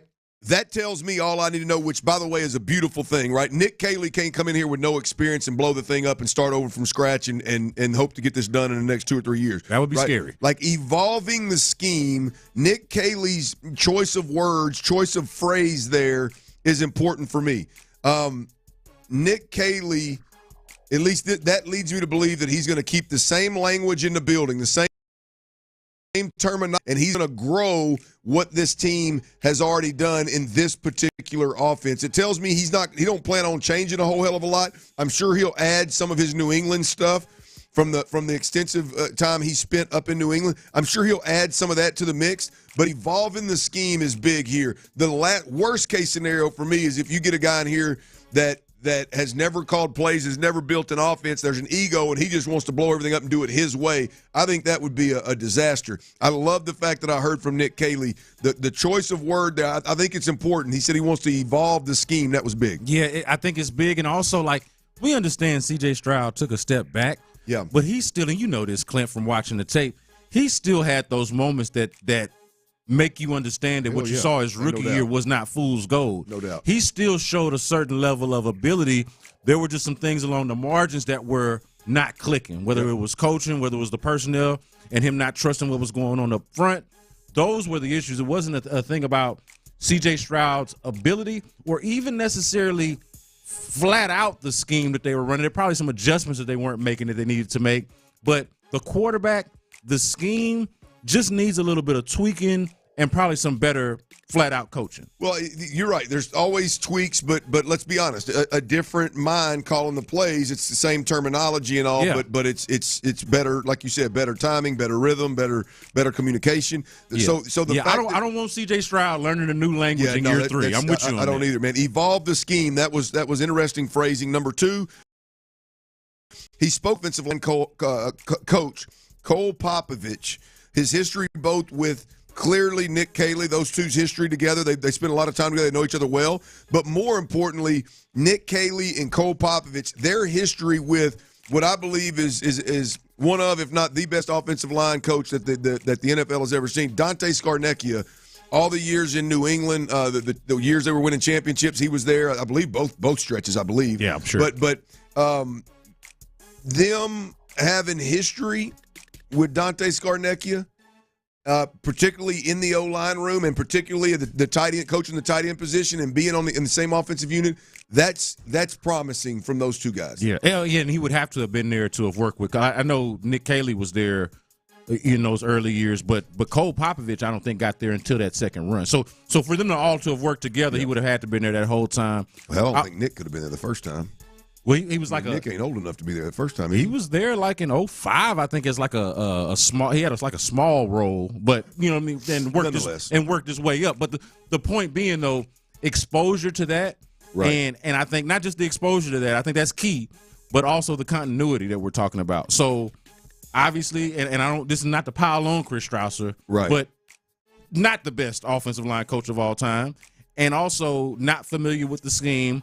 Also, the working relationship with Bobby Slowick is not what it will be with Nick Caley and Cole Popovich. So you got the rapport and you got the background and the history of working with somebody who is in that role. So I think you got to love that. All right, y'all, we're going to push this on. I got one negative that I want to bring to the table. One thing I did not like that I heard from Nick Caley, I'll be honest with you, it scares the hell out of me.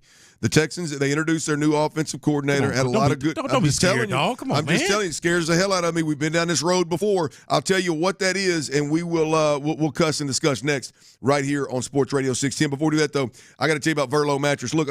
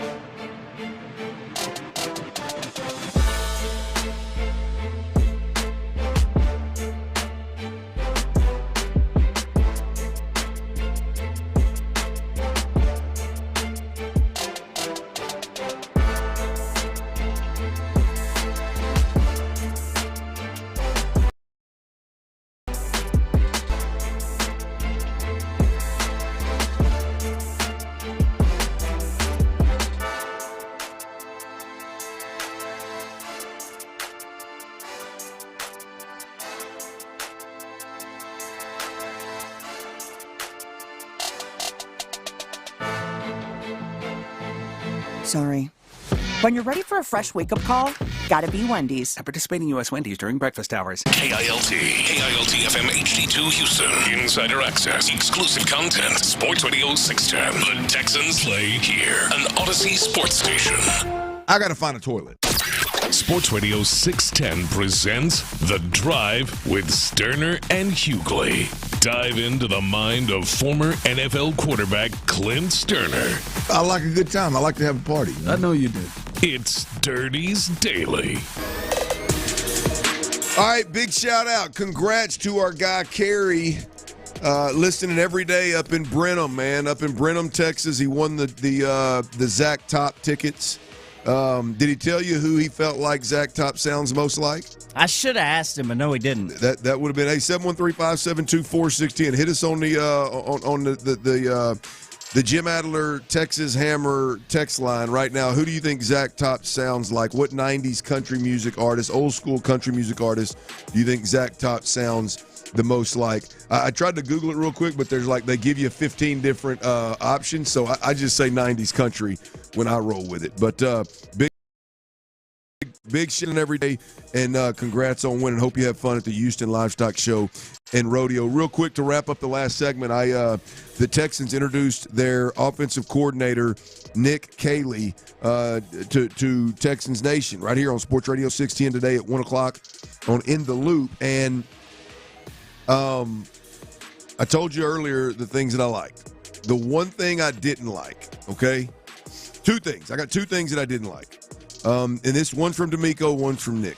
The one from D'Amico was he was asked about why Cole Popovich as the O-line coach, given that he was in the room last year when the O-line underperformed, and his response was, one voice in the room, he had helped develop a lot of their young guys.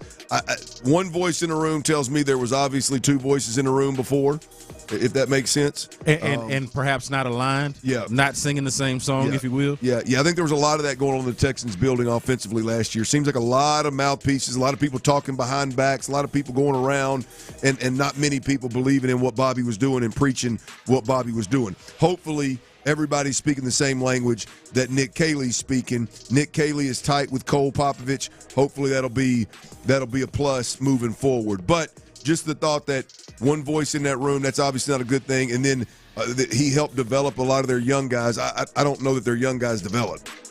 Right? I didn't see it. I didn't. I mean, you look at their young guys. I would say that they all underperformed. Now, I don't know. I don't know if Fisher underperformed, but he.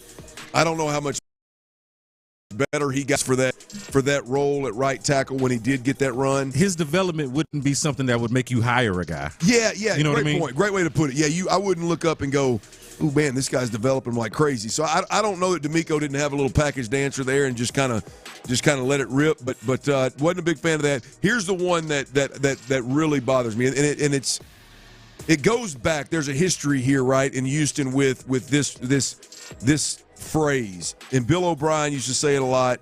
They had a lot of success with it up in New England, obviously, when Tom Brady was pulling the trigger. But the game plan offense, right?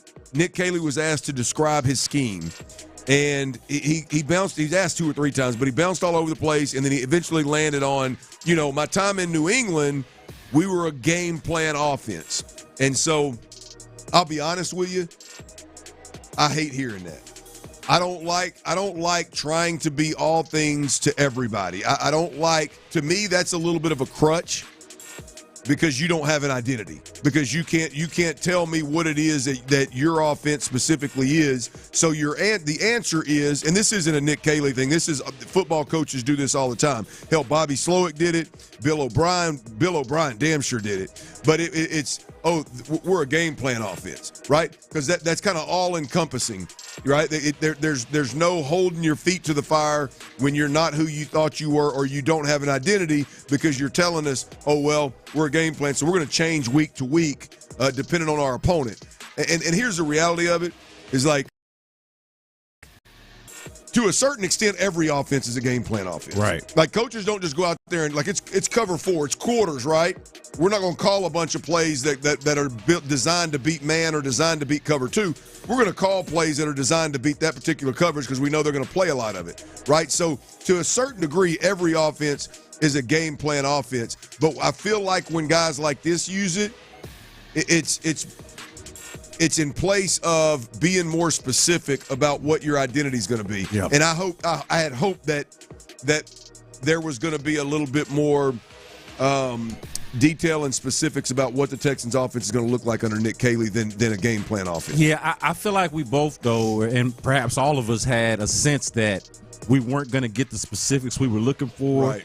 And maybe we were okay with that and understood that because of just where they are in the offseason. The man just got hired. They ain't even started acquiring the players that are going to execute the system yet. So you can understand that. And I'm hoping, Clint, that it is just a packaged boilerplate answer for how they want to answer that particular question. They just kind of want to allow the results to speak for themselves. Man, I'm right there with you on, hey, if you want to say it's a game plan offense, because in the literal sense, everybody's offense is a game plan offense. Like you have to game plan for each opponent because everybody's different and all of that, then fine. But what I don't want, and I've been thinking this ever since it became pretty clear to me that they were going to be going in a different direction offensively with their coaches. Offense that is reacting and is waiting for, like, I understand quarterback's going to do what you're going to take what the defense gives you and all that kind of stuff. But I want, when you talk about an identity, I want an offense that has one, and it's one that the defense is game planning for. It's one that is putting the defense on its heels, and they're going into the week saying, hey, these guys do this. We got to try to stop this because they do this thing well. And to kind of be the aggressor, be the one that's forcing the issue and setting the tone. Setting the tone is probably a better way of saying it as opposed to forcing the issue. Set the tone with your offense as opposed to saying, hey, I'm just going to do whatever it is that the defense says I'm going to do on a given week. And another thing, Clint, about the game plan offense that I don't like, or just the conversation about it, it's like, hey, man, how good do you have to be? How talented of a roster do you have to have? Or how diverse of a skill set do you have to have across the board offensively and with your personnel to be talking about you're going to do any and everything on a given week? Like, to me, that is, and I don't think they mean it this way, but to me it shows a little bit of hubris and arrogance to think that you can just be a chameleon from week to week. No, you need to get players and figure out exactly what do these players do well and be true to that. Be true to that identity. The fear is, for me, is that you're trying to be all things to everybody, and that's difficult for most quarterbacks, right? Tom Brady may be the most elite problem in the game of football. And so the game plan offense with him, especially after being in the offense for a few years, and the play, like him having the freedom at the line of scrimmage to ultimately run any play and have the ability to get in the right play a huge percentage of the time, that's why that game plan offense works, right? There's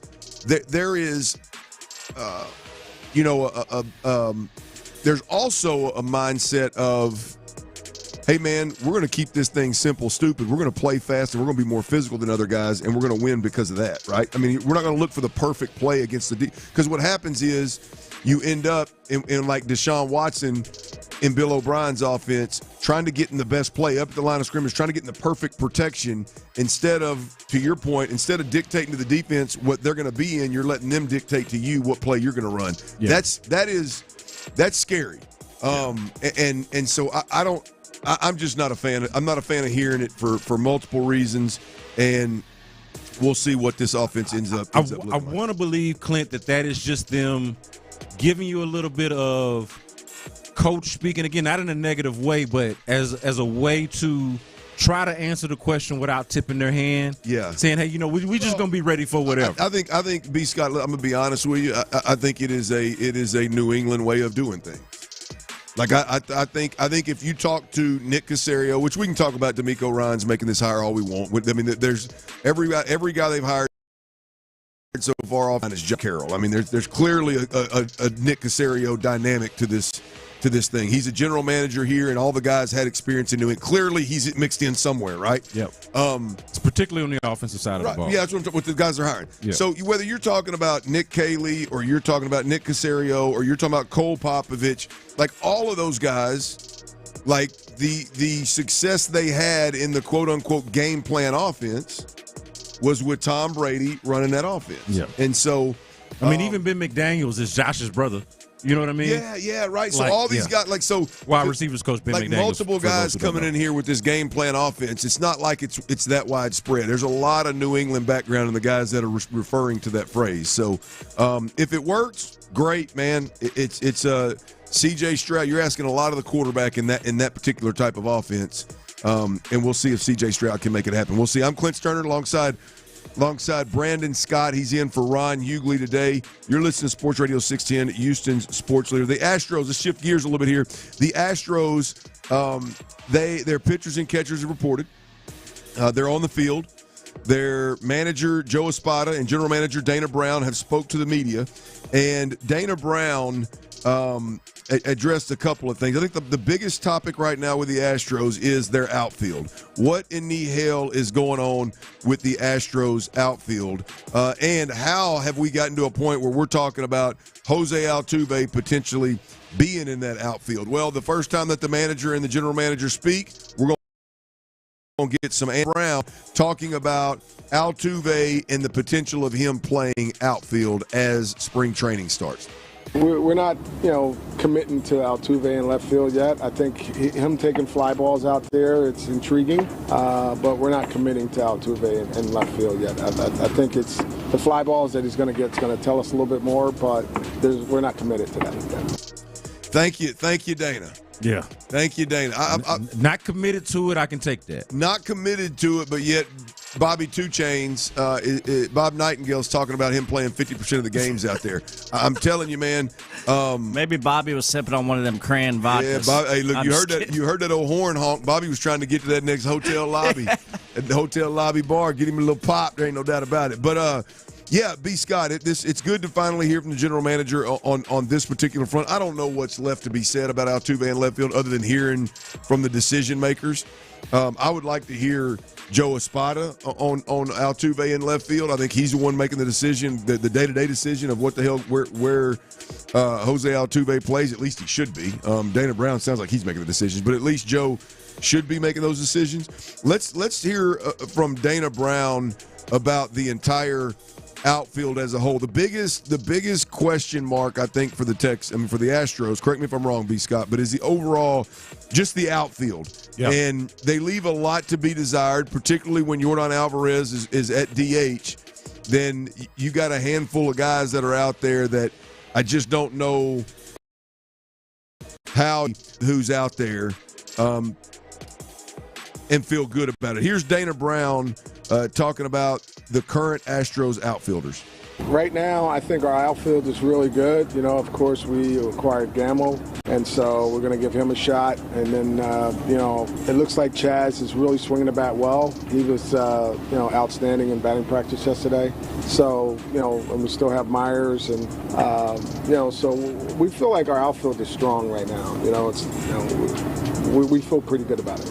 You'll come at me about white boy Chaz. Hey, hang on to that right there. That might happen. I like hearing that part of it. But just overall, Dana Brown likes the outfield. Right. The next statement from him was Altuve's not an outfielder yet, so he's clearly not talking about Altuve being a part of it. But he likes their outfield as a whole. There, B. Scott. Just your thoughts on the is he GM talking, or you think he's serious? Hey, look, well, I think he's serious. I think he's convinced himself, and I'm glad that he feels good about it. I just hope that it actually looks as good as it feels to him, if that makes sense, right? Like, I hope his feeling is transferable to what we actually see out there, because think about it. He says he feels good about it, but you heard the list of names that he rattled off, and the outfield situation is just hard to ignore. Like, when we look at the personnel situation, he lists off Gamble, okay, Chas McCormick, who they wouldn't even let beat out Jake in center, and then you got Jake. So you're talking about Gamble, McCormick, and Jake Myers? He didn't elaborate very much on Myers there. I feel like he gave a little with the other boy Chaz is his bat's looking really good. Then he goes, Jake's still here. We still got Jake. He's still here. As if to say, like, Jake is some established player or something like that. And I understand he's really good defensively and all of that, but you can't rely on his bat, and you want your center fielder to at least have a bat, and he doesn't. So, like, I cannot share Dana Brown's optimism at this point. I can only hope that his optimism is warranted in some kind of way. But think about it, Clint. We sit up here having a conversation about, is Jose Altuve going? What does that say about Gamble? If they're talking about putting Jose Altuve out there, and I understand we talked yesterday about how he hasn't been good at second, but all that tells you is they got an issue in the outfield, right. And they might have an issue at second base on top of that. Yep. So yeah, no, it is unsettling to say the least. That's B. Scott right there. We will Will Kunkel, Fox 26. He joins us next, literally from Astros training camp. Pitchers and catchers out there. He's got an eye on it. Boots on the ground. We'll hear from him in about 5 minutes, about 7 minutes. So he also talked to White Boy Chaz too. I'm seeing that on his social media feed. So Will Kunkel has had them boots on the ground, if you will. Yeah, that'll be good. This firsthand from Astros spring training. Also, we're giving away a 4-pack of tickets to the Houston Livestock Show and Rodeo. Bailey Zimmerman.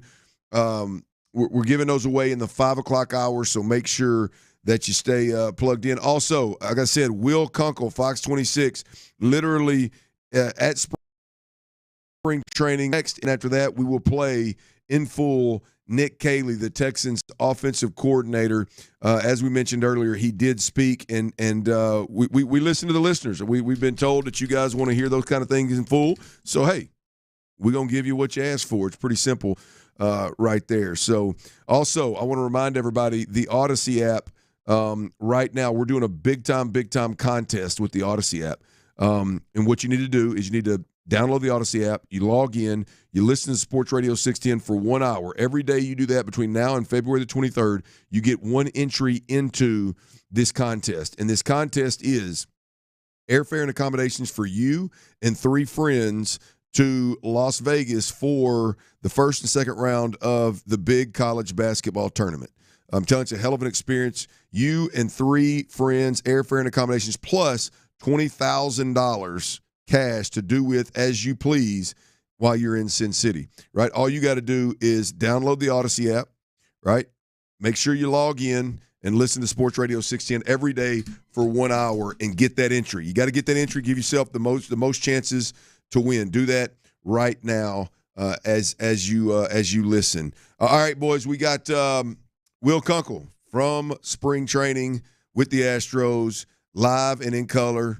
Well, he's calling in. He's not really live in the studio. He's calling in, but he's boots on the ground with the Astros, and we'll see what's going on out there with the fellas. We'll do that next right here on Sports Radio.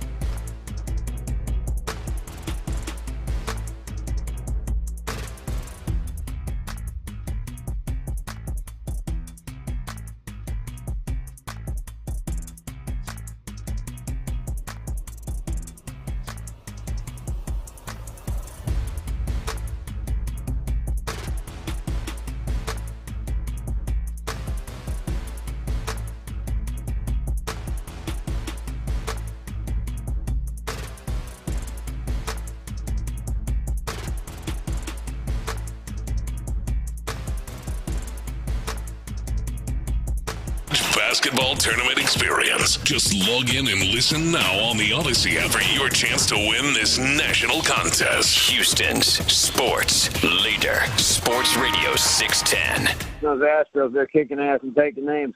Sports Radio 610 presents The Drive with Stoerner and Hughley. Ryan Hughley is out. Brandon Scott of SportsRadio610.com and H-Town Hoops podcast is in. Make sure you're plugged into both of those things. SportsRadio610.com is always on it, and that H-Town Hoops podcast is absolute money for all my Rocket fans out there. And the Astros pitchers and catchers have reported they're out in West Palm Beach getting rolling. We heard from Dana Brown. We heard from Joe Espada. We're going to bring you some of that audio as we move along in the next hour and a half here on The Drive on Sports Radio 610, Houston's sports leader. But for right now, we got a Will of Fox 26 is out in West Palm Beach with the crew. Will, how you doing, man? The Stoerner Burner, B. Scott. What's up, boys? Hey, man, well, I tell you, it's pretty damn good. We're rocking and rolling here in the studio. We're having a good time. But we are not at spring training, and we're not in Florida. We're not hanging out, so we're clearly not kicking it with Kunkel, if you know what I mean. Yeah. You are now, though, big dog. You are right now for the next 5 minutes, baby. I love it. Well, man, let's start with I know we're going to you with some boots on the ground out there, but less of what you've seen and more of what you've heard. Alex Bregman is I don't know if it's official yet. Let me preface that the same way Joe and Dana did, but it appears that Bregman is a Boston Red Sox and about $40 million a year. Your thoughts on Bregman going to Boston? Damn, good for him, dude. Like, he wanted the money. He made it clear with what he was looking at that he wanted that paycheck, and he wanted the 7 years and the money. And obviously, it seemed like Scott Boras overplayed his hand a little bit.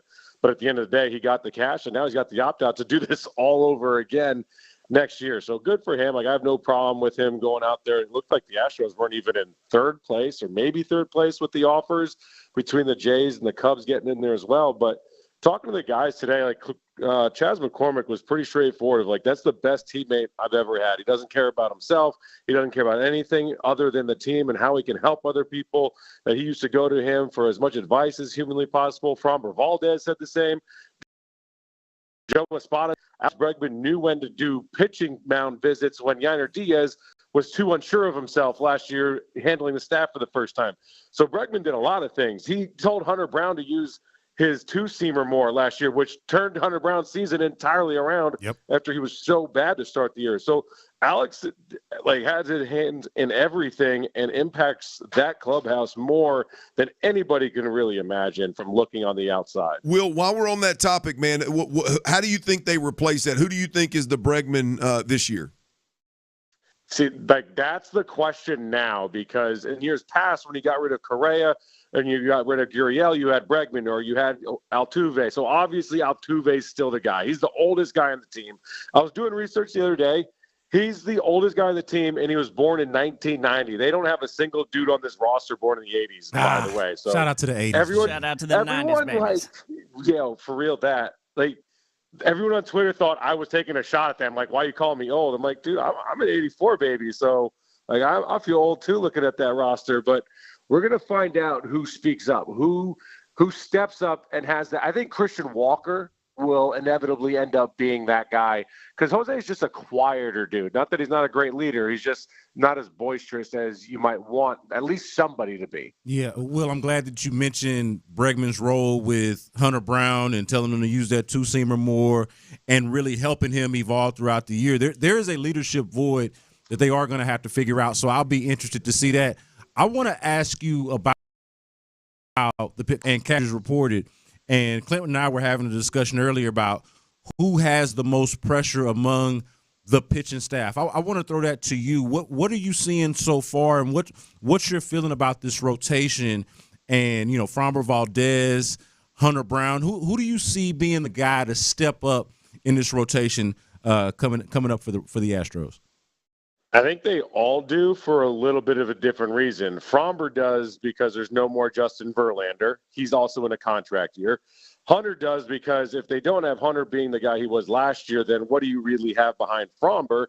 And can Spencer Arrighetti keep his role in the majors like he did? He really came on big time last year. But the second year is always tough for every professional athlete because there's film on you. Everyone knows what you're good at, and now they're kind of figuring out what you're not good at and how to take advantage of you.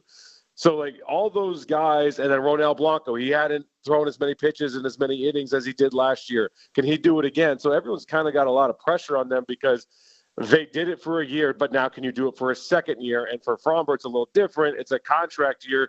Are you going to press a little harder? Are you going to try to impress more? Are you going to try to get paid? Is that going to weigh on you throughout the season? And then you look at somebody like Lance McCullers. Like, does he put pressure on himself? Because this is arguably the closest he's gotten since 2022 to get back. And there's some fascinating discussions. We can get into that in a little bit of what the Astros are saying.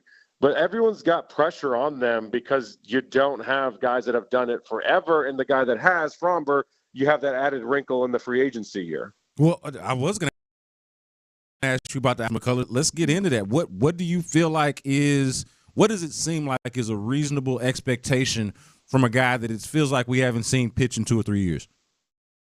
Well, a reasonable expectation is that you just pray and hope. And I don't mean that insultingly. I genuinely, because it's not like he's some reckless kid running around on a 4x4 getting hurt all the time. Like, he's trying to rehab. He's being responsible. It just hasn't worked out. Right now, he's got no pain. He's throwing his full repertoire, which I think is the most important thing.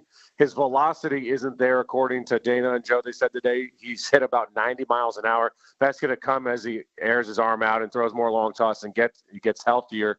But as long as he's not feeling pain and he's throwing his full repertoire, that's the most important thing.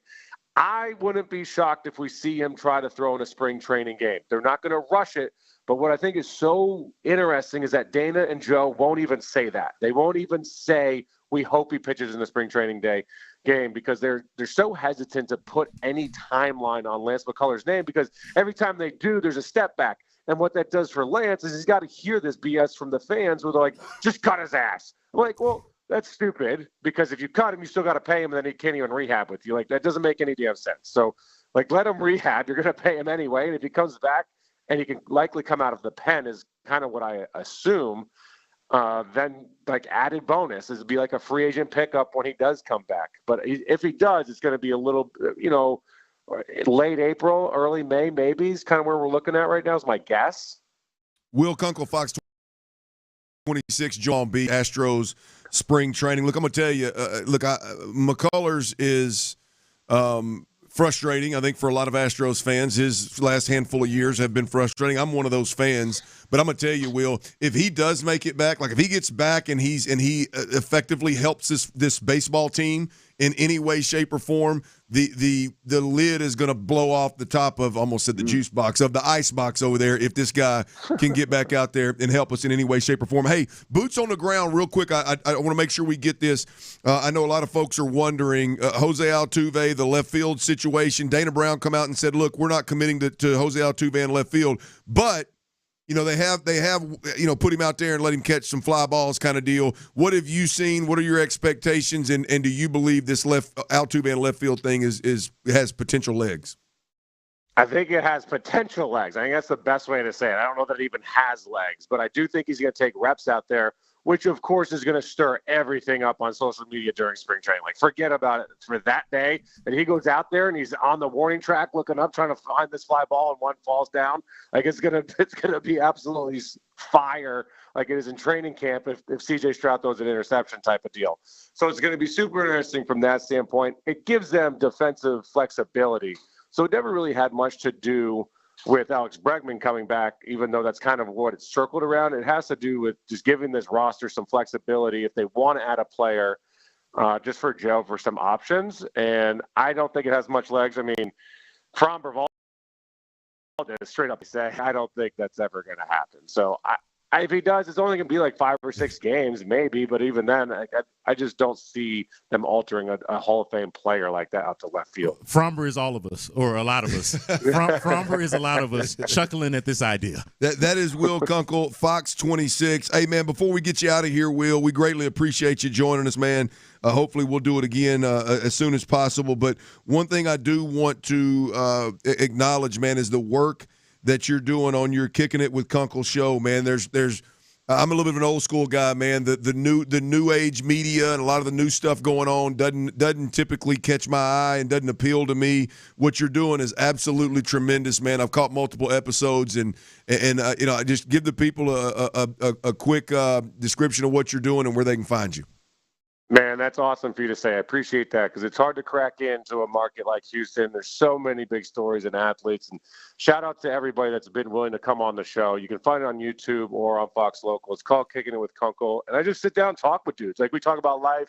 We talk about ups and downs and struggles and, talk honestly with other reporters as well. I'm not hesitant to have other guys that cover teams with me and like what needs to happen with that Bobby Slowick situation. Like, call it is what it is and be real about it, but also treat these people like human beings because everyone wants to be clickbait today and everyone wants to get the next like viral moment. And it ain't about that. It's about, honestly, for me, it's about the human aspect and learning about the team and the player and humanizing these guys. So it's been a fun, dude. Well, you do a hell of a job, no joke, man. And Tyler Milner said he'll come on with you anytime, man. He's got it. I love Kicking It with Kunk. He used to ride dirt bikes back in the day. He's got some great stories, man. So damn, he keeps bringing that Tyler money. Those winners, bring those over, big dog. Yes, sir. All right, brother. Hey, we appreciate it, man, and be careful and enjoy your time out there in West Palm Beach. Yeah, keep grinding, Will.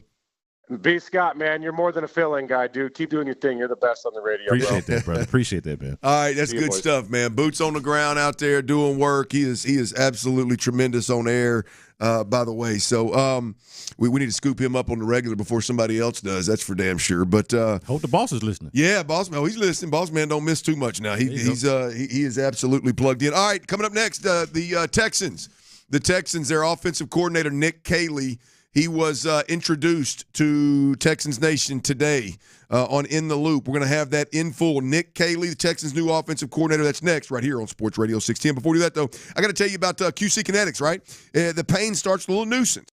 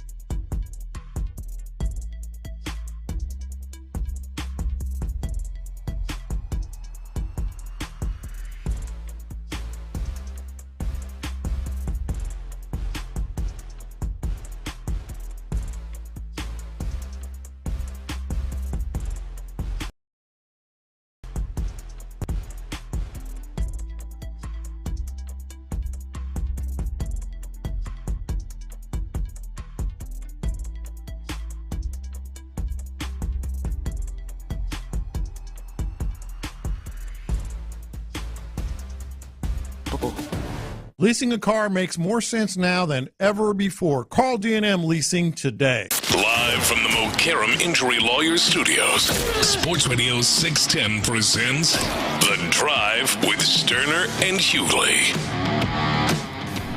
Ron Hughley is out. Brandon Scott is in. T. Mills behind the glass. In the 5 o'clock hour, we will be giving away a 4-pack of tickets to the Houston Livestock Show and Rodeo Bailey Zimmerman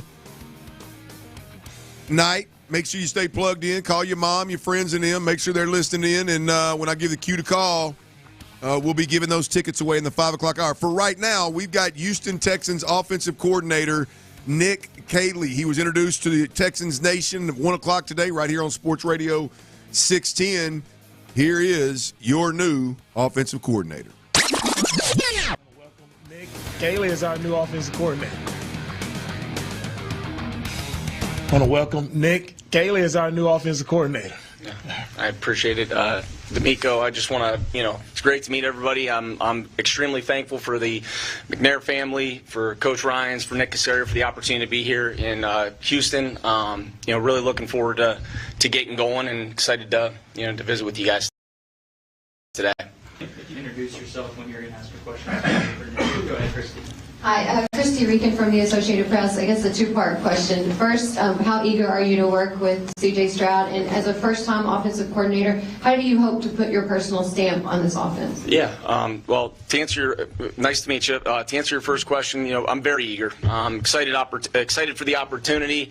It's a great opportunity, great people in this organization, and, really looking forward to working, obviously, with C.J. Tremendous talent. Competitor, you talk about an ultimate competitor, tough, instinctive, can make plays. So I'm very excited. And as a first-time coordinator, to answer your second part of the question, really excited to get an opportunity to evolve this scheme and put, it's not going to be my spin. It's going to be what's best for our players, and it's always going to be what's best for our players. No, we're not pounding a square peg into a round hole. It's going to be based on the strengths of our quarterback, the players, and the guys on this team. So that's what it will always be, designed around.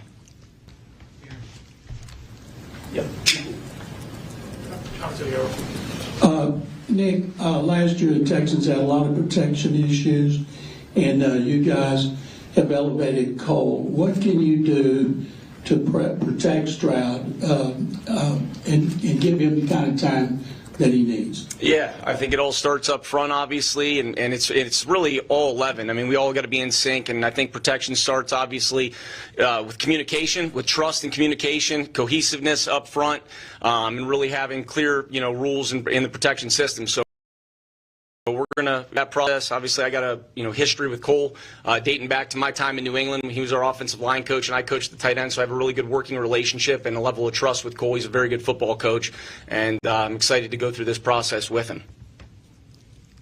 Nick Wilson from KPRC TV. Your coaching philosophy, how would you describe it? And to follow up, just kind of some of the influences of the Bill Belichick's and Sean McVay's, maybe going back to JCU with Regis Gate. Yeah, nice to meet you.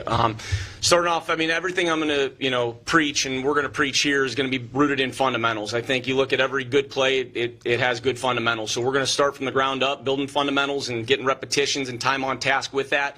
The things that I can take, had the opportunity to obviously come most recently with Sean in L.A., have a tremendous amount of respect for him, learned a ton of football, from him, as well as obviously Coach Belichick with my time in New England, invaluable experiences for me.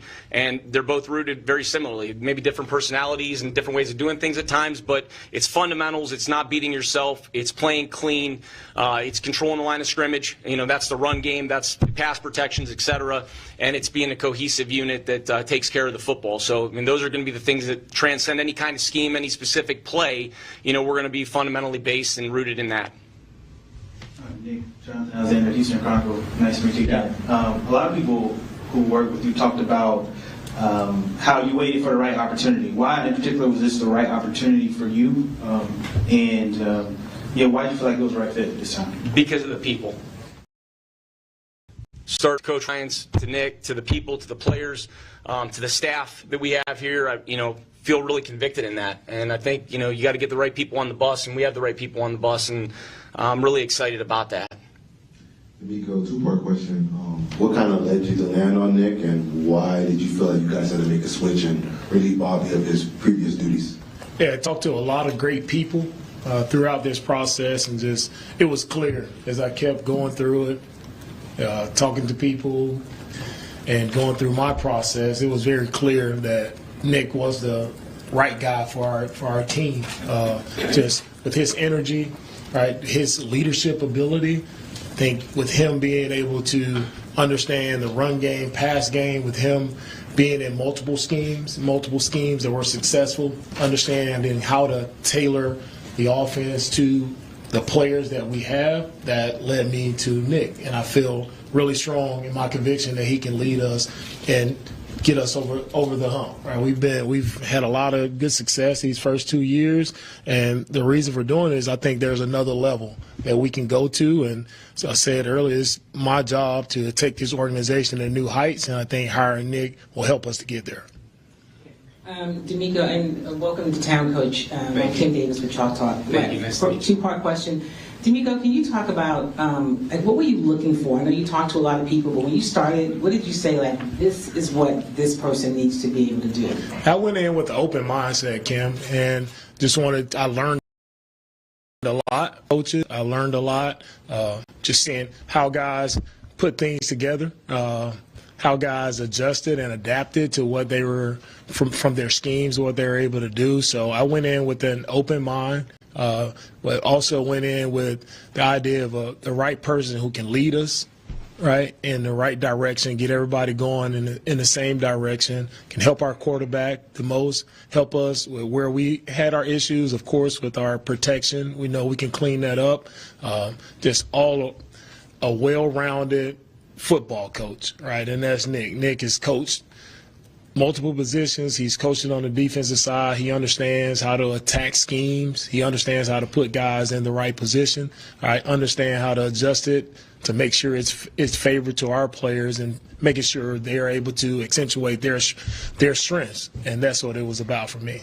If you could just describe yourself and your coaching style. I know you talked about fundamentals, but how would you describe yourself? Yeah, passionate, high energy, relationship driven, getting to know the players beyond just the actual, performance on the field, getting to know what makes them tick and really investing in them as people to understand, how they operate and how you can help them and help them, reach and realize their potential. And I'm going to invest and I'm going to work hard and I'm going to bring a great energy and a great vibe every day. And I run where I'm going on the field. I move fast and I have fun. I love this, How are you doing today, Nick? Great, yourself? Brian Bearford from Big Sarge Media. I have a two-part question, one for Coach and one for you, Nick. Coach, how apprehensive were you to hire another first-year offensive coordinator, first-time play-calling offense coordinator? Well, to me, there's always, everybody has that first time. I was a first-time play caller. Right? There are a lot of guys who have that first time, so I wasn't beholden to or nervous about hiring someone who was that first time because it's about the person. And I think you get the right person to do the job, and I truly believe that Nick can do that. And it's play calling is also about who you surround yourself with. And I think, we have a really strong staff offensively and defensively. Surround ourselves with the right people who can help when it comes to calling it for the first time. And Nick, you're coming from a situation with the Rams where you had two wide receivers in Cooper Kupp and Puka Nacua, two players who nobody really, was on anybody's radar coming out of college like that. You have that type of situation here with this wide receiver room. How do you get the best out of players like Xavier Hutchinson and John Mitchell? Yeah, I think you put them in positions to have success to surround, be in position to do what they do best. And I think the spring is also an opportunity for us to, you experiment with routes and you see what guys do and you refine certain skills. And I think everybody's got a little bit different skill set and try to maximize those guys and put them in the best positions to have success to help the team. And that's what I'll try to do here with this staff. We got a great staff. We got great players that are, going to work hard, and we'll go attack it here once we get the guys back. Nick, Adam Wexler, Sports Talk 7-9. 90 years with Coach Belichick, the last 2 with Coach McVay. Yeah. Could you pinpoint something you take from Coach Belichick and then you take from Coach McVay? They're obviously very different. Yeah, well, there's a lot of things that I could point to in both of those situations. But yeah, I think just going back to my time in New England, embracing your role.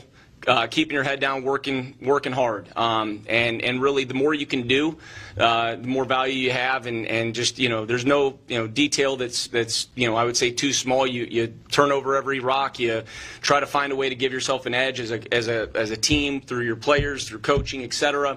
And I would say thoroughness, attention to detail, accountability. That's what really stands to mind with Coach Belichick.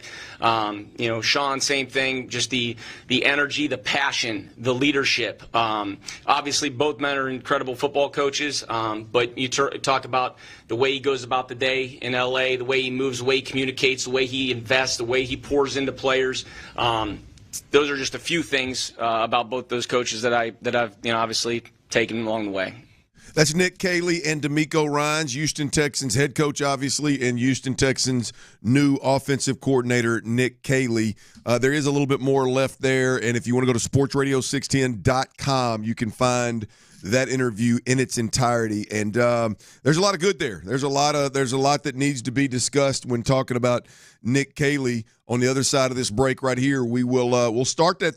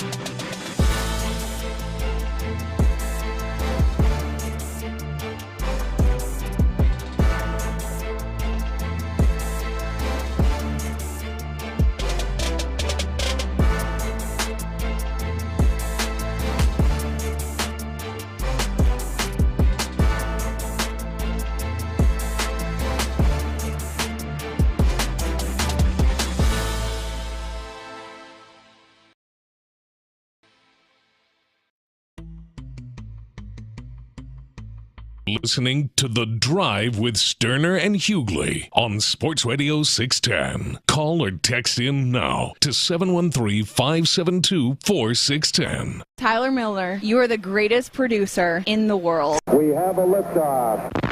Sports Radio 610 presents The Drive with Stoerner and Hughley. It's the 5 o'clock fire. Yeah, it is. Ron Hughley is out. Brandon Scott is in. As always, T. Mills on the ones and twos. In this hour right here, we will be giving away Houston Livestock Show and Rodeo Bailey Zimmerman tickets, right? Because when you win the tickets, you can go see Bailey Zimmerman, but you can also take your tail over there and catch a little at Houston Livestock Show and Rodeo. My bride likes to go over there and watch the old chuck wagon races. She likes to watch the old family of ponies come out when they tell the story and dim the lights and mutton busting. Oh, a little mutton busting, absolutely. Oh, yeah. She swears that my kids are going to be doing that at some point in time. I'm going to tell you, my first one, Liv, I don't know if she's going to get on that sheep's back. But that second one I got, Laney, it's great. Laney jump on that thing right now. I walked in last night. Laney's jumping from the ottoman. Our ottoman is not a table. It's an ottoman where you like soft. It's like the couch. She's standing on the ottoman and decides she's going to jump over. Like it ain't. It's less than a foot to the couch, but she can't. I've never seen her jump. She decides she's going to jump over, and she just belly flops on the edge of the couch. I'm like, what in the hell did y'all just see what I think I saw? She's nuts, man. Them kids, man, they are more ambitious and capable than we ever give them credit for. Hey, man. That damn Always. lady nuts. One just turned. That's one. right. You just told me. Yeah, that's right. Yeah, she's flying. My 12-year-old was licking her own butt this morning, dude. Well, Kids are crazy. Golly, you almost got me right there. You almost got me. Insane. Out there eating their turds and licking their butt, huh? Nasty Wild. asses. All right, Wild if true. You just heard Nick Caley, the Houston Texans' new offensive coordinator. You just heard his introductory press conference. It actually happened live earlier today on In the Loop at 1 o'clock. If you listen via the Odyssey app, you can use the rewind feature. You can go back. You can hear the whole thing. He spoke for a while. D'Amico Ryan spoke, took questions. It was a great interview. Now, here's my takeaways real quick, B. Scott. We'll hit these. D'Amico Ryan's, first and foremost, he is all in on passion and energy as the leader of the why Nick Caley, right? Why'd you hire Nick Caley? Why'd you settle on Nick Caley? Passion and energy, baby. Passion and energy. Now, he mentioned also multiple systems he's been through, but passion and energy is what D'Amico leaned into. The other thing is that was very clear from D'Amico's comments. There's no doubt about it. I'm reading between the lines here. Bobby Slowick and C.J. Stroud were definitely at odds. Now, I don't know if it started back at the combine before C.J. was ever drafted. I don't know about all that. But there is no doubt about it that if you listen to D'Amico, when he's talking about Nick, it's about Nick's ability. When I say Nick, I'm not talking about Caserio. I'm talking about Nick Caley, the new offensive coordinator. It's about Nick's ability to elevate C.J. Stroud's play, build rapport, get everyone on the same page. I feel like we expected Bobby to do is what he's wanting Nick to do. Clearly, Bobby wasn't getting it done, or he'd still be here. But I think reading between the lines with D'Amico a little bit, you can tell that Bobby Slowick clearly, even though he's a really good friend of D'Amico's, Bobby Slowick was falling short, and the relationship between him and the quarterback was probably strained. Yeah, I can see all of that. In addition to that, one of the things that stood out to me from hearing D'Amico talk about Nick Caley, talking about this process of hiring a new offensive coordinator, is that it felt like there was a lot more intentionality with this one. Yeah. Like in his first offensive coordinator hire, that being Bobby Slowick, obviously they had a good relationship. They had worked together in San Francisco, had come in together as assistants, as quality control, or I don't know to say quality control, but as assistants basically with San Francisco, and then worked their way up. But with this one, so there was a familiarity factor with that. But also, D'Amico was new to the job. He was still trying to figure things out. The benefit of hindsight and experience, this process was a lot different. Seemed like he was a lot more intentional. And I hope that translates into a better hire with Nick Caley. Now, on Nick Caley himself, his comments, I got a couple of positives, a couple of negatives. Number one, I think he very carefully used the phrasing how he's looking forward to evolve the scheme, right? Which that tells me, which is big, because I didn't want Nick Caley. I didn't think Nick Caley would come in here and start over. Didn't want him to start over. If you hire a guy with no experience, you hope he's to build off of what C.J. Stroud is already in place and Bobby Slowick already put in place. But choosing to phrase it as evolve the scheme tells me he's going to pick up where Bobby Slowick left off. More than likely, the terminology is going to stay the same. He is going to introduce some new wrinkles, which hopefully he will, to this offense. But evolve the scheme, B. Scott, was important to me. One, evolve the scheme. Two, the history of Nick Caley and Cole Popovich, the offensive line coach. Those two have known each other for a long time and have worked together for a long time. That's a plus.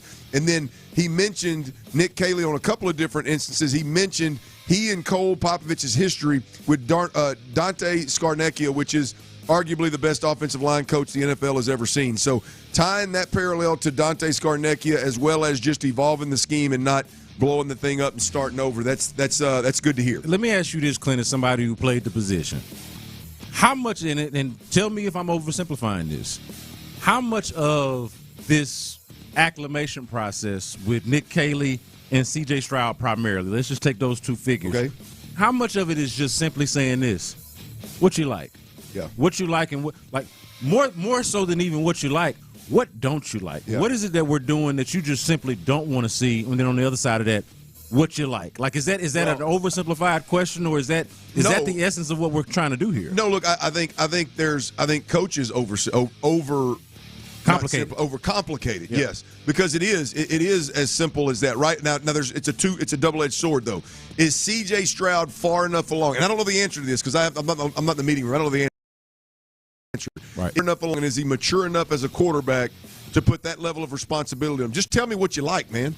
Right, and and when you say that, it's truly what are you comfortable with, what are you not comfortable with. It's not about wanting to throw for 10,000 yards. It's not about wanting to throw for 50 touchdowns. It's not about wanting to play a certain brand. It's not about wanting to have more control.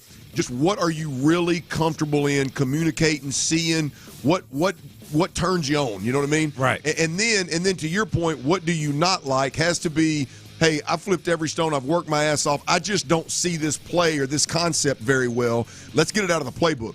I hope like hell that the Texans get to that point with C.J. Stroud because, to your point, it's usually overcomplicated.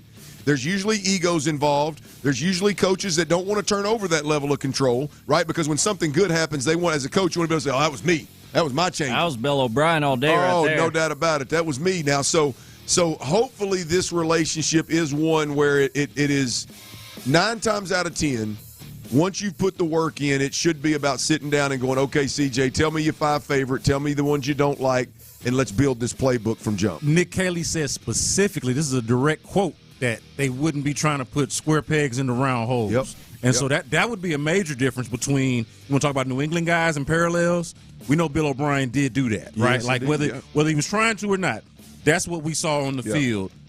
The hope is Cole Popovich, Nick Caley with a similar background is not trying to do that. Well, the hope is, and let's be honest, look, they're both great quarterbacks. Now they're Deshaun for Watson, but at the Deshaun, time he was great. Yeah. But totally different guys. Like I would have never, based on the way that we saw Deshaun Watson succeed in college, the system that he was in, it was keep it simple, play fast, dominate, dictate, don't react. Right? It was just dictate, don't respond. Like it was more about forcing your physical abilities on people than it was sitting back trying to be in the perfect play and quote unquote processing. When you get C.J. Stroud, you get a quarterback that his strength, his superpower is processing, right? And so you hope that works in this system significantly different than Deshaun Watson does. Now, those are the positives. Evolve the scheme. Nick Caley, the new offensive coordinator, is clearly going to keep the language the same and grow what's already there, which is a huge plus. Him and the new offensive line coach, their time with Dante Scarnecchia, one of the best offensive line coaches in the game, hopefully that pays off in fixing the biggest problem with the Texans, which is the offensive line. Now, on the flip side of that, the negatives, the big negative for me was he was pressed multiple times. Nick Caley, the new Houston Texans offensive coordinator, was pressed multiple times by the media today on what is your scheme, what is your identity, can you describe your scheme to us? And he stumbled around it a few times, and then I think he eventually landed on, well, when I was in New England, we had a game plan offense, and so, that's kind of where we're going to land. And I'm paraphrasing. I don't know exactly how he said it, but the game plan offense, referring to that, scares the hell out of me, B. Scott. I'm not a fan trying to be letting the defense dictate what you do. Yeah, no, have an offense that forces the defense to be a game plan defense. That's what I'm looking for. I want an offense with an identity that not necessarily forces the issue, but absolutely sets the tone out there. 5 o'clock fire. All right, y'all. Alex Bregman is a Red Sox. I've been told that's correct. Red Sox player at this point in time.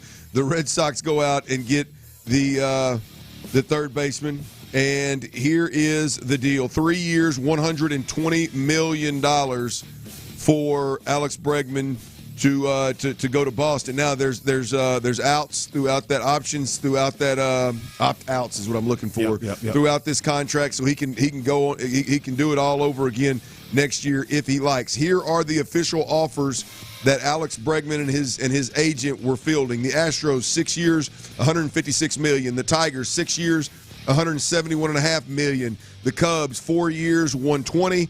The Red Sox, ultimately the winning deal that landed Alex Bregman, 3 years, $120 million. $40 million per year for Alex Bregman lands in Boston, B. Scott. Man, good for Alex Bregman. I'll say this. I'm glad that the Astros did not do this deal, because I don't feel like, as much as I love Alex Bregman and appreciate everything that he's done for this organization, for the Astros organization, did not feel like at this point he's a $40 million a year player. Not hating. Glad he got it. Go get it. Go get your money, dog. But I'm glad that they're not doing that here, especially when you think about it. Give Kyle Tucker $50 million a year, then give, and I know Kyle Tucker didn't perform in the playoffs, but like Alex Bregman for $40 million, considering all of the folks that you've let walk out of the door, Carlos Correa, you just traded Kyle Tucker, George Springer several years ago. You're like, man, this is the guy that we're going to give $40 million to, or $40 million a year to. I would not have wanted to do that unless he was still, let's say, 2019 Alex Bregman, which I think is what he's betting on. Alex Bregman, Boston Red Sox, $40 million per year. 5 o'clock fire. All right, last night the Rockets, they take care of business, B. Scott, 119-111 over the Phoenix Suns, the half-cocked Phoenix Suns. Kevin Durant was the only one out there getting it done, even though the Rockets did allow Phoenix's, I guess, their fill-ins to thrive early on. Ultimately, the Rockets in the second half overcame a huge deficit, a double-digit deficit, and was able to win this pretty comfortably at the end of the fourth. Rockets win the front end of a back-to-back. They go again tonight here in Houston versus the Golden State Warriors. But Rockets handling business last night versus Durant and the Suns. Yeah, the big takeaway is how they closed the game. The fact that they were over, and I said this earlier, not only did they overcome their opponent, which wasn't all that impressive outside of Kevin Durant, but they overcame themselves and some of their poor play on both ends of the floor. They weren't shooting it worth a damn, and they weren't guarding worth a damn to start the game. But there at the end, they hit some clutch shots, and they stepped the defense up against Kevin Durant. And that was the difference. One Astro out there, a non-pitcher that can change the entire outlook on the season. Dana Brown spoke about him. We'll tell you who that is. We'll let you hear the audio, and y'all can tell me if I'm crazy and see if B. Scott agrees or not. We'll do that next right here on Sports Radio 610. Before we do that, though, we got to talk a little bit.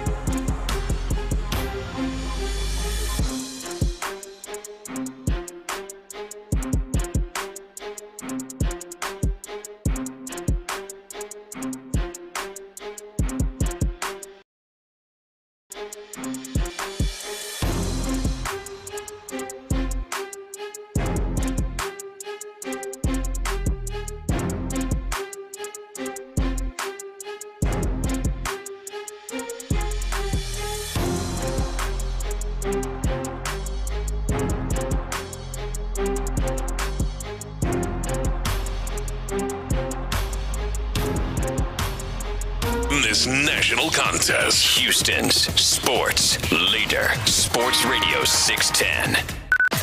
Sports Radio 610 presents The Drive with Stoerner and Hughley. That's when I lost it. Midnight in Austin. Damn, I'm exhausted. What the hell's this all for? Is this where it mends or it breaks? Between a rock and a hard place. That's him. That's Bailey Zimmerman, baby, coming to the Houston Livestock Show and Rodeo, and we're giving away a 4-pack of tickets. Tyler, let's do it right now, man. Caller number 3, 713-572-4610. Who wants to see Bailey Zimmerman at the Houston Livestock Show and Rodeo for the free on Sports Radio 610? 713-572-4610. There's a 4-pack of Bailey Zimmerman tickets up for grabs. Give us a holler, and we'll make that happen. Tyler, what I say, caller number 3? Honestly, wasn't listening, man. But well, damn, caller number 3 it is, baby. Caller number 3. How you gonna give away the tickets and you ain't listening to the winning caller? Look, he's been caught between a rock and a hard place, man. I see that. That's where he's at. Well done. True to form. It happens. All right, man. Caller number 3. I hope y'all enjoy. He was at, as B. Scott said earlier, he was at 10-Man Jam this year. We saw him. He's absolutely tremendous. It'll be a hell of a time. Houston Livestock Show and Rodeo. Bailey Zimmerman. Let's get it, y'all. All right. The Astros, we've mentioned multiple times, man, that the pitchers and catchers have reported West Palm Beach over in Florida. And I actually saw Yainer Diaz swinging a stick a little earlier. It's the first time this year that I actually heard the crack of the bat on my phone. I was watching a video, and that ka-ka was absolutely beautiful. Absolutely beautiful. Good to know that that time is here. And I'm looking forward to it. And fellas, when pitchers and catchers report, the managers there, the general managers there, they talk to the media. And there is one Astro, he's a non-pitcher, as I mentioned, that I just believe can change the entire outlook of this Astros season. When I look at and when we talk about the Astros, right, there's obviously one sticking point. And that is the outfield. Yeah.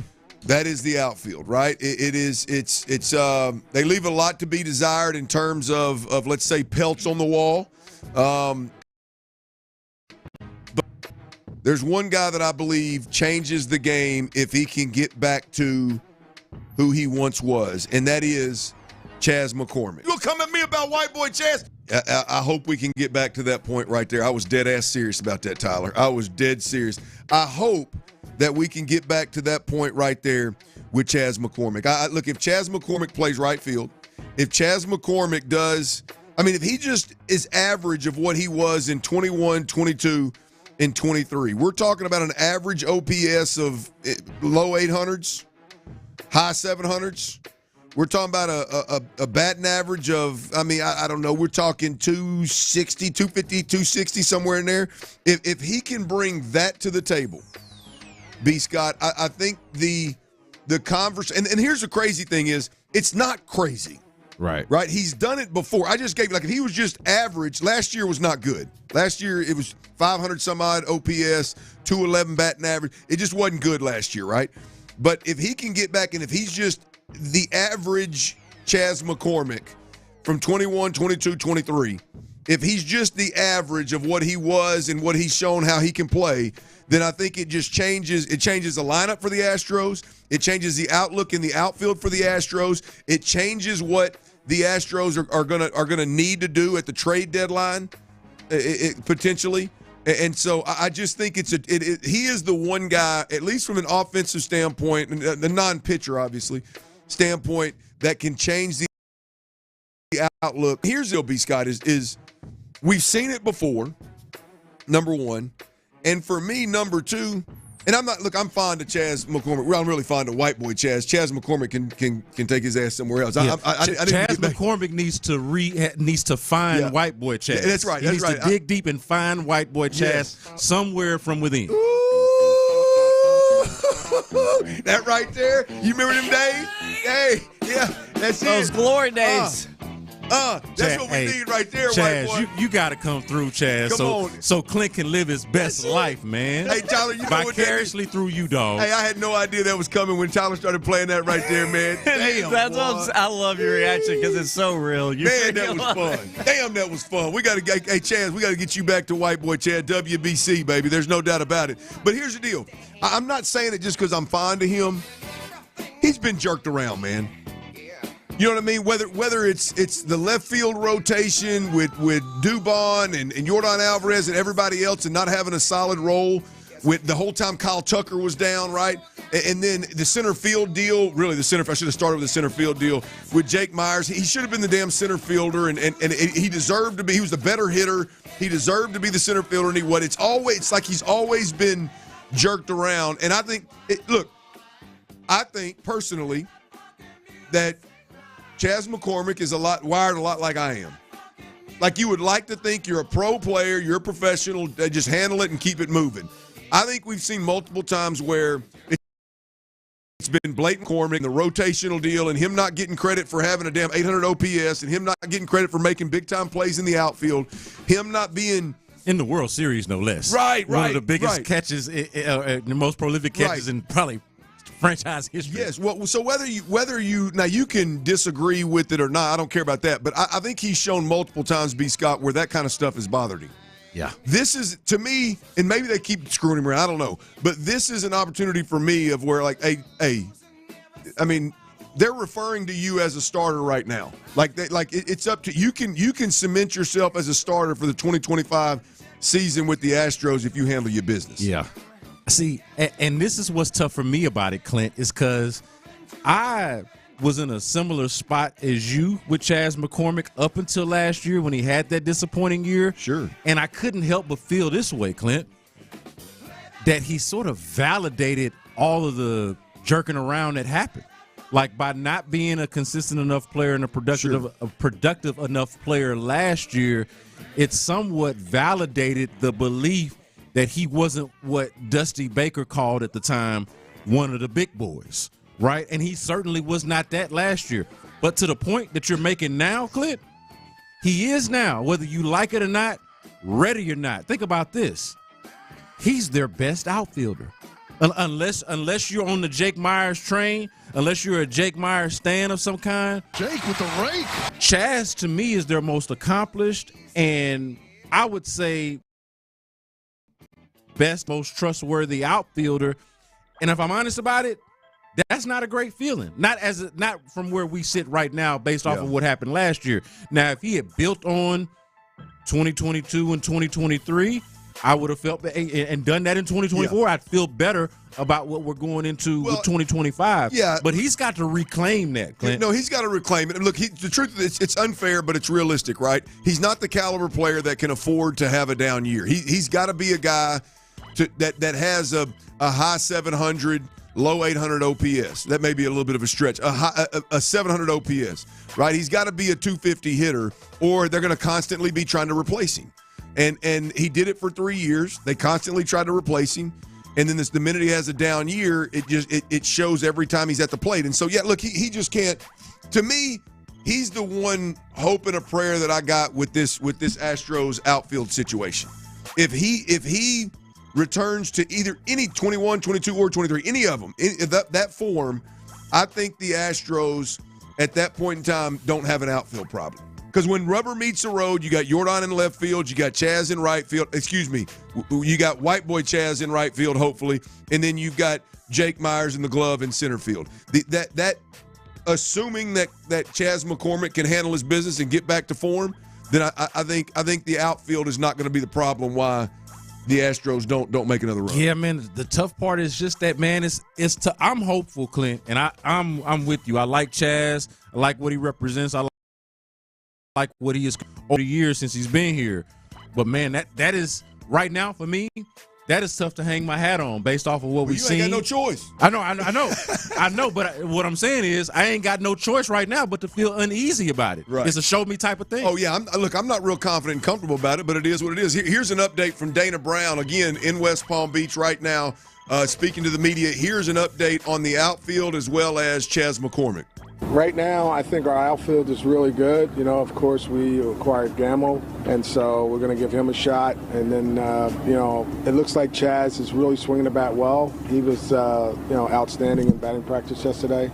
So, you know, and we still have Myers, and, you know, so we feel like our outfield is strong right now. You know, we feel pretty good about it. He's swinging it well, B. Scott. He's swinging it well. So hopefully he's not pulling our chain. Hopefully he's being serious right there, and Chas is swinging. Hey, he damn sure better be swinging it well, Clint. I just need him to get back to White Boy Chas. The minute that we can call him White Boy Chas again, I think the Astros are in a really, really good spot in the outfield. We'll see if they can make that happen. When it comes down to it, Clint, they are trying to replace the production of both Alex Bregman and Kyle Tucker one way or another, wherever it comes from throughout the lineup. And he is a prime candidate to help do that. I know they brought in Christian Walker. I know Isaac Paredes is in the mix. But Chas McCormick is a prime candidate to do so. All right, now we've got that's Brandon Scott, by the way. He's in for Ron Hughley. I'm Clint Stoerner. You're listening to Sports Radio 610 Houston. Sports is no longer on the streets, ladies and gentlemen. He is a Boston Red Sox, and it's time. We know he's not coming back to Houston. We got to take a little trip down old Breggy bomb memory lane. We'll do that next right here on Sports Radio 610. Before we do that, though, I got to tell you about them cold Coors Light. If you are a beer drinker and you're out there and you're already drinking Coors Light,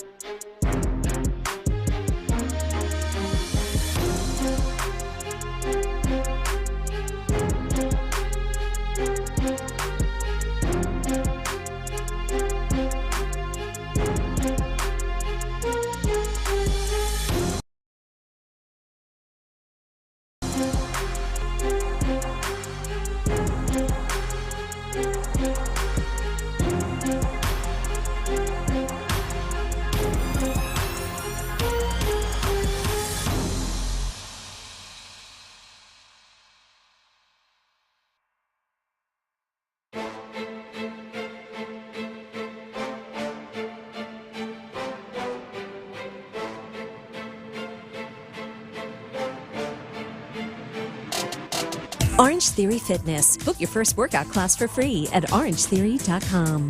Live from the Mokaram Injury Lawyers Studios, Sports Radio 610 presents The Drive with Stoerner and Hughley.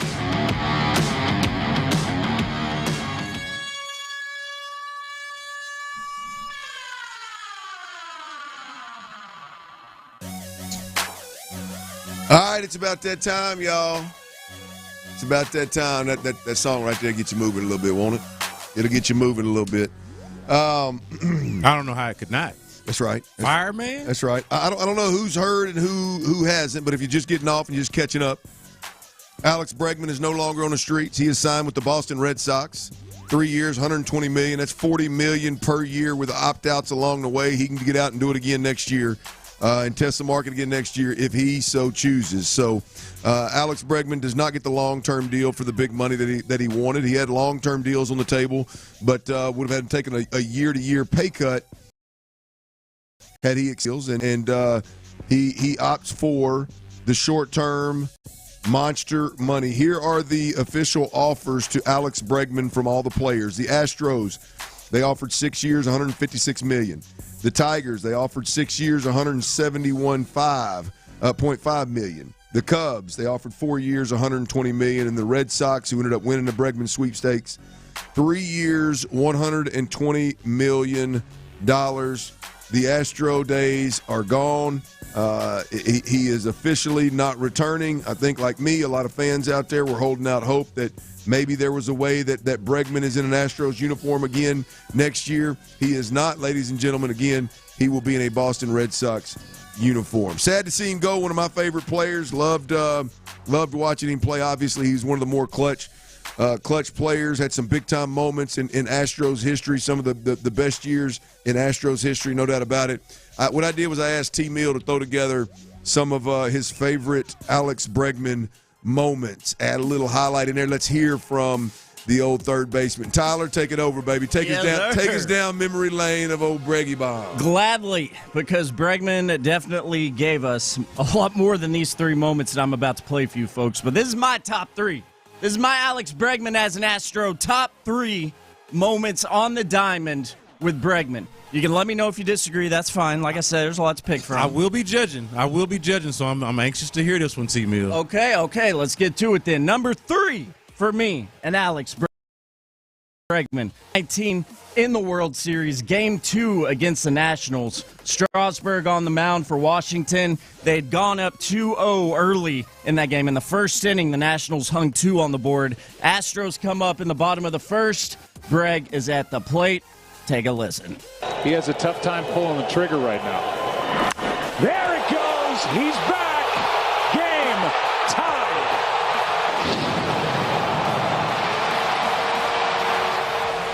Joe Bug didn't give us a whole lot there, but that moment I will never forget.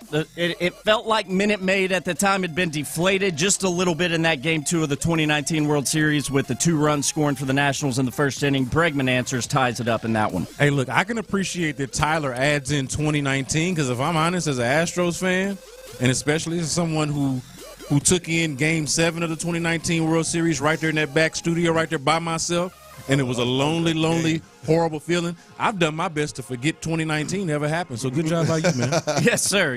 We're going all over the place because Bregman was here for quite a while and obviously doing damage for quite a while he was wearing an Astros uniform.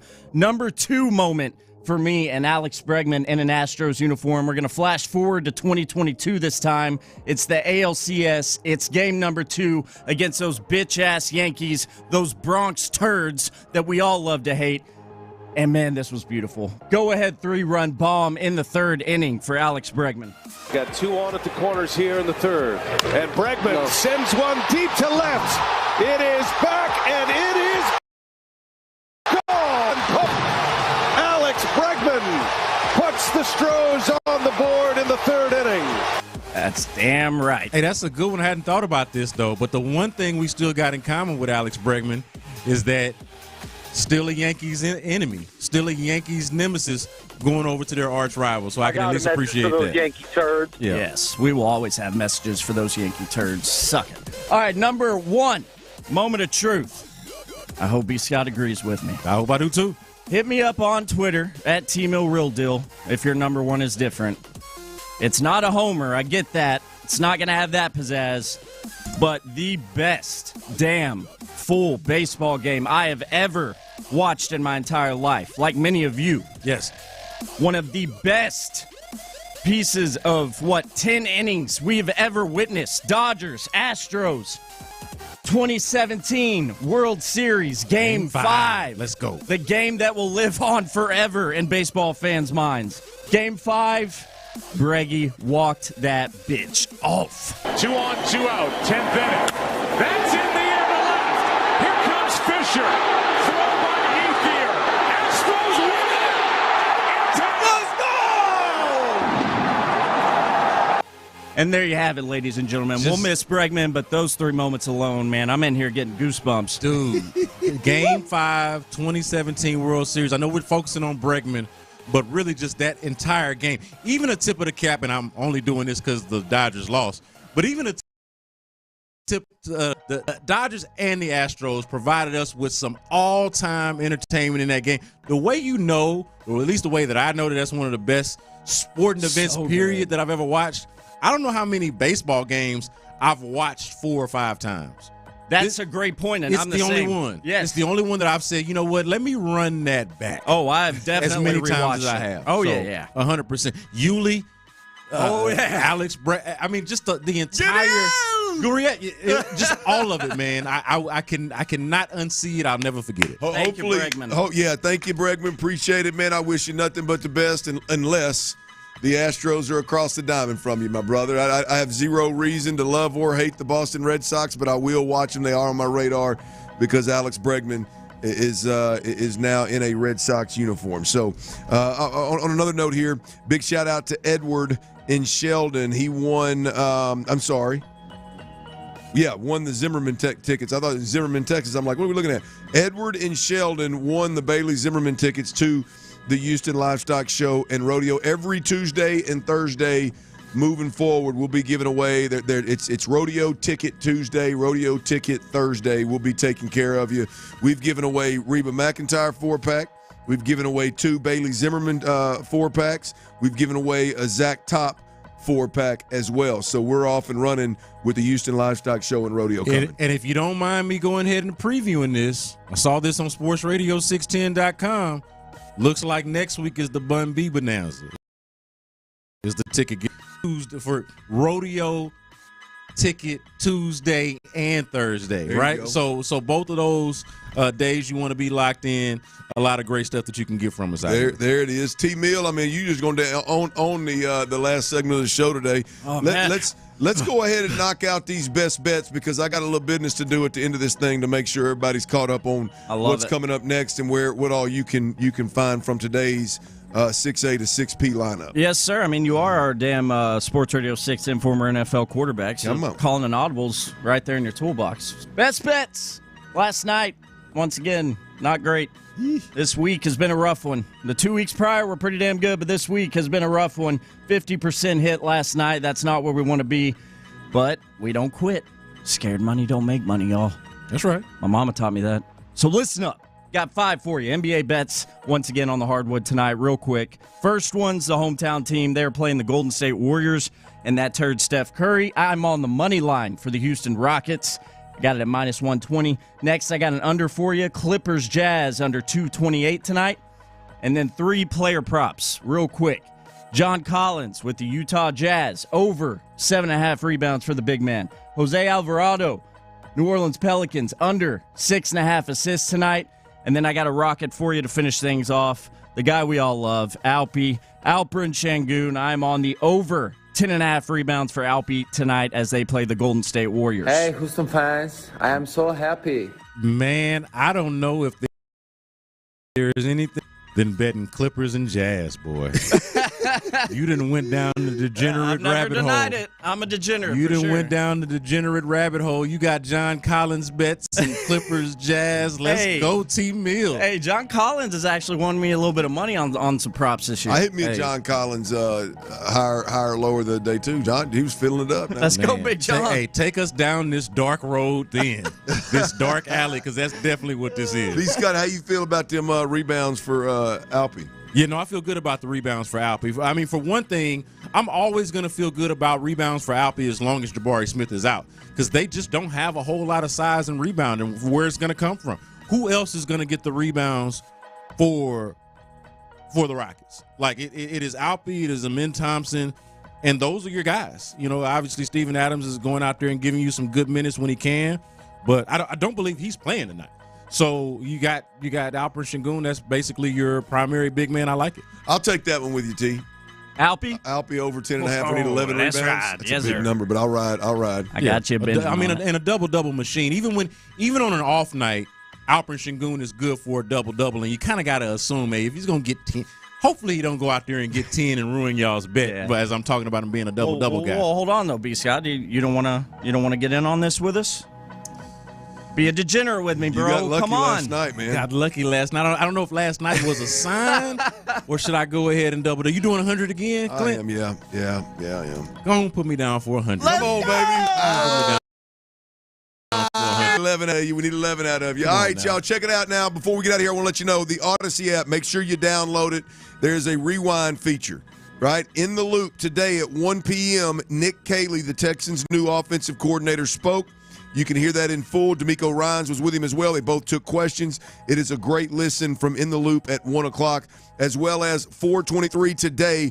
We had Will Kunkel, Fox 26. He is boots on the ground in West Palm Beach with the Astros as they get spring training cranked up right there. So both of those are out there. Make sure you download the Odyssey app on your phone. Take us everywhere you go. I'm telling you, it's absolutely clutch. AUDAC.